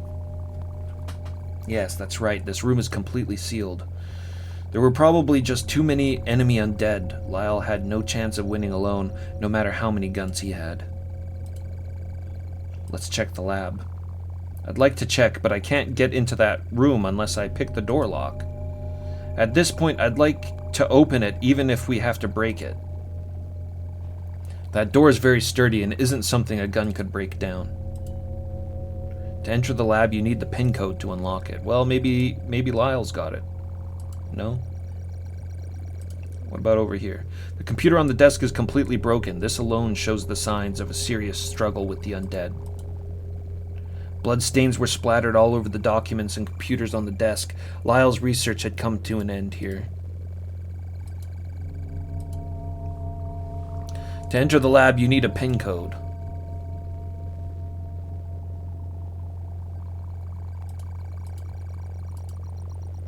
The door to the lab seems to be locked. I hope Sheila is in there. Earlier, Lyle said that you had to enter a PIN code to unlock the door. If you don't know the PIN, you can't open this place. If Sheila is inside, she can't open it from the inside? Ah, you can. By the way, there are two ways to open this door. Clack. Huh? It's open. Sheila? It's Sheila! Cole, Good. It looks like Sheila's okay. Even the dead couldn't get into the laboratory with this thick doors. The room has thick walls. It's all so very thick. Which probably means the dead spirits couldn't sense Sheila's presence inside.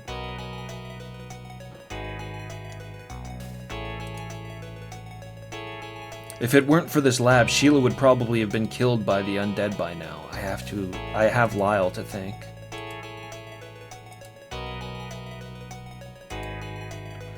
Cole! Sheila, I'm glad you're safe. Mr. Lyle? Mr. Lyle? Unfortunately, Lyle is now a ghost. No way. Sheila, can you tell me what happened? I was on the roof and saw a bunch of undead heading towards this lab from the city. How many? I lost count. I was so scared I was looking for Cole. Sorry. Steve and I went to Lazovan Pharmaceuticals to get rid of Daniel. That's right. I'm relieved that Cole and the others are safe. So what happened? I told Lyle about it, and we'll try to find Catherine. Cole? Catherine. Oh dear, Catherine's been murdered. As soon as Catherine yelled, Mr. Lyle put me in this lab. I thought Mr. Lyle was there too. Mr. Lyle put Sheila in this room and locked the door. I couldn't protect Catherine. As a man, I can't just run away from the undead like this. That Lyle guy, he's so cool. Without Lyle, we wouldn't be able to bring the doc back to life. What? Mr. Cougar? Sheila, the only way to remove the D&V bacteria from your body was to ask Doc, who created the resuscitation drug, directly. I'll bring Cougar back to life. Yes, it was very cruel of Cole to revive Dr. Cougar, but it was also a decision he made after thinking about Sheila's body. But that's all over now. Yeah, that's what I asked Lyle to do. Huh? Mr. Lyle said that at the end to tell them that you're ready. Are you ready? It's Doc. This is what's left of Doc. Crack Blazing Warlock, what's happening, man?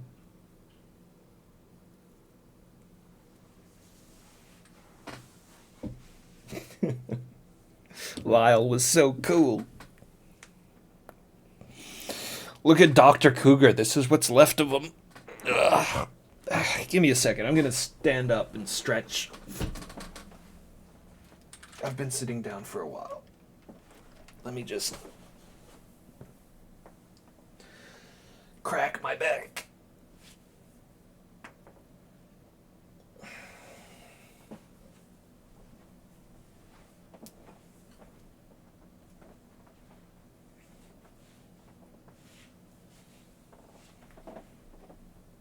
All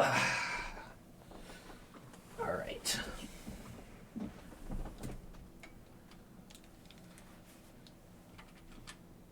Yeah, that's what I was wondering too, La Folie. I was wondering that if we, like the choice we made, if we chose to not resurrect Dr. Cougar, if Sheila would have died, and then we'd have Catherine now. I wonder. Sheila's cooler. Cole's been through some shit with Sheila. Lyle had already set up Dr. Cougar's brain. Yes, this was Cougar. Doc. Cole, the computer is already powered on and it looks like the brain is ready for access. Let me do it. Oh. Look at this. That's so cool. Access human brain. Doc?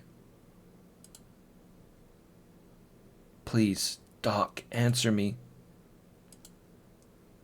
It's me, Cole. Please, Doc. You're the only one we can rely on now. He's brain damaged. That makes sense. He did have his brain chewed on and then shot. Doc, answer me. Can't you hear me? It's Cole. Doc. Cole, that's enough. Don't make Cougar suffer anymore. What do you want? If we don't revive Doc, Sheila's body will... I can hear Cole and the others' voices. What? Oh? Doc, can you hear me? It's you guys after all. I can't see and I feel sick. This isn't a synthesized voice. Is that the voice of a real cougar?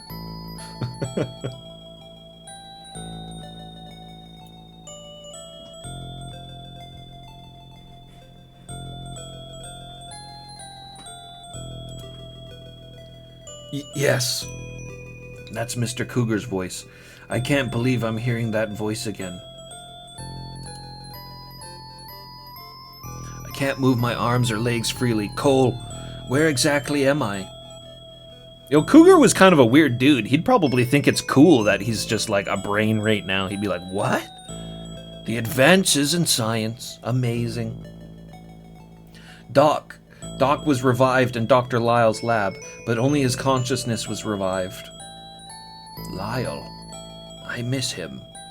He used to be my assistant. I see. Lyle was the one who revived me. Doc. Lyle was killed by a ghost. I see. That's too bad. It's been 2 years since Doc died. I really didn't want to do this, but I really need Doc's help right now. Please, give me a hand. Tell me everything. What's happened around Cole in the last 2 years? Everything. What movies have you seen? What food have you eaten? I told him everything that had happened since Doc died. About Ghoul, Steve, Catherine, Daniel, and Jill. I see. Something like that happened after I died. I'm sorry, my brother. I'm sorry. Oh, I think he's apologizing for what Ghoul did. Because Ghoul is Steve's brother, remember? No, I brought this on myself. There's nothing to worry about. Cougar, can you hear me? That voice is Sheila. It seems like you've been through a lot of scary things, but you'll feel safe as long as you're by Cole's side. Doc, actually that's not true. The main reason I revived Doc was because I wanted him to help Sheila. What's going on? Because Sheila was injected with the drug Purple Sky, she's now infected with bacteria called DNV. DNV. That sounds nostalgic. I remember that a bacteria was the most troublesome when it came to creating the resuscitation drug. But even if we just say DNV, there are many different kinds. Sheila, could you please explain in detail what the condition is like after being injected with the drug? Yes, right after I got hit, all the strength went out of my body and then Cole sent me home so I could rest. The next day I had countless red marks all over my chest. They felt like I had been bitten by insects. Then the red marks gradually turned purple and I felt lethargic and my whole body felt heavy. Plus, no matter how much water I drank, I still felt thirsty. From what I've heard from Sheila, it's closest to number 16. Number 16? Because of the creation of this bacteria, I have thought about giving up on my research into resuscitation drugs many times. Doc, are you gonna get better? I don't think so. I don't think Doc's getting better. Don't worry, I made a serum a while ago that will kill only the DNV in your body, but it's been 2 years and I don't know if it's still around. Where is it? Do you remember, Cole? The night I first showed you the resuscitation drug, we were being chased by a policeman named Jack, and we fled into the cemetery behind the house. Oh, I remember. The serum was in the bag I was carrying at the time. I'm sure at that moment Doc tripped over something and dropped his bag. The effectiveness of the serum does not weaken over time, but what if the test tube containing the serum had been broken along with the flask containing the resuscitation drug at the time? Is it possible to make it again? Unfortunately, my brain won't be able to last that long. Okay, I'll definitely find it. It's on Stephen King's grave. It seems my brain can no longer take it. Before I lose my memory, I have one request. A favor? No, I want to talk to Cole alone. Okay, Sheila and I are out of here. Sorry. Doc, they're leaving. Cole, I created my resuscitation drug that has caused so much suffering to so many people. No, if we had made an official announcement without any issues, this wouldn't have happened. Thank you. But even if the drugs hadn't been stolen and had been officially released, something like this would probably have happened. I mean, the drug was broken, so it definitely would have. It seems that I have done something that a human being should not do. The greatest meaning of a person's life lies in how best they live their short life. I think that's why God gave humans a limited lifespan. Doc. Cole, I caused you a lot of trouble with the resuscitation potion. I made you lose a lot of important things. Not at all. I may have lost some things, but I've learned a lot more than that. Doc. To be honest, I didn't want to revive Doc, but right now, I don't have the power to help Sheila. I thought that this was the only thing I could do, and that was to rely on Doc. I'm glad that Cole thinks of me, but from my perspective, if he cared about Sheila, he wouldn't have hesitated to resuscitate me. See, I knew Doc would understand.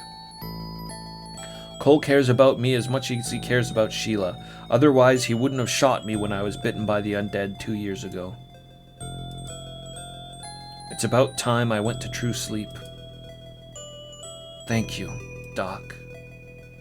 Cole, engagement. Congratulations. Doc, could you see the ring I'm wearing?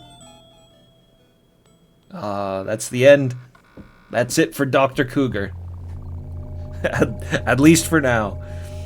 What about Cougar? He is asleep, and he will never come back to life. I see. It was thanks to Lyle that I was able to talk to Doc. I wish I could have thanked him before he died. Can't rely on Lyle anymore. From now on, we have to fight on our own. Once we solve this case, I'll build a grave for Mr. Lyle and Catherine.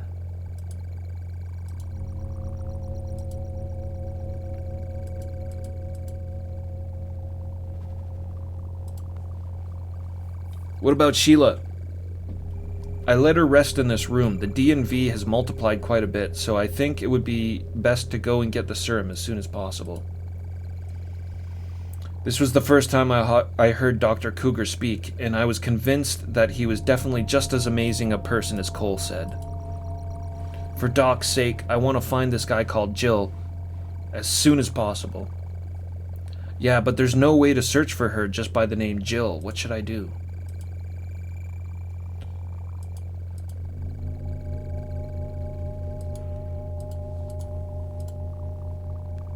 I can't move?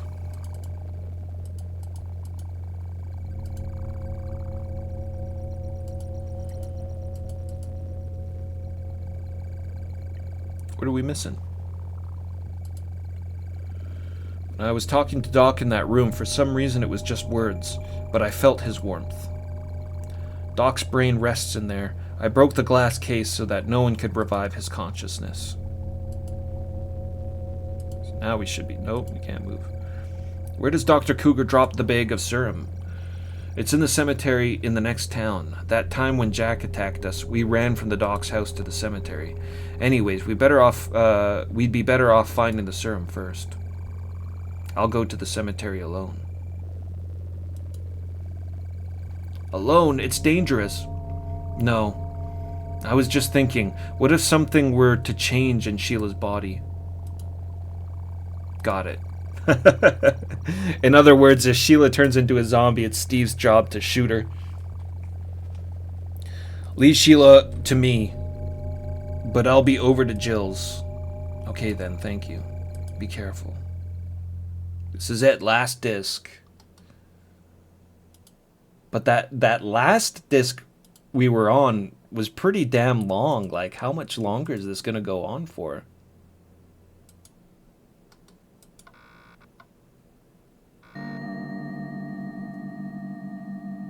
Haven't saved in a while, that's true. I'll save right now. This is the cemetery where I ran off with Doc to escape a police officer named Jack 2 years ago.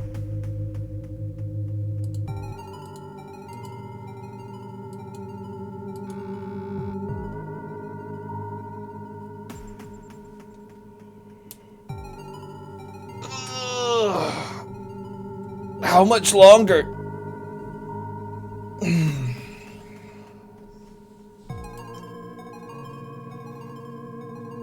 This cemetery is surrounded by a high brick wall. Even if you were to escape the spirits of the dead, it would be impossible to get past this wall. You'd have to use the gate as an entrance or exit. When I come here, I feel as if I've gone back 2 years. If I could go back then, I'd never make this mistake again. There's a spray-painted graffiti all over the brick walls. It's just like it was back then. Yeah, fuck you. Just like back then. It looks like clouds are forming. We better find the serum quickly and get back to the lab before it starts raining. Seems like it's gotten really cold all of a sudden.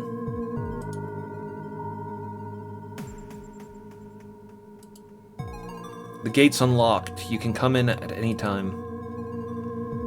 There must have been a back door to this cemetery in addition to the front gate.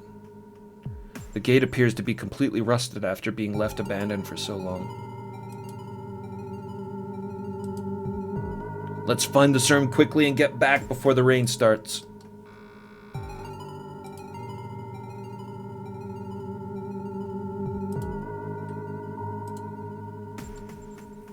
A cemetery at night is always a creepy place.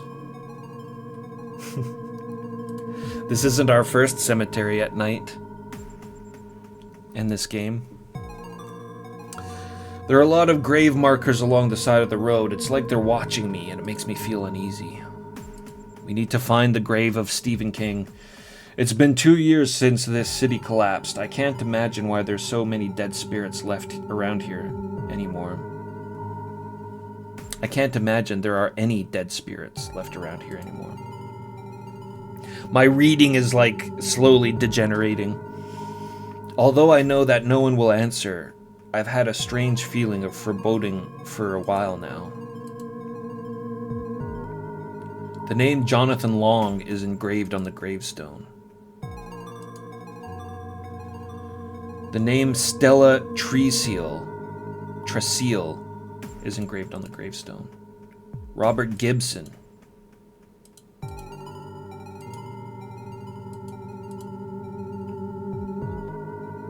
Seed Relics? I want to play Relics. I want to play Relics. Melini Nanets.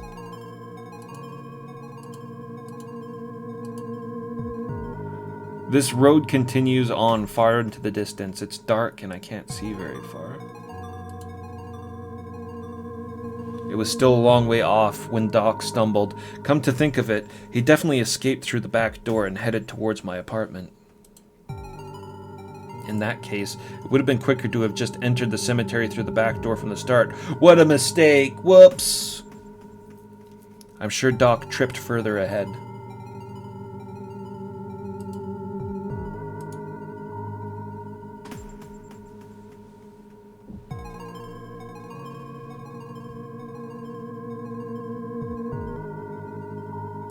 Is it not letting me move? We've walked quite a bit, but we still haven't arrived.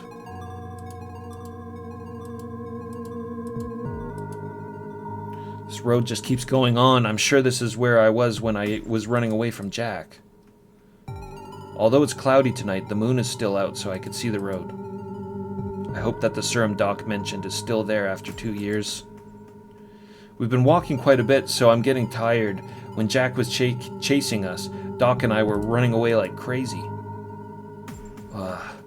Even if I find the serum, it's going to be hard to go back the way I came, but since I came by car, I'll have to go back to the gate after all.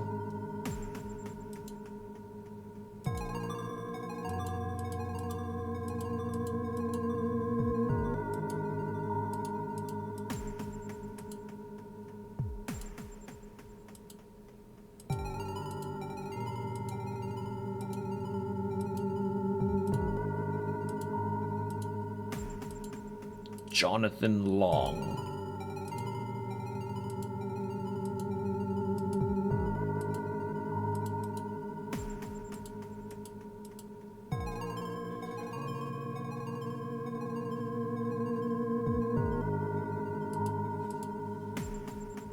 What am I missing? Oh, here we go. What's that? This is a dead end. Maybe I took a wrong turn. Should I go back a bit? Huh? Oh, it's a dead spirit. Good.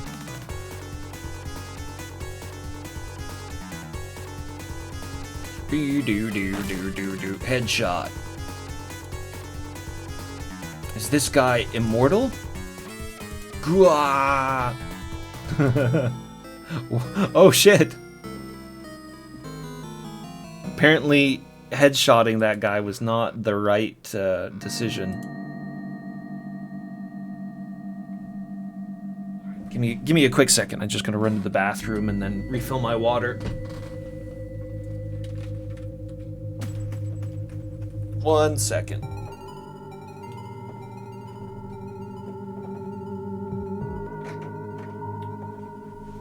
I'll just do this for now.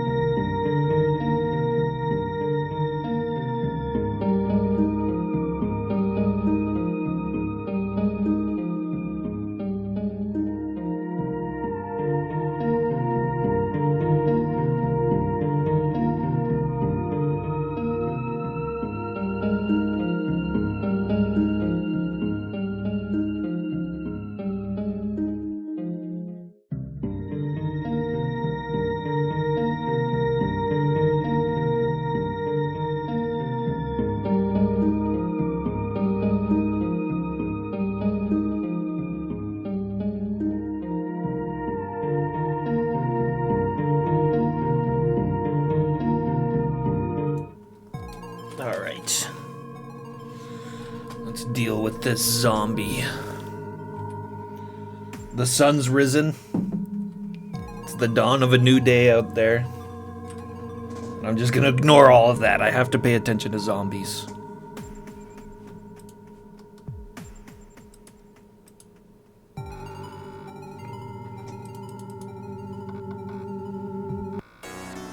Alright, what do? Do we shoot the other guy, maybe?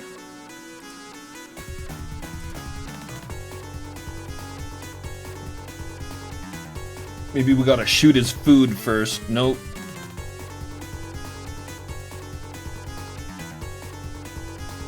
Shoot the moon. Maybe we gotta move. Wait a minute. Something's wrong.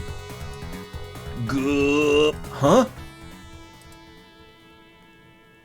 What is this thing?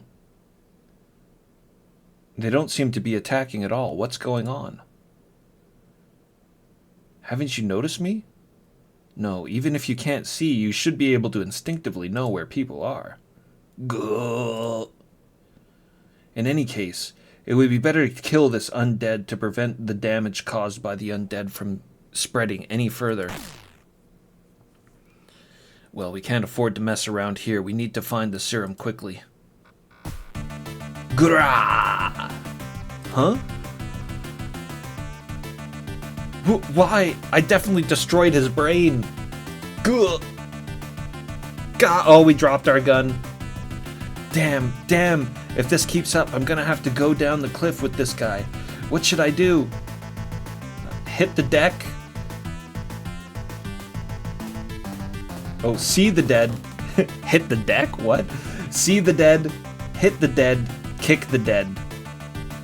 Let's kick the dead. Kick of the dead.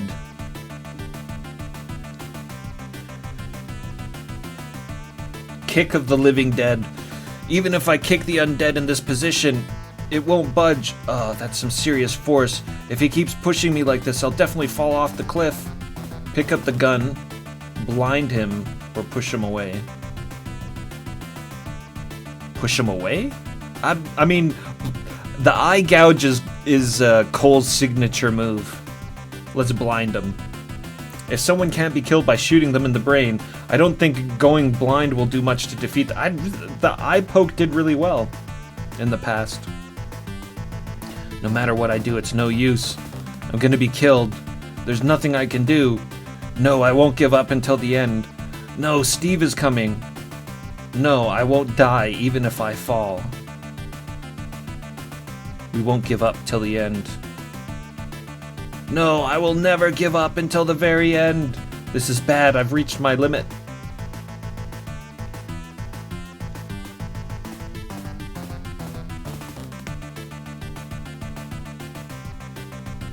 No, they're not giving me an opportunity to do anything yet. I just couldn't do anything. It seems my thinking was, oh, it was naive. Obviously chose the wrong options there.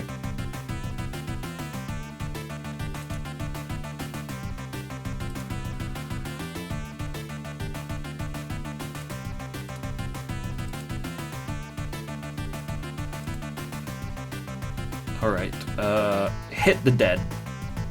My hands are full. If I let go now, the next second it'll definitely bite my head off. Oh, that's some serious force. If he keeps pushing me like this, I'll definitely fall off the cliff. Let's push him. I don't think I can move. Not while I'm picking these selections. So let's push him. The undead has a tight grip on me, so it's impossible to push him away. I won't die even if I fall. Even if I fall off this cliff, I definitely won't die. This is bad. I've reached my limit.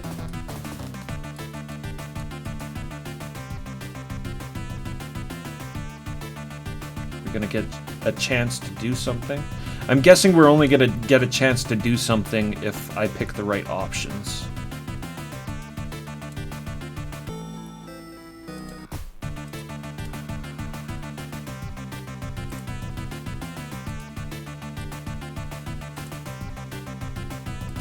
See the dead.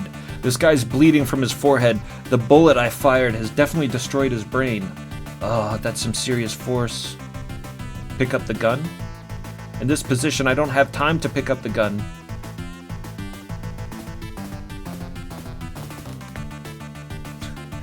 Is this just gonna be process of elimination? Or we're gonna just luck out or something? Steve's coming! I believe Steve will come and save me at the last moment. I don't think so, man.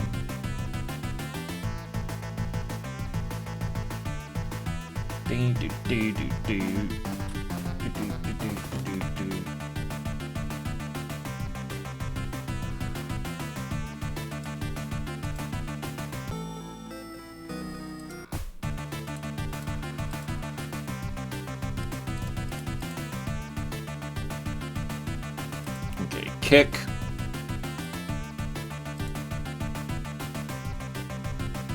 Blind.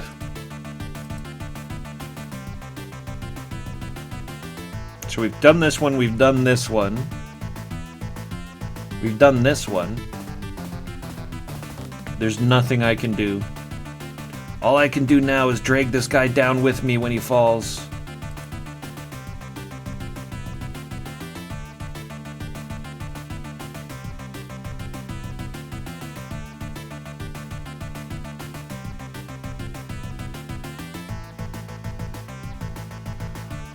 It's giving me no option to do anything. Fucking damn it, Steve. Why didn't you come and save us?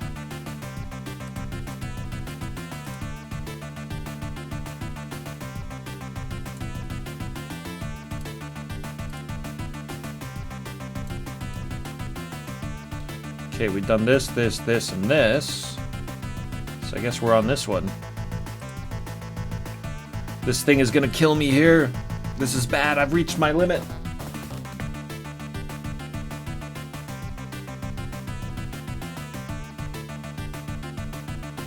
I think the fourth one was the first one I picked. That was the one where he was like, I'm not going down no matter what. Oh, we've done something. What was that? It was like I saw a flash in front of me. The undead. The undead that were here before are under the cliff.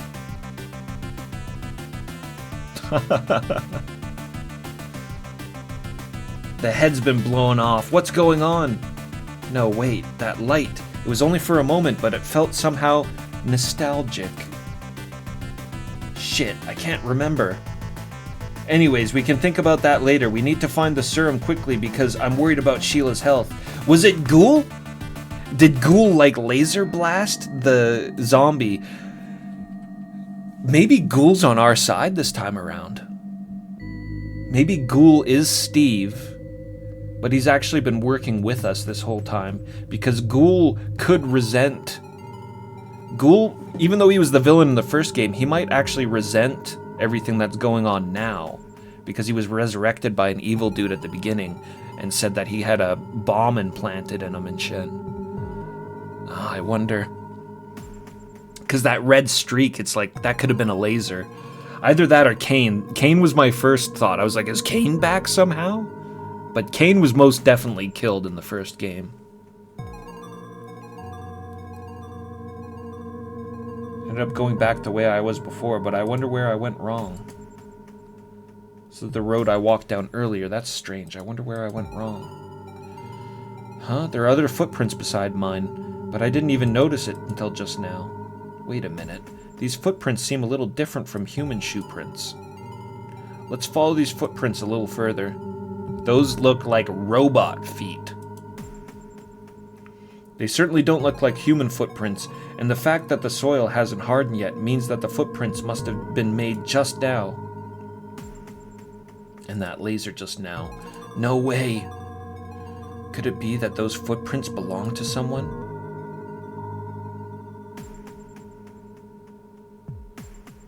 Steve, Gil, Richard? Who's Richard? Maybe Gil's supposed to mean Ghoul?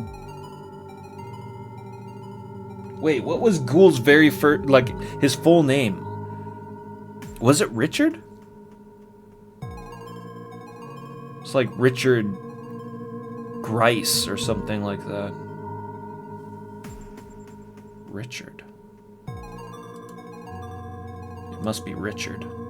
No, that can't be. The ghoul is dead. It was destroyed right before my eyes. Steve even has the head. Besides, I can't imagine that a killing machine like that would help me. Then what on earth are these footprints? Does that mean that there are other androids of the same type apart from Ghoul?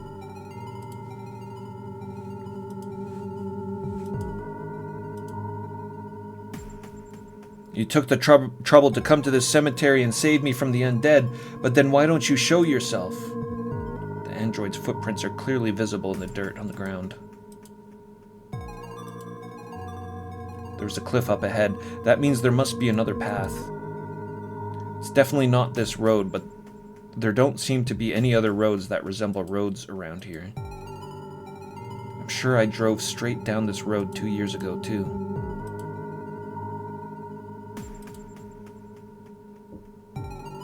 I guess there's probably a cliff beyond that grave.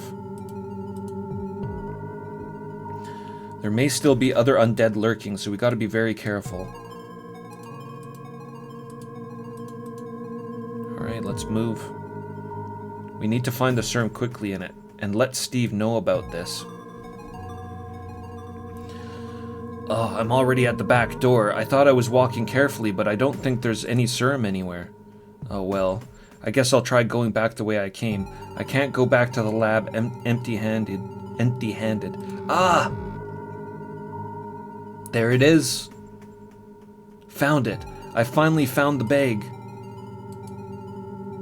There's no doubt about it. That bag definitely belongs to Doc, but I'm surprised it's still here been here all this long.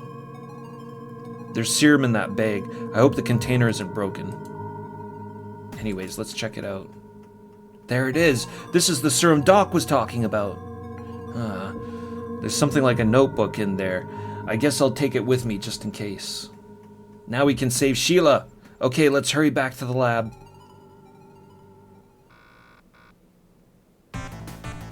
Cole, are you okay? Yes, I was attacked by a ghost once, but I managed.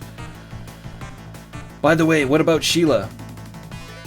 Oh, she's fine. She's in bed. What about the serum? I've got it. But first, what's wrong? Come on over to my room for a second. Take your shoes off. What happened? This is what was in the bag that contained the serum. Notebook. Okay, take a look inside. What is this? Is that for real? Yes, it's definitely Doc's handwriting. In the notebook, the process of making the resuscitation drug is detailed. I was also amazed when I saw it in the car on the way home. Who would have thought Dr. Cougar would leave something like this behind? It appears that the notebook has been in your bag all this time, untouched by anybody. But Jill's making a resuscitation potion. I'm sure she's using a copy of that notebook or something as a reference. Wait a minute. What? What happened?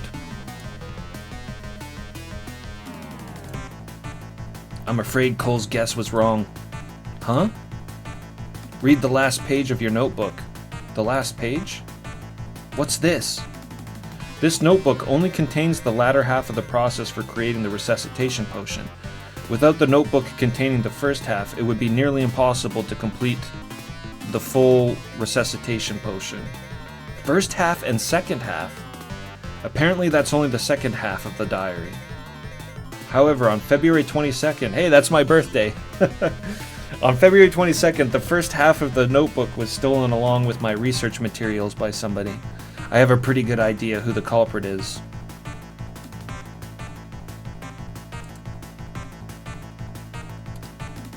That man must be Dr. Jill, who has a bad reputation in the academic world for stealing other people's research. I'm not sure, but he's the only one around me who would do something like this. There's something about Jill in it? Doc didn't say anything about it, though. Dr. Cougar predicted that Cole would find and read the notebook. If by any chance he were to create a potion using only the ingredients written in the first half of the notebook, it would create a violent undead spirit that would never die. Who the hell is Jill? Yeah, we don't know. I think they might just be doing that shitty, like, thing we were talking about it earlier with the unseen villain, and then just dropping this unseen villain on us at the very end.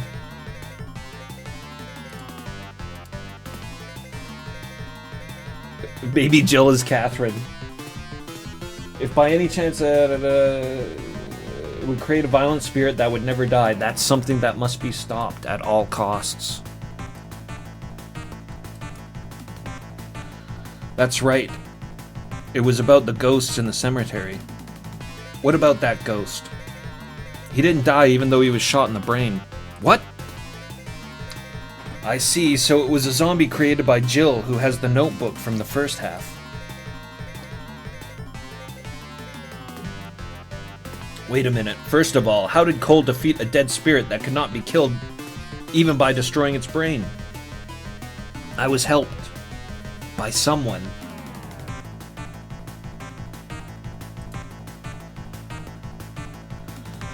You said you were saved. You don't know who it was? I was attacked by a dead spirit and cornered on a cliff. I'd almost given up when I saw a pale blue flash. Flash? It was more red. Yes, I had a hunch that it was the same type of thing as a ghoul. Huh? And there were clearly android footprints on the ground. So my brother... No, I thought the same at first, but Ghoul was blown away right in front of my eyes 2 years ago. Steve, you also have Ghoul's head. I see. And besides, there's no way Ghoul, who's turned into a killing machine, would ever help me. I know that better than anyone, having fought him. That's right. I think it might be the same type of android. So there are other androids besides my brother? Yeah, that's on your side too. If he was on our side, why didn't he show up? I don't know. Besides, it was Jill who created the ghouls. I can't imagine any other than Jill could create something like that so easily. The mysterious Jill. There's no way the android Jill made could help me. So what on earth were those flashes and footprints? I think we should go to Jill in person. But where is Jill? Cole, read that last line. I think I'll have to go to the Rathnew building sometime. Russ Newville? So Doc, let's go see Jill in person. That seems to be the case. Who is Russ Newbill? They've changed that 3 times now. There's a building in a rundown industrial area in District 3. People feared it to be the Bloody Fox's base, and even the police were afraid to go near it. So it's a Bloody Fox hideout. But no matter where she is, I'll definitely take down Jill. We can count on Cole this time. But first we need to give Sheila the serum. Oh yeah. Oh yeah, I almost forgot. Sheila, how are you?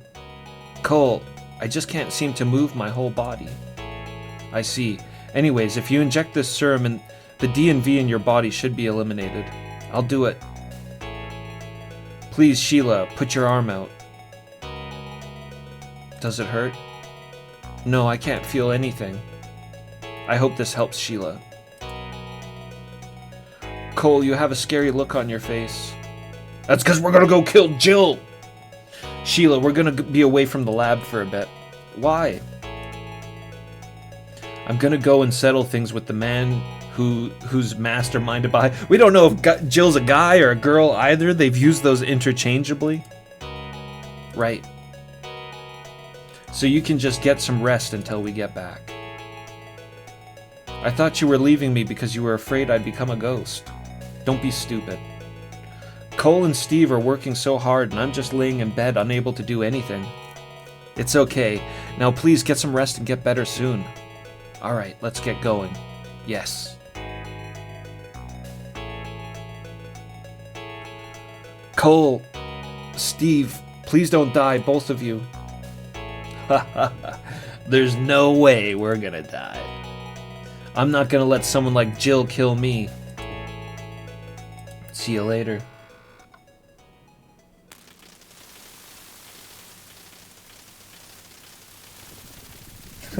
It kind of is bootblacking, yeah. We've already had that scene. We've already had that scene. There was a couple others too. There was like a biker chick who was talking about how handsome we were.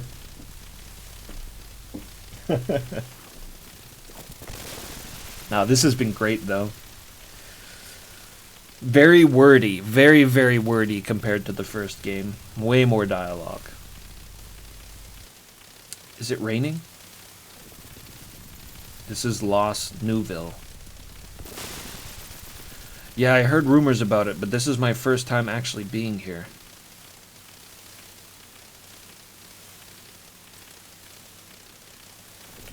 I hope this is the last area because it's this has been a journey. What a terrible storm. Oh, it's not good to get too caught in the rain. It reminds me, like, it reminded, this makes me think of Marine Filth. Not that this is similar, like, this has all been going towards one direction, but I remember Marine Filth ended like 3 times, and I was just like, oh my fucking god. We're right at the end, right? And then it's like, nah, you got like 3 more endings to go through, man. It's not good to get too caught in the rain. To be very careful driving in this rain. With this thunder, it's dangerous to be outside for too long. Yeah, let's go in. Taters Games, thank you very much for the follow. Welcome, man. With this thunder, it's dangerous to be outside for too long. Yeah, let's go in. The building seems to be in quite a bit of disrepair, but who would have thought that Bloody Fox's hideout would be in a place like this? I heard that the owner of this building is Japanese. Apparently he was trying to sell the building for a high price, and before he knew it, it had been taken over by the Bloody Fox.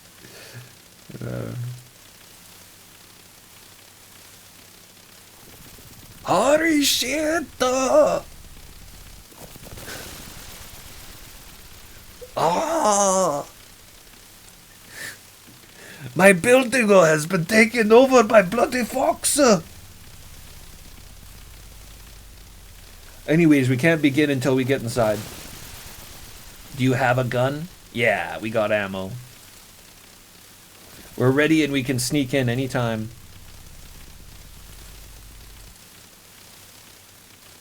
That's the entrance. However, the building itself seems to have been pretty badly damaged.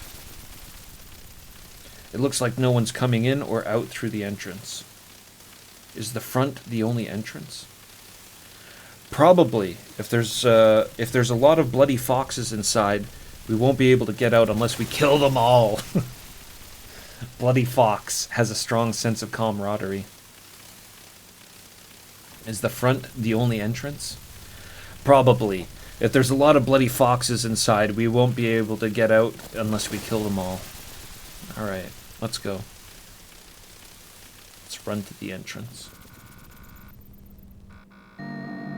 Get in here and it turns into produce. We got 20 floors to go. Bat. This is the first floor. Be careful, you never know where the enemy might be hiding. Concrete pillars stand exposed. Doesn't look like there are any enemies hiding in the shadows of the pillars. These are the pillars that support the whole building. Even though they're damaged, they're still pretty sturdy. There's graffiti spray painted on the pillar. Wherever Bloody Fox goes, they leave behind some of this stuff. Are you worried about the pillars? Yeah, I've been a little more careful since I got here.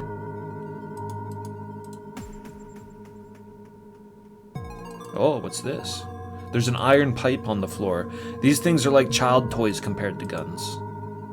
This iron pipe must have been dropped by Bloody Fox. I have a gun, so I don't need this. Until the gun gets knocked out of your hand or you run out of bullets. Then you might be wishing you had a pipe to smash some brains. If I get hit with something like that, I'm in big trouble.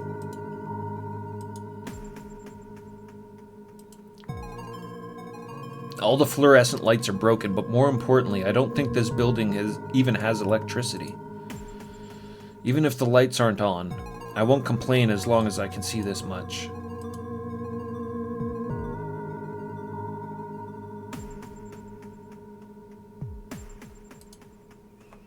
Those are the stairs. The stairs are easier to navigate than the elevator. Those stairs can get you to the second floor. It's best to climb the stairs in one go. If you get caught in a pincer movement along the way, it's all over.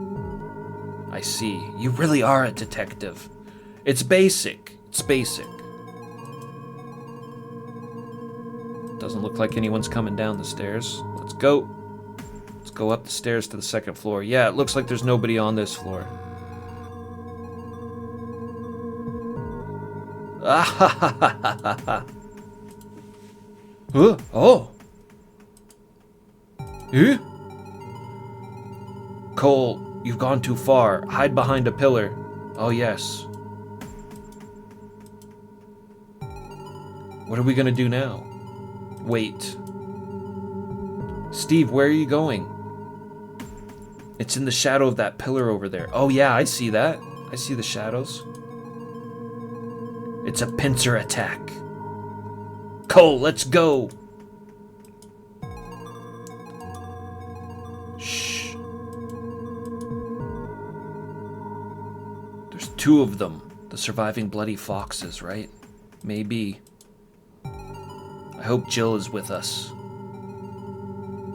No, she wouldn't go along with Bloody Fox. Maybe she's hiding somewhere. Looks like you haven't noticed, or looks like they haven't noticed us yet. Ah, don't get caught. So we move. Now!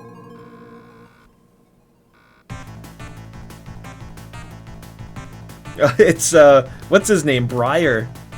Briar and the chick from earlier. Don't move! Huh? That's it, Briar. Oh, I didn't expect the two of you to come all the way here together. Briar, just kill these people. Yeah, don't panic. What, is there something you want to say to me? Don't get so upset. They're gonna die anyways.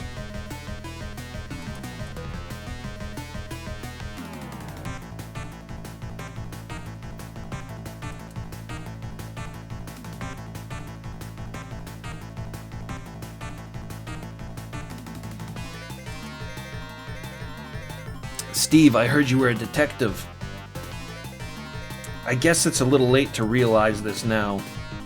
Well, either way, it doesn't change the fact that you got in our way. Let's make you apologize by dying. Hey, you don't seem to know your place. Purple, have you lost your mind after getting hit by Sky? You've probably tested the previous woman to see what would happen if she were hit by the purple Sky, right? Oh, so you weren't eaten. Then I guess you'll only need one bullet. It was a bit of a mistake wagging my tail and following Daniel.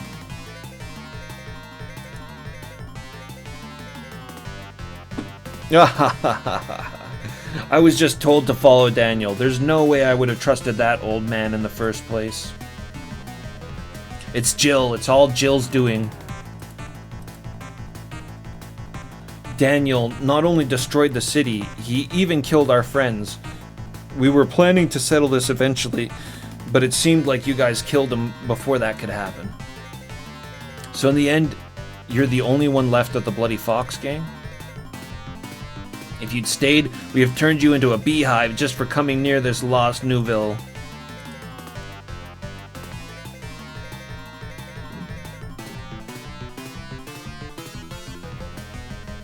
When Steve first came to Bar Reed's, some of the underlings picked a fight with you, and you beat them with flying colors. No one's picked a fight with you since then. In fact, I was hoping to settle things eventually too. But when Cole came to the bar, you took the initiative for the first time, and you brought a girl named Sheila out to Reese.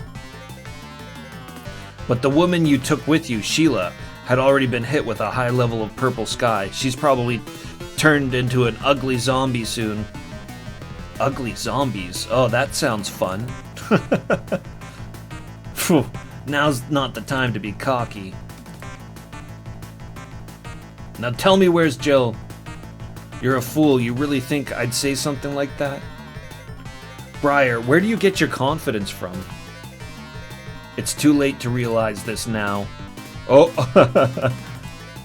don't move. There's one bloody fox left. Can I have your gun, please? Damn it. Steve, you know what? It takes more than skill to be the head of the Bloody Fox. So you need to be able to make calm decisions? What an impressive man.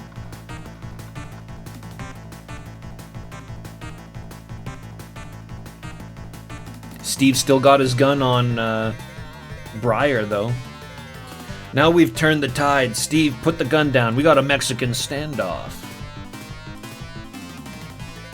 Steve, There's no other way.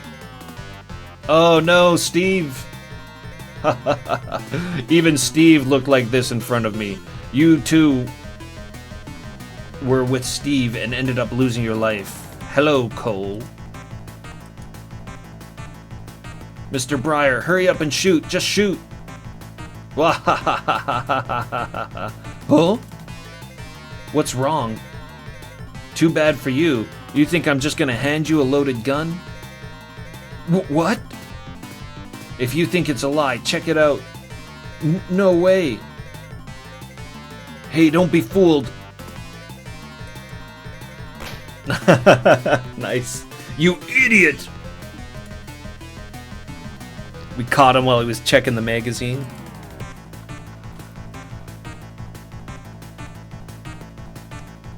Oh, Breyer's got a machine gun. Hey, Breyer, it's easier when you're dealing with a drug addict. You're underestimating me? Who do you think I am? If you want to turn this thing into a beehive, shoot it. They're all about turning guys into beehives. Yeah, the beehive thing is totally like filling them full of lead.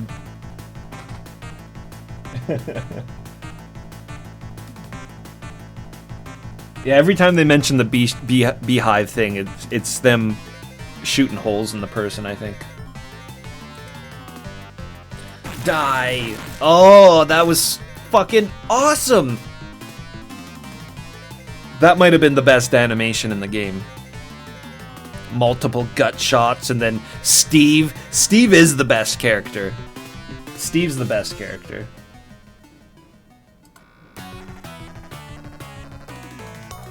Are you okay?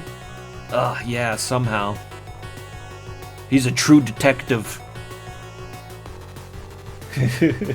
Steve saving our ass again. You really are a detective, Steve.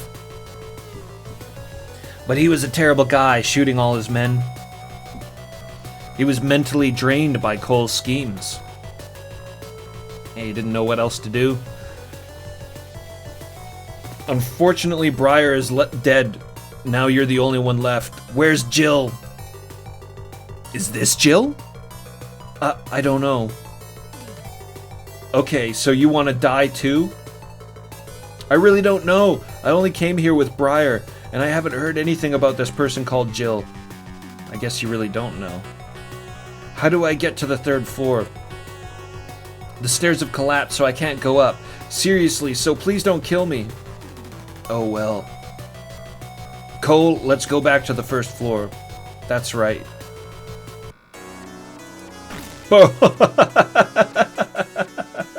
I wish she just stayed quiet. So she was definitely not Jill. Yeah. Fucking Steve again.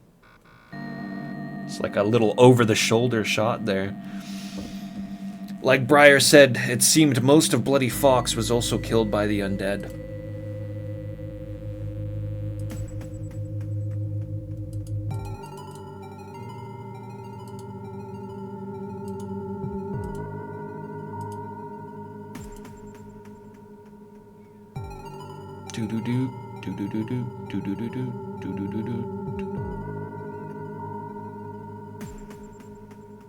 Well, there's nothing here. There's nothing new on the 1st floor. There were only Breyer and the other bodies on the 2nd floor. There's nothing else. Jill must be hiding somewhere in this building.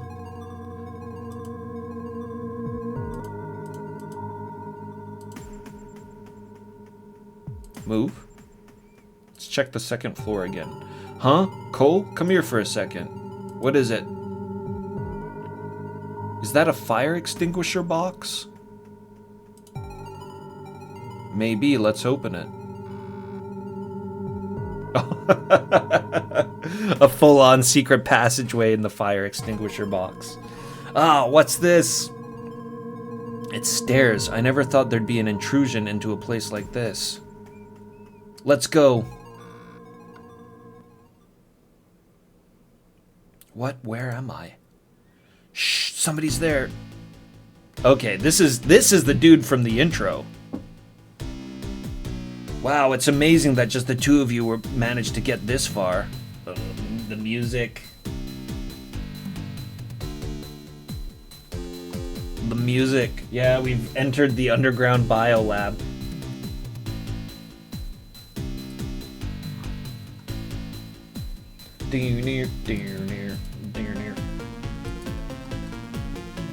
Jill? So this is Jill. This is Jill, okay. Welcome to Dr. Jill's lab, you two. So you're Jill. Is the tall one Steve and this one Cole? I can't believe you were the mastermind behind the incident 2 years ago. They have no manners considering we've just met. Stealing Dr. Cougar's research and using undead spirits to kill so many people is a serious crime. I know you're using Doc's notebook to create an incomplete resuscitation potion. You mean this notebook? Thanks to it, I've obtained great powers that even surpass those of God. Cougar created a resuscitation drug, but even his creator was unable to use it properly. But I'm different. With this potion, I can make everyone in the world kneel before me. You idiot! All you want is hell on earth. As a scientist, aren't you ashamed to steal other people's research? Say whatever you want. I won't let anyone get in my way again.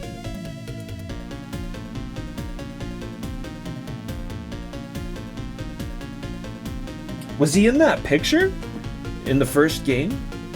I do remember that picture that showed like all the other scientists. That's how we found out about, what's his name, Kegel.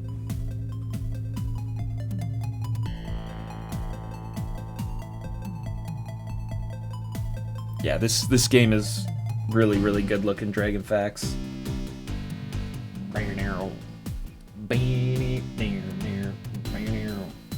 Listen to that. It's a good song. Look at his head. Look at this head. 2 years ago, I used Ghoul as a test subject for a resuscitation drug, but one day he betrayed me and I suffered fatal damage. And then, with the last of my strength, I injected myself with a resuscitation potion and came back to life. I see. So, Ghoul lied to me 2 years ago in order to erase your existence. That's quite the android. But right now I'm gonna kill you once again with my own hands. You're doing great. Now let's get this show started. You'll be facing off against the dead, who have just been brought back to life by the potion you just completed.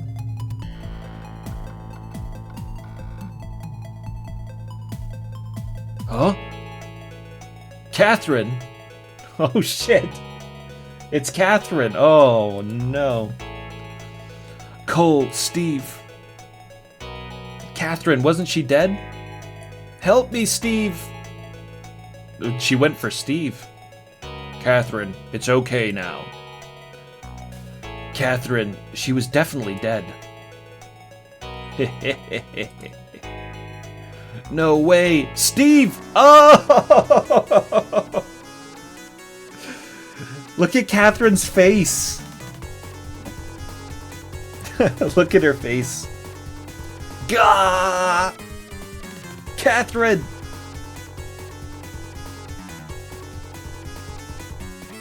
Can we shoot Jill? No, we can only shoot Catherine.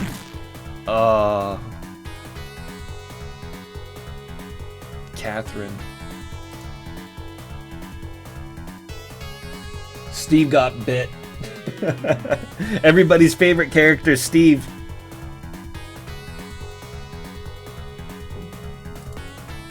Cole. Oh, skeletonized.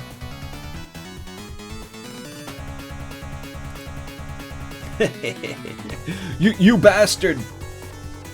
That's impressive. You're able to shoot the woman who is your ally so easily, even after finding out she's a ghost. Well, I mean... That's the way she would want it. She would have wanted it that way. I will never forgive you. I know you're doing well, but shouldn't you be a little worried about Steve, who got bitten on the neck? What? Soon Steve will be like that woman. You haven't forgotten that the resuscitation drug is a virus, have you? Let me ask you something, brother. What happened to the ghoul corpses at Bayside Research Station? Oh, Steve's still an investigator, even with half of his throat ripped out. Oh, so Ghoul was your brother. This is gonna be interesting. I did recover the remains of Ghoul at Bayside Laboratory. His head had already been destroyed, but his living brain hadn't been damaged. I removed the brain from his head and brought it back here. A younger brother has come following his older brother. I'm sure we'll have some fun today. Here he is.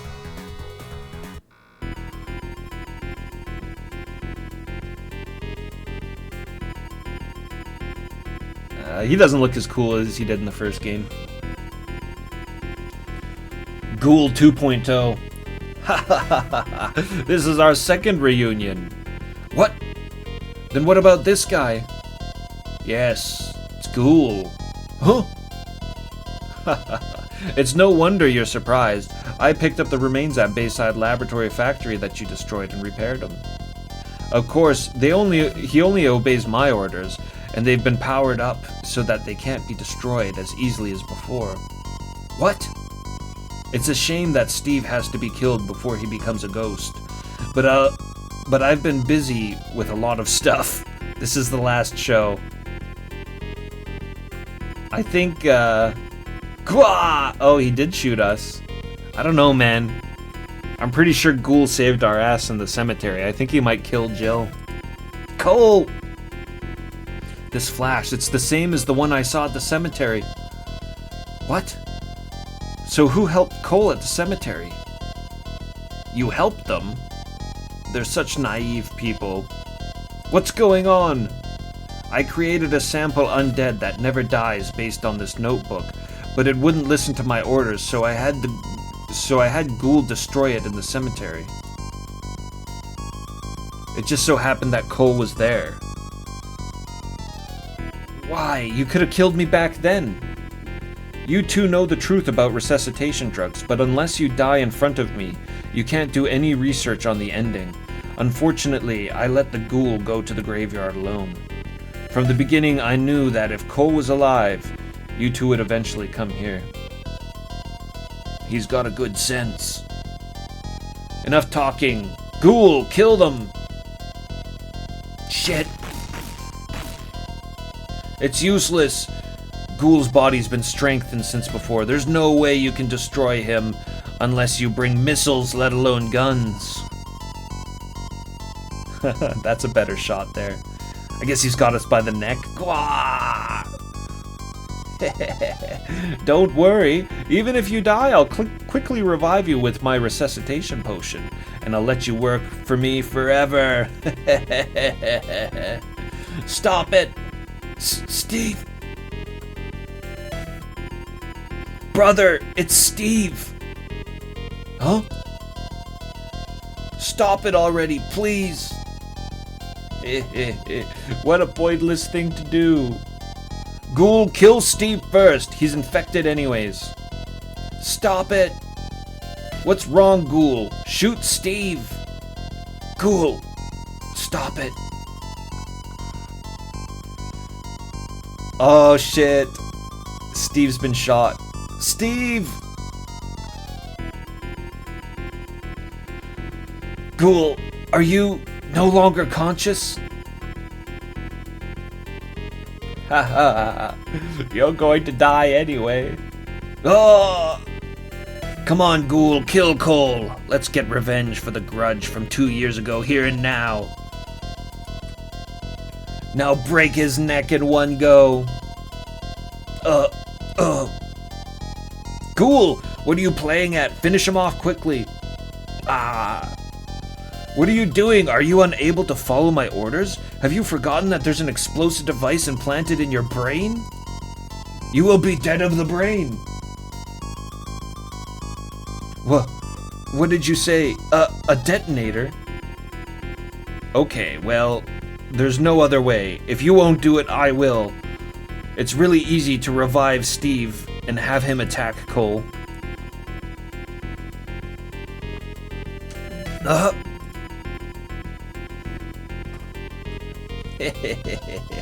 Cole is lucky to be killed by your own comrades.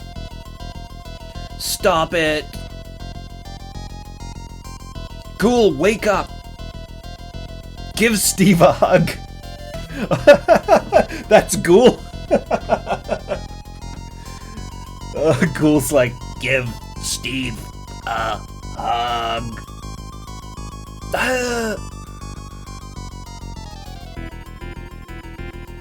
Ghoul, what are you doing? Have you forgotten? You ghoul! If you defy me, your brain will be destroyed. Do you understand that? Oh, he just cut him right in half with the lasers.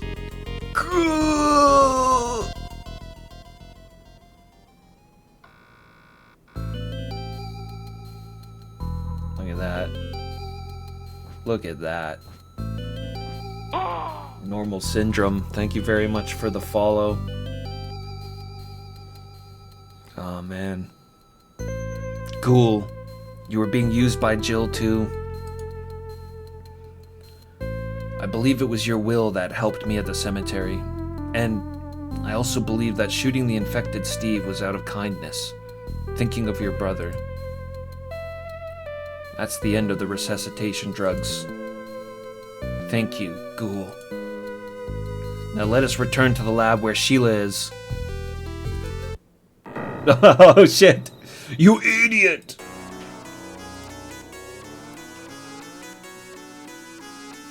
There's only half of him. How did he get up on my back? What? I'll never die. As long as I have the resuscitation potion, I will never die. You're not gonna die. Oh. Ah, you bastard. Oh. Did we get got? Gwa! You have no value as a human being. You bastard. Oh. Well, our time ran out there pretty darn quick. Oh, this eye here.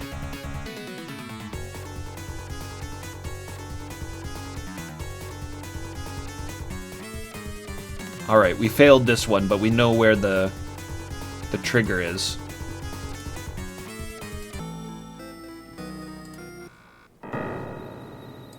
You idiot!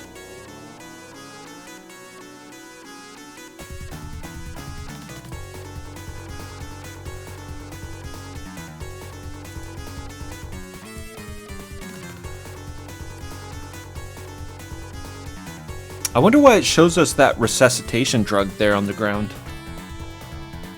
I'm sure we'll find out soon enough here.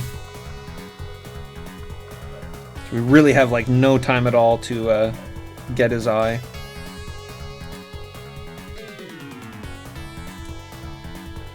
Damn you! That's why the resuscitation drug was on the ground. He got skeletonized as well. Oh, it's done. This time for good. This diary is what drove Jill crazy. It's probably best to just burn this thing and say goodbye to the resuscitation potions forever. Eternal Far 2? What?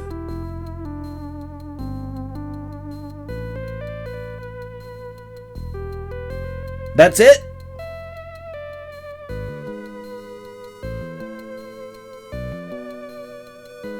Dead of the game. I think we got dead of the game now. That's it. I guess we did it. Oh. Well, that was really fun. That was really, really fun. There's got to be like an after credit scene. We have to have like an after credit scene or something. Something that tells us what happens to Sheila, what happens to Cole. It can't end just like that.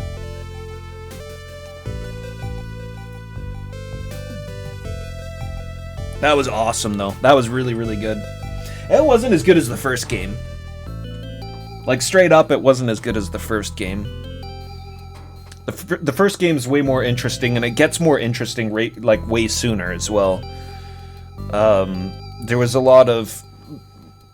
This is kind of like the middle ground between Marine Filth and Dead of the Brain 1.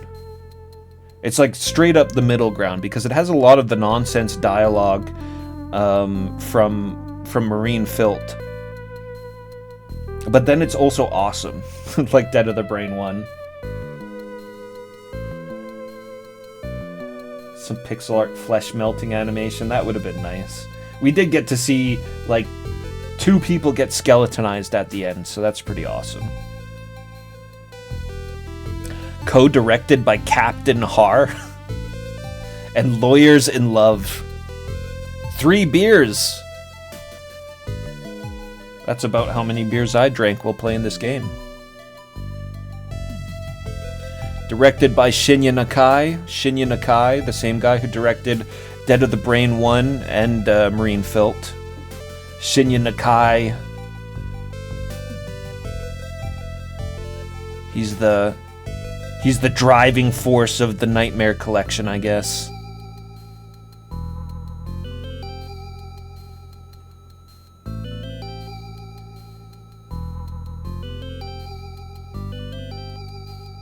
Thanks for the GGs, everybody.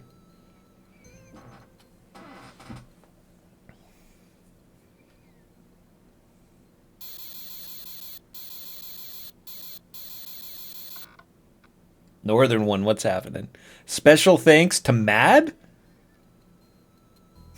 What? I didn't put in my I didn't put my name in at any point in time here. That's what I always put in for my arcade, like whenever I'm putting in my arcade scores, is Mad. Mad is me, as far as I'm concerned. That's very strange.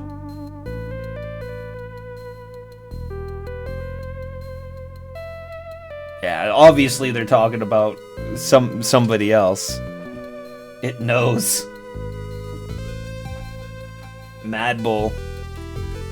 They're talking about Sleepy. Special thanks to Sleepy. It's the morning. I hear the sound of a helicopter coming from somewhere. The military must be on the move. Dr. Lyle, Steve, and Catherine. Because of one drug, I lost someone important to me again. The only reason I was able to survive was because Sheila was by my side supporting me. Ah. There she is. Sheila, have you come to pick me up? I was actually half expecting her to turn around and be a zombie. Cole, I'm glad you're safe. Sheila, you're better now. That's good. Hey, what happened? It's okay. Come on, let's go. That's not fair. Tell me.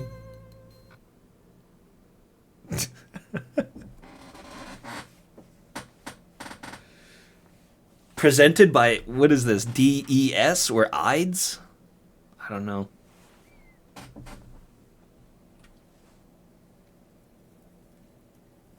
There's an alternate ending. So would the alternate ending be choosing to not resuscitate Cougar's brain? Does that put you on a different path? Because that seemed to me like the most... That seemed to me like the biggest fork in the road.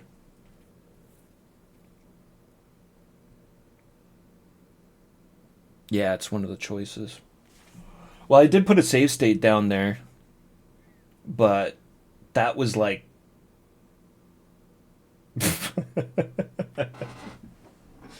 I want to see it too, but I don't know if I, like...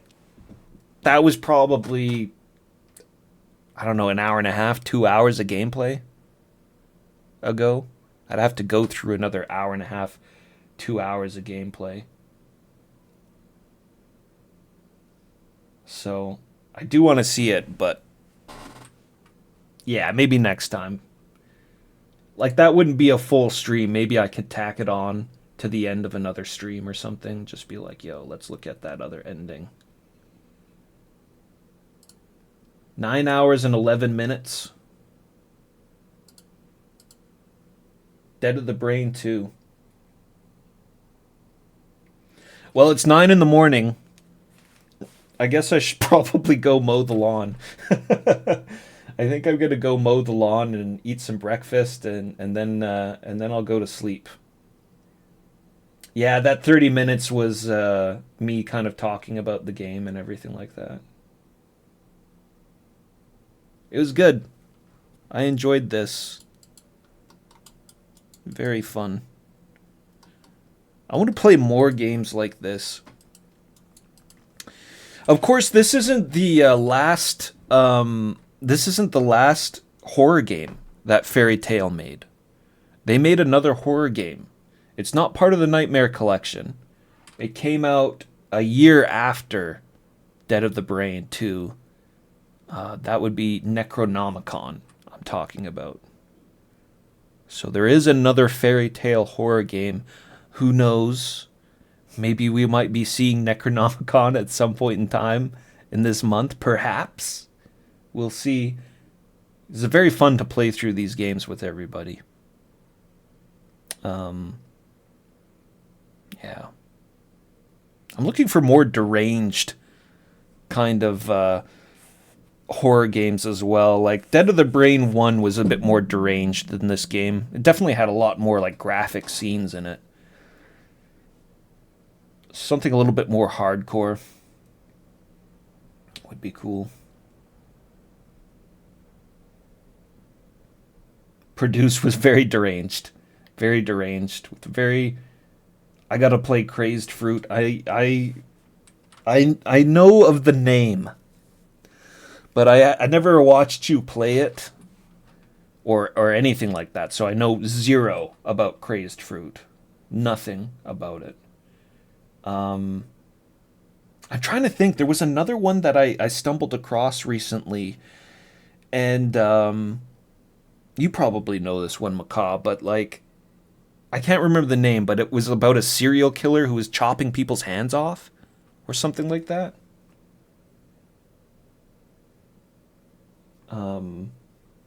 That one seemed good. Ballad for Maria, that's exactly what it was. I don't know if that's more of like a detective game or a horror game, though. It's good, but super long. Holy shit. Well,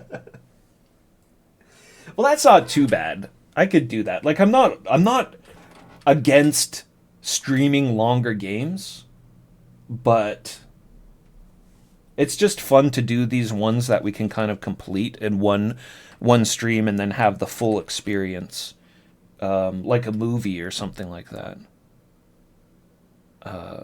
I'm like allergic to long streams after doing Ultima for so long. All right, guys. Well, it was great seeing everybody. Thanks for sticking around and enjoying Dead of the Brain 2 with me. I really enjoyed it. I hope you all enjoyed it as well. I will find somebody to raid, and I'm going to go mow the lawn. And I don't know. I don't know what I'm going to do. Maybe I'll just stay up and then like let the day roll over and then go to bed at a more reasonable time. Maybe I'll be back and stream again. Maybe I'll stream again later on tonight. Who knows? But until then,